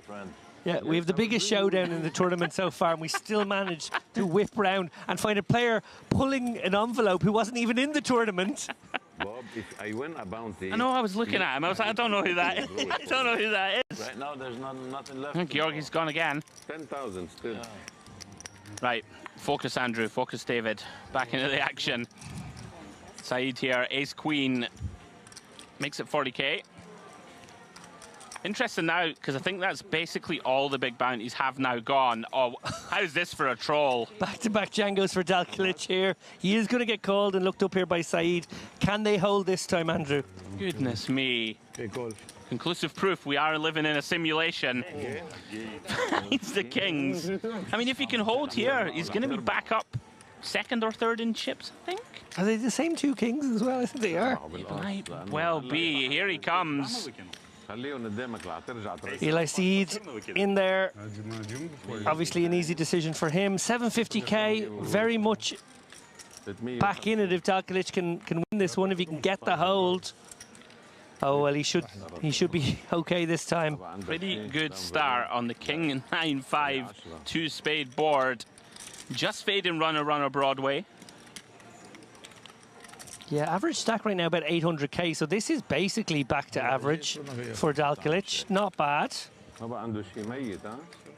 Doesn't look like a man who's feeling that great about it, it's got to be said. I get a laugh now, finally. Rivers quads. What a few minutes here. Dalkilic steadies the ship. And we can breathe.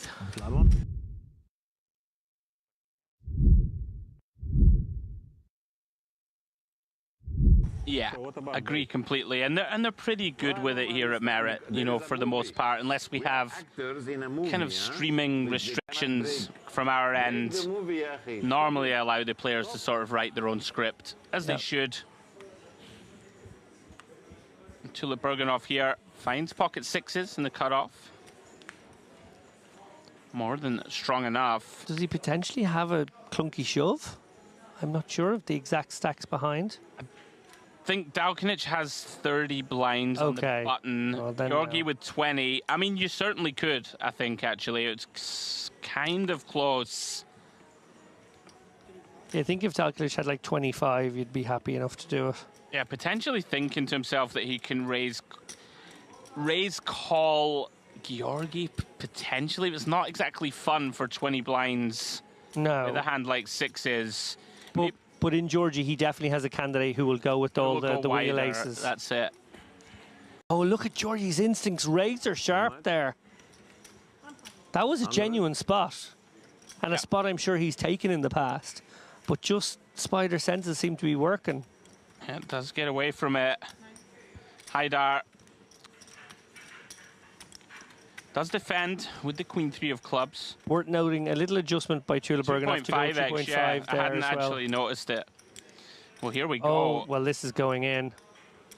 Queen 3 suited a lot of hand. He might even take the initiative himself here with the stack to pot ratio of 1.5 to 1. Might just send this in, feeling like he can always get the ace kings and ace queens to fold. Yeah, quite like it.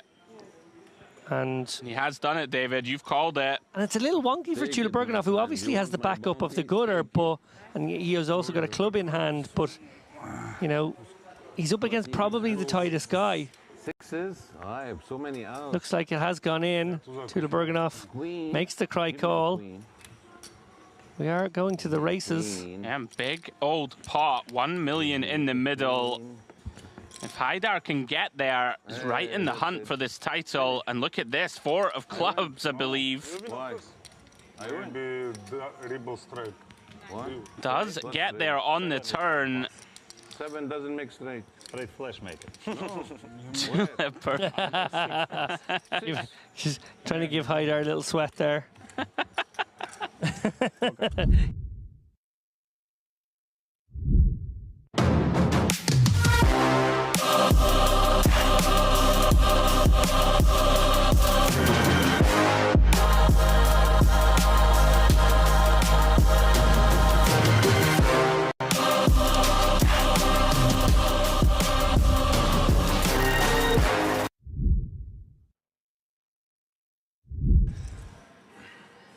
Ooh, well, speaking of liking things, Sant'Agostino, one of our Italian contingent, ace king of clubs in the cutoff. Just a shade over 20 bigs to start, Demps.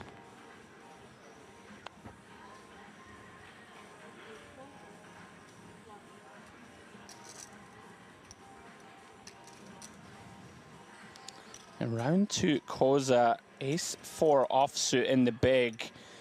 Tricky spots to play. You know, you are facing a cutoff raise, which can be, of course, be a bit wider than from some of the earlier positions at the table. Tricky one. Kind of all options open. I think still, James, unlikely to fold this one, but could elect to turn this one into a 3-bet bluff. I hear you. Seems to be that. Seems to be popular at some sort of frequency, but this call seems like the most likely play. Sure. Just call, take a flop. Sant'Agostino is going to attack those ace-high boards a lot, obviously. Whoa! How about this? He's going to attack this ace-high board, and he's going to do so straight into Koze's flopped full house. Good. Carnage. And what a dreamy flop if you're Sant'Agostino, right? You're just ace-king. Not supposed to have credit for having an ace. Certainly not a big one. Raising from the cutoff. Betting here. Now, decision point surely rests upon this man. Does he elect to move things up?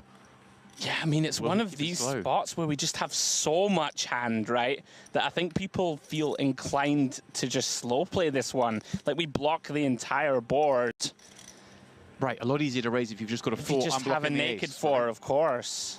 Obviously not worried about spades, not worried about straight. You kind of don't mind your opponent perhaps catching some backdoor.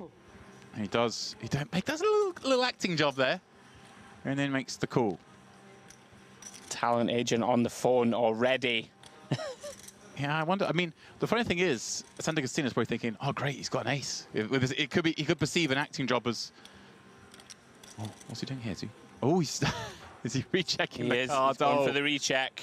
We're getting the whole thing. I thought for a second he was going to reach there to lead, but no, he's doing the whole Hollywood. Now, problematic if this is the only time he does it. He is the lead. Wow. Okay. A little stock take. Oh, wow.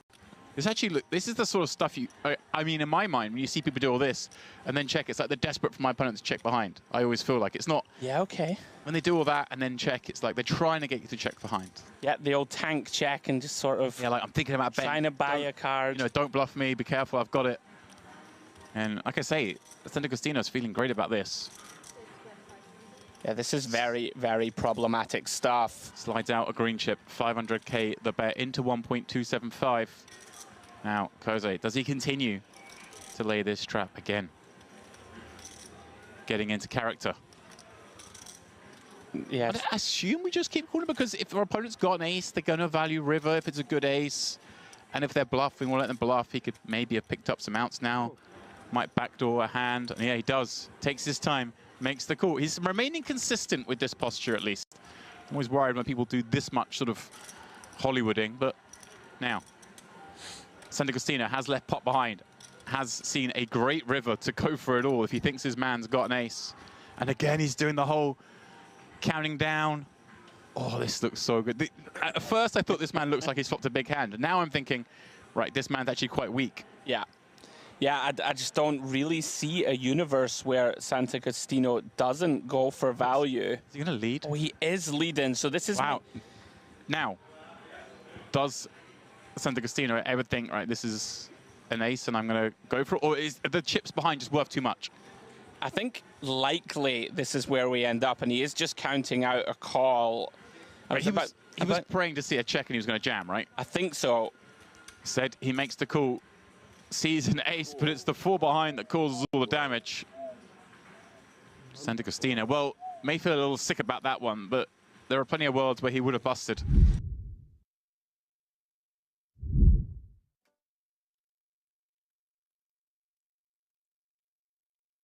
Well, despite the pictures, the sun has set here at the Merritt Crystal Cove. Il sole è tramontato qui a Cyprus. I'm David Lappin, alongside James Dempsey. 89 players remain in La Notte Degli Assi. James? Very impressed with your command of Italian. All this time you've been living in Malta, I thought you were just clowning around, but it turns out you've been educating yourself.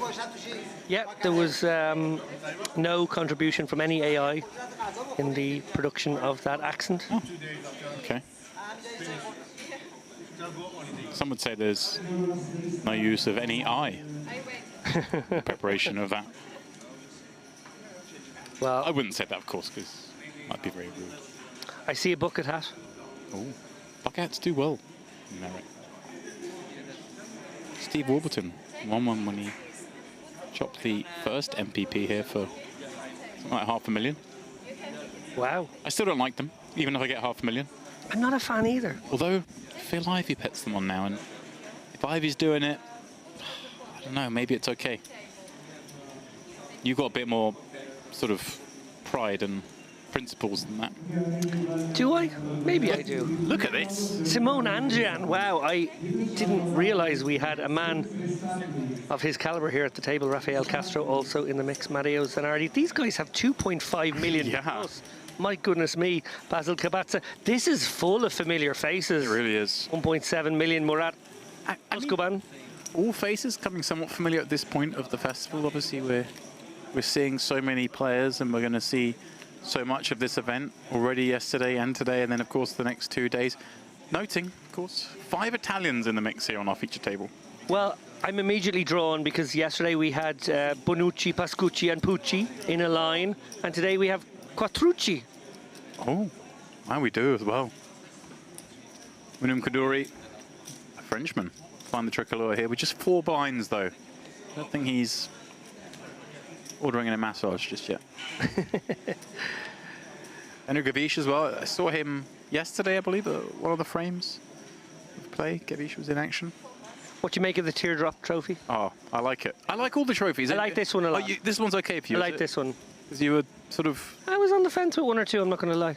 It's probably not the done thing for a commentator to start questioning the merits of an Art Deco trophy. You should have seen... Or a Mendina Glass trophy. You should have seen what the trophy designer was saying about your commentary. I can't repeat it here, but it wasn't kind. Well... Zanardi from the bucket hat, 2.5 mil. Ace King. Ace on the hat as well. Touche. Welcome one and all, joining us post-dinner break. The players and commentators both well fed. Overfed. Double dinner. Double dinner. How he gets it done.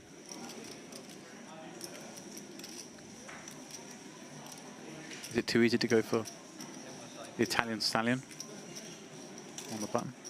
His cap says stallion. He's Italian. There's a lot of 2 on the Italians. nose. Well, let's see how stallion-esque his play. Fair enough. He has to earn it. Kabatsa, back so. 4 clubs in the big. May look to earn this pot with this hand. Yeah, fine defend, 1.6 million. So effective here, about 60 bigs this hand. These guys playing nice and deep.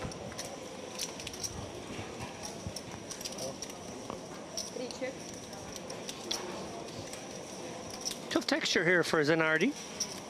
Hard to miss this board completely. 7 check. Right, and wisely checking this one back, recognizing exactly that, and the 3 of hearts kind of making it even harder now, right? I mean, Kabatsa's gonna have at least a gut shot with almost all his range. I guess there's some suited king highs and ace highs that don't have anything, but definitely the big blinds board. Yeah, rough one here for Zanardi right away. May just let this one go. Ace of hearts in hand, though. I mean, we could do some stuff on certain rivers. We are ahead against all those straight draws I referenced. Wow, ball gets worse. Now, as Kabetza, are you thinking in value here, target at pocket 10s, pocket 8s? Maybe even a very cry call of ace king. No, he just check it over.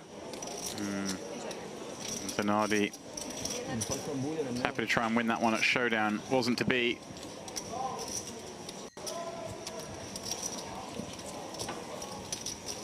I think I prefer a bet. I think I do too. I think too many hands check back those hands you referenced. I mean, sure, sometimes we check, we elicit a bluff, but it kind of looked like Zanardi had a hand he wanted to get to showdown, right? He's raised pre, checked back the flop, called the turn. I don't know how often he goes bluffing there. What hands he can even have to go bluffing there, bar some of those turn heart draws. Yeah. And a lot of those turn heart draws even just kind of probably stab the flop, right? If you've got 2 hearts you've raised with it in that seat, makes sense to start betting. It's a bet, otherwise. All in, it's a mistake, you know.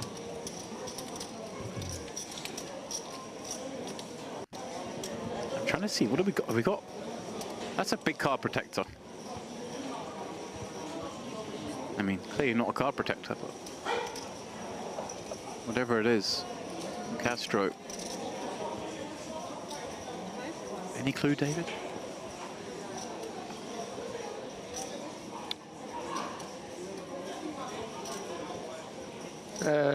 Little Mario. It almost looks like it is, isn't it? But yeah, I think it's the wrong color. Is it Wario? No, I think it's Mario when he's like grabbed some kind of thing out of the boxes that give you the stuff.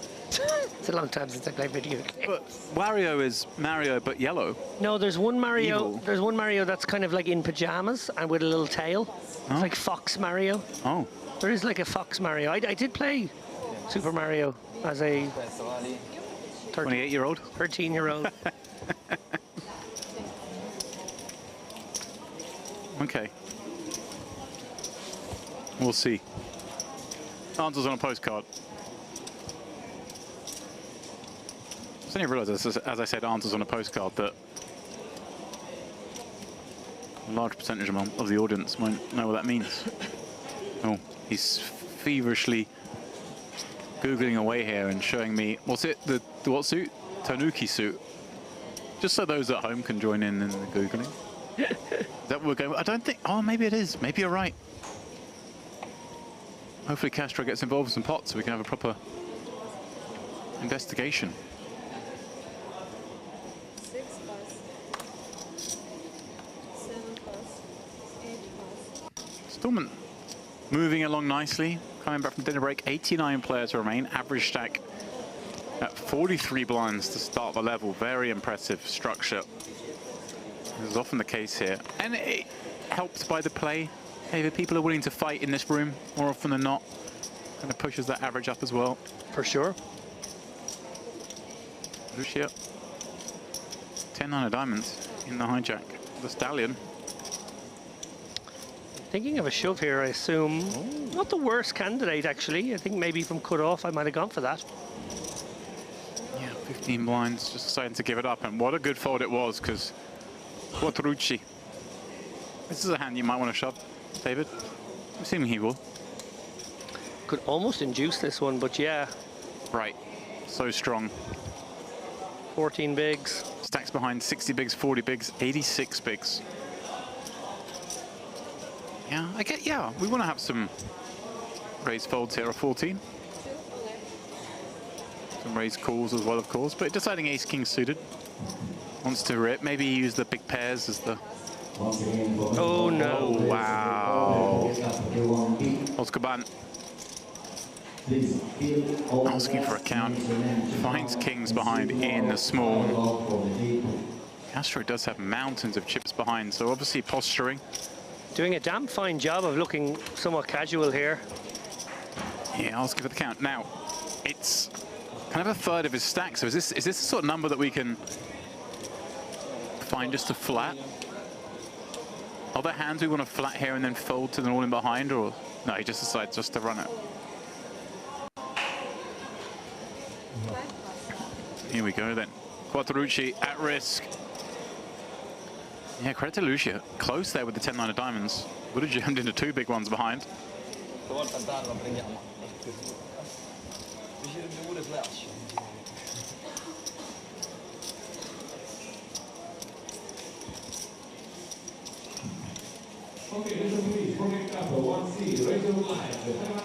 Jack 7-5, solitary spade. Quattrorucci in need of a lot of help. Heading to the turn and river. Only one path to victory. The ace of clubs or the ace of hearts. Oh my God, there it is. Would you believe it?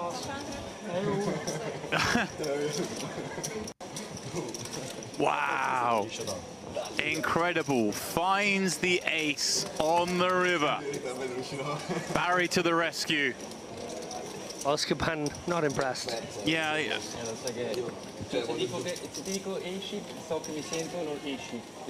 The fist pound to his compatriots across Oscar was understandable with the excitement of catching the ace on the river, but Oscar not looking two-faced. He seems like kind of a steely customer. A man who's taken worse beats, I'd say. Right. Yeah, that was a brutal one. He's left with, what, 27 blinds after that. That was a 30 big blind pot. He'd have been very comfortable if he had held there, just one card away from having that big stack. But alas, this is the game we play. We've chosen heartache. We have a look at Zanardi and his pocket tens, bearing a striking resemblance to John McRae from Cake. You know the band Cake? Going the distance. I'm the worst person in the world to talk to you about music. Great cover version of I Will Survive. I know more about the Kardashians than I do about music. Of course, the chances of actually surviving in a poker tournament are very small. They are. Especially when it gets 1,133 runners. Yeah, it gets pretty tough. And the problem is they don't get you that time. As a defending champion, you always return to play again. Here we go, Kabatsa, 2 kings in the cutoff. Up against that first position raise. Big stacks here. Yeah, and we've seen Kabatsa navigate beautifully yesterday. A very tricky customer.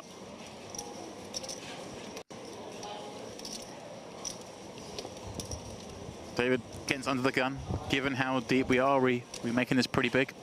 Yeah, I like a good chunky sizing here. I think we want to go above 200k. Looks like he's done just under 200k. Look at this. Oh, Oscar Ban, but again's under the gun.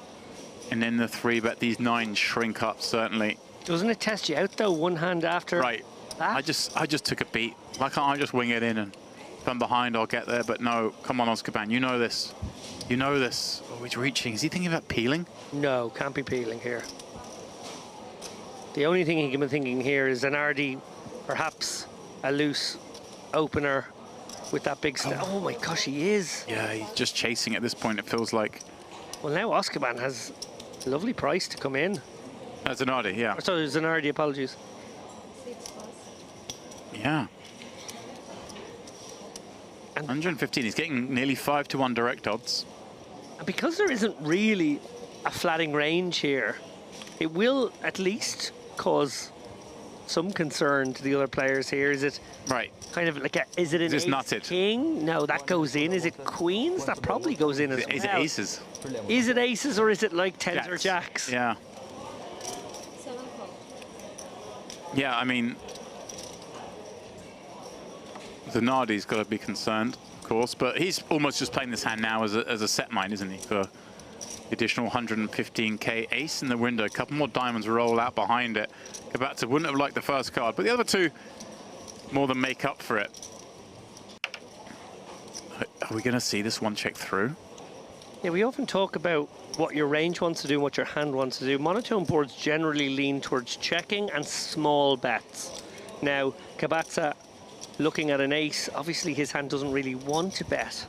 So maybe he likes a check back here. But also, you know, he can make the nuts, so a small bet also has some utility. Looks like he's going for 210, around about a third. A little bit bigger than I think what we class as small on this kind of texture, but... Blocking ace-king. Yeah, I feel like neither player's got ace-king. Right? Maybe Zanardi could have ace-kings. Maybe he could, maybe he couldn't, I don't know. Depends on the player. Well, Oskaban doesn't throw good off the pad. Wisely releases those 2 9s despite having a diamond, and Zanardi, well, really scary when Kabatsa bets his hand, given that there was the cold call in between. Surely has to give it even a lot more respect. Absolutely. Yeah, and I'm surprised by the size of bet there, but... Right, were you thinking more like a sort of 100k, 1/5? That is what I thought we would see. Oh, sharing some information. Had kings. Good fold. Another soda for me, please. Did he say another soda for me? How many has this man been drinking? Or did he say lime and soda? Oh, lime and soda, I think. Yeah, it makes more sense. You have to be a real face around town if you can... If your regular order's soda.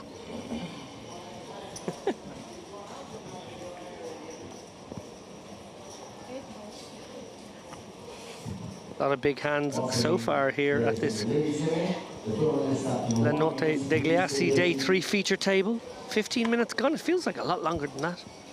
Yeah, we've seen some action. That's for sure. Plan of play today is somewhat in flux.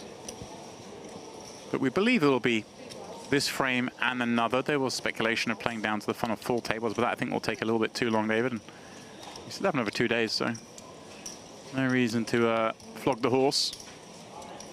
No, and I don't think we actually need to play late into the night tonight to get to the final table by the end of tomorrow. It actually feels like by playing these extra 2 levels this evening, we're going to make it very, very pleasant for the players going into their last 2 days. I think that allows perhaps some sort of commitments the players might have having made the final, making, you know, player intro videos and whatnot. Maybe that's maybe something to it. So we're not asking them to do that when they're getting to the late evening. Some interviews, social media stuff. I don't think we're in the realms of flying in friends and family from across the world because you made the final of the Notte Degli Assi, but maybe. I don't know. Maybe. Not far from Italy. Maybe from Italy, yeah. Andrian gets there.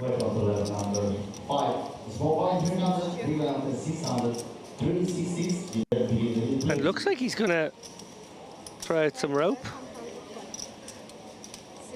Nicely played there. Sort of let his opponent represent the hand he had. Right.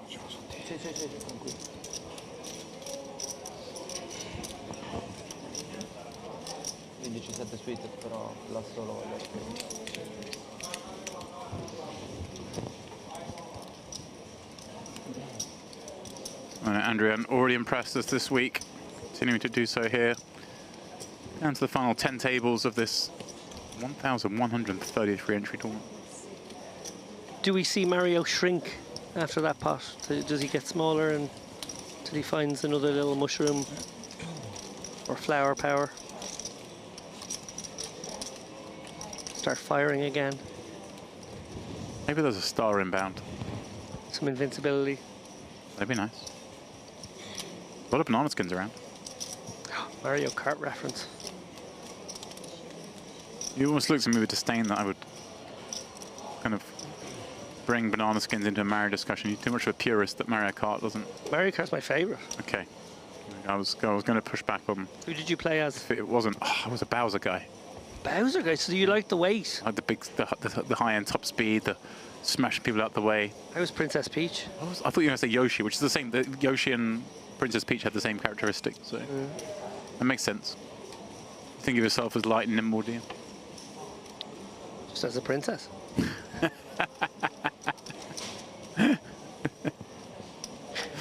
Lucia, ace queen under the gun. Off of, what, 16 blinds. Going to find the open. Thank you. Tricky one for Kabetza here. Obviously the open coming off a shallow stack. You'd love to play this one deep and maybe in later position, but not really here. Sort of just like dangling a body part out the window.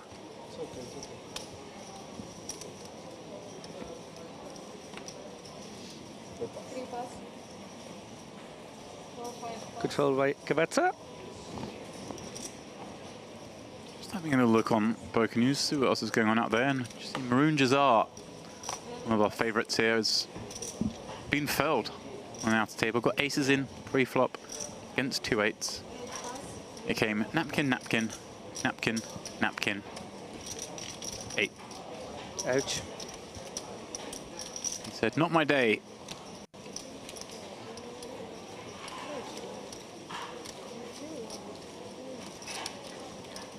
Very much enjoying the updates from Poker News. Shout out to David Salaturo, who sort of rivals actually Christian Zetja for output and. Oh, you're going to cause trouble now, aren't you? I think Christian's the GOAT, but David Salaturo is a man who gets around the room, finds these hand histories, pumps out the content, and also I've never seen anybody as good as him at counting down a stack. Eyeballing. Oh. Well, you gave us another one, referencing our earlier feature table. Myself and Andrew were at the helm for, but Samavati busting Tambostev, who was in the ringer a little bit on the bubble. See, got it going as soon as we got into the money. Ultimately, he's busted out. 2 queens, no good against 2 9s going in post-flop. It's always nice, I think, to check in on those previous tables, see how the story's developed. Absolutely. Matchup. Deuce of diamonds from +2 as Mario's at least facing forward now. Maybe there'll be a change of fortune. Thanks.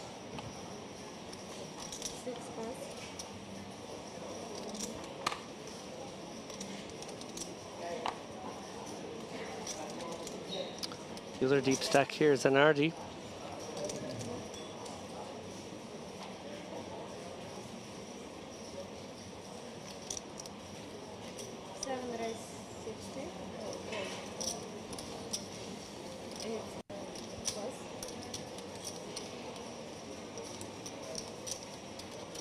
Got a shout out in the chat saying, good luck, Dario. Well, we have a Dario at the table, but sure.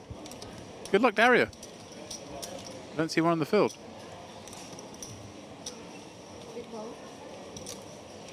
Maybe Dario's.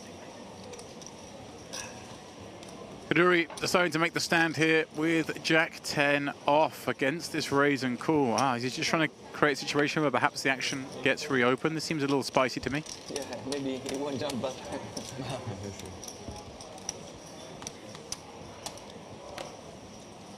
Ooh, diamond, diamond, diamond. Kabacha just flops him dead. And Zanardi with it.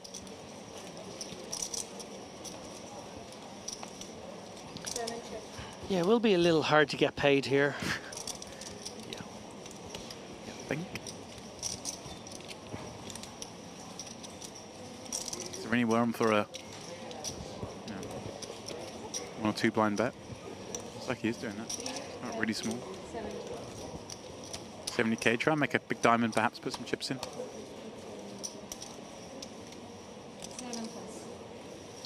Kaduri can't enjoy seeing that bet. Won't enjoy seeing the hand. He is out of here. 87th place. Do you know how much 87th pays you in this tournament, David? I can tell you. I'm going to have a guess at 5k. 1,300. But when we get to top 80, that's when things will move up to the 5k payouts.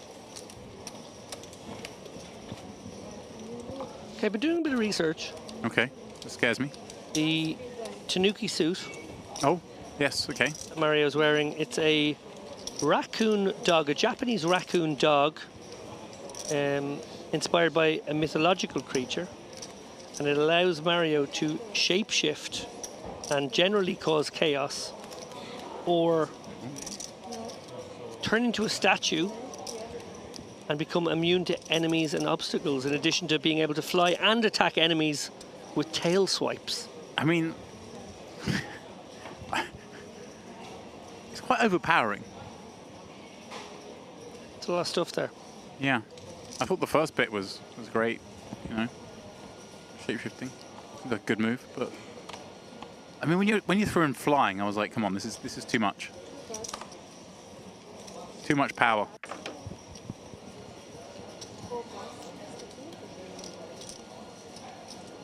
It only appeared in Mario Brothers 3.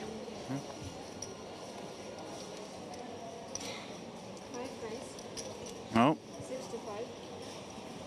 he won't be immune from his opponents here, sadly, but he's got a weapon to fight back with, no less. Ace-10 offsuit, good enough for the Open. For Castro.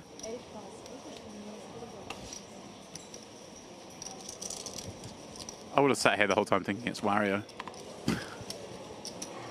And that's evil Mario, right? Right, yeah. And is he a different person, or is it when Mario goes No, he's evil? a different person, isn't he? He's like his twin. I think they were separated, and he's the evil twin. Or I don't know. I raced around and through the shells. What more do you want from me? Rainbow Road. How good were you at hitting the ramp and jumping and skipping half the track? Were you good at that? Yeah. In my day. I wonder here, and my own Sunny Racing. The Kids Club at Premium. There are some consoles. I don't know if they're going to have N64s down there, but My son has a Nintendo Switch with Mario Kart. oh, so you're well practiced. You could borrow it.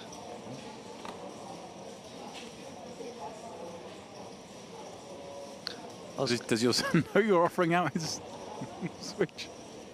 I think rental. Is there a fee? Can I pay ice cream? That would work. Okay. Ozcaban is going to bump it up here with the 10-9 suited. And he's playing just 20 bigs, obviously, after that early body blow with the kings against ace-king. Andrian looks like he's going to proceed with raise. And tricky enough now with a very pure, flattable hand, but at shallow depths. Yeah. Exactly the kind of hand that we wish we were a lot deeper with. We'd always call. This seems far tougher, though. However, we saw him sort of willing to peel with the 2-9s. Maybe a little bruised from 2 kings all in pre-flop against ace-king. What to do was fade the river ace. Couldn't manage to do that. He's going to look to perhaps gamble a little bit. Pay jumps, not too significant. Oh. Yeah, oh, indeed. Oh. Double-fisted. Yeah. Does settle on call. Oof. I thought all sorts was going on there. I thought for sure we were seeing a shove for a moment.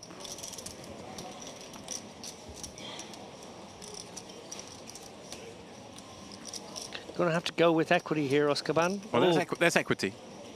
How'd you rate that? And fantastically for him.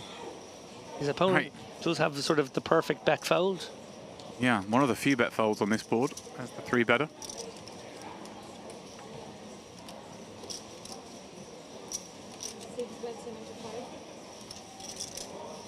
Just a tickle from Andrian.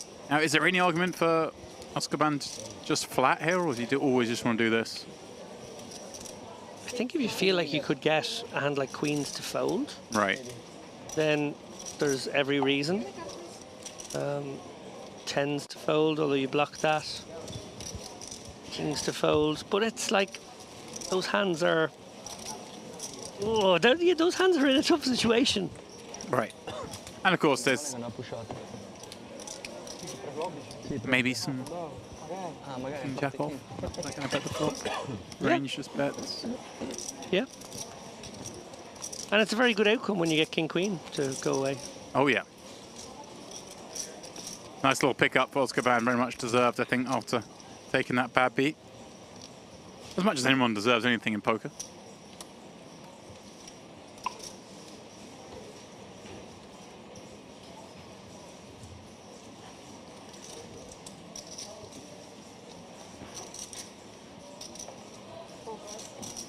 Ooh, True. Django's again. Doing the rounds.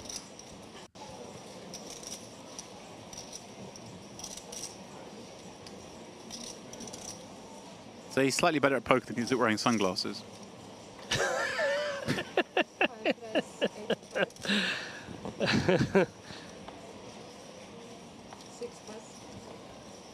Okay, he heard me. They're on. Game face time. Zanardi with a hand that can do some stuff. Suited. Wait, did I misread that? Ace-4 suited? Was it ace-4 suited? Yeah. Oh, the raise is 85k. Okay, I mean, still feel like that's a lot of hand, but... Well, I was expecting some skullduggery with the ace-4 suited against an open with 2 million chip stacks, but... Whoa, what's going on here? Lucia just folded ace-queen. Ace-queen folds and out Quattrucci. What's going on here? What's going on? The ace-4, okay, we can forgive it against the 3x. Ace-queen.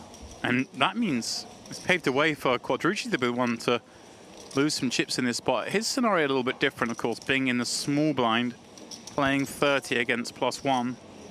Yeah, very awkward hand seat stack combo here. And that's why he decides to just go for it. Unfortunately for him, Castro lurking. This is incredible. How has it got to the point where Quattrucci is the one jamming here? There were two hands that could have played back here. One hand that certainly should have done. And not for the first time, in fact.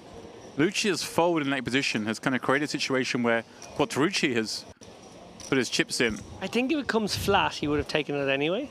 But if it comes raised, you're absolutely right. Maybe he gets away. Maybe, just maybe. Queen 9-5. Castro.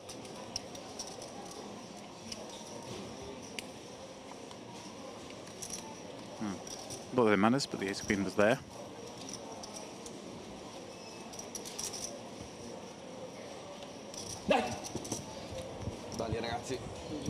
Well then, Quattrucci, he got the double up, but then he busts out.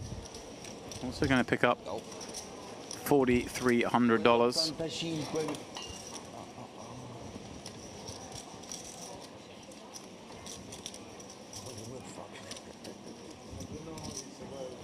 There's the Tanucci suit of Mario.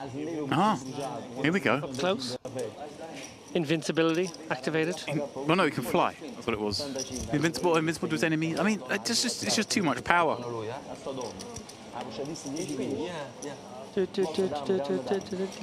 Ora Sadona. Donna. Yeah, no, but cosa ha tirato te? Quanto ha pushato? $1 milione? Lui. Lui quanto ha pushato? I think questioning the very large shove there, maybe that it was like 29 bigs, which, you know, it is a very large shove, no question, but I suppose you have two ways to go maybe there, right? You have three ways. You could flat and navigate, you could go for the big shove, or you could 3-bet and maybe with a view to calling it off and inducing lighter, although that is tough when you're doing it from that seat versus that seat. And maybe, just maybe, he decided, maybe I can get the fold from ace-queen here. This big shove. Be well done. Yeah. 6 or ace 60. 7 pass. 8 pass.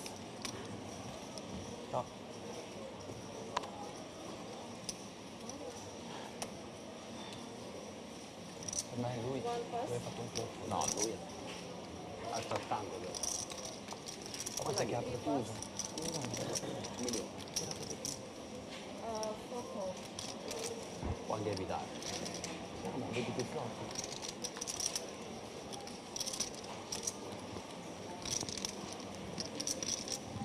Well, another early position open here. This time Andrian with the king 10, flopping best against the big blind defender of Oscaban, who has ace-8 suited here. It's connected middle pin and backdoor nut flush draw. Certainly going nowhere on this. 40k, just a little tickler. Again, Andrian's sizing's always on point. Very, very canny operator. Yep, spot on. And this broken board is exactly you mentioned. Oscaban with more than good enough to continue though, of course. Holding that 8, the nut 8, sees another under roll off to it. Yeah, I would anticipate another bet from Andrian, and probably a larger one this time. Is this where we go for 2 streets rather than 3 with a hand like this? So therefore kind of want to make the second street a bit bigger? I think so. I think we can go maybe like 65% and charge those diamonds. Looks like he's gone 75% maybe. 200 to 245.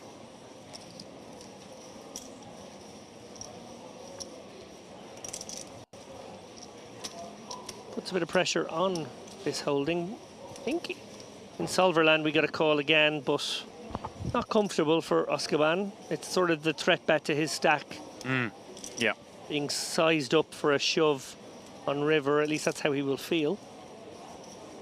I do think, as you do too, I believe, James, that should the call be coming here, Andrian may just elect to check it back unimproved, fearing the king, queen and king, jack type of stuff. And just very hard at that point to get called on 3rd street. By worse, certainly can here. Yeah. So again, in Solverland, I think we have to call, but we aren't in Solverland. We're not. We're at the Dolce Vita series here in the Merritt Crystal Cove. Beautiful North Cyprus, where, as you so correctly pointed out to us, a wonderful Italian earlier. The sun has set. The sun hasn't set for everyone in this tournament just yet.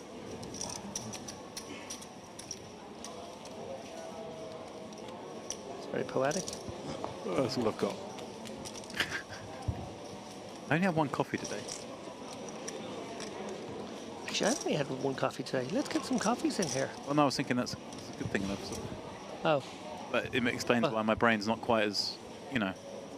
Well, I have to stay on as well. Andrew Headley will be joining me in the next frame, so I could do with the energy. Get the DEI hires in, do we?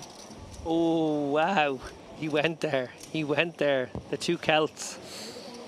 I was actually going to say the great thing about Andrew is if I am feeling a bit tired, you know, it's hard enough to get a word in edgeways. There we go. Count on Celt violence.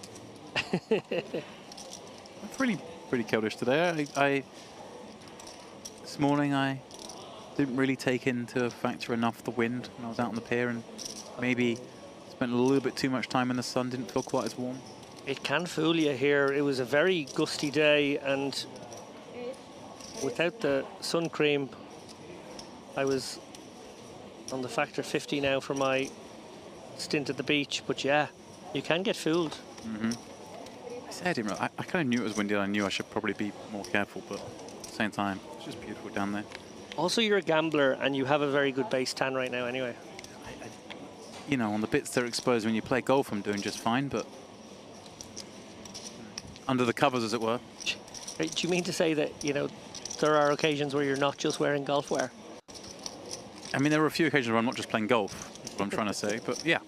Castro with 2 queens in the big against Gavish's hijack open, and Gavish opening off of 14 blinds. Oh, it's Castro just coming out with the sneaky flat.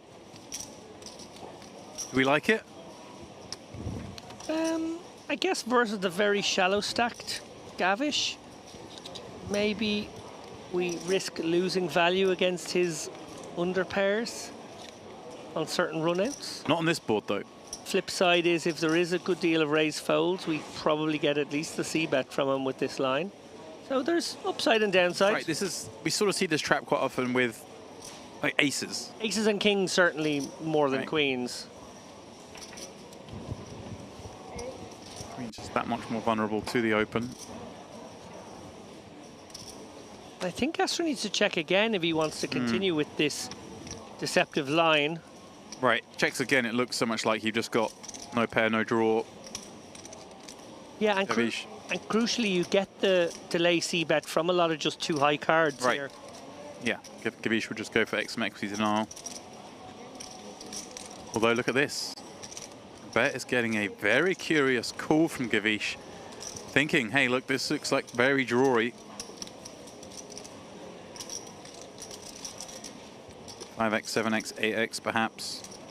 Some heart combos. That's a pretty ugly card. Now, Castro will be trying to size up the likely range of Gavish here, opening off a shallow stack, checking back flop, being willing to call turn here, and yes, just going to go for a small size most of the time. No, it doesn't look that way. He's going to half pot. And this is kind of so sus to Gavish, right? It's a weird kind of line. He's in the big blind, and of course the more natural stuff he'll have, it'll be some 2-pair combos, some 9x that might take this line, but... Right, how many 1-pair hands are betting here, do we think, on the river? I just have a 5. All right, and that's the danger. Call them the turn because we think they've got a 5. 5 completes on the river. Oh, what's going on here? Is he going to do it? Is he going to make the call? Like rep the ace 5. Sure, he's not going to raise. For 105 more. That would be absolutely gangster.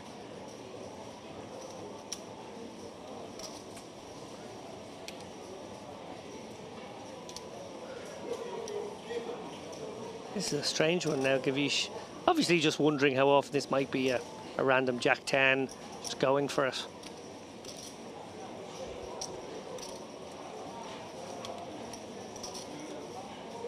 Wow. Gets heroic, gets shown 2 queens, and loses, has to be said, the maximum with this ace-2 soft. Gavish sort of chuckles to himself about how he's just got completely really owned there. Leveled himself into thinking, hey, this is just so polarized.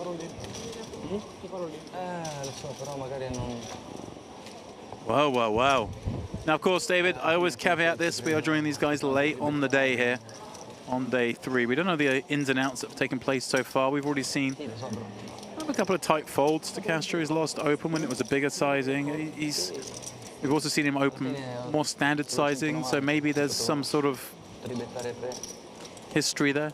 Gavish thinks, hey, Castro is just bluffing too much here. I don't think he values 1 pair, doesn't have enough 2 pairs, so hero call and hope you don't get shown a better bluff. I guess.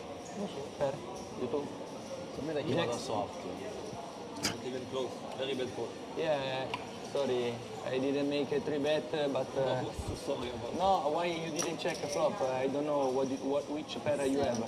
Okay. It's king. A little embarrassing for Gavish here. He did say I made a call. I didn't have a pair, and then he got asked what pair he had. Well, actually, it looks like he's got slightly more than our graphics suggest, right? Yeah, I don't know, does he? Got 155 maybe. Not that it makes too much difference here. I don't think so. No, maybe I'm wrong.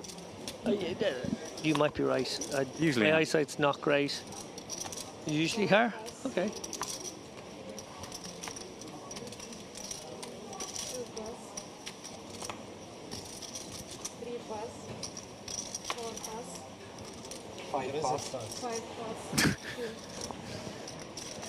That's being pretty helpful. Yeah, it looks like he's definitely got more than that there. So the whites are the 25s? 25Ks. Ah, okay, yeah. You are absolutely right, Jen. Why did I just even doubt it for a moment? David, you'll learn. Only been a couple of years of doing these together. Usually by year 3, they just give up. Questioning. Dempsey infallibility. No, you last the player. I understand. Tell you what I did get wrong today. No. Closing of the spa time. Oh no. You went there. I still think that maybe they closed it today. I was in there. Thought it closes at 8 p.m. and 25 past 7. Sauna door opens. And man's like closing up. That's unlucky. Fred, the problem yesterday. Yeah, Fred. But no big problem. Yeah.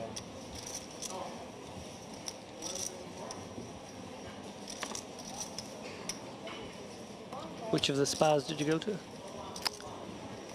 In the Diamond. Lovely.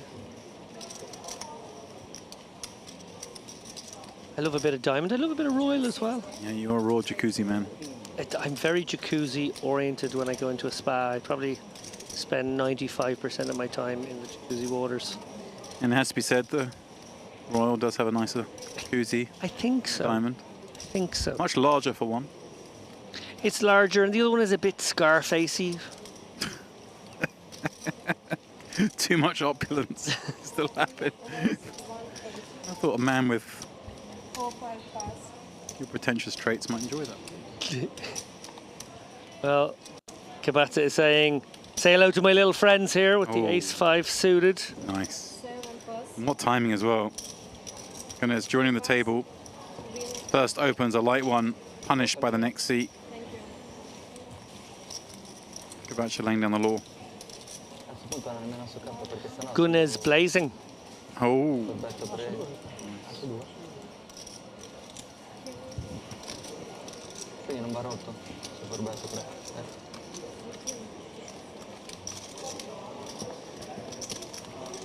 Tell us a bit about our partners, James. Imperium there, Vamos, Poker Tour.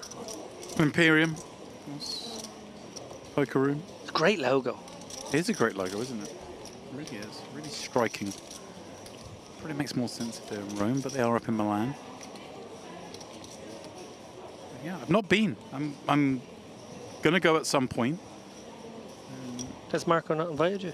He sort of told me where it was.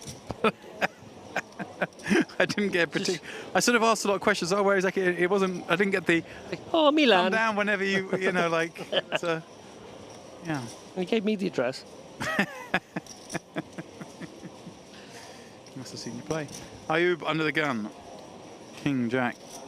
Targeting again the, stack in the big blind, which you can see is not too large. And I had to notice that not only is it not particularly large, Gavicia's already parceled it out in 30k increments. You know it's bad when you're stacking blinds. Yeah. Things have gone wrong.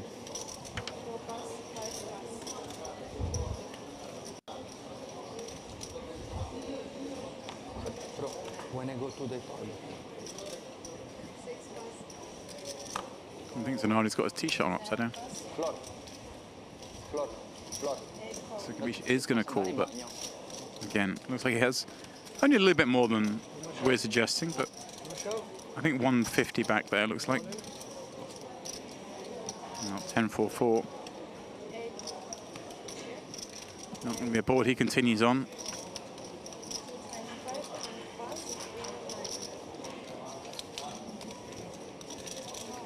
Like Gum getting a workout right now. What's going to last longer?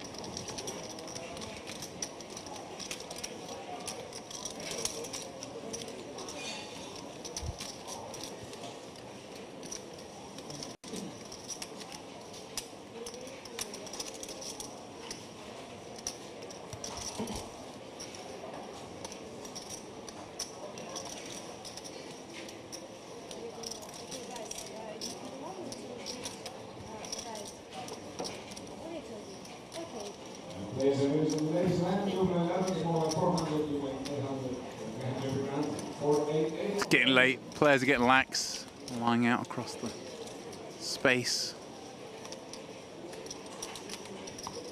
It's tough playing nine-handed.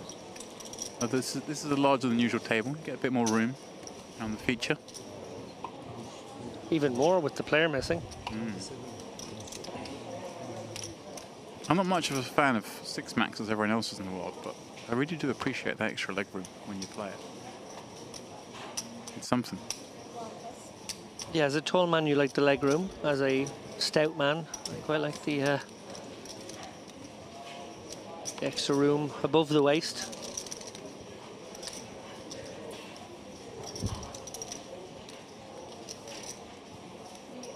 Kabatsa. This guy's just impressed me.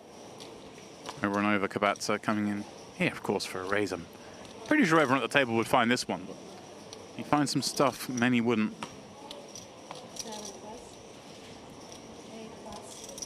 Oh, and Ayub, our one-time chip leader in this tournament. Looks like he will get busy here in the big blind. I guess it's a call against +2. I think so, but we have seen the aggressive route taken by quite a few players today from the blinds with these sort of middling strength pairs. Here we go, counting out an increase. 160.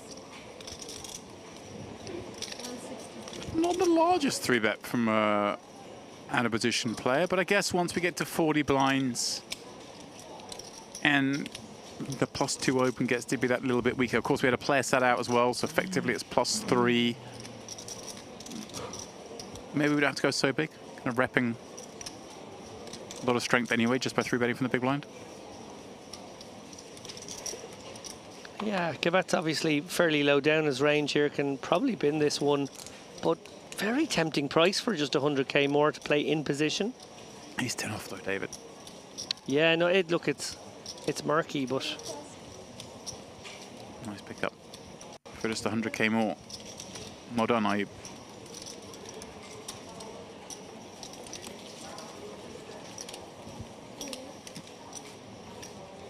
I wonder how.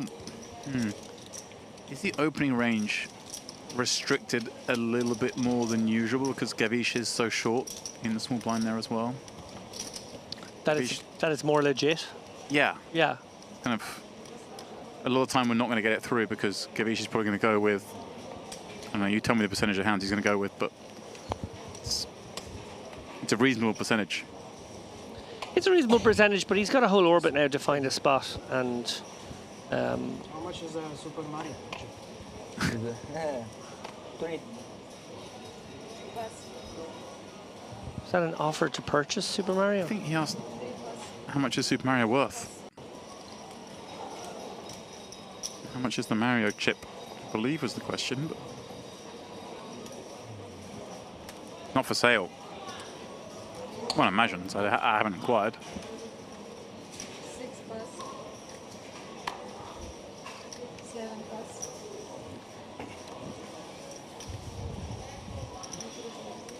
Gavish now with an opportunity to get it in first, 10-9.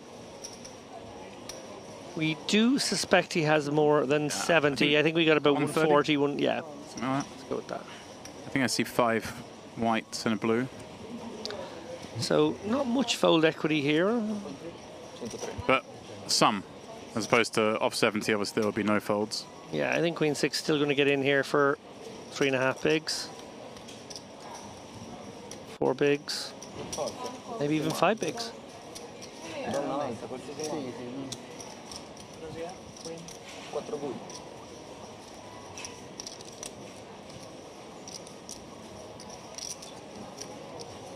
Oh, there we go. Graphics are up to date with the 130 it was for Gavish. Ace 8 deuce. He's still drawing live, but he is running out of cards.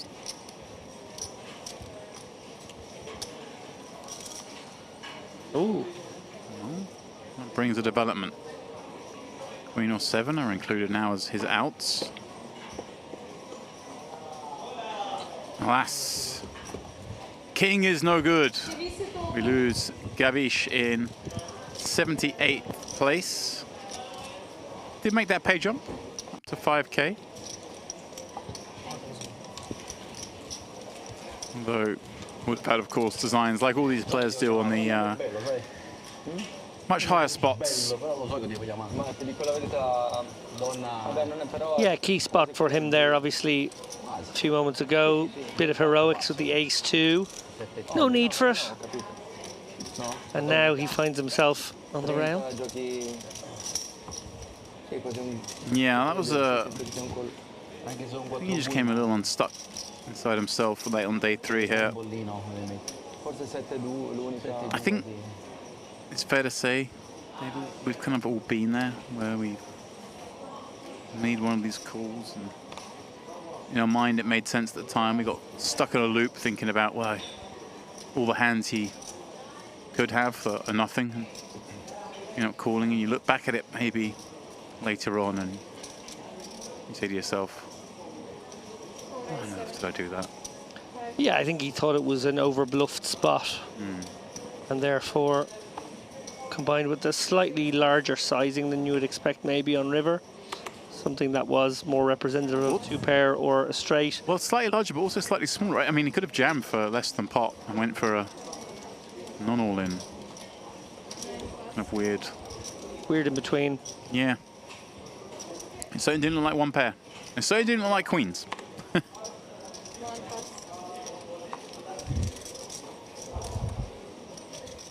Guns in the big gonna call this open against. Oh, sorry, actions on him against Ozgoban's open from +1 with ace deuce O. Obviously, took that bad beat against the man who was sat in this seat. Got knocked down to around 1 million chips. Got speculative with 2 9s, but lost that one, and now giving it a go with far from premium holding from +1, but has got a heads up and has flopped top pair. Yeah, king of clubs in the hand of Gunez here. I wonder if this gets him into a little bit of trouble here. Maybe a little bit more stickiness with that card in hand. Or is like, I hope not. I think versus an early position open, you can let this one go, feeling pretty good about it. Yeah. That's a decision he arrives upon.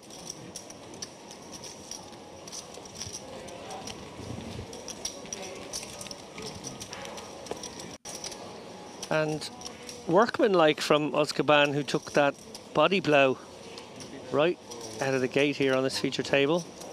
His Django's, his pocket kings, falling to the rivered ace, ace king, chopping his stack in half.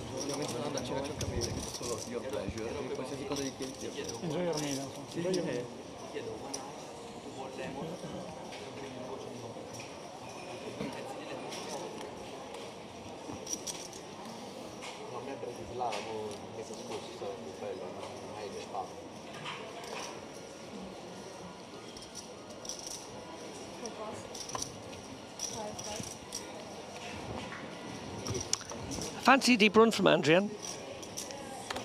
That's a kind of inside of the box shout.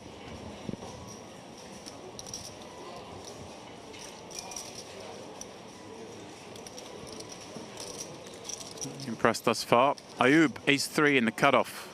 It's got 50 big blinds.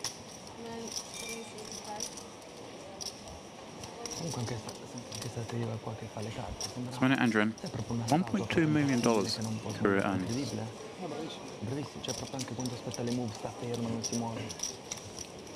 Gunez, wired pocket pair here.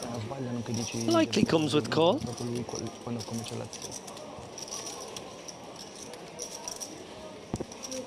Limps in with the sticks.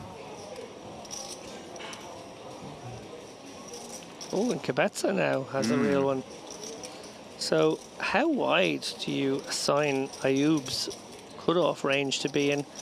Could you perceive Gunez to have a hand that can't withstand further pressure, therefore go for a squeeze here out of the big, bump this one up to maybe 220k, something in that region? There you go, you're on the same page.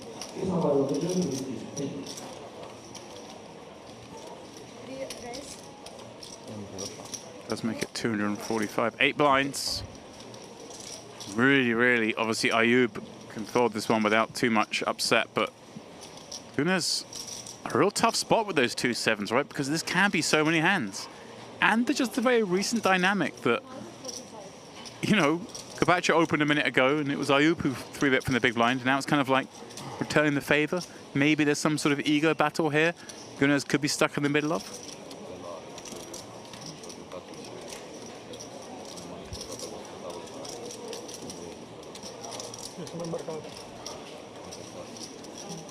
I mean, aggressive players make life so awkward. When yeah. all you want to do is navigate these sevens, do a little set mine, and they just don't cooperate. Just get on with your life.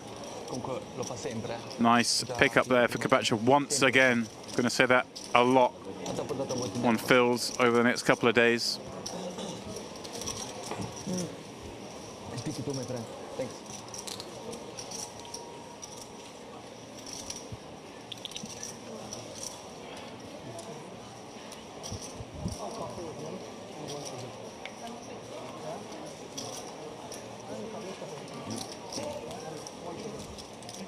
The Dolce Vita series, this is effectively our main event. It is La Notte Degli Assi. Might not be the largest buy-in of the series, but it certainly has the largest prize pool. $2,000 buy-in, over 1,100 entries. The good is... You don't have to be sorry. Yeah, 2 is okay, always. Smashing through our guarantee. I say our guarantee. It's kind of like our guarantee when we hit it, but if we hadn't hit it, it certainly wouldn't have been anything to do with me. No. I'm happy to say our guarantee when we win.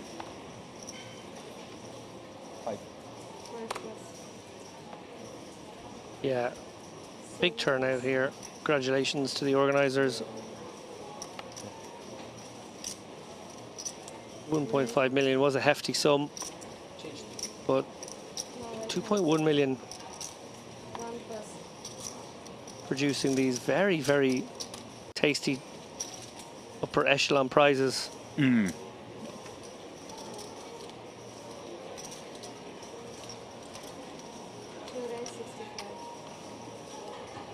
Gunnar's going to deploy the king here. And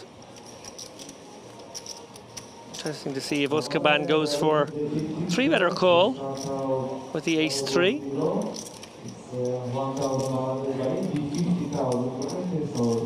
Going to take the latter option and battle of these two big card, small card combos. Well, here we go. That's tasty. Yeah, it is.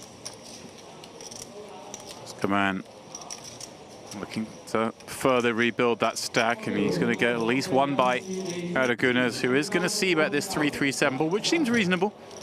Button v big blinds. Kind of paired boards. Often see very wide c-bettings. Yeah, sort of an equity denier here. He's not likely to get better hands to fold. So just trying to clear away some two-card combos above the 7. Wow, how good does that king look if you're Gunnars? You've somehow bet this flop with king deuce being called, and you find that. You're signifying check. You think check and let the sort of 4-5s, the 5-6s, all that sort of bluff the river? Yeah, I think that's nicer. Obviously, he's going to target a 7 here for value, but it is wrought with danger.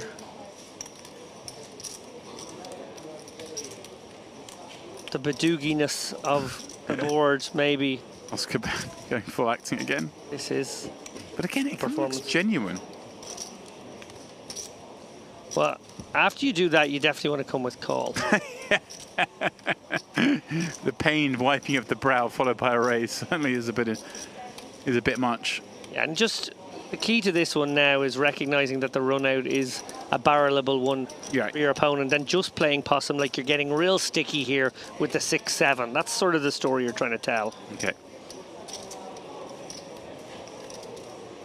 Like, I'm calling this one. Yeah, be careful. Oh. Oh no. Oh no. Back for raising chips. Although versus this specific hand, he may have stumbled into a more profitable spot. This felt great for a minute. The long thing, counting out the calling chips. Then all of a sudden, sees raising chips.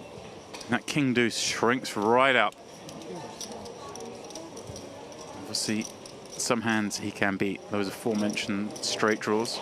Yeah, 4-5, 4-6, 5-6 could be in there. As well as, of course, just some of the. Got to find a bluff from somewhere. Like an 8-9 of clubs. Don't think you've got it. Oh wow!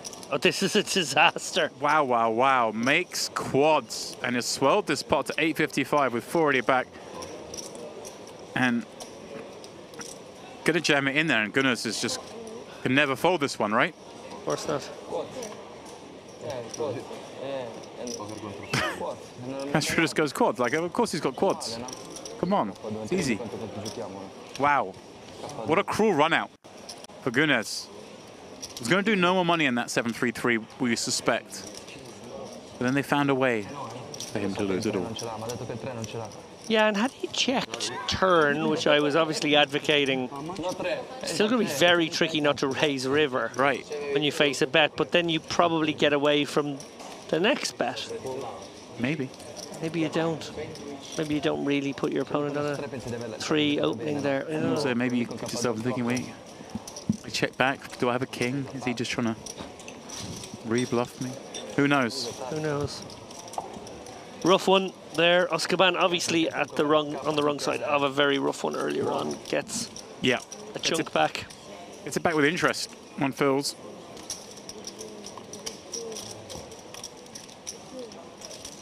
So then, time to move things along a little bit. 20k, 40k coming up next. With it, Rafael Castro still leading the way here with that mountainous 3.6 million in chips. Simone Andrew, and the one you've called to go deep, he's in second. And the one I like, Basil Kabacha, he's third in chips. It is Cano Gunners, the shortest, having been on the wrong end of that rather cruel run out, it has to be said. Antonio De Lucia could have been out a couple of times, a couple of jam spots he's managed to fade. Still in here with 15 blinds. Everyone else comfortable. Look at that. Even Oscaban now over 40 blinds. Yeah, this is a stack table. Average stack right now in the tournament about 1.5 million, and I think 7 of our 9 have 1.4 million or more. Right.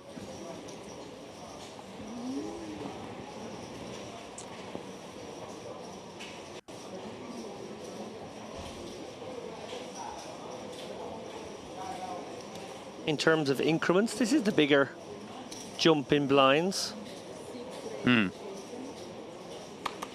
Addition, 33% rise. 75 players left. Would expect us to get down to maybe 50 by the end of this level. Maybe that's optimistic. Getting a furrowed brow from the other side of the booth here. Yeah, it just seems like a lot. Third of the field in the level.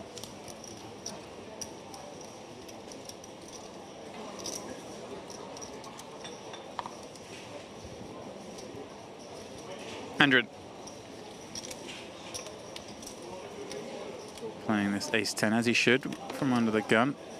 All the way round to the blinds. Oscaban no interest, and Castro the same. Easy pickup. Oh, you can keep it. That's why he's going to make a deep run. Lots like that. Try to nick it from under the gun and everyone folds. Yeah. I see why.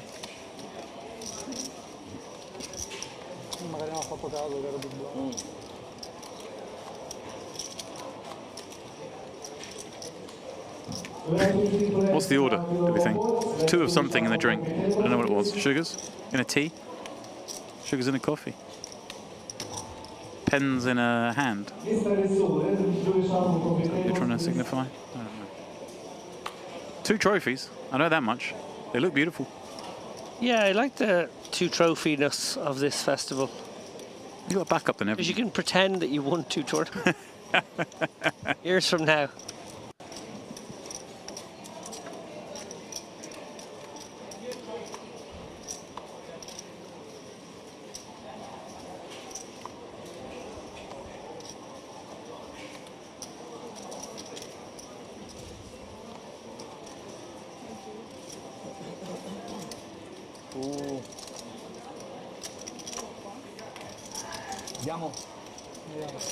And Castro now giving a walk to Andrin. Another way to go deep in a tournament. King queen, yeah. Raising takes. Maybe he defend, maybe. But he, I guess so close, he fold always. Yeah. Close player. Now gets a walk. We'll be more than happy to take some action holding King Queen, of course.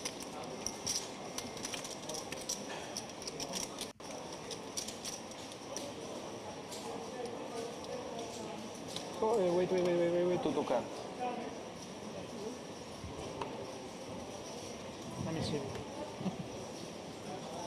Friends below, check the name street, take assistance. Penalty? No penalty. Dealer, no penalty. Ok, I know, a joke. Yeah, a joke. L'ultima volta me l'ha andata a me due. Mamma. Sì, non ce l'hai mai, lo butta, io faccio così. Dai, flop. Like we see a lot of Castro. Well, like we're gonna. We can't stack in front of him. A little bit of a character. No misdeal this time?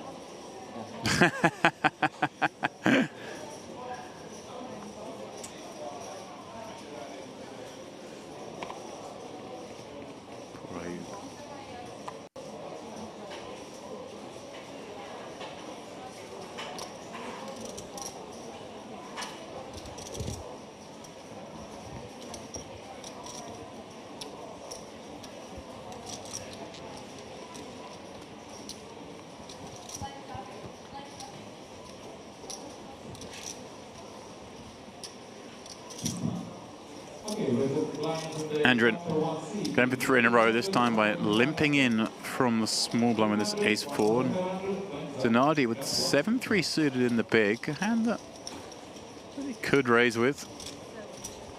Maybe I say that for the slightly worse hands, like the 8 deuces of the world, those kind of have some suited hands.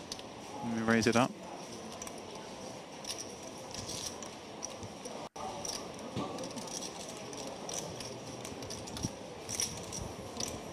King 9. Going to see him lead for a blind. Surely, David, he's going to complete the hat trick. 3 in a row. No wonder he's going deep. It's a three-peat. It's a three-peat. How American of you. I do say hat trick as well, but I sometimes get it changed in my articles to three-peat because it's more of an American-facing publication. And apparently they don't know what a hat trick is. Why is a hat trick called a hat trick? Well, do you know the answer?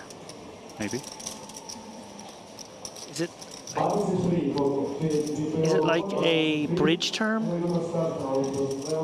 No? Tricks and I don't know. Go on, tell me. I've forgotten. I was really hoping you knew. As a cricketer, I thought for sure you would know. Do you know, I never took a hat trick. Very hard in that sport. I was on the pitch and fielding for many. Took a slip catch as the second part of one, but we've alienated 98% of our audience.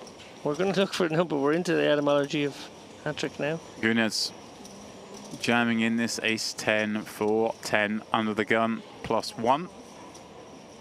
And what's a tea with 2 sugars? All right. I understood the sign language. Turkish tea. Potent stuff. Don't have 3 of those before bed. I haven't found it yet, but is it going to be like something as simple as like a magician doing a trick that involves a hat? And it's like you've pulled something out of a hat, that you've done something sort of amazing. I feel like it was better than that. Rabbit out of a hat type of... Yeah, no, it probably isn't. Before I get there, I just thought I'd throw out an idea.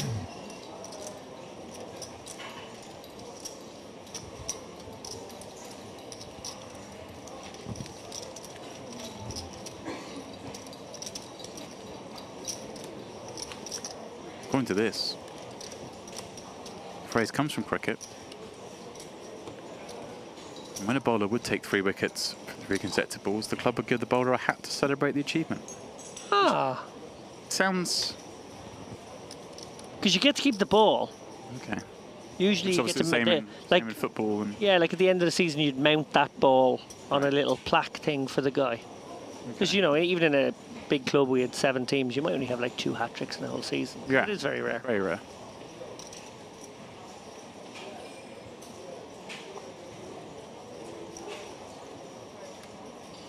Mid-19th century, denoting any trick with a hat.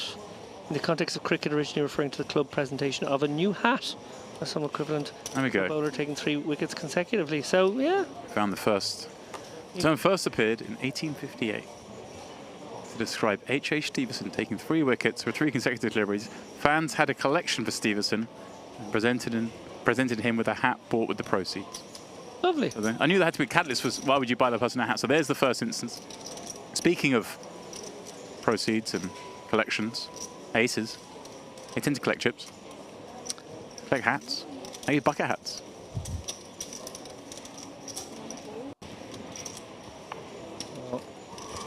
The stallion has just flatted here, trapping off this shallow stack of 13 bigs. I really like it. I think this is really nice. Not just because it's the perfect flop to trap poor Adrian, but it's just really nice. He's not going to necessarily get a lot of calls when he jams it in here versus a cut-off opening range, throwing out enough rope to Lucia. And I think you can actually fast play it now, maybe. Right, especially that size, right? 140. It seems like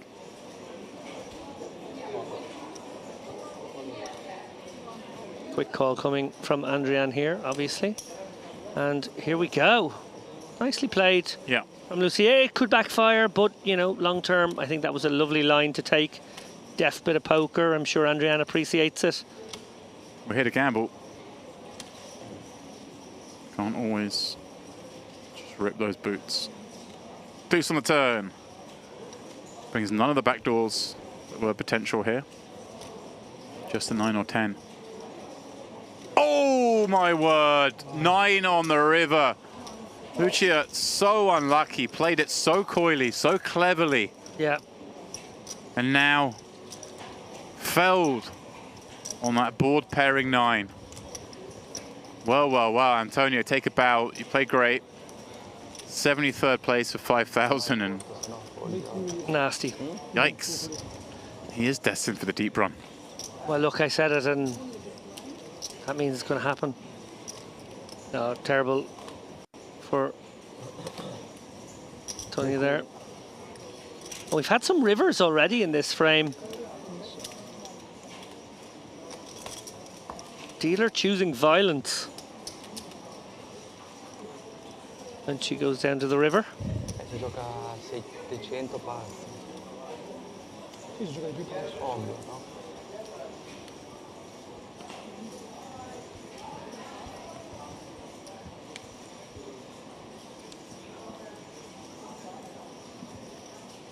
Castro. Hooks, +2. That'll do, he says. As he grabs 4 of those 25k white chips. Casting his hook.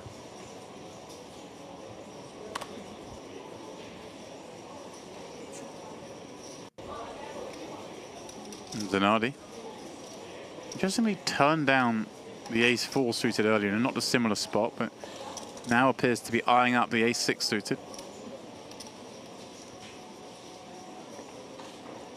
Looks like he is going to come in with a raise here. He's already up to 200,000 chips in front of him.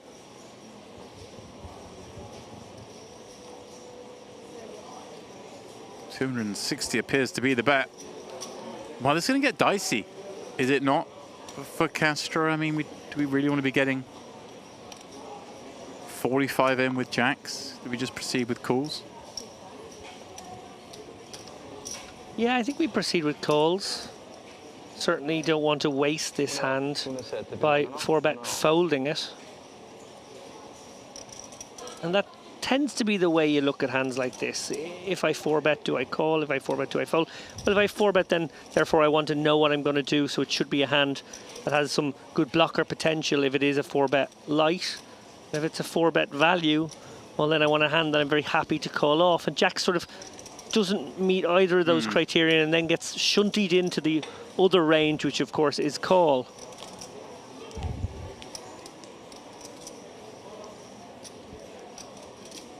He agrees. He's going to take the flop. 600,000 chips already in this pot. Zanardi with the betting lead, but the inferior hand. And, well, far inferior now on Jack 4-3, and the kind of board that he could get spicy on. As David has fallen out of his seat. And you okay? Do we need any medical help?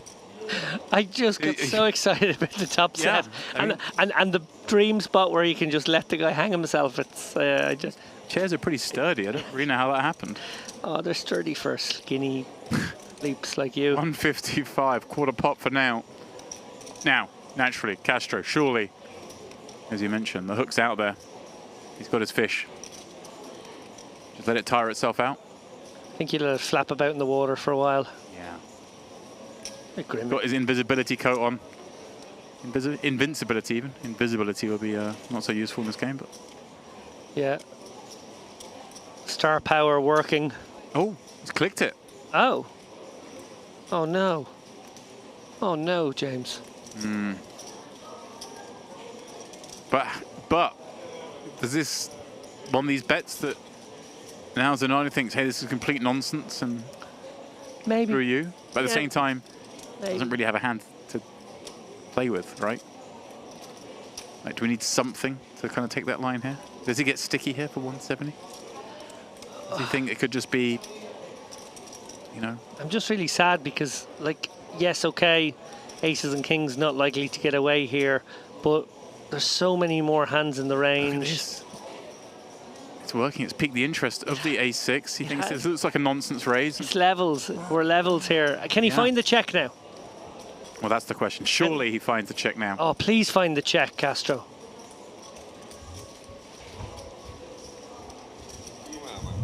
$1.25 million chips in the middle. I think he just feels like he's got his opponent in trouble with aces.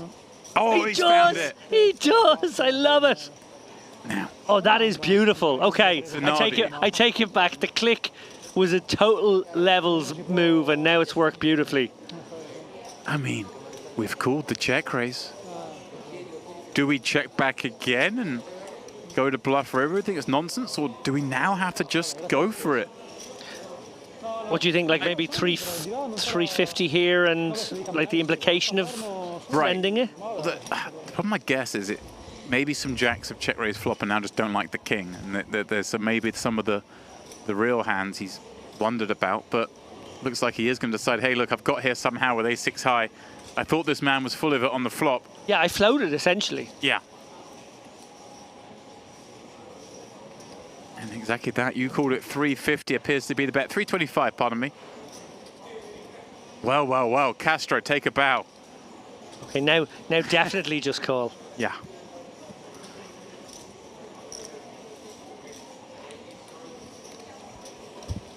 This is a monster pot, the largest I believe we've seen thus far.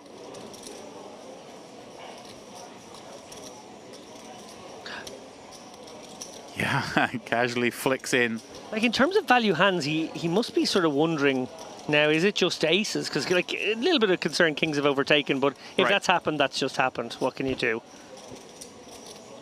Now obviously one fewer combos of sets, or two fewer combos of sets out there. With that 4 rolling off. Is he ever worried that queens did a sort of advanced blocker on turn? What about like a really small lead here? Like a 10% or like a 200k like I've got queen jack, I don't know what I'm doing here. I've somehow found myself in this spot. No, he's gone the other way. Right, he's gone for a non-all-in 600. He's Pearl Zanardi with no room. Yeah. You say no room. There's always a path. Well, if we do see a bluff for an extra 300k here, my goodness me, I won't just fall out of my seat. I'll throw my seat. Oh my God, he's thinking about it. Thinking, how have I got myself in the spot? Yeah, what's happened? There's 2.5 million chips in the pot. I've got ace-6. I had no pair, no draw at any point. Like, we fully believed we were going to watch an acting performance by Castro as he check-called slowly 3 streets here. That was the idea. Super confusing line. Zanardi, I think, still probably doesn't really know what he's up against. Like, yeah, it's a case of what is that?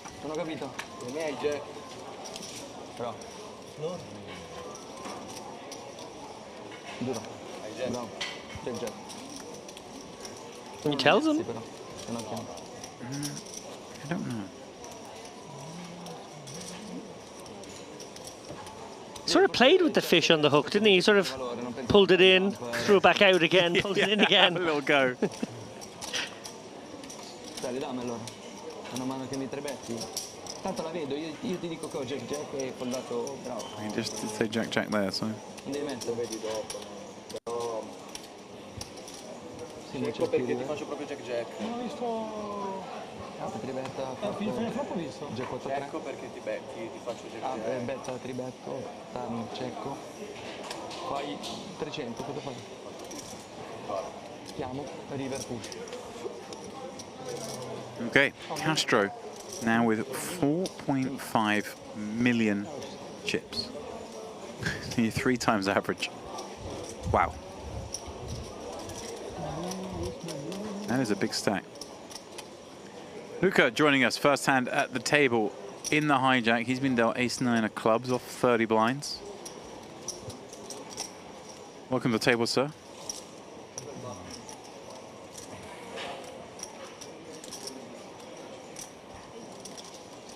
Maher Ashur on the table as well. One time chip leader still may be with 4.8 million. We've got 2 monster stacks on our table.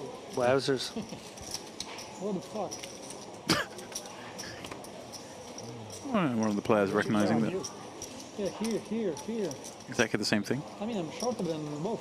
In more colorful language. Give something. Give. No. Than we chose to use. Otherwise, we cannot go to sleep today. 1-1. 1-1. I need to sleep also. Yeah, that's right. Kvetsa here. Considering both options, presumably. Call and raise.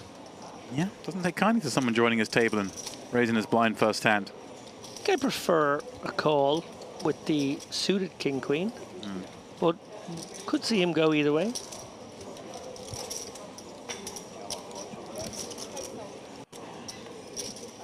Cool it is. Lots of playability here, even out of position.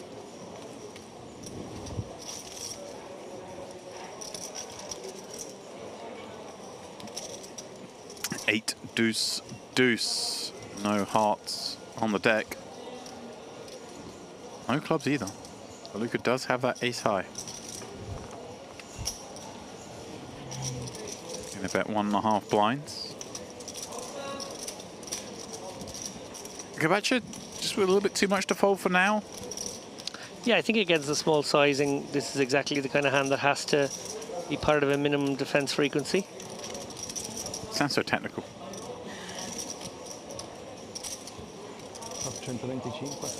Oh, hello. There we go. Scusa, 125, 325 flop. K, cecco, 400 chiamo. Andata 700 river. Will Luca rep this king? 2 diamonds, 2 spades. Yeah, I guess we want to deny some equity to diamonds. There are some maybe not better hands we can make fold, but yeah, maybe we can lean on 3s and 4s and stuff like that. He's going to bet again. Make life very easy for Kvetsa here. Building a pot nicely with this turn top pair. Yeah, and I think specifically we said the king-queen would be in there as part of the minimum defense frequency, but actually a lot of king-x would fold flop. So I think this is the reason for this bet. Maybe eyeing up the possibility of getting a fold from pocket 4s, pocket 5s. Don't think he's going to get an 8 to fold just yet, but he is going to charge diamonds, which is also nice. And there's some frequency of spades there as well against a small bet on the flop. I guess the 9-10, 10-jack of spade kind of hands are. Yeah, absolutely. Well spotted. Going to be interested. So, Mergy, the ace-9. It heads to the river and finds a 9 now. Interesting. Makes it diamonds, so of course, yeah. I was going to say the 9 of hearts would have been interesting. Whether he would have, I presume, gone for value. Yeah, could have happily targeted that 8 then. But obviously both players with enough showdown to check it. And Kvetsa, your pick, James. Yeah. Just hoovering up the chips right now. My boy. The Hoover.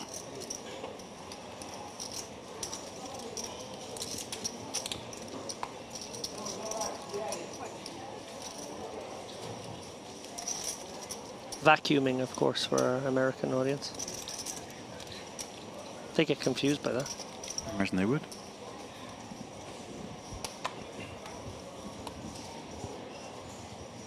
Sort of become one of the synecdoches in Great British and Irish life. Synecdoche. Synecdoche. Synecdoche is when one part of the thing represents the whole thing. Yeah. Yeah. I didn't know that was the word for it. Mm. Okay. Castro, at it again. Ace King under the gun. He's got a lot of action. And he keeps turning over hands. Are they going to learn at some point?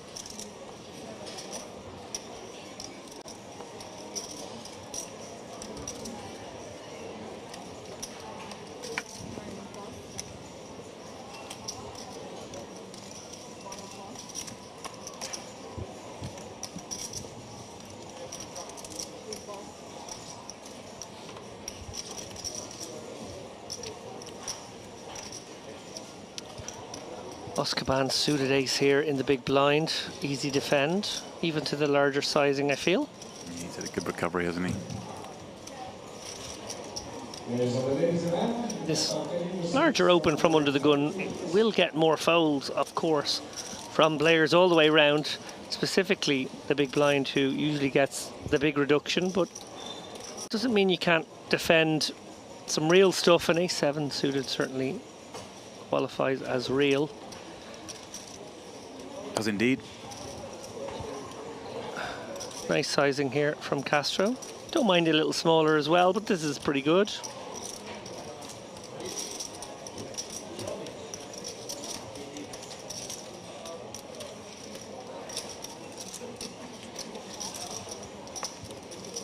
Is he going to show the king?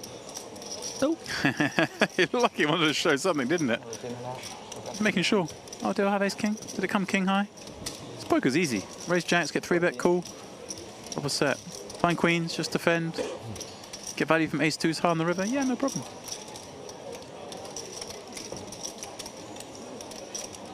Raise kings. Get jammed on. Cool, they got 10s. Sure. What a great frame it's been for the man who started the frame with the largest stack and has only extended from there.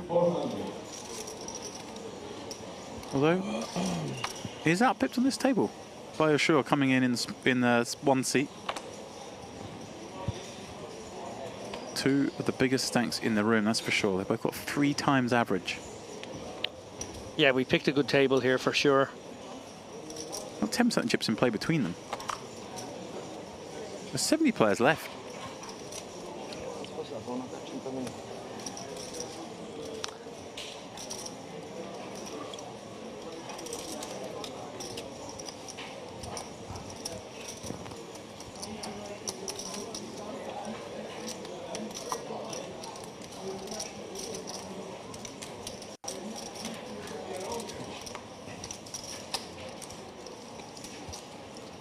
Good matchup. Would be a big stack at many tables. This table is a mere minnow coming in from the button. So Oscaban in the small. He's rocking average, and then Castro in the big. He's looking down at 6 deuce off.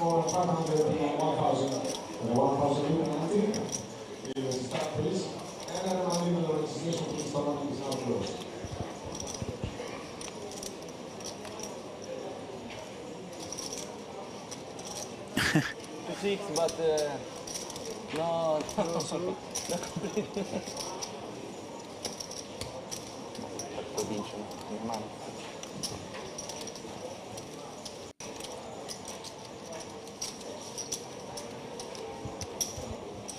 Some poker coming up here at Merit.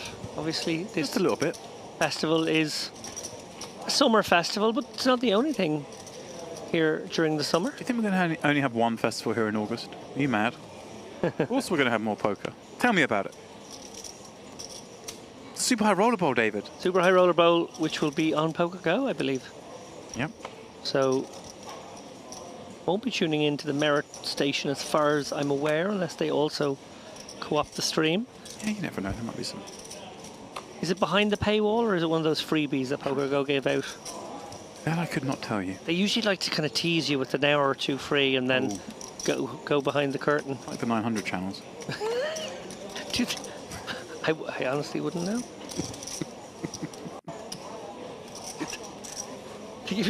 They actually give you 2 hours. Surely that's all you need, James.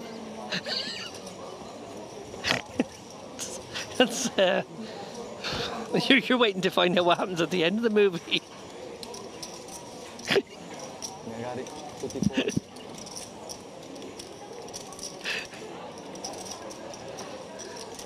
It's usually pretty predictable. Andrew in getting a walk, ace-9.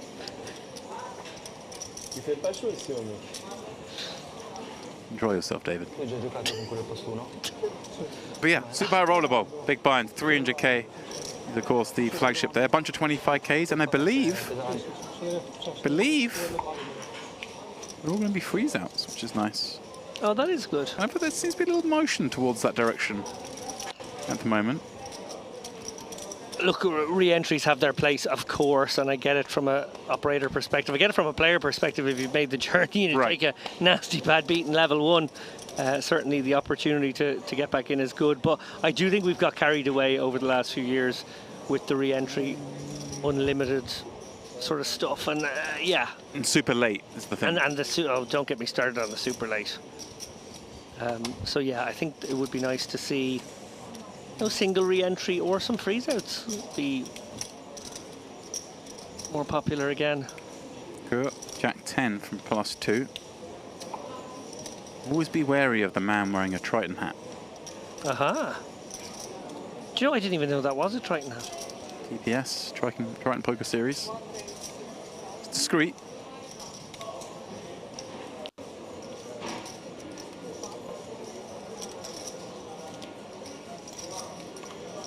Yeah, it kind of looks like some sort of snake wrapped around something. That's what I was about to say. Clever.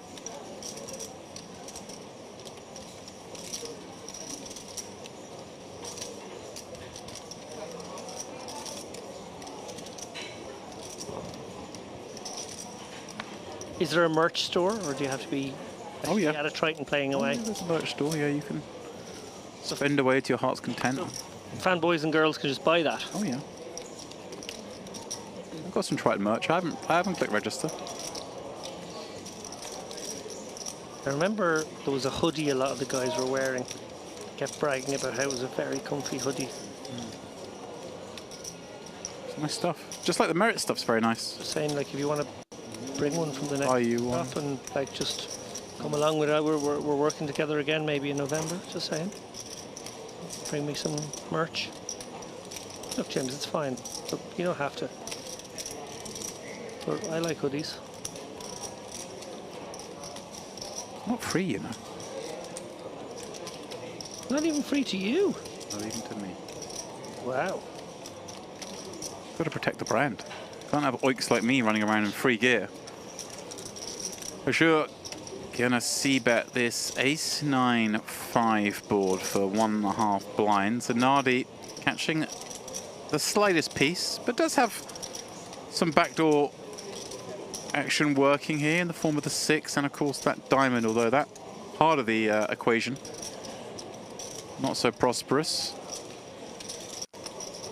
You know what I don't see enough of in poker?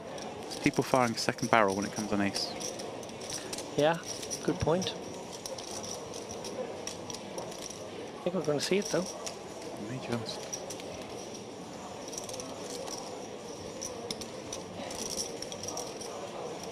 Nope.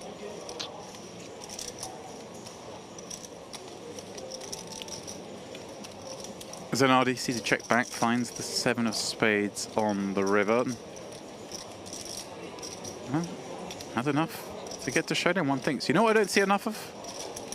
Is the bet check bet as a bluff.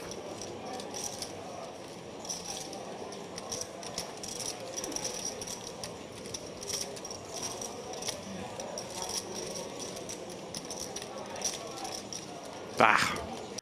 I try to speak them into existence. It was not to be. Zanardi, very happy to see that check back. Che ti spara una valigia, se no chiamo. Post-mortem after every hand. The Italian delegation, they like to talk. They do like to break it down. You know, I've not seen a lot of his hands flying around. Gesticulating. Oh. Yeah. I suppose Bonucci difficult at a table. Bonucci last night was next level. Oh yeah? Expressiveness. Okay. I'd be upset if there wasn't something like that going on.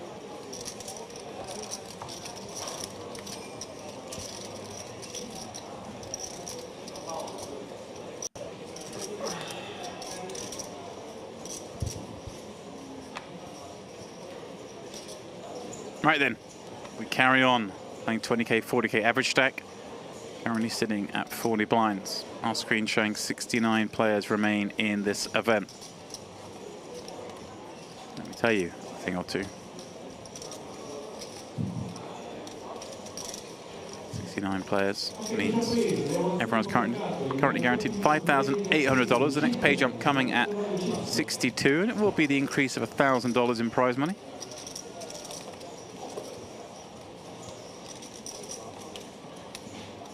I'm sorry to say we have lost Bodo Brezhny, who of course was on our feature table earlier today. Found himself on the short stack of 345k, shoved the Queen Jack suited, got looked up by Konstantin Voronin's King Queen on an outer table, and a clean run out sent him to the rail. Konstantin Voronin now at 3 million. Nice. 3 million's a good stack. You wouldn't know it looking at this table. We've also lost Gurkan Gungoran. Oh. Familiar face here in the room. Alexander Savchenko, who entertained us as well in the first frame this afternoon. Antonio De Lucia, or De Lucia, perhaps. Barun Jazar. These guys have all fallen by the wayside in the last maybe 10 or 12 bust outs. David, I'm going to call you out because we saw Antonio bust out on our table. We did. You must have hit your head when you fell off the chair. We did indeed. Are you okay? I just wanted I would normally let that kind of thing slide, but I'm just doing a welfare check. I just wanted to pronounce the Italian names in a nice way again. Okay, you're giving them one last little look on the way out the door. That's nice. That's a nice touch of you. In the Notte Degli Assi. Did you know we lost Daniel Gavish? He buzzed just shortly before then. Did he now?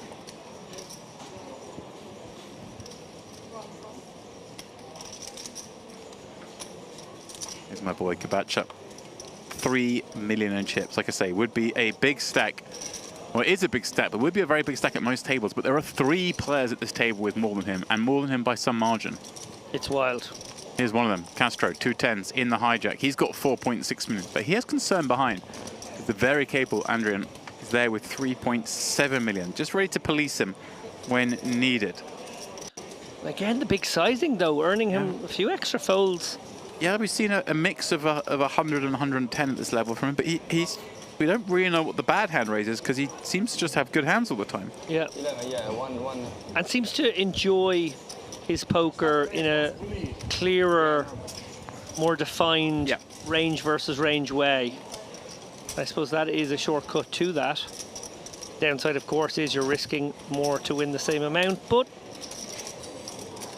you're building big pots, and that's partially the reason we see him sitting behind a Taj Mahal of chips right now.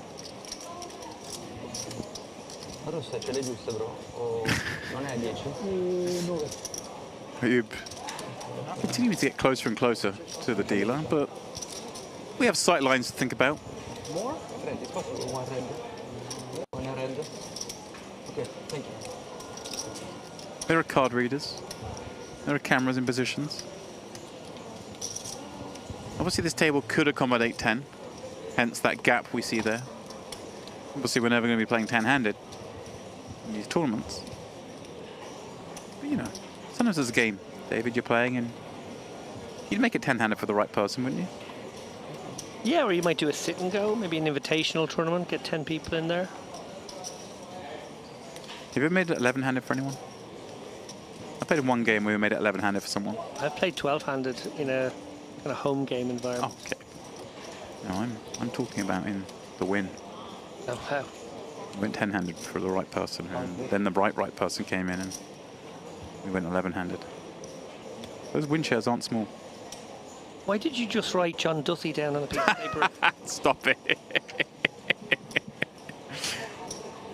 John Duthie's tough. Knocked me out the main event this year. I know. Goodness. Trying not to get knocked out. He's trying to accumulate. He's got 2 queens.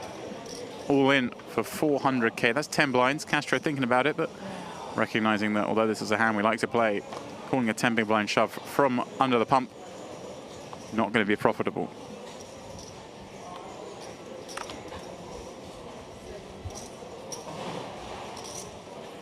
I want to see John Duthie back in this poker room. Absolutely. Make that happen. He uses sort of summer in the med vibes, doesn't he? Wouldn't need to adjust the wardrobe. Just one around here. Late iteration tournaments. Only be the 4th most aggressive player at most tables. Be told to get on a waiting list for cash games. It's something else. He wouldn't like it.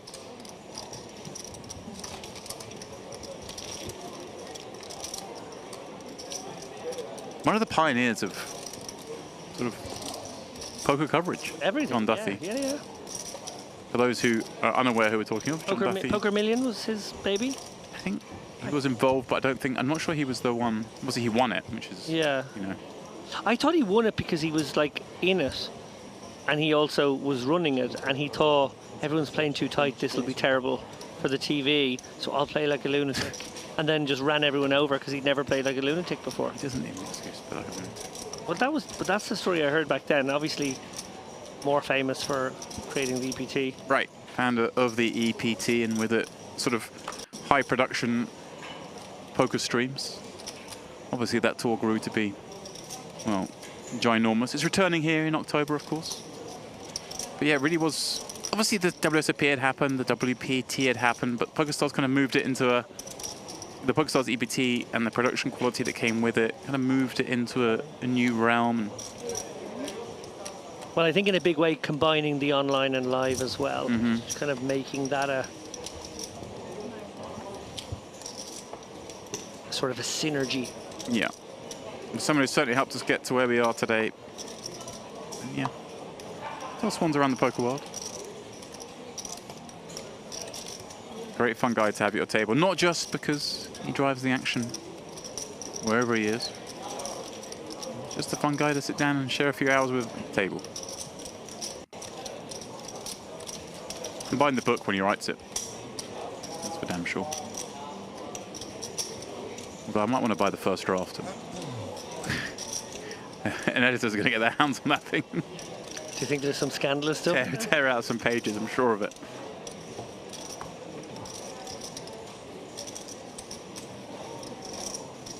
I interviewed John a few years ago for the Chip Race podcast. Little plug for the podcast there. I've never heard of it. I've barely done any plugging for the podcast. Jonathan Tomeo on this week's episode, by the way. Yeah, John was great. Great interview.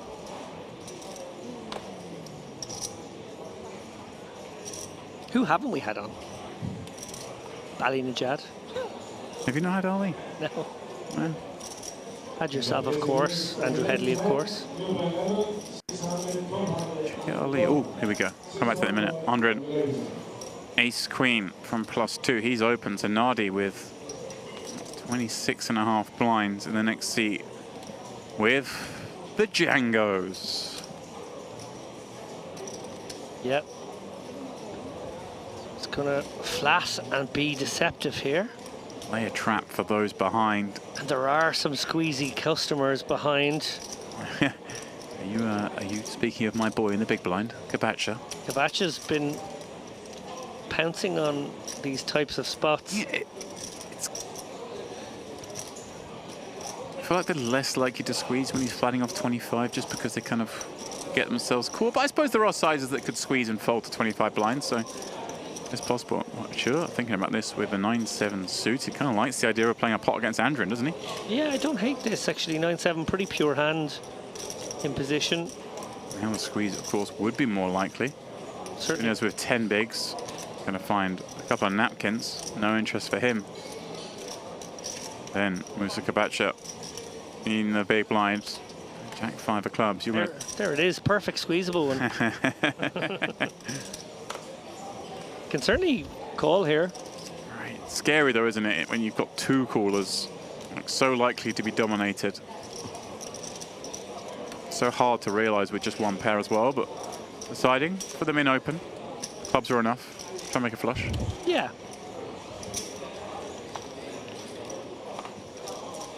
And I think a player like him will find the right board textures to represent and find bluffs too. So okay, yeah. Well, how about this? Flops a 5.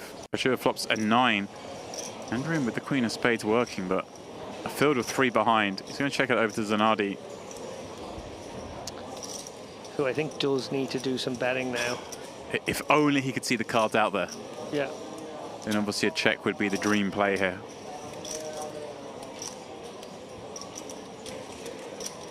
But a bet might still look like the likes of 7s and 8s, perhaps. Yeah, it's from this seat, it's going to be a very condensed range that flats. Some king queens maybe, some ace jack suiteds maybe, some 8s as you mentioned. Archor, I think could just come with call here. Doesn't seem to be any really good reason to bloat this one. 2 players behind who quickly get out of the way. Is there any part of him that's tingling, concerned that this could be a trap? Noteworthy there that Kabacha did fold a 5 with backdoor clubs. Yeah, great fold. Again, recognizing that, yeah. If you're good enough, you can peel these hands, because kind of recognizing the times when things are looking pretty bleak. And some would say, well, he's getting the price to catch a jack or a 5. The club, it's just hard to get paid if you hit those things. I suppose I wouldn't have hated the flat just because maybe if it comes like a 4 or a 6, that's the kind of thing you can come out betting on. Certainly if it comes kind of a low club, you could come out betting on it. You're the only one who can have the really good stuff on a wet-ish low board texture. Anyway, as played. Sure.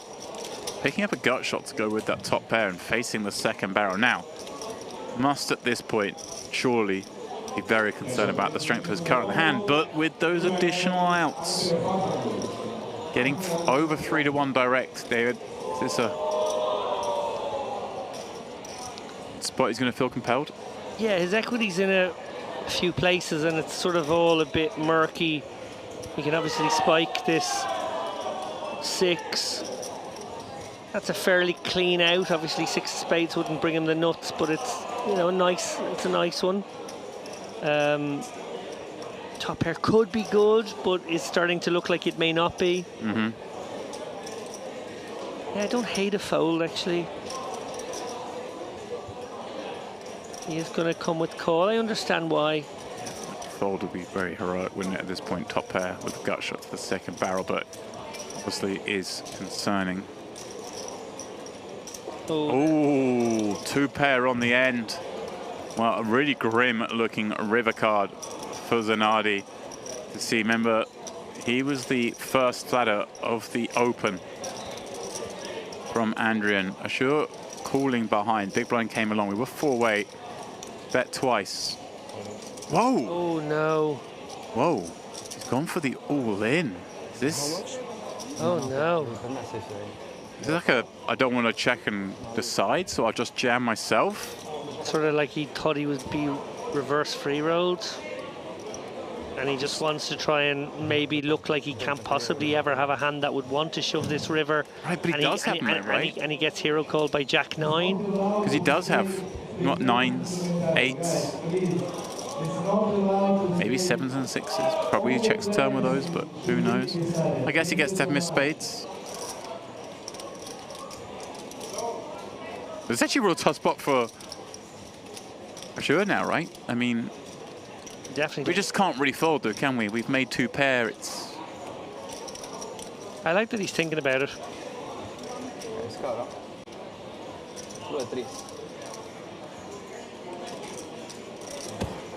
Yeah, a weird one. I think, again, a little bit like the hand we saw earlier. I feel like Zanardi didn't really adjust his kind of range and perception of the hand after he's employed a trap and made it four-way. Suddenly those kings nowhere near as valuable. And I think he just got married to the fact he trapped and felt like he was in there with a lot of bluffs, but in reality, was he really? Yeah. Yeah, I'm honestly not entirely sure what levels Zanardi was operating on with that shove, whether he was feeling like there was the potential to be reverse free rolled and really wanted that Queen 9 or Jack 9 to make the hero call, feeling like his story didn't make sense, or whether he was overvaluing the kings, as you pointed out, and just not really recognizing the murky texture that had been delivered. Oh, yeah, not quite sure what to make of that one. It's a bit of a mess. Yeah, I know. If he checked there, was there any world in which Mature would check back a better hand than kings as well? Is there sometimes maybe... I suppose I just feel like a blocker is not a bad bet there, because you know, if you get raised, you know you're not good. You make it very hard to raise over. You maybe, you know, if you do make it, you know, a third of your remaining stack, which is kind of what the blocker would be. Right. You can still Two get pairs, value. Just going to call, yeah, maybe get called by somebody from one pair. Interesting. A really peculiar spot. Not often we see four-way spots. Yeah, multi-way is hard, and he did go for the trap line, which we kind of thought was creative, given that there was some squeezable opponents behind.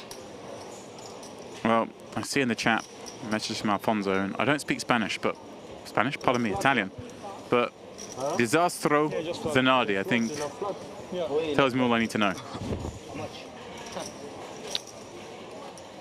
Well, we might have a little bit more all-in drama here. Gunez has shoved button for 10 bigs, and Özkaban going to give this one some consideration here with a King 7. Certainly feels like a hand that King 10 would be in here maybe as bottom of range. King 7 feels a little light, but he's going to think about it. Getting a count obviously might be discouraged by the eventual number. Feel like maybe against, say, King 10 for this number of bigs, or maybe 7.5 bigs. King 7 becomes tempting again. So, living to fight another day is Gunez. Just plodding along. That's okay in tournaments. You can plod for a while. Yeah, I know we like to move it round, live stream, give a bit of love to all the tables, but I gotta say, certainly would not be against the idea of keeping these guys together here on the feature. It's not fair to everybody else. They should be moved along, of course. I just mean in the sense that this has been a very entertaining 2 hours of poker. These guys playing really deep compared to everybody else in the tournament. I can't imagine there's more chips on any other table. Well, with that in mind, I can tell you that your next feature table coming up after the break, because we will be changing up, which is only right and proper. Include the likes of Adrian State. Oh, lovely. Armano Piccini, who you were mentioning earlier, before. Francois Najar. And Yusuf Zerek in the mix as well. Excellent. Chip lead on that table will be Adrian Sands, who's going to be wielding 2.4 million chips, which goes to show 2.4 million chips is the chip leader on that table coming up. And here we have a 4.7, a 3.6, a 5.8, 2.8. It's kind of crazy. Yeah. Achor. The ace queen off here. Gonna kick things off. Playing very deep with quite a few of these guys behind, as mentioned. Kabatsa, James's pick for a deep run here tonight and tomorrow. And the following day. And the following day, sorry, of course, the following day. Final day. Culmination of Dolce Vita. Let's not get ahead of ourselves, because this one could be trouble, James. Could be, but the thing about this is He's probably going to see a flop worse ways, right? I suppose the ace queen off does like to come out with some full bet bluffs now and again, but I don't think really hijack v button is the place we see it all too often, because sometimes we don't get a truthful answer if we 4-bet ace queen here. Yeah, it definitely feels like a go both ways spot. This could be your really nice blocker filled 4-bet bluff. This can also be a handy call. Play the hand out of position, but pretty strong.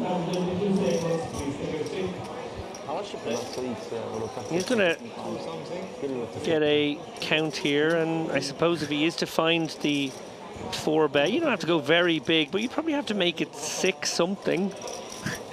But it was asked how much he playing, and he goes, 2 something. Starting the hand with just under 3. Just a nonchalant, yeah, I'm over 2, that's all I need to know. 50 bigs plus, let's go. So we will see a flop. Yep. 2 offsuit ace combos. 15 big blinds in the kitty. And a king jack 3 flop. The out switching, both drawing to Broadway. Yeah, I would expect a down bet here from Kabacha, something in the region of a quarter. Just trying to target the 9s and under kind of stuff. Yeah, pocket 10s, pocket 9s.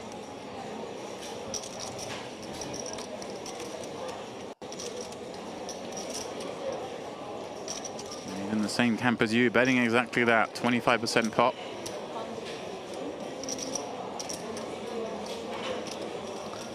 And to this sizing, I think Achor compelled to stick around. Yeah, one of these boards we don't love, but we got direct outs. And 3-bet are going to have some of this king x, jack x potentially. We get to have a lot of it as well, so it's never nice when we have to start defending ace highs, but when we can hit a 10 and make the nuts, feels like not a spot we want to fold.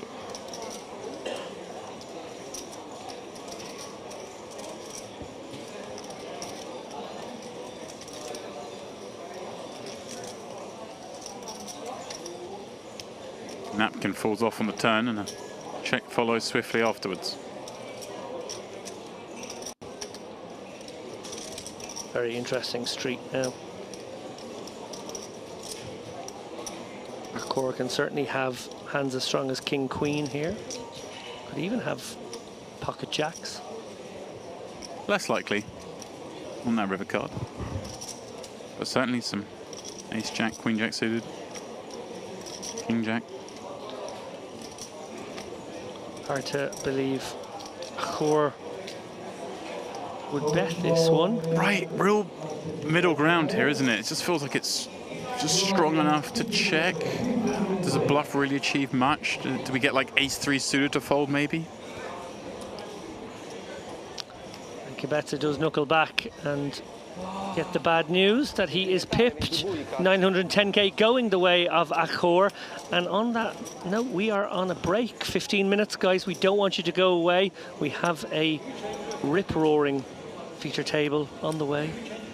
Well, with that, I'm going to bid you good night. Oh, it's good night to you, of course. Mr. Headley's going to step in for me. So, guys, please don't go too far. I'll take you home.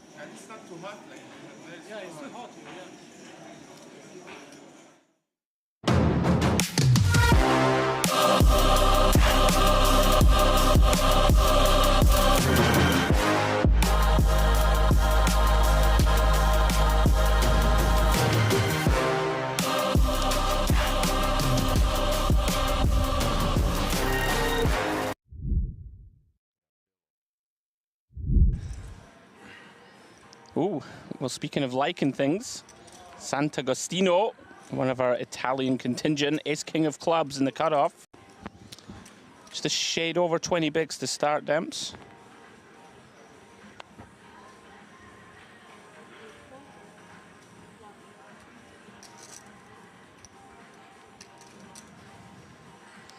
And round 2, Koza, ace-4 offsuit in the big.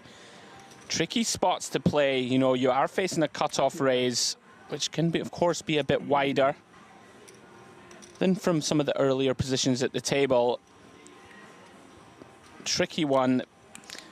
Kind of all options open. I think still James unlikely to fold this one, but could elect to turn this one into a 3-bet bluff. I hear you. Seems to be popular at some sort of frequency, but this call seems like the most likely play. Sure. Just call, take a flop. Sant'Agostino is going to attack those ace-high boards a lot, obviously. Whoa! How about this? He's going to attack this ace-high board, and he's going to do so straight into Jose's flopped full house. Good. Carnage. And what a dreamy flop if you're Sant'Agostino, right? You're just ace-king. Not supposed to have credit for having an ace. Certainly not a big one. Raising from the cutoff. Betting here. Now, decision point surely rests upon this man. Does he elect to move things up? Yeah, I mean, it's one of these spots where we just have so much hand, right, that I think people feel inclined to just slow play this one. Like, we block the entire board. Right, a lot easier to raise if you've just got a 4. You just have a naked 4, right? Of course. Obviously not worried about spades, not worried about straight. You kind of don't mind your opponent perhaps catching some backdoor. And he does a little acting job there. And then makes the call. Talent agent on the phone already. Yeah, I wonder. I mean, the funny thing is, Sant'Agostino is probably thinking, "Oh, great, he's got an ace." It could be. He could perceive an acting job as. Oh, what's he doing here? Is he rechecking the card? He's going for the recheck. We're getting the whole thing. I thought for a second he was going to reach there to lead, but no, he's doing the whole Hollywood. Now, problematic if this is the only time he does it. He is the lead. Wow. Okay. A little stock take. Check. Oh, wow. This actually, look, this is the sort of stuff I mean, in my mind, when you see people do all this and then check, it's like they're desperate for my opponent to check behind. I always feel like it's not. Yeah, okay. When they do all that and then check, it's like they're trying to get you to check behind. Yeah, the old tank check and just sort of. Yeah, like I'm thinking about betting. Trying to buy a card. You know, don't bluff me, be careful, I've got it. And like I say, Sant'Agostino's feeling great about this. Yeah, this is very, very problematic stuff. Slides out a green chip, 500k the bet into 1.275. Now, Jose, does he continue to lay this trap again? Getting into character. Yeah. I assume we just keep calling because if our opponent's got an ace, they're going to value river if it's a good ace. And if they're bluffing, we'll let them bluff. He could maybe have picked up some outs now. Might backdoor a hand. And yeah, he does. Takes his time. Makes the call. He's remaining consistent with this posture, at least. I'm always worried when people do this much sort of Hollywooding, but now Sant'Agostino has left pot behind, has seen a great river to go for it all if he thinks his man's got an ace. And again, he's doing the whole counting down. Oh, this looks so good. At first, I thought this man looks like he's flopped a big hand. And now I'm thinking, right, this man's actually quite weak. Yeah. Yeah, I just don't really see a universe where Sant'Agostino doesn't go for value. Is he going to lead? Oh, he is leading, so this is... Wow. Now, does Sant'Agostino ever think, right, this is an ace and I'm going to go for it? Or is the chips behind just worth too much? I think likely this is where we end up, and he is just counting out a call. Right, he was praying to see a check and he was going to jam, right? I think so. Said he makes the call. Sees an ace, but it's the 4 behind that causes all the damage. Sant'Agostino, well, may feel a little sick about that one, but there are plenty of worlds where he would have busted.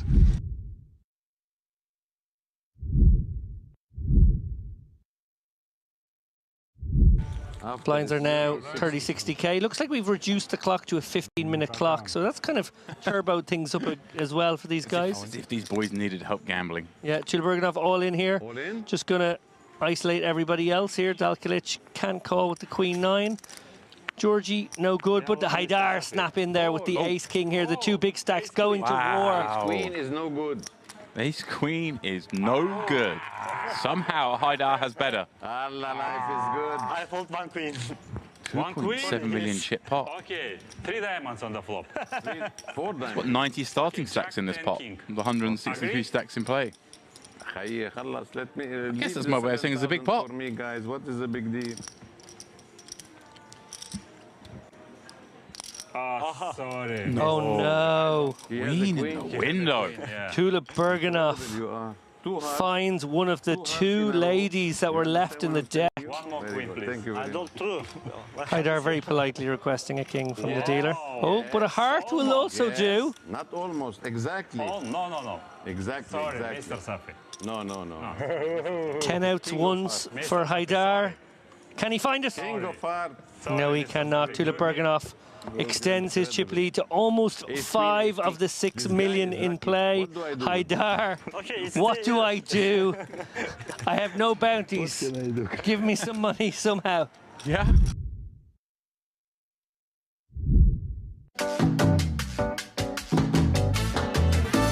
Proudly presenting a crown jewel of Dolce Vita Poker Festival, a $3,200 blind high roller event crafted in collaboration with Ogeli Poker Events. For over 13 years, the legendary Shadi Ogeli is bringing poker players from Lebanon to Cyprus. Get ready for unforgettable poker showdown.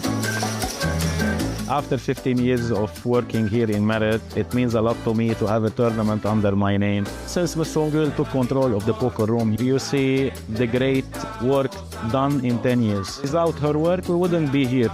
I started here in 2009 as a player, and after 4 years I became agent for Merit, and since 2014 till now, we did a great job together. When you're a partnership with such a big company like Merit Poker, considered now like #1 poker destination worldwide.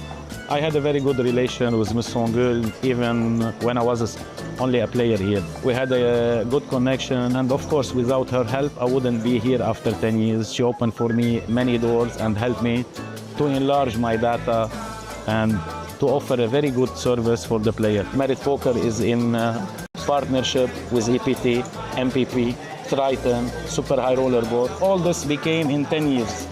Without her work, we wouldn't be here.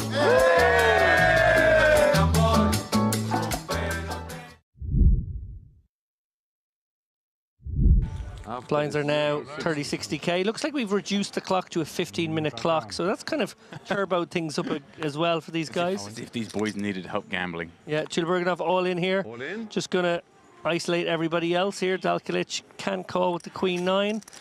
Georgie, no good, but the Haidar snap in there with the Ace-King here. The two big stacks going to war. Queen is no good.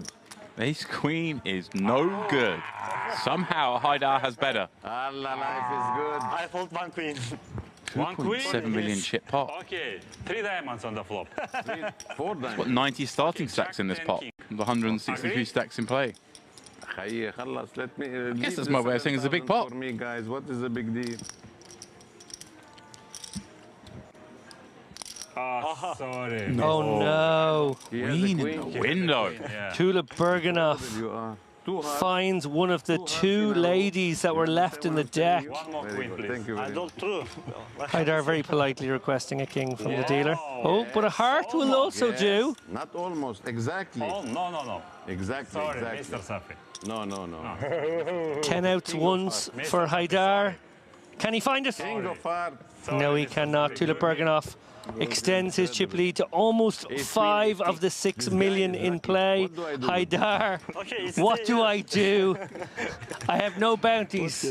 Give me some money somehow. Yeah.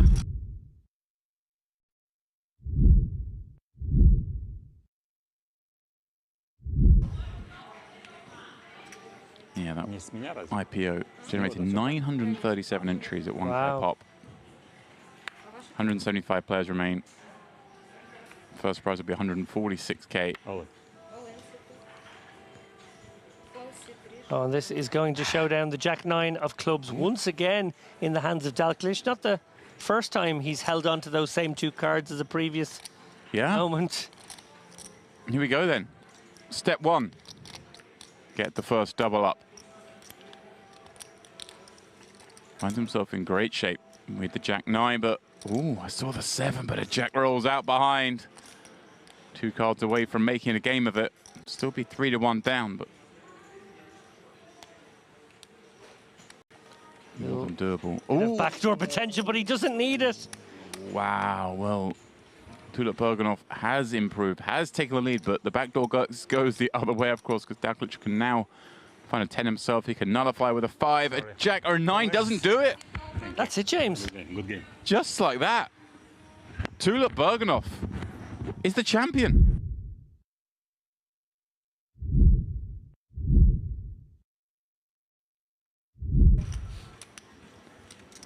Canzonieri, 2 6s action is already on him.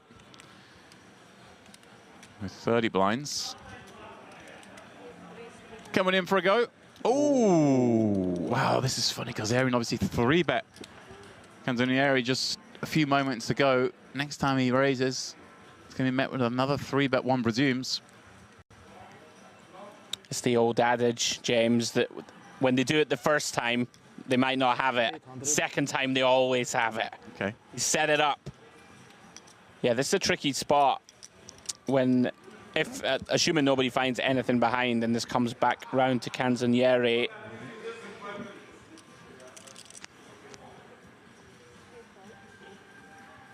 Oh, wow. Pascucci's called found the queens. Yeah, this is just death, isn't it? This is such a dream spot for the Cove 4-bet jam. What he's playing, what, 25 blinds? And take his time, of course. Gonna be a lot harder decisions than this one. This one, a must. And, well, bar some help from the deck. He's been dealt out of this one. Makes, you know, Canzonieri was probably in like a real tough spot here, wondering what to do. Sure. With these 2 6s, this will of course make things a lot easier for him. And here we go. There is the jam, as he must do. Celik. Pondering with the 8-4-0. I wonder if we are on a pay jump. We're not, but also he's, interesting. you know, with 6 million in chips, he's the big stack. Does he know it's on him? I mean, I feel like he might not know. I'm wondering. I'm sorry. There we go. Yeah. He checked out so long ago. I thought that must be the case, because if he was like the shortest stack, maybe he's tanking. Sure. Here we go, the cold deck, the announcement received. Pascucci not liking seeing Gazarian just insta-flick the chip in. Cannot be good news. There are still 5 cards away, though, from the end of this hand. Anything can happen. Gazarian, wow, look at the stack he'll have after this hand if he were to hold. 8.3 million in the pot. Here's 1.1 behind as we see a Jack 4 5-flop paint, but not of the right variety. Pascucci with no backdoor equity, but with the courtesy of the folded cards, we can see he is drawing still to 2 outs.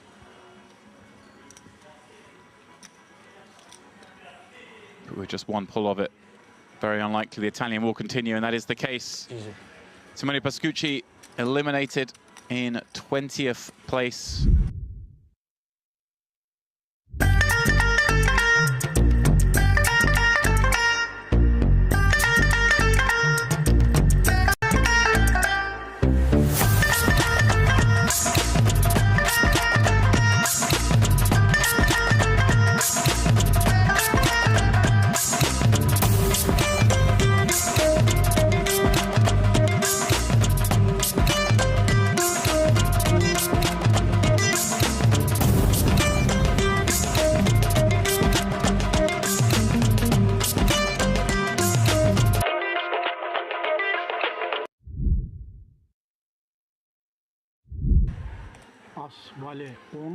And what a hold that is for Sahafi, fading 2 nut flush draws.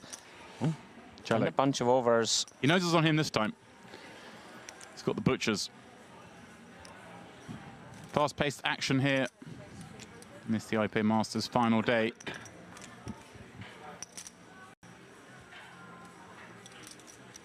Sant'Agostino. Getting more and more ladders, although no financial pay jump. Yeah, I'm just that last one. Just having a little look. We're 15 two places away. Okay. Yeah. 88. Oh no! Once again. Canzonieri finds the bullets, the rockets, the boots, the aces, whatever you want to call them, at the perfect time. Goodness me, we've already seen one cold deck. Queens running into aces. Now Celik with the kings. Runs into them once again. And I believe we might have seen both remaining kings folded there. Which is going to make this even worse for Celik.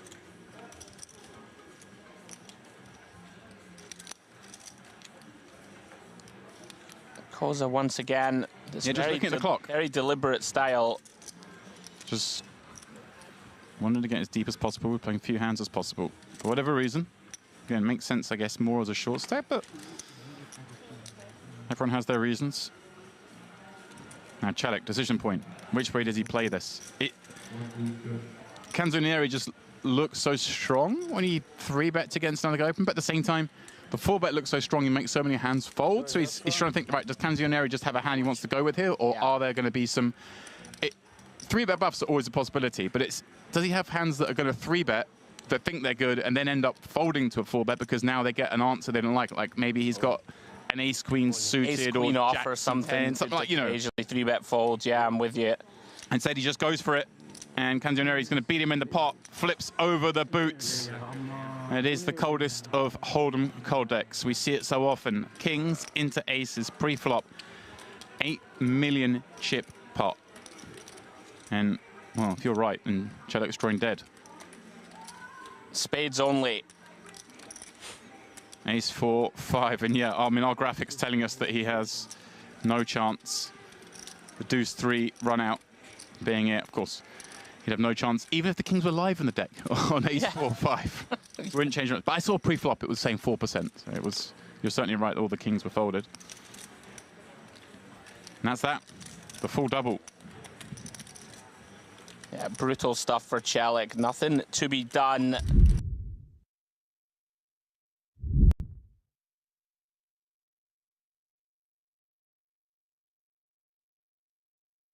Il sole è trantomato, la luna è nel cielo e alla Notte Degli Assi a Cyprus de Nord. My name is David Lappin, alongside my fellow bearded Celt Andrew Headley, and we will be commentating, critiquing and wisecracking in equal measure as we burn the midnight oil here at the Merit Poker Room. Andrew, before you comment on my Italian, we have a new ensemble. Can you introduce them, please? Not gonna lie, I was wondering if you were having some sort of a minor stroke in the booth, but then it became very sing-songy and beautiful. Thought you did a pretty good effort, Mr. Lappin. Right, guys, level 26. We are getting down to the nitty-gritty. New table coming your way in seat 1. From Romania, we have Mr. Adrian State. 1.88 million in chips. Blinds now 20k, 50k. So that's good for around about 36 big blinds. Then we have a couple of Italians. Seat 2, Ermanno Pacini. 1.6 million, and Antonino Veneri. 1.94 million in chips. Seat 4 from Lebanon, one of our short stacks, Ramzi Karam, 530k. So he's going to have some work to do, David, just a shade over 10 blinds. Then from Morocco in seat 6, we have Adrian Sanz, 2.4 million. So around about 50 blinds to work with. Seat 7 from France, Francois Najar, 1.6 million. Seat 8, Mr. Federico Seno from Lebanon. He has 1.8 million in chips. And rounding out the lineup in seat 9 from Algeria, Youssef Zereg. He has 660k, which is good for 13 big blinds. Yeah, very notable. Hold on a moment. Now to do it in Italian. Il Ageruto Sita 1. I'm very sorry. It's late. We're having fun. One thing that's very notable there is we really have sent away an absolutely loaded table. I'm just seeing here Achor, Castro and Andrian, who were on our last feature, are actually 1, 2 and 3 in the tournament right now. Really? That is wacky. They were all on the same table? They were all on the same table, so we have sent those guys away. Right. They were really entertaining, but unfortunately we've had to make way. Mihai Nista out there grinding away, 2.6 million now for Mihai. Super solid player, Mihai. And lovely guy. Lovely fella. He's here with his family, actually. I saw them earlier in the week, if I'm not mistaken. Otherwise, it was his doppelganger, but over at the Merit Park. Lovely guy. And, you know, no stranger to deep runs. No, not at all. Merit Poker Room. Very good player online and live. Actually had the pleasure of his company on a night out in Las Vegas last December. Right. Good crack there. Those Romanian boys know how to party. got to be said. Fausto Tantillo also in the mix there. He's got an average sort of stack around about the 2 million mark. Francois Najar, I think you mentioned him on this table, right? Yes, that's correct. Yeah, he's also got around the 2 million mark. And then as I go down through it here, got a fun name to mention to you here. Okay. Georgi Shkulukhia. Every time, eh? Every time. Big G. Big G. And just gets it done, right? Just an end boss. Speaking of end bosses, yeah. This poker room where we've sort of made our own celebrities. Azamat Tuliberganov. And him. I need to pull these boys aside one time, you know, on one of our breaks, or the next time I try and make an assault on a merit event and be like, Gia, Azermat, come on, lads, give me the secrets. What's the inside information on the field? Because these guys are like beasts here at Merit, just continually plowing through these fields and getting to, you know, 60 left, so 5% of the field remaining. Yeah, they're going to be all big threats. Yeah, that's kind of exciting. You know, Mihai, great player. Gia, the same. Azamat, the same. Tuliberganov took down a title already this week, right? He won the Mystery Bounty. Is that right? He won something. He won something. It wasn't the televised one, I don't think. I think it is the Mystery Bounty. Was it? Because remember the Ace King versus Kings. And of course he it got was. there, and this hand where Gia pulled the 30k big bounty. You're right. I'm pretty sure that it was him. You're absolutely right. You should know. You were in the booth, I believe. Sure. There's a lot of sunshine, guys. It's hot. You know, it's late at night. We are getting to 11:30 p.m. local time, so worth referencing. Long day for both us and the players, right? They've been at it since midday. Yeah, a bloody long intro this. They've really stitched us up, Andrew. They did stitch us, but guys, you're enjoying listening to us. I'm not going through the names again. There they are. So just to, you know, pull back the curtain, you know, break the fourth wall for a moment there. We jumped into the booth. Normally it's going to be, what, a minute and a half. Yeah. Introduce the players, fill a bit of air, mention a few chip leaders, talk about the blind levels. Sure. Maybe remind people of, you know, what's gone on before. But there was just a little note on our computer here saying 8.5 minutes. Lads, good luck. 8 minutes. 8 minutes until we get underway. I think we've done quite well. Yeah. A little charming Italian intro from you. Yeah. Spoken about the bosses out in the field. It's getting meta now, and we're talking about the What's fact next that we're on the filling list? our Star signs and favourite things to do on a Sunday afternoon. Well, actually, speaking of which, we had a Mario card protector a few moments ago. Right. Do you do card protectors? Well, I was just going to say that I'm a Gemini and I quite like to walk on the beach on a Sunday evening. But anyway, yeah, we'll talk about card protectors. I do have one.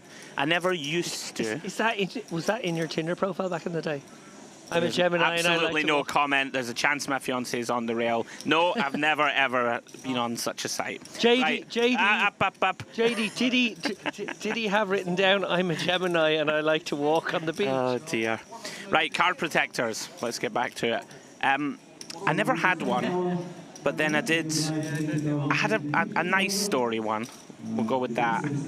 So, not to make it too bleak, but it was very nice. So, when my mum passed, as you know, was a very long-term sort of illness, and we had the nurses who helped us the whole way through. Sorry, guys, to inflict this on you, but we'll keep it pretty short. And they gave us, after she passed, they gave us like a little rock that was to say, you know, it's like a memento type thing, and say, you know, something to remind you of the better times or whatever.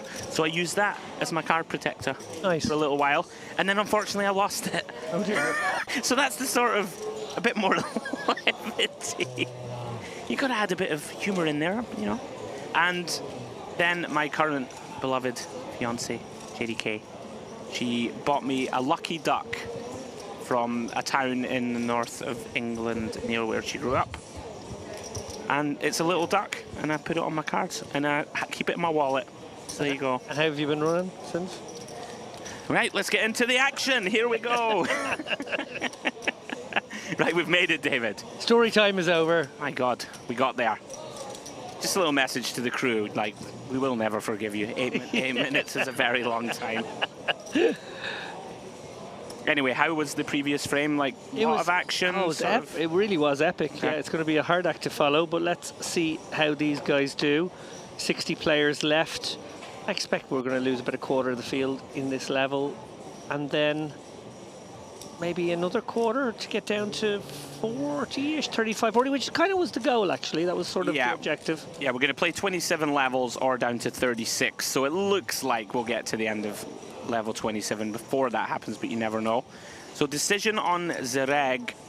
Interesting one there. 13 blinds, king jack off +1. Could have used it as a min-raise fold. Wouldn't have minded it, but decides to get out of the way. Round 2. Is it state or stata?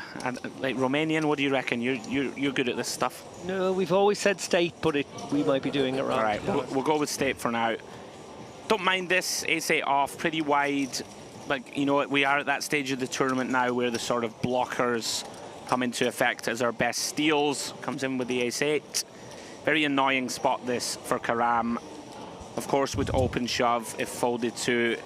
Super tricky. We can feel like we don't have quite enough fold equity. You will still have some, right, against hands like this. But yeah, I like fold. It's just super tough. Can't really peel. You're worried that your 3-bet jams, you know, a hand like King Queen, for example, is probably priced into calls, so that's not good news. Round 2, Najar. Very easy defend here. Pocket. Oh, no, he didn't fold. Come on, tech team. Of course he calls. That flop is all state. Top 2. Yeah, the state of that flop. Oh, brilliant. Oh, speaking of card protectors, look at that, a little police car.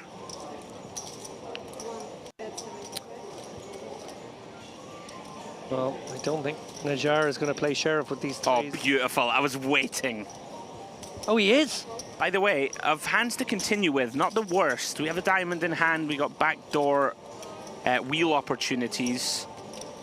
I think you'll see that hand proceed as a check raise sometimes, which is very spice, but you can, you know, get just some broadways to fold, and people are going to c-bet this board very liberally, of course. 9 on the turn. Quite interesting. State won't love it. Of course, all the combinations of 6-7 offsuit and suited are going to be in there, but there's a lot to protect from, right? Backdoor hearts now becoming a thing. So, you know, a hand like a King-8 of hearts or something like this is improved. Front door flush draws are all a thing. Ace-X is a thing. 7-8 suiteds, all of these. So likely to bet pretty big here. Yeah, big fan. I like it a lot. So he's sizing this so he can jam river on blanks, of which there aren't too many, if Najar was going to check call. But we're going to be done with this. Yeah, well played hand.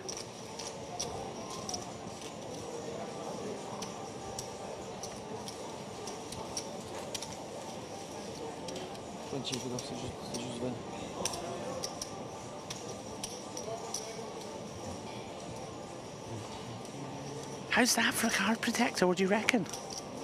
Little mini police car. That's nice. I'm sure there's a sweet story behind that. It would be a bit random for a grown man to just have a little police car on the top of his cards, you know. I never had a card protector, but I did at one point.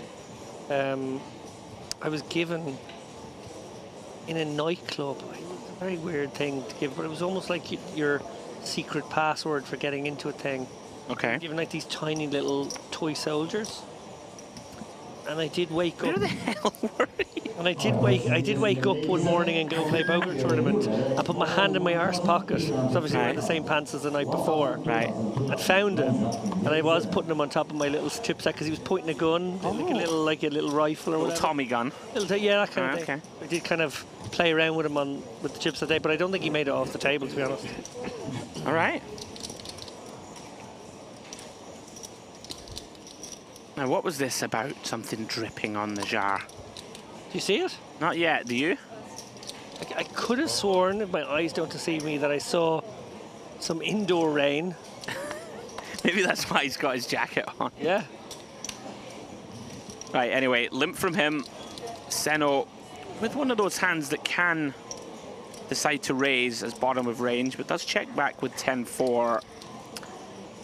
Off to the King Jack Deuce. Neither player connecting. Queen High of the Frenchman still good.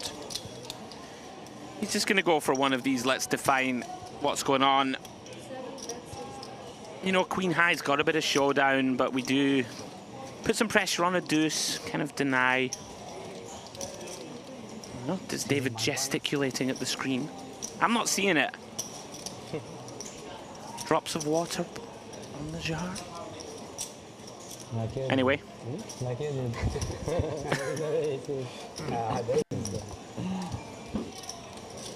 I was contemplating just calling that hand. But there's 7 people behind me. If the big blind calls 5 deuce and then brings me with a straight.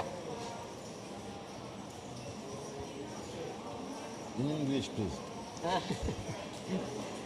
We listen into the table talk.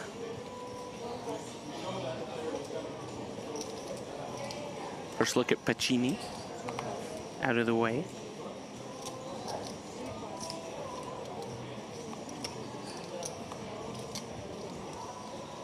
Karam on the short stack, nothing to work with.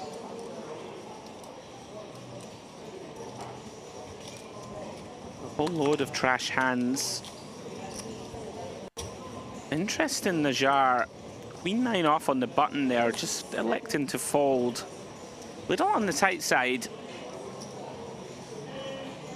You know, he does have Seno, 34 blinds, and Zareg with 13. Quite a tight fold into these 2 stacks. Not like they can just liberally 3-bet you. Wolf is good. Perhaps taking out the bottom of that opening range as we approach the end of the day. Another couple of levels to go, of course. Don't want to be turning down too many profitable opens.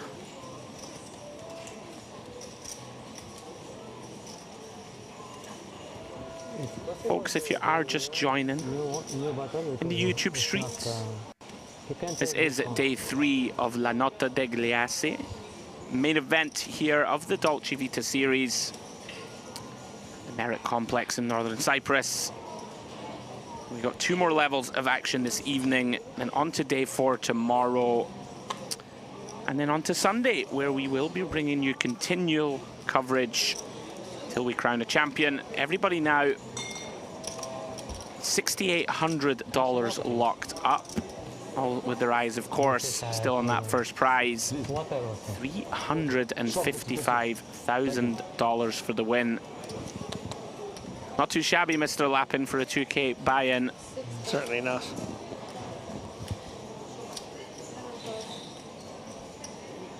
Okay, if anyone in the chat, because I feel like I'm losing my mind now. Right. If there's anyone out there in the chat has also seen drops of rain. I couldn't see fall onto Najar, can you please confirm so that I don't think I'm having a stroke? I couldn't see it at all. It's been a long day. Seno, 2.5xing from button, 10-8 off. Pretty grim this for Zareg. You know, ace high figures to be ahead of a, you know, standard button opening range. Not a fun one to reship. No. Don't hate it. Just gets out of the way. This can happen though, right? Also towards the end of the night, I think people start to get a bit tired. Like you might. I mean, I've done it myself, right? If you're getting tired and you think that your sort of edge or your skill level is being diluted by the tiredness. Yeah, no, decision fatigue is a real thing. Yeah, you don't mind taking out some of these like bottom of range opens and the like. Of course, referencing the hand previous, the Queen 9. Do we see the fingers crossed? I did. Quite a few card protectors here. I didn't know we were going to get a lot of footage. We genuinely didn't know we were going to get footage of so many card protectors, but we had nothing else to talk about, so we went there, and now it looks like it was all planned. We literally did exhaust all opportunities. All opportunities, all conversation pieces.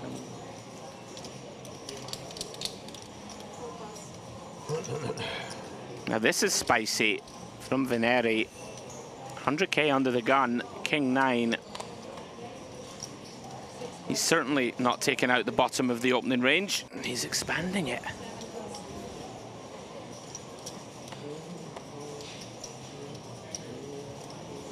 Yeah, this is optimistic, it must be said. So far, not being punished. Yeah, just going to get round to the big.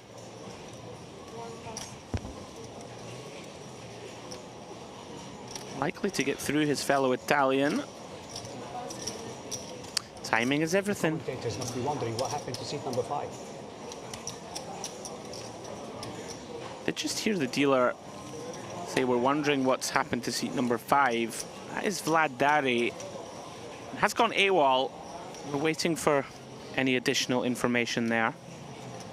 You can see his stack is in play. Yeah, certainly hope nothing bad has happened there to Dari. Yeah. He'll rejoin us soon.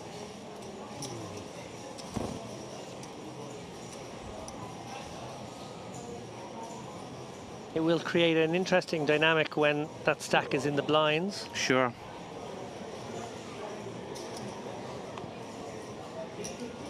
Well, we had a king-9 off last hand. Are we about to see a queen-9 suited from Karam? Obviously, 530k, 11 bigs, looking for a spot. Is this a spot? Seems like it's close. Wow. Thought maybe like a queen-jack suited might get in there, but queen-9 seems a little light. I have to say I don't really like this. I think it's too wide. Yeah. It is worth referencing. We are 8-handed at the moment, so it does have some impact. Well, would you go with queen-jack suited? Yes. Queen-10 suited, it's kind of cuspy. I might min-raise. Like yeah, you can do that. You can it's do certainly possible that I would min-raise. I might min-raise either of those hands. But like queen-jack suited, you can certainly jam. Yeah, this is the problem. Big trouble. Don't imagine Piccini will fold this. Like too strong. Might be a case of unfortunate timing from Karam. I mean, it's a little unlucky, right? I mean, if this is ace-10 in the small, you probably get this through. But for me, with the whole table to get through, it's a little too wide. Well, he has run into it. Gonna have to get there. See from the equities, though, 32% of the time, he will find that double.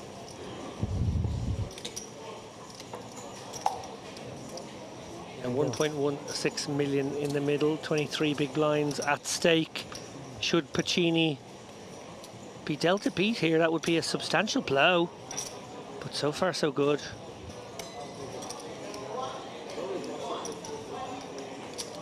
Karam pursuing 9 and a 9 only now.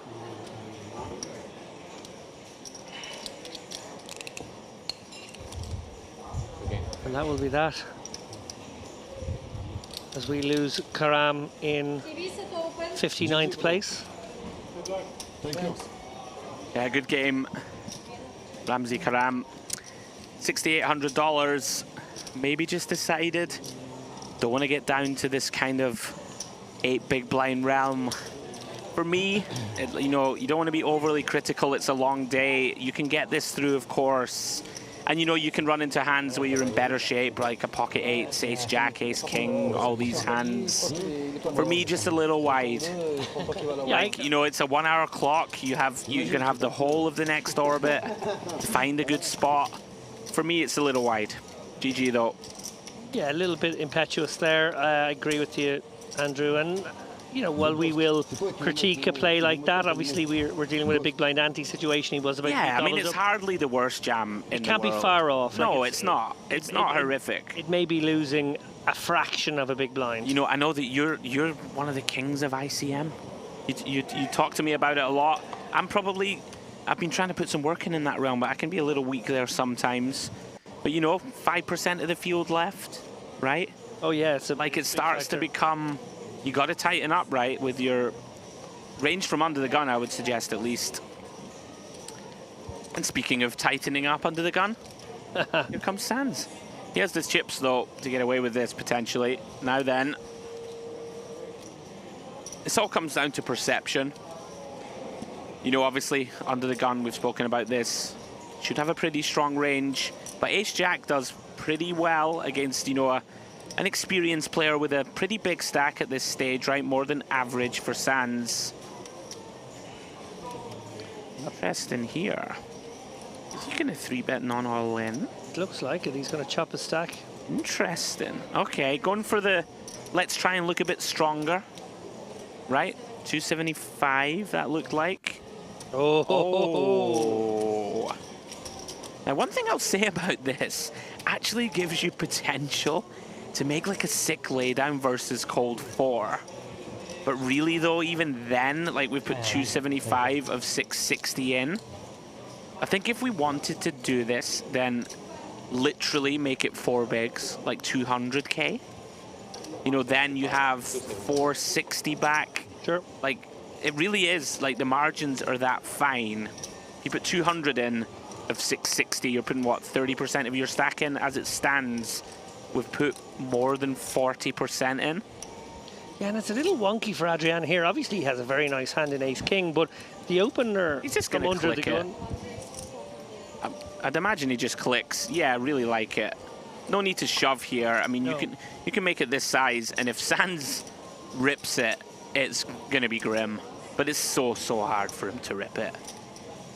Like, he's going to need queens plus, maybe jacks plus. Yeah, I don't think you'd even love jacks in that spot. Zereg left with a miserable sort of spot now. Yeah, it's a bit of a disaster now. I would have just 3-bet jammed this hand, I think. Well, either shoved or folded, and if I run into it, so be it. So, holding back to 385 versus sticking it in here and creating a pot of around about, what, yeah, 1.6? Can't blame him. I think he's just decided. You know, I've gone for this sort of half-stackish 3-bet, try and represent a stronger hand than I have. We can get there against the cold 4. Here we go then. Critical pot, 1.1 million. If Stake can hold, he will catapult himself up to 2.7 million. Zereg, immediate outs, hunting a jack. You know the thing? I shot the sheriff. I gave you my luck. Thank you, bro. You got the jack now. Well, crossing our fingers here for Zereg. Oh! Who has been teased. Yeah, saw the jack of clubs in the window, unfortunately for him, followed by an ace and a king.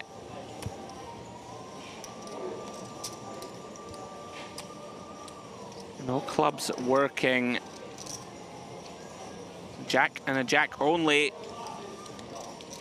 Can't find it. 4 of diamonds, river. Unfortunate.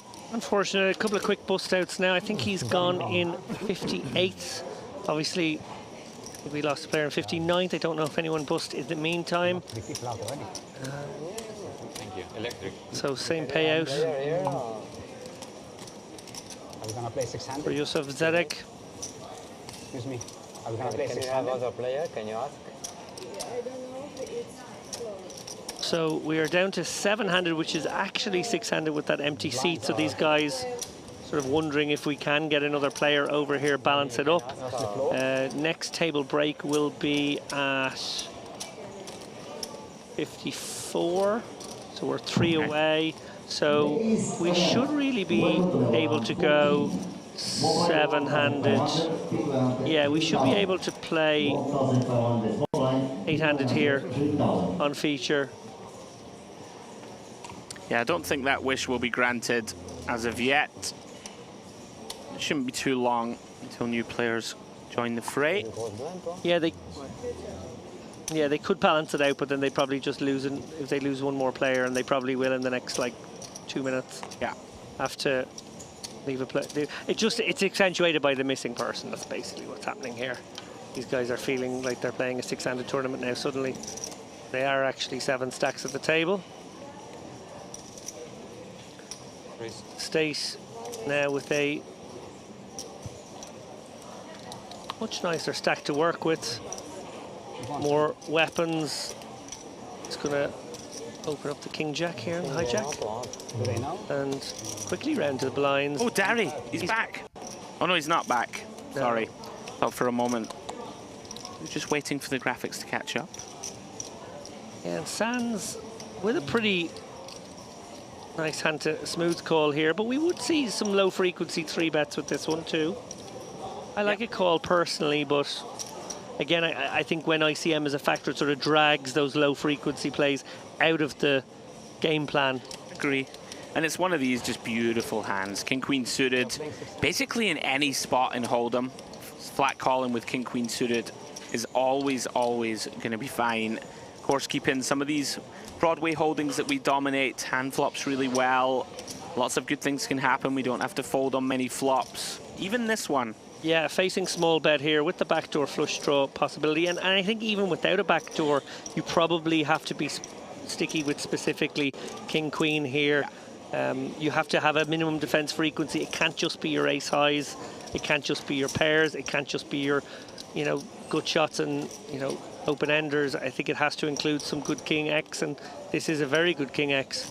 Yeah, definitely not folding this one. State with that sort of spot where, of course, you don't get a better hand to fold, right? Like a 5 won't fold, pairs aren't going to fold, no ace high will fold. But it's almost a value bet on the flop that it's so dry. 5 deuce deuce, just you can just, you know, chasing out a hand like Jack 10, like something like this. It's fine, you know, no problems. Unfortunately for him, he is pipped. So 8 of spades turn. Decision point now. Do we want to turn this one into a double barrel? He is going for it. And it feels like it might need to be a triple barrel. If you like, this feels like the story needs to be a 3 street story now, because sure, while this specifically could be a hand that he can get away from with 2 barrels, a lot of the holdings would have to be sticky here. That's right. Like, this one's going to fold pretty comfortably. But yeah, a bunch of the kind of ace highs, especially the ones contained in spades, that picked up extra equity. Hand like a 5, that's going to call turn. But we're going to get enough folds, you know, ace 9s of the world, they're going to struggle to continue against double barrel. Well timed from State, and he's finding momentum. And we found a new player. Oh, okay. You gonna wait for him, or? Who's it going to be? No, he's not the big man. Will it be one of the names we referenced at the top of the frame? Oh, let it be Georgie. Yeah.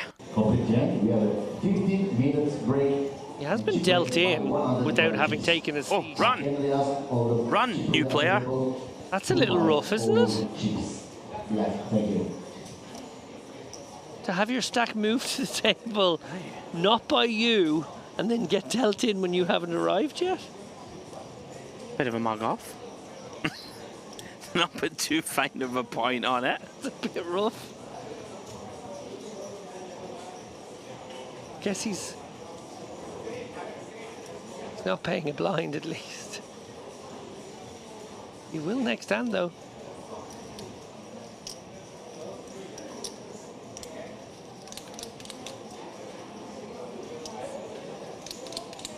So is it possible that just by look at the draw, another missing player has been sent to the feature? Maybe they just nipped to the bathroom. Thought, right, you know what? They're moving, mate. Now's the time. Did you see a glance? Yeah, and a welcome to the table. So they are arriving.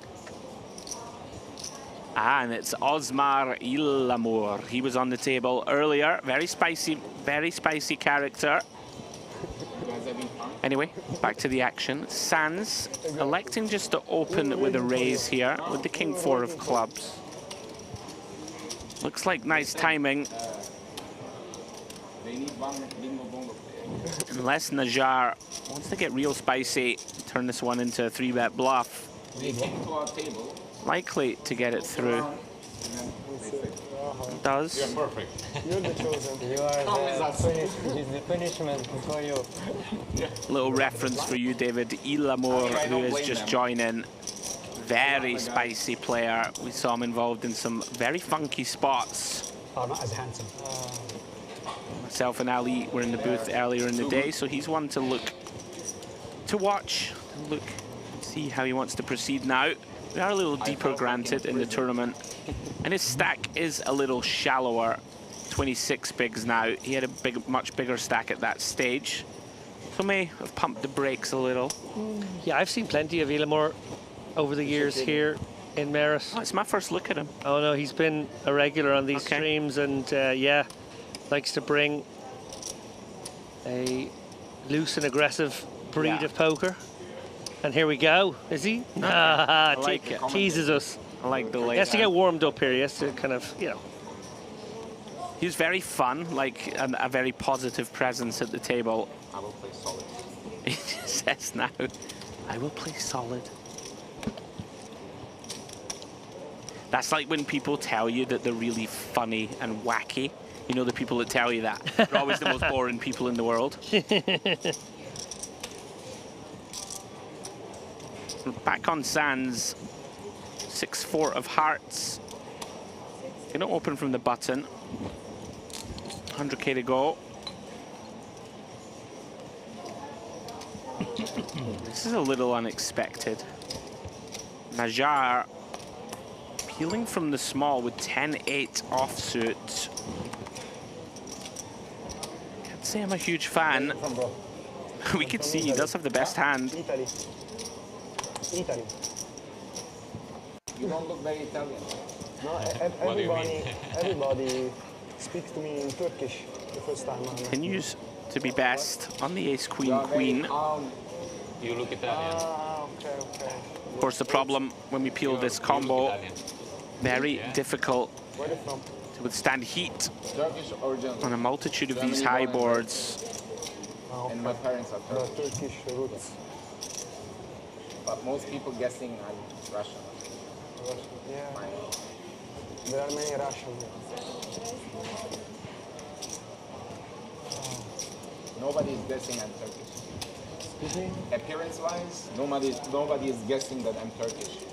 Usually when I fly with Turkish airline, they say to everybody, welcome in Turkish, and to me in English. Hand over. Oh wait, hold on. Hold on.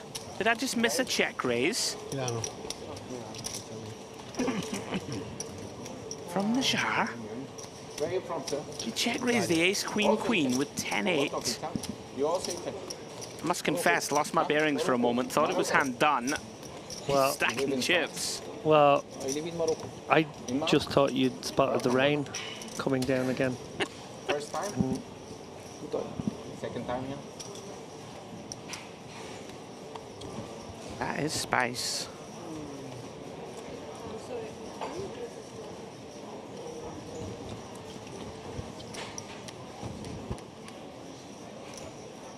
We have to repeat everything now. Action back on state here with the queen 10. They don't listen to what I say. So, let's go. Where do you come from? All over again. Believe me, they didn't miss anything. He's going to raise 100k to go. This is pretty wide. Perhaps feeling it at this time. 60 bigs deep. Trying to get after it. Build a big stack. Bro, you made a lot of chips. Yeah? Wow. It's Running raised up. here. Good for you. You knocked 2 players out already. Huh? That was absolute spice from the jar, by the way. Yeah. 10-8 off on the ace, queen, queen. Don't do it to me, please. It's not a lucky place, huh? Be careful. Round 2, Now changes, now Ilamour I came. does have a bag of nothing. I'm not a good player, but I have very good energy. Yeah. Always positive. You drink Red Bull? Huh? You drink Red Bull? Show us. Yeah. You have wings. Usually 7 to 8 every cash game session. Did you hear that?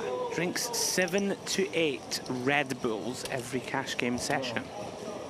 It's a dangerous road to go down. So, I have a confession to make. When I was in my early 20s, that was probably the peak Red Bull vodka phase. I don't know if you remember the craze. Obviously, people still drink it now, but it was sort of the new drink. Red Bull was quite a new thing, actually. It was the raving thing to do. It was the ravey kind of thing to do, and it would be kind of a nightclub drink and whatever. And I used to drink quite a lot of them. I quite liked it. It reminded me of Benlin, the cough mixture as a child, which I used to sneak out of the fridge when I wasn't sick as a kid. Right. And which, you know, probably gave me some sort of high back then. Anyway, I digress. I did like the vodka Red Bulls until one night when I was about 22, 23. I was at home thinking I was having a heart attack. Yeah, horrible. I thought, okay, that's enough of that. Speaking of high adrenaline combos, here's one. Pacini. And what does he have, David? The Django's. You love it. This is an interesting spot for Sands. Ace-4 of diamonds. 40 big blinds deep. He has been very aggressive, but shows restraint here. I think it makes sense, facing under the gun. And Pacini, we've seen nothing from him yet, right? So potential dicey waters ahead for Seno. Let's call Queen 10 of Hearts from the button. Very difficult to blame him. I would do exactly the same. And that could bring in state here from the big. Certainly wouldn't blame this either. So Pacini going to have to go three ways. Can I point out that when you lose with the kings, which is something I often did, it can be extended to being Django'd. Oh, you can get Django'd. Just had reminiscing about the you know when you've been tangoed adverts. Yeah, well, that's kind of where it went from, yeah. Well, as always is the case when you hold two kings. Ace deuce 3. Pacini hating this. Yeah. But of course, can still have the best of it. Now, Seno, let's see how he wants to proceed here. We will see a lot of small stabs in position, even on boards like this. I like this a lot. You know, we have some playability down the streets. We have backdoor Broadway, backdoor heart draws. We block some of the best ace-X, right? Like an ace-queen or an ace-10. But then it's one of these sort of goes both ways. We also block queens, pocket queens and pocket 10s that we want to fold down the streets. So an interesting one. This sizing, though, immediately putting pressure on Pacini. You are from Turkey? Half pot. Yes. Oh, Look at this. And he just makes a read I don't based on profiling, I think, there. Yeah. But I live in I mean, if you give your opponent credit for an ace here, you know, it's very easy to critique that fold. But I think that people will often make the mistake of, oh, well, I just have to call one. Okay, granted here, okay, kings are good. But there are quite a lot of spots in poker where you go, right, well, I'm supposed to call one here, and then we'll call one more, and then we'll decide. Like, if he just decides, I believe that Seno's going to be pretty honest. Yeah, and I think he did make that judgment, and I think he maybe made that judgment before deciding on his own initial action that he would get an honest response. But here's the alternate line for me. Why not just fire out a small c-bet of your own? Well, we just have a hand. I know our hand doesn't want to bet. Protection, like... No, but we don't really want to surrender the betting lead and put ourselves in a guessing game. I don't see any issue with betting 1.5 big blinds. Yeah, I mean, you could. Sure. Yeah, credit to Seno, I think, for finding like a larger size. Like, I think if he bets 80k here or whatever, like that never gets through. Gets away with one. Yeah, very cheeky. And Veneri gonna ride atop that horse again here with the ace-king off under the gun. Sands, he's gonna sort of, he's got these pesky ones. What was the ace-4 suited last hand, the threes this hand. Don't really like this flat, to be honest. We're way too shallow for set mining. This is quite a large open from under the gun, and we are far from closing the action. In fact, there are more people to act than have already acted. Yeah, this is a little dusty. Problem is, you know, if it gets squeezed behind, our hand is worth nothing. I mean, one thing I will say again is that these guys have been playing maybe all day, at least for a few hours. Potentially thinks Veneri will play poorly out of position, or if he does hit a 3, that he has implied odds that he will always get the stack in. Always things to consider, but I'm with you. I don't like this peel from +2. He's gonna let Piccini in though. Oh, it is a large open too, right? I missed that. 2.6x.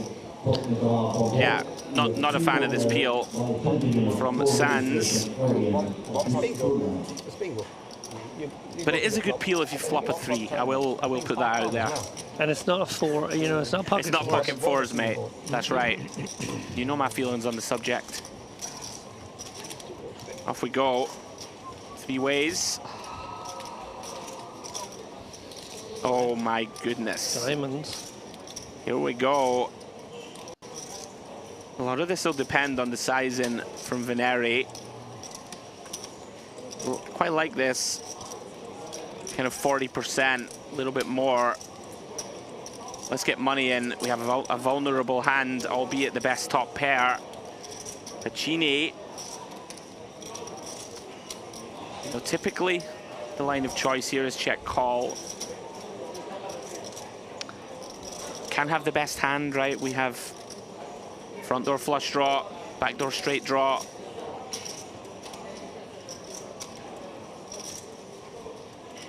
Looks like he agrees.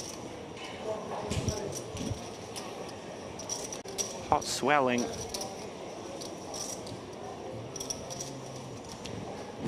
What's your name again? 8 of hearts on the turn. I mean, this is a really, really good card for Veneri. You know, sometimes you'd be worried here about 8x, but I think when you bet 200k, you know, 8x of diamonds, for example, isn't a thing, right? So you can take away most 8x in my eyes. Very difficult to call flop for 200k here with any 8. He likes his big bets. I like this. Yeah, I do too. I think it's really good on this texture. I really like it. Yep. 500k. Setting up river to shove all in if check called and the board texture doesn't change. You know, look to get 3 streets from worst ace-x, charge diamonds.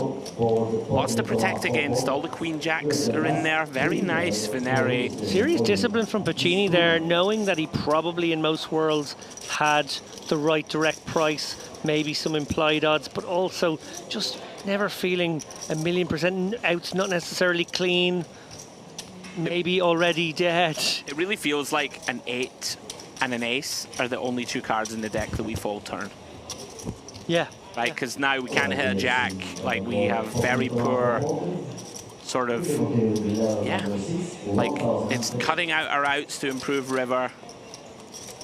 Really like how Veneri played that, and Piccini, well played. It's tilting to have to fold a hand as good as this though, for sure. Absolutely. I'm now wondering, because we got a nice little tracking shot there of our trophy. Yeah. If the trophy is not a teardrop, as I've been calling it, but is in fact a raindrop, as an homage to, I'm convinced there is rain falling. Right, where? I'm looking. I know he's wearing a cagoule of sorts. Do not take your eyes off. All right. The space above his 2 shoulders. I've seen one fall on either side. Space between the shoulders, what? So behind his head? Yeah. Yeah, it might not be falling on him, it could be falling right behind him. Like a big sploosh, like 1 raindrop at a time. And you kind of see it catch the light. Okay. Okay, it's gone again. This is what you tune in for, guys. High-level analysis. And the weather report. So hot, I can't believe it. Here we go. Elamore is going to engage here. 24 bigs only. I think he just sends it. I don't think there's another way to play this hand. Sands, well, he hasn't been at the table long, but one look at Sands tells me there's a man who's going to open fairly wide.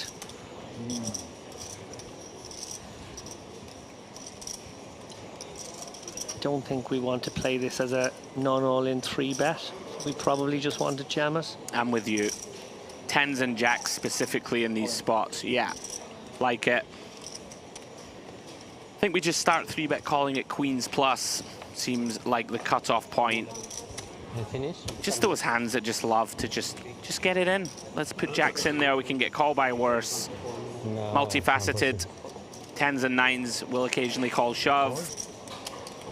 Hands like 1.2 exactly. ace queen off, we put them in a tough spot. Get to deny, equity, suited ace X, all that good stuff. Like it. Hand over. Jack. Show it for the Oh, fans. look at this. Hey, soul Show it read. for the fans. Stablemate announces jacks. Strong. That's got to be a little disconcerting. Yeah, well, maybe he saw it. Maybe he lifted it too high. No, he's like that. What hand 3-bet jams for 24? Jacks, 10s. Ace, king, ace, queen. I mean, to be fair, it's normally a fairly narrow range, right? That pile it in.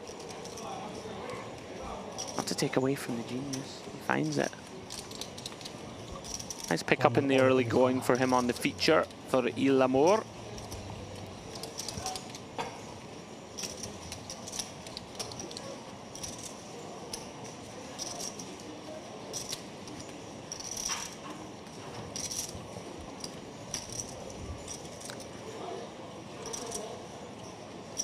So on we march.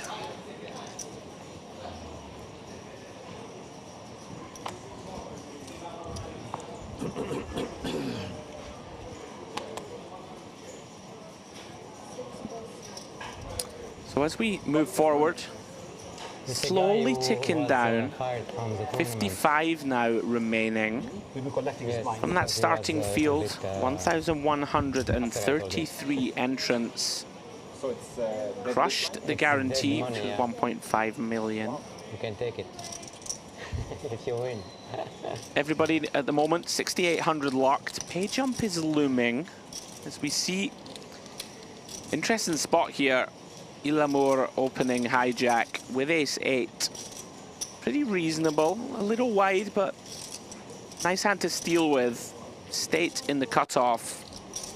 Has this tricky pocket 7s. Don't want a 3-bet call, don't want a 3-bet fold. Invariably, when that's the case, we're going to land on call. Yeah, very difficult sort of C-stack combo. Yeah, I think, you know, pocket 9s, for example, we can start to consider. Let's 3-bet call off. Veneri's been a bit spicy. I'm not a big fan of this, but that is completing from small. We can see he's in fine shape. It is the type of combo that can be dominated. It is going to speculate in 3 ways. Hello, hello. How's that for a flop, Mr. Lappin? This is action. Even, well, what? We're going to see Veneri come with the dunk, okay.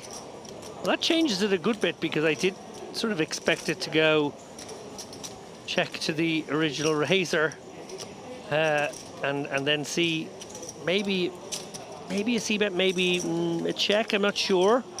But now it's sort of changed it altogether, sort of rearranged the order of play. Elam, we're going to have to react to this lead with second pair top kicker. I think probably just gets away. I mean, this is great news for him. Yeah, like, because he was certainly going to lose chips in this pot. Even if we suspect larceny, like, it's not a typical lead. So if we start to try and assign the bluffs, it's going to be a bunch of the sort of king 10, queen 10 suited, occasional, like, ace 10 in there. But this does look a lot like what it is, like a sort of probe to find out if my jack is any good. Very nice, and State is loving life. Bottom set. You can treat this as the effect of nuts, really. I don't expect 9-10 suited to donk here. It's going to look to get a check raise in. Now, do you look to raise immediately? That's the question. There are action killers, potentially. There are cards that your opponent may require, and you're in a little dark tunnel to what they might be. Obviously, 9 or 10. He is going to fast play it. I like this decision. Oh, he wow. jammed! Oh, no! Veneri! Oh, he's had a disaster of a blow-up, unfortunately. I really thought... Goodness me, what a gift for States. 100 bigs just somehow in the middle here. And he's drawing dead to runner. Wow, that happened fast. Oh. Opportunities. Your horses. Not opportunities, winner-tunities. Oh, they're winner-tunities. Oh, my goodness me. Oh, not like this, surely. Doesn't find it. Jack of diamonds on the river. And just like that, Veneri. Wow. Oh. You hate to see it in the small hours of the night. He did the informational bet, got the answer, and then didn't care. Yeah, that is a tough one to take. Antonino Veneri will look back on this hand with a lot of regret, unfortunately. Eliminated in 55th. Good game, sir. Perhaps leveling himself here, David, when he's led to think, well, you know, my opponent's not going to give this much credit. Maybe he could be semi-bluffing himself with like a 10x or 9x holding, and just kind of leveled himself into thinking he was good. What a spot that is, by the way, for State. 5.6 million now. It was gift trapped. Yeah, you never want to be too unkind. Veneri. On stream, he was playing that. Bit of brain fog potentially. They have been playing all day. Unfortunately for him, sends it in. Yeah, he doubled me out. He called his bluff.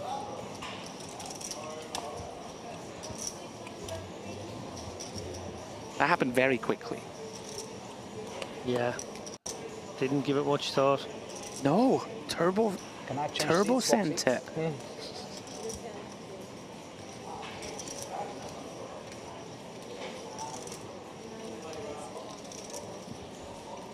Ilamore going to get after it again.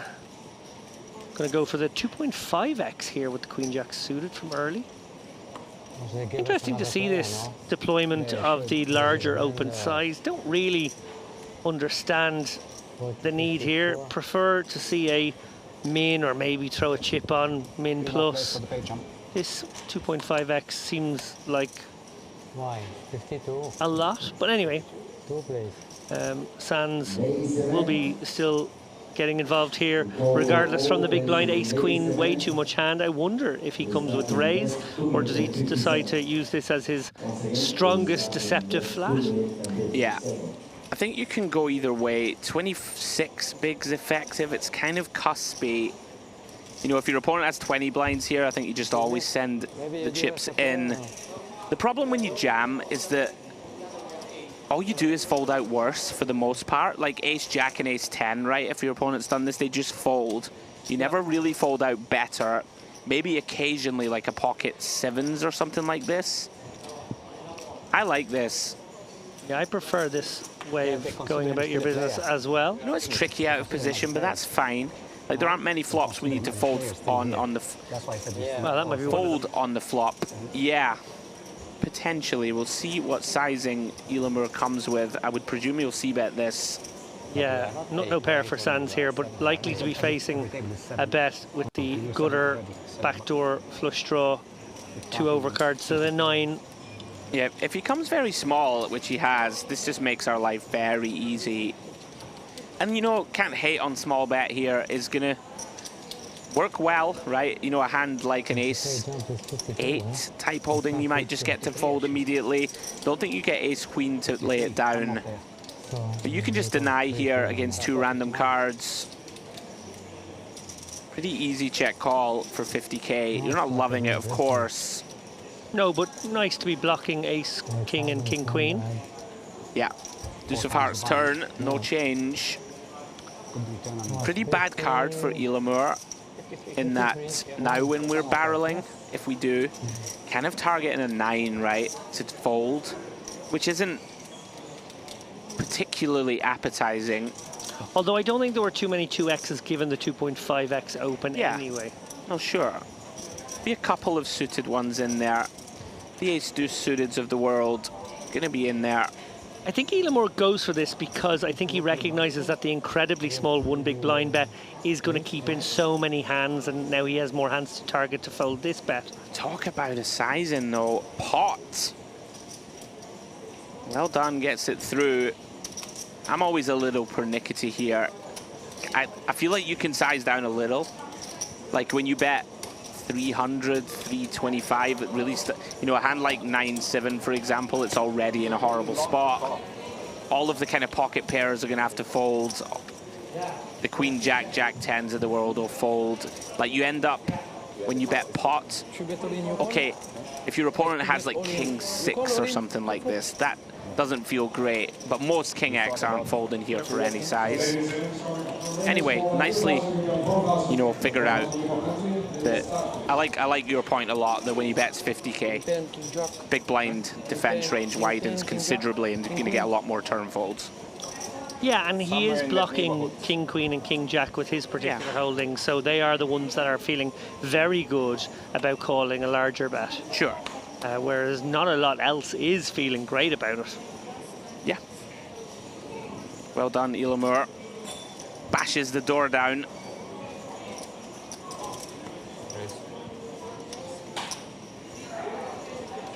Wow, State. All right, he's feeling it. Yeah, 5.5 million to the good now, looking to put a lot of pressure on his opponents over the next hour and 8 minutes. I feel as though he is likely to open his game right up here. Remember, 54 players left. And ICM ratcheting up. Yeah, we are creeping toward that magical landmark of 36. We are going to play this evening, folks, either to the end of level 27 or to the final 4 tables. So please stick with us. Hope you're enjoying the coverage. And look at this, Pacini. I like it. You know, it's wide, but against the one player who's going to have a very wide opening range and raise fold a lot. What happened? I don't know. They just came in. I was there. They just came in.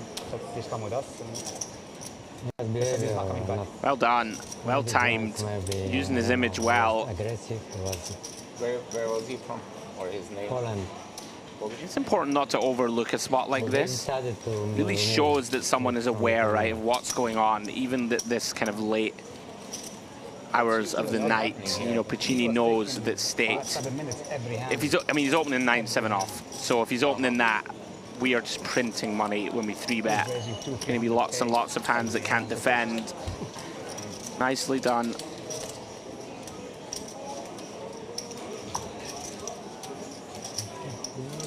Sad to see here, David, that Dari in seat 5 is just blinding out here. We really hope, best wishes to him, that nothing too dastardly has gone wrong. Yeah. We don't have any information on it. Hopefully everything's okay. Elamur going with the 2.5x again from under the gun.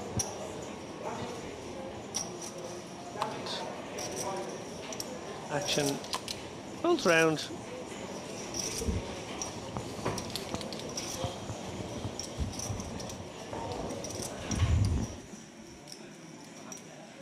To Najjar, who looks to have made the call here with King Jack. Is that right? Yes, he has. I can physically see those chips in there.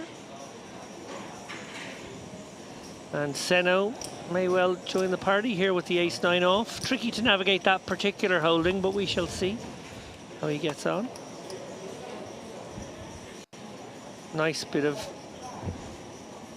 double domination here for Elamur over his opponents. Although Najjar now, with the open-ender, quickly checks through. God, this is rapid-fire action here. They checked. Quick as you like. Now Najjar is going to try and stab here with the open-ender. That will clear out Seno, who has Najjar's outs. And Elamur, I presume, gets sticky ones? Oh yes, easy. Easy. Oh, now this is very unexpected. Yeah, taking the aggressive line here, deciding that Najjar's sort of proby small blind bet. I wonder if is to be pounced upon. I mean, the thing about this spot what are we repping here? Now, we're repping something really big, right? Something like literally top Queens. set. Yeah. Set of 10s that didn't see bet, set of 5s, right? A turn set of 5s that didn't see bet. I mean, there's nothing we can do there with King Jack, but this is very spicy. We know that Ilamur plays that way. Kind of hard to rep value, but at the same time, does leverage a lot of pressure on the marginal kind of one pairs. Oh my God. I get some extra chip. You got a 4? No professional. We don't want any professional. We don't want any professional. So, familiar face returning, we think. Is he in the right place? Oh, it's Simone Andrian. Yeah. Andrian, oh, he's leaving. Well, Andrian, one of the absolute biggest stacks in the room, or at least he was an hour ago. And he's been given seat 5, which of course is Dari's stack, or is Dari's seat, who hasn't been eliminated yet, although that will just happen automatically over the course of the next orbit or two. So I'm guessing he should be given seat 4. The 4th seat. Yeah. Just making sure we have it all done right. There we go. Okay, so quick glance across there to see that indeed Adrian State raffle stomping his way to 5.5 million. Sometimes good, sometimes. Yeah, I mean, just that bottom set of 7s. What a dream. It's just a freebie, really. Just what a dream, right? Last 50 of a kind of major tournament. As they say, if you cannot identify the fish on the table, you're the fish. Ilamur cracks me up. So we are back to full tables here, 53. Obviously, we are one shy of 54, which would be 6 tables of 9. Welcome, my friend. Again, one of our seats will remain empty. Bro, no more seats. I've just gotten word that Dari will not be back. Oh, he won't be back. Okay.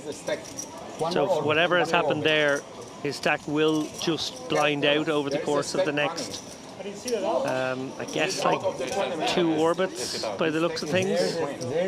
Maybe even 1 orbit. One more orbit, small blind, big blind before finishing. It's been a bit of a boon for these players at this table to have that stack blinding off incrementally into their stacks for a while. It's full table. Oh, 9. There is a stack. No, 9 is here. It's a sit-out prayer. But he'll be out in 1 orbit. In 1 orbit, 1 orbit. Who's this guy? You don't know? He's sleeping.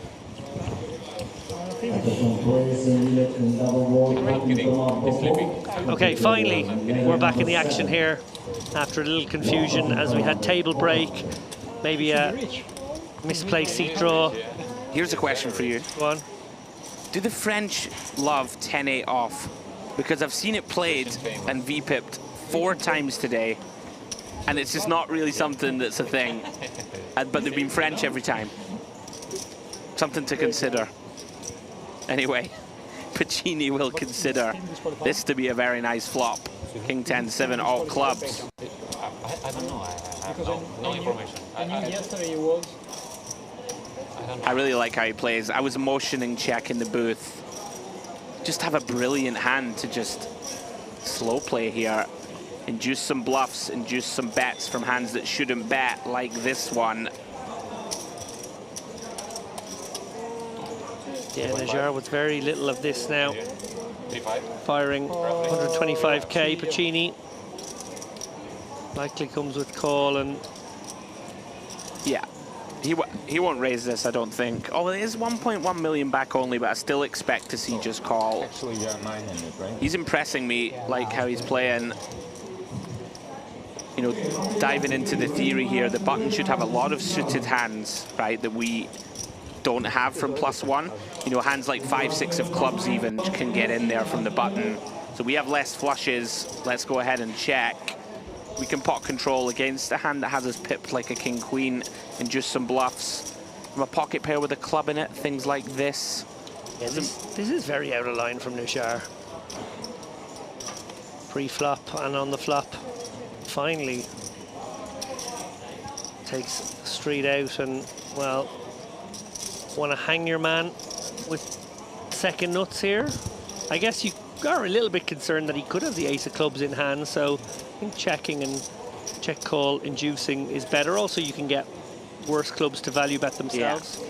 If a hand like pocket eights with a club started bluffing flop, for example, I mean, that one might check, but you hear where I'm coming from. Pocket sixes with a club, stuff like this, may feel compelled to go for thin value if checked to. One issue you have when you check here is that two pairs, like a king-queen or a queen-jack, right? That could be in there that bluffs flop, takes its showdown on the turn, and will take showdown on river. Pacini going to go ahead and try and just get a little bit of value. So Pacini, rather than taking the line I suggested there, maybe thinking there is some ace-x as well that might just have to get sticky. That's absolutely fine. Yeah, well done. Did manage to get a bet out of Najjar. I think if we see bet flop here, it's going to be tough for Najjar to get sticky. Do wonder if Najjar had that checked over to him, would he have taken the bait? I mean, you probably have to bluff. I don't think you get to the river with a worse hand. Thank you. I'm sure you should have got to the flop with a worse hand. That's very true. Yeah, like, there's going to be a bunch of ace-x in Pacini's hand still. Like an ace-jack, ace-queen, ace-king even, right? Ace-king, no club, probably checks flop. Anyway, quick look at the leaderboard. Adrian State out in front, 92 big blinds. Followed by our new player at the table, Simone Andrian. We've seen him have success in this very room, 57 bigs. Hermano Pacini, 37 big blinds, good for 2.2 million in chips. Osmar Ilamour, never quite know what he's going to do, 1.9 million. Himself and Federico Seno on 30 big blinds or so. Adrian Sands, 26 blinds, 1.5 million in chips. And then our two short stacks, Francois Najjar, still with a shade under 20 bigs to work with.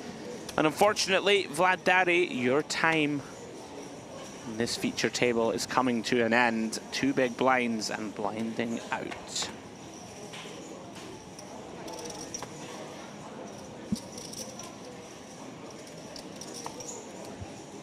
On Pacini.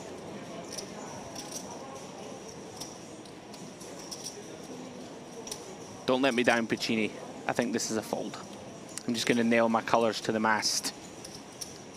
Like it. I think it's a mistake we see a lot, especially towards the end of tournaments. People just still love these low to medium suited connectors off 30, 40 blinds. Yeah, very similar to the small pocket pairs. Right. They just shrivel up. Right. When you look at the ranges, when ICM becomes a factor, it's not necessarily that they reduce in percentage terms by a huge amount, but the shape changes. That's a key part of this. The ace and king suited hands with the blockers become so much more valuable than those playability hands, those suited connectors low down, those set mining pocket pairs. Yeah, interesting spot now for Sands. Andrian opening with sixes plus 2. 25 blinds here from hijack. You can play this a few different ways. Can 3-bet non-all in, which he's reaching for. Quite like it. Flat could be an option. Jam is an option. Kind of tricky in some ways. Makes it 5 bigs. I like this. I'm going to put Andrian in a pretty tough spot with large portions of his range. Ilamour just chilling. It's on you, buddy.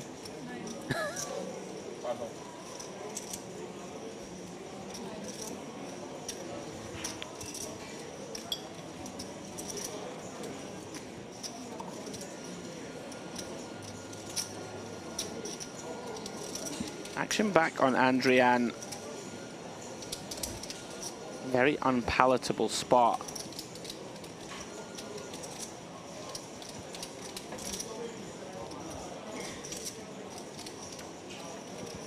You know, if you think your man is too light, could potentially 4-bet jam. Typically though, just going to get out of the way. do need a very strong read to ship it in. And of course becomes less attractive to peel when our opponent starts the hand with just 25 bigs. Well done from Sands.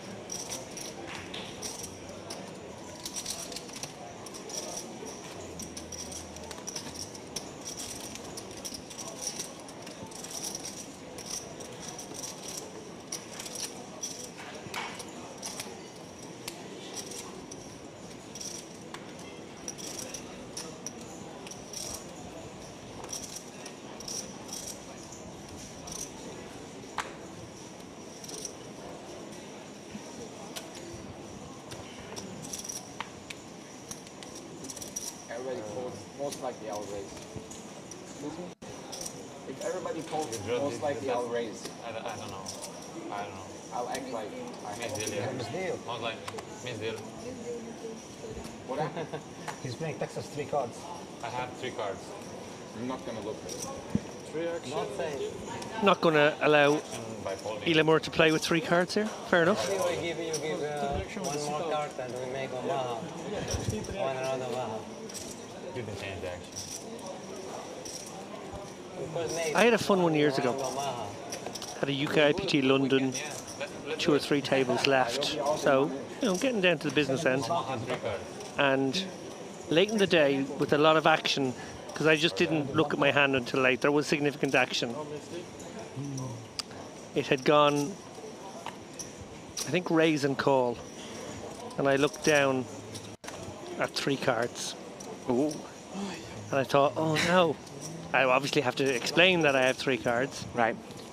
And the ruling was made that randomly one of the cards would be taken from me. Oh, that's a very rare.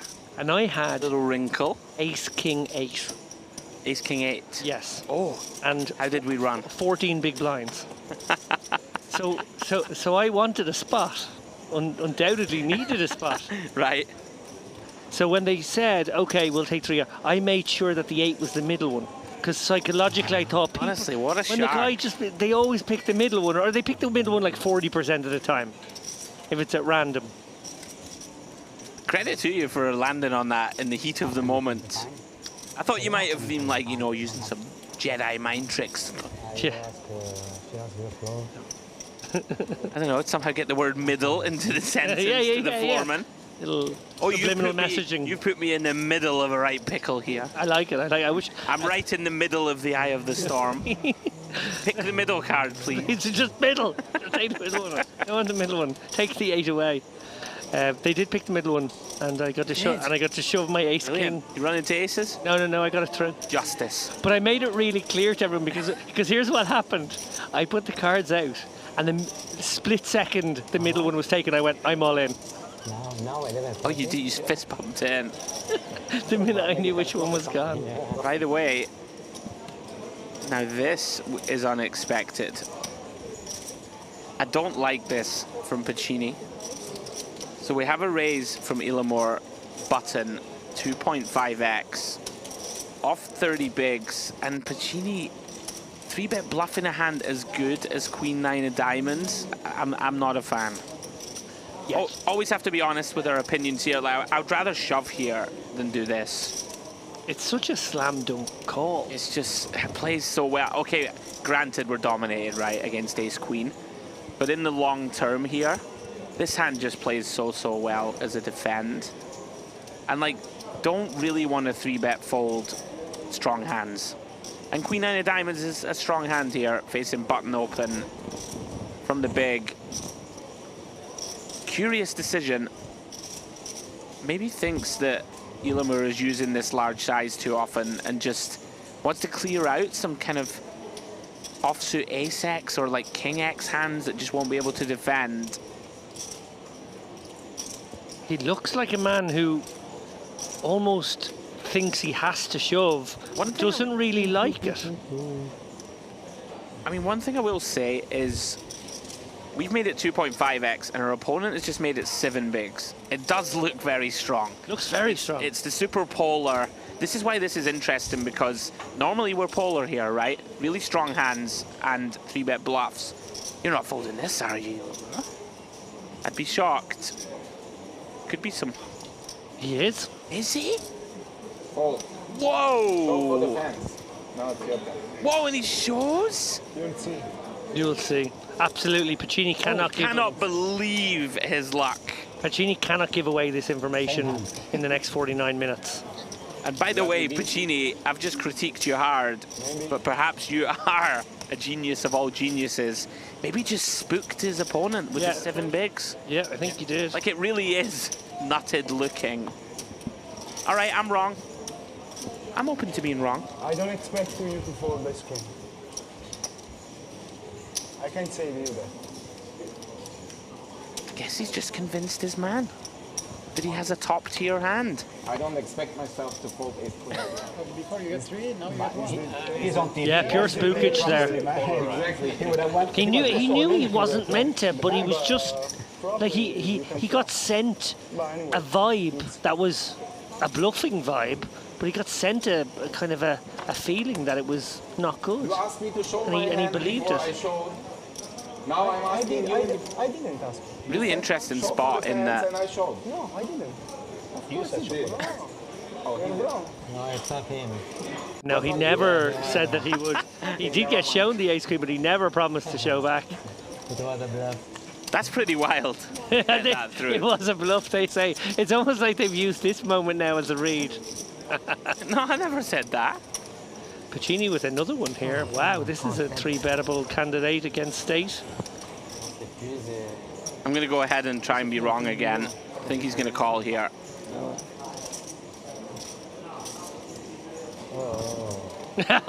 The whole table did a big, here we go, as he counts out.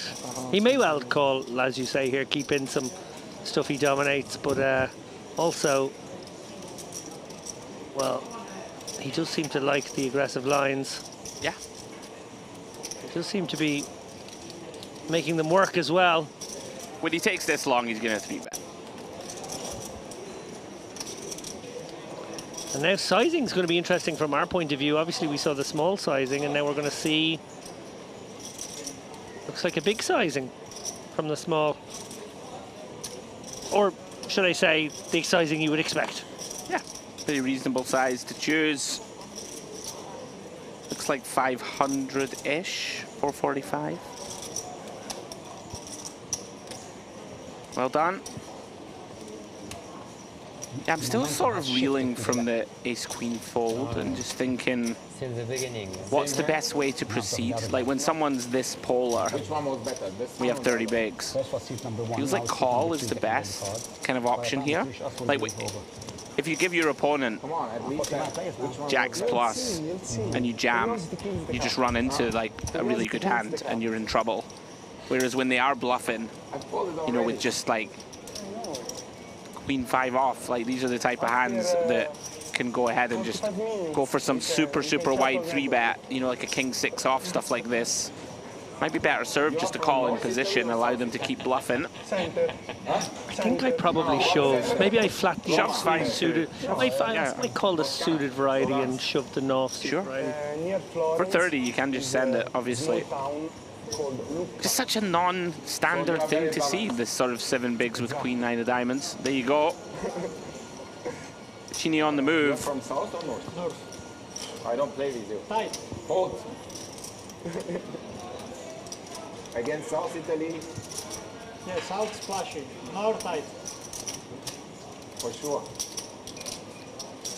The other guy from Napoli, I called him in the cash game with ace high. Even queen eye, I think, was good, right? No, he had queen high. Yeah, queen eye. Yeah, so chop. But he gave me the information before. I asked him, where you from? Where are you from? Naples, go. And Leanne No, wait. No, wait, I didn't. hasn't made a decision yet, dealer. No, I didn't check. Yeah, he's right. That's interesting. Didn't he just motion quite aggressively to check? I'm gonna rewatch it.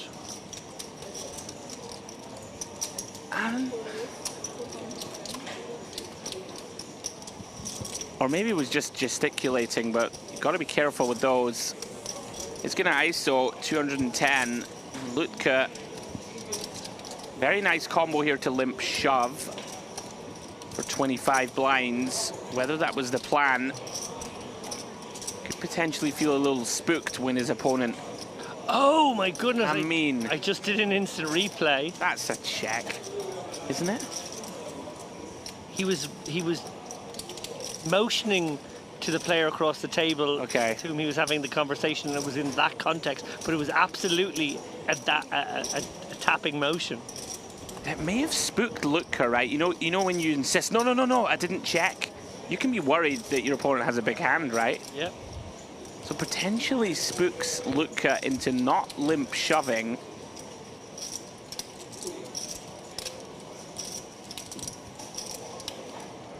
Off to the 8-4 deuce board. This one could get spicy. Andrian gonna c-bet, of course, just jack high. Let's have 6 of clubs in hand, blocking some continues. Overcard to the board, Lutka with 5s. Can't go anywhere for this size in. Does limp call, check call, excuse me. Now then, King of Spades. This is the classic spot. Big Blind's gonna barrel this card heavily. Whether Lutka can solve the riddle here when he faces the turn double barrel, which feels like it is mandatory. Here it comes. Half pot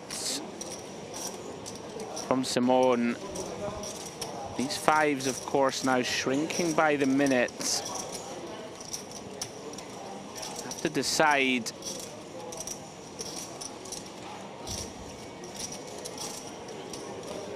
How often is my opponent just raising pre-flop with a no equity holding and barreling?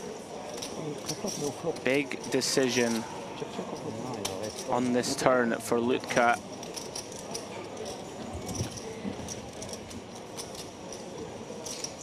And we're actually pretty high up our range. Look at this.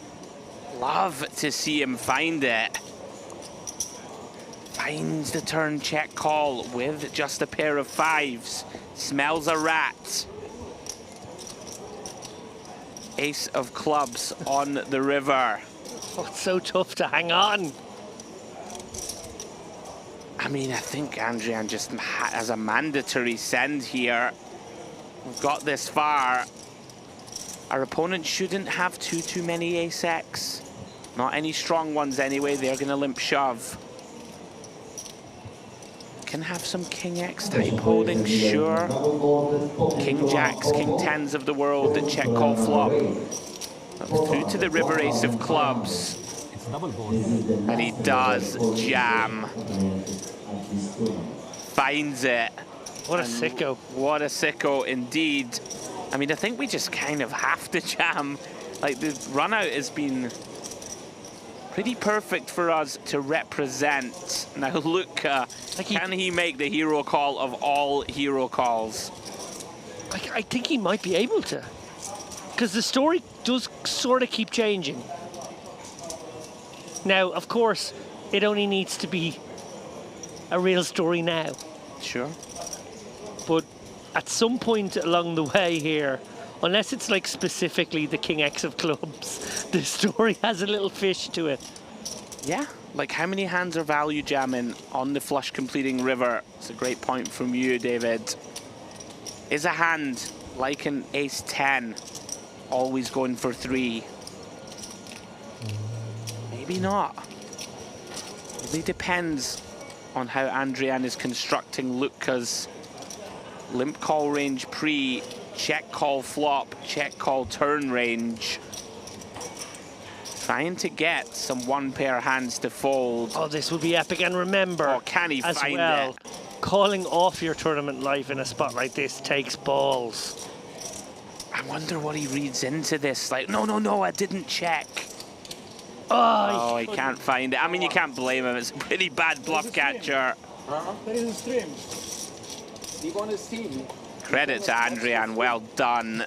Savage. Finds the triple barrel. That's a massive pot in the context of this tournament. during the last frame, I did pick Adrian as my man to go deep here. Very strong player. He's won an event here, right? If I'm not mistaken. I think so. Get down the Hendon mob. Maybe several. Get down the rabbit hole. I know he's won something here. On the flop you had an overpair, on the turn you had the set, on the river you had a flush. But this is how he's playing. When the opponent checks. Yeah, Eulenburg smells a rat. Imagine if he wins it, it keeps on blind up to It's kind of why I just keep this spot simple and just limp shove 5 spree. Yeah, right. Like 25 blinds. Okay, if my opponent has an overpair, well done. He's aggressive, I've limped, he's going to isolate enough, let's go. So he did win the warm-up event Here we go. at the Western at the beginning of the year in January, and then just before that, actually, last June, and I actually was in the room for this. I don't know why this didn't come to my mind immediately. He won the Poker Stars Summer Festival in Malta, the one that David Doherty came fourth in, and actually the two of them basically flipped for the tournament four-handed. They both had monster stacks. He's also won the WPT Prime back in 2023. He's won a European Poker Tour side event, one of the 2K 6 max ones there. Yeah, just a really, really cool resume. Yeah. A lot of flags, a lot of wins. We see Sands here under the gun, Queen 10 of clubs. By the way, Dari is now all in the big blind, so that's a little extra wrinkle here. State factoring that in, perhaps thinking to himself, Sands can now be a little wider than normal. Oh, this is lovely. Here we go. Very aggressive. Worked this out well. Does 3-bet. Looks like 360k. Good for 6 BBs.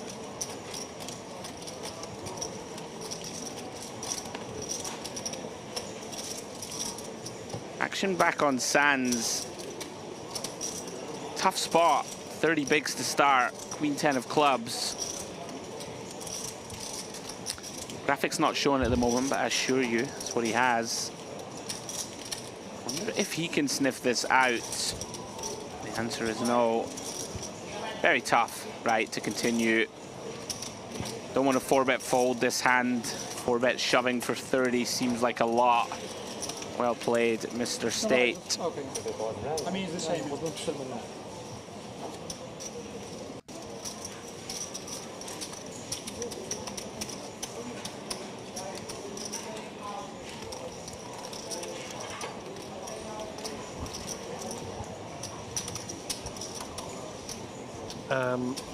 Sad news.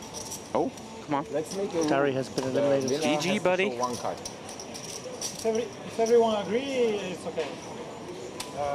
I agree to the rule for everyone, but everyone has to. They are ticking down. Okay, so a little bit of fun here. 35 minutes left on the clock. It looks like the entire table have agreed that they will show one card at the end of the hand. Classic. Mr. Romano, you agree? You decide. My friend for sure agrees. The players decide. Yeah, would be nice if Down to 44, by the way. Is okay?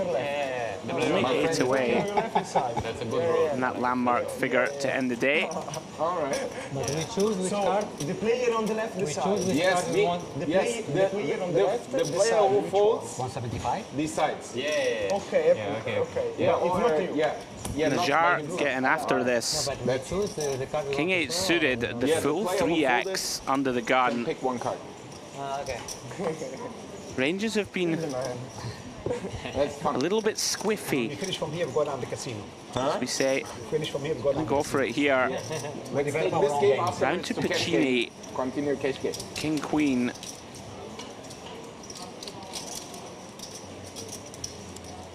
Reveals. Interesting to see how he perceives this full 3x. High roller. Day 3, I struggled. Yeah, like I think it's a pretty clear fold, to be honest, against most players. But Najar is so he's wide and so spicy that I really don't mind it. Big He has seen Najjar, and then check fold the flop. you know, in there with some hands that typically wouldn't be played from a variety of positions.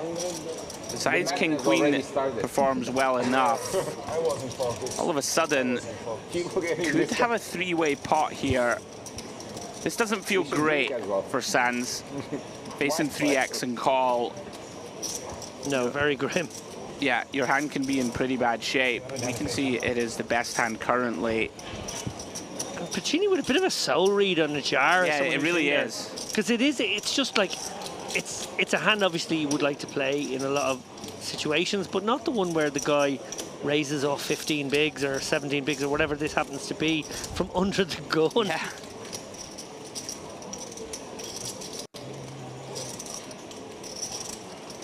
Sands trying to get a read, I think, on Najjar more than Pacini here. Yeah, it's basically what we've just referenced. You can tell it's not a comfortable spot to call, but just making the cut by the fact that we're suited. You know, there are going to be a bunch of flops that we can try and run it. What's really problematic for Najjar now is he's dominated both ways. There's some light at the end of the tunnel. But there is a way, there is a path. Yeah, I'm trying to work out what that path is. If he just sticks it in here. That's the path. Yeah, if he just sticks it in here, he gets 2 cry folds. That's the path. And it's probably not a bad line for 1.5x pot, given this board texture, given the fact that you're in there somehow with the King 8. Sure. Got backdoor spades, you've got an open ender and an overcard. You probably have 40% when called. Just probably stick it in here. You're probably manufacturing the right price. Yeah, we're very much in the weeds. Whereas this sizing could actually just make it very awkward now. Pacini has the overs and gutter. Sands would be open-ended. It's just, oh. He may shed Pacini. Yeah, I like this. Yeah. You know, we have Sands in the big. This board should hit Sands pretty hard. And Sands might just send it now. He might.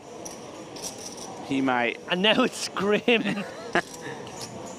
Yeah, we really are just going down a branch of the game tree that we don't really see ever. 3x under the gun, call at these depths with these holdings.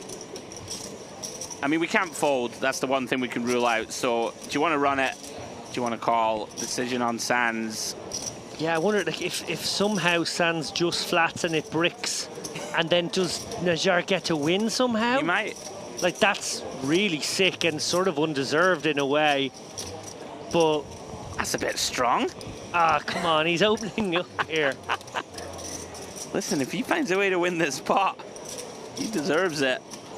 I hear where you're coming from.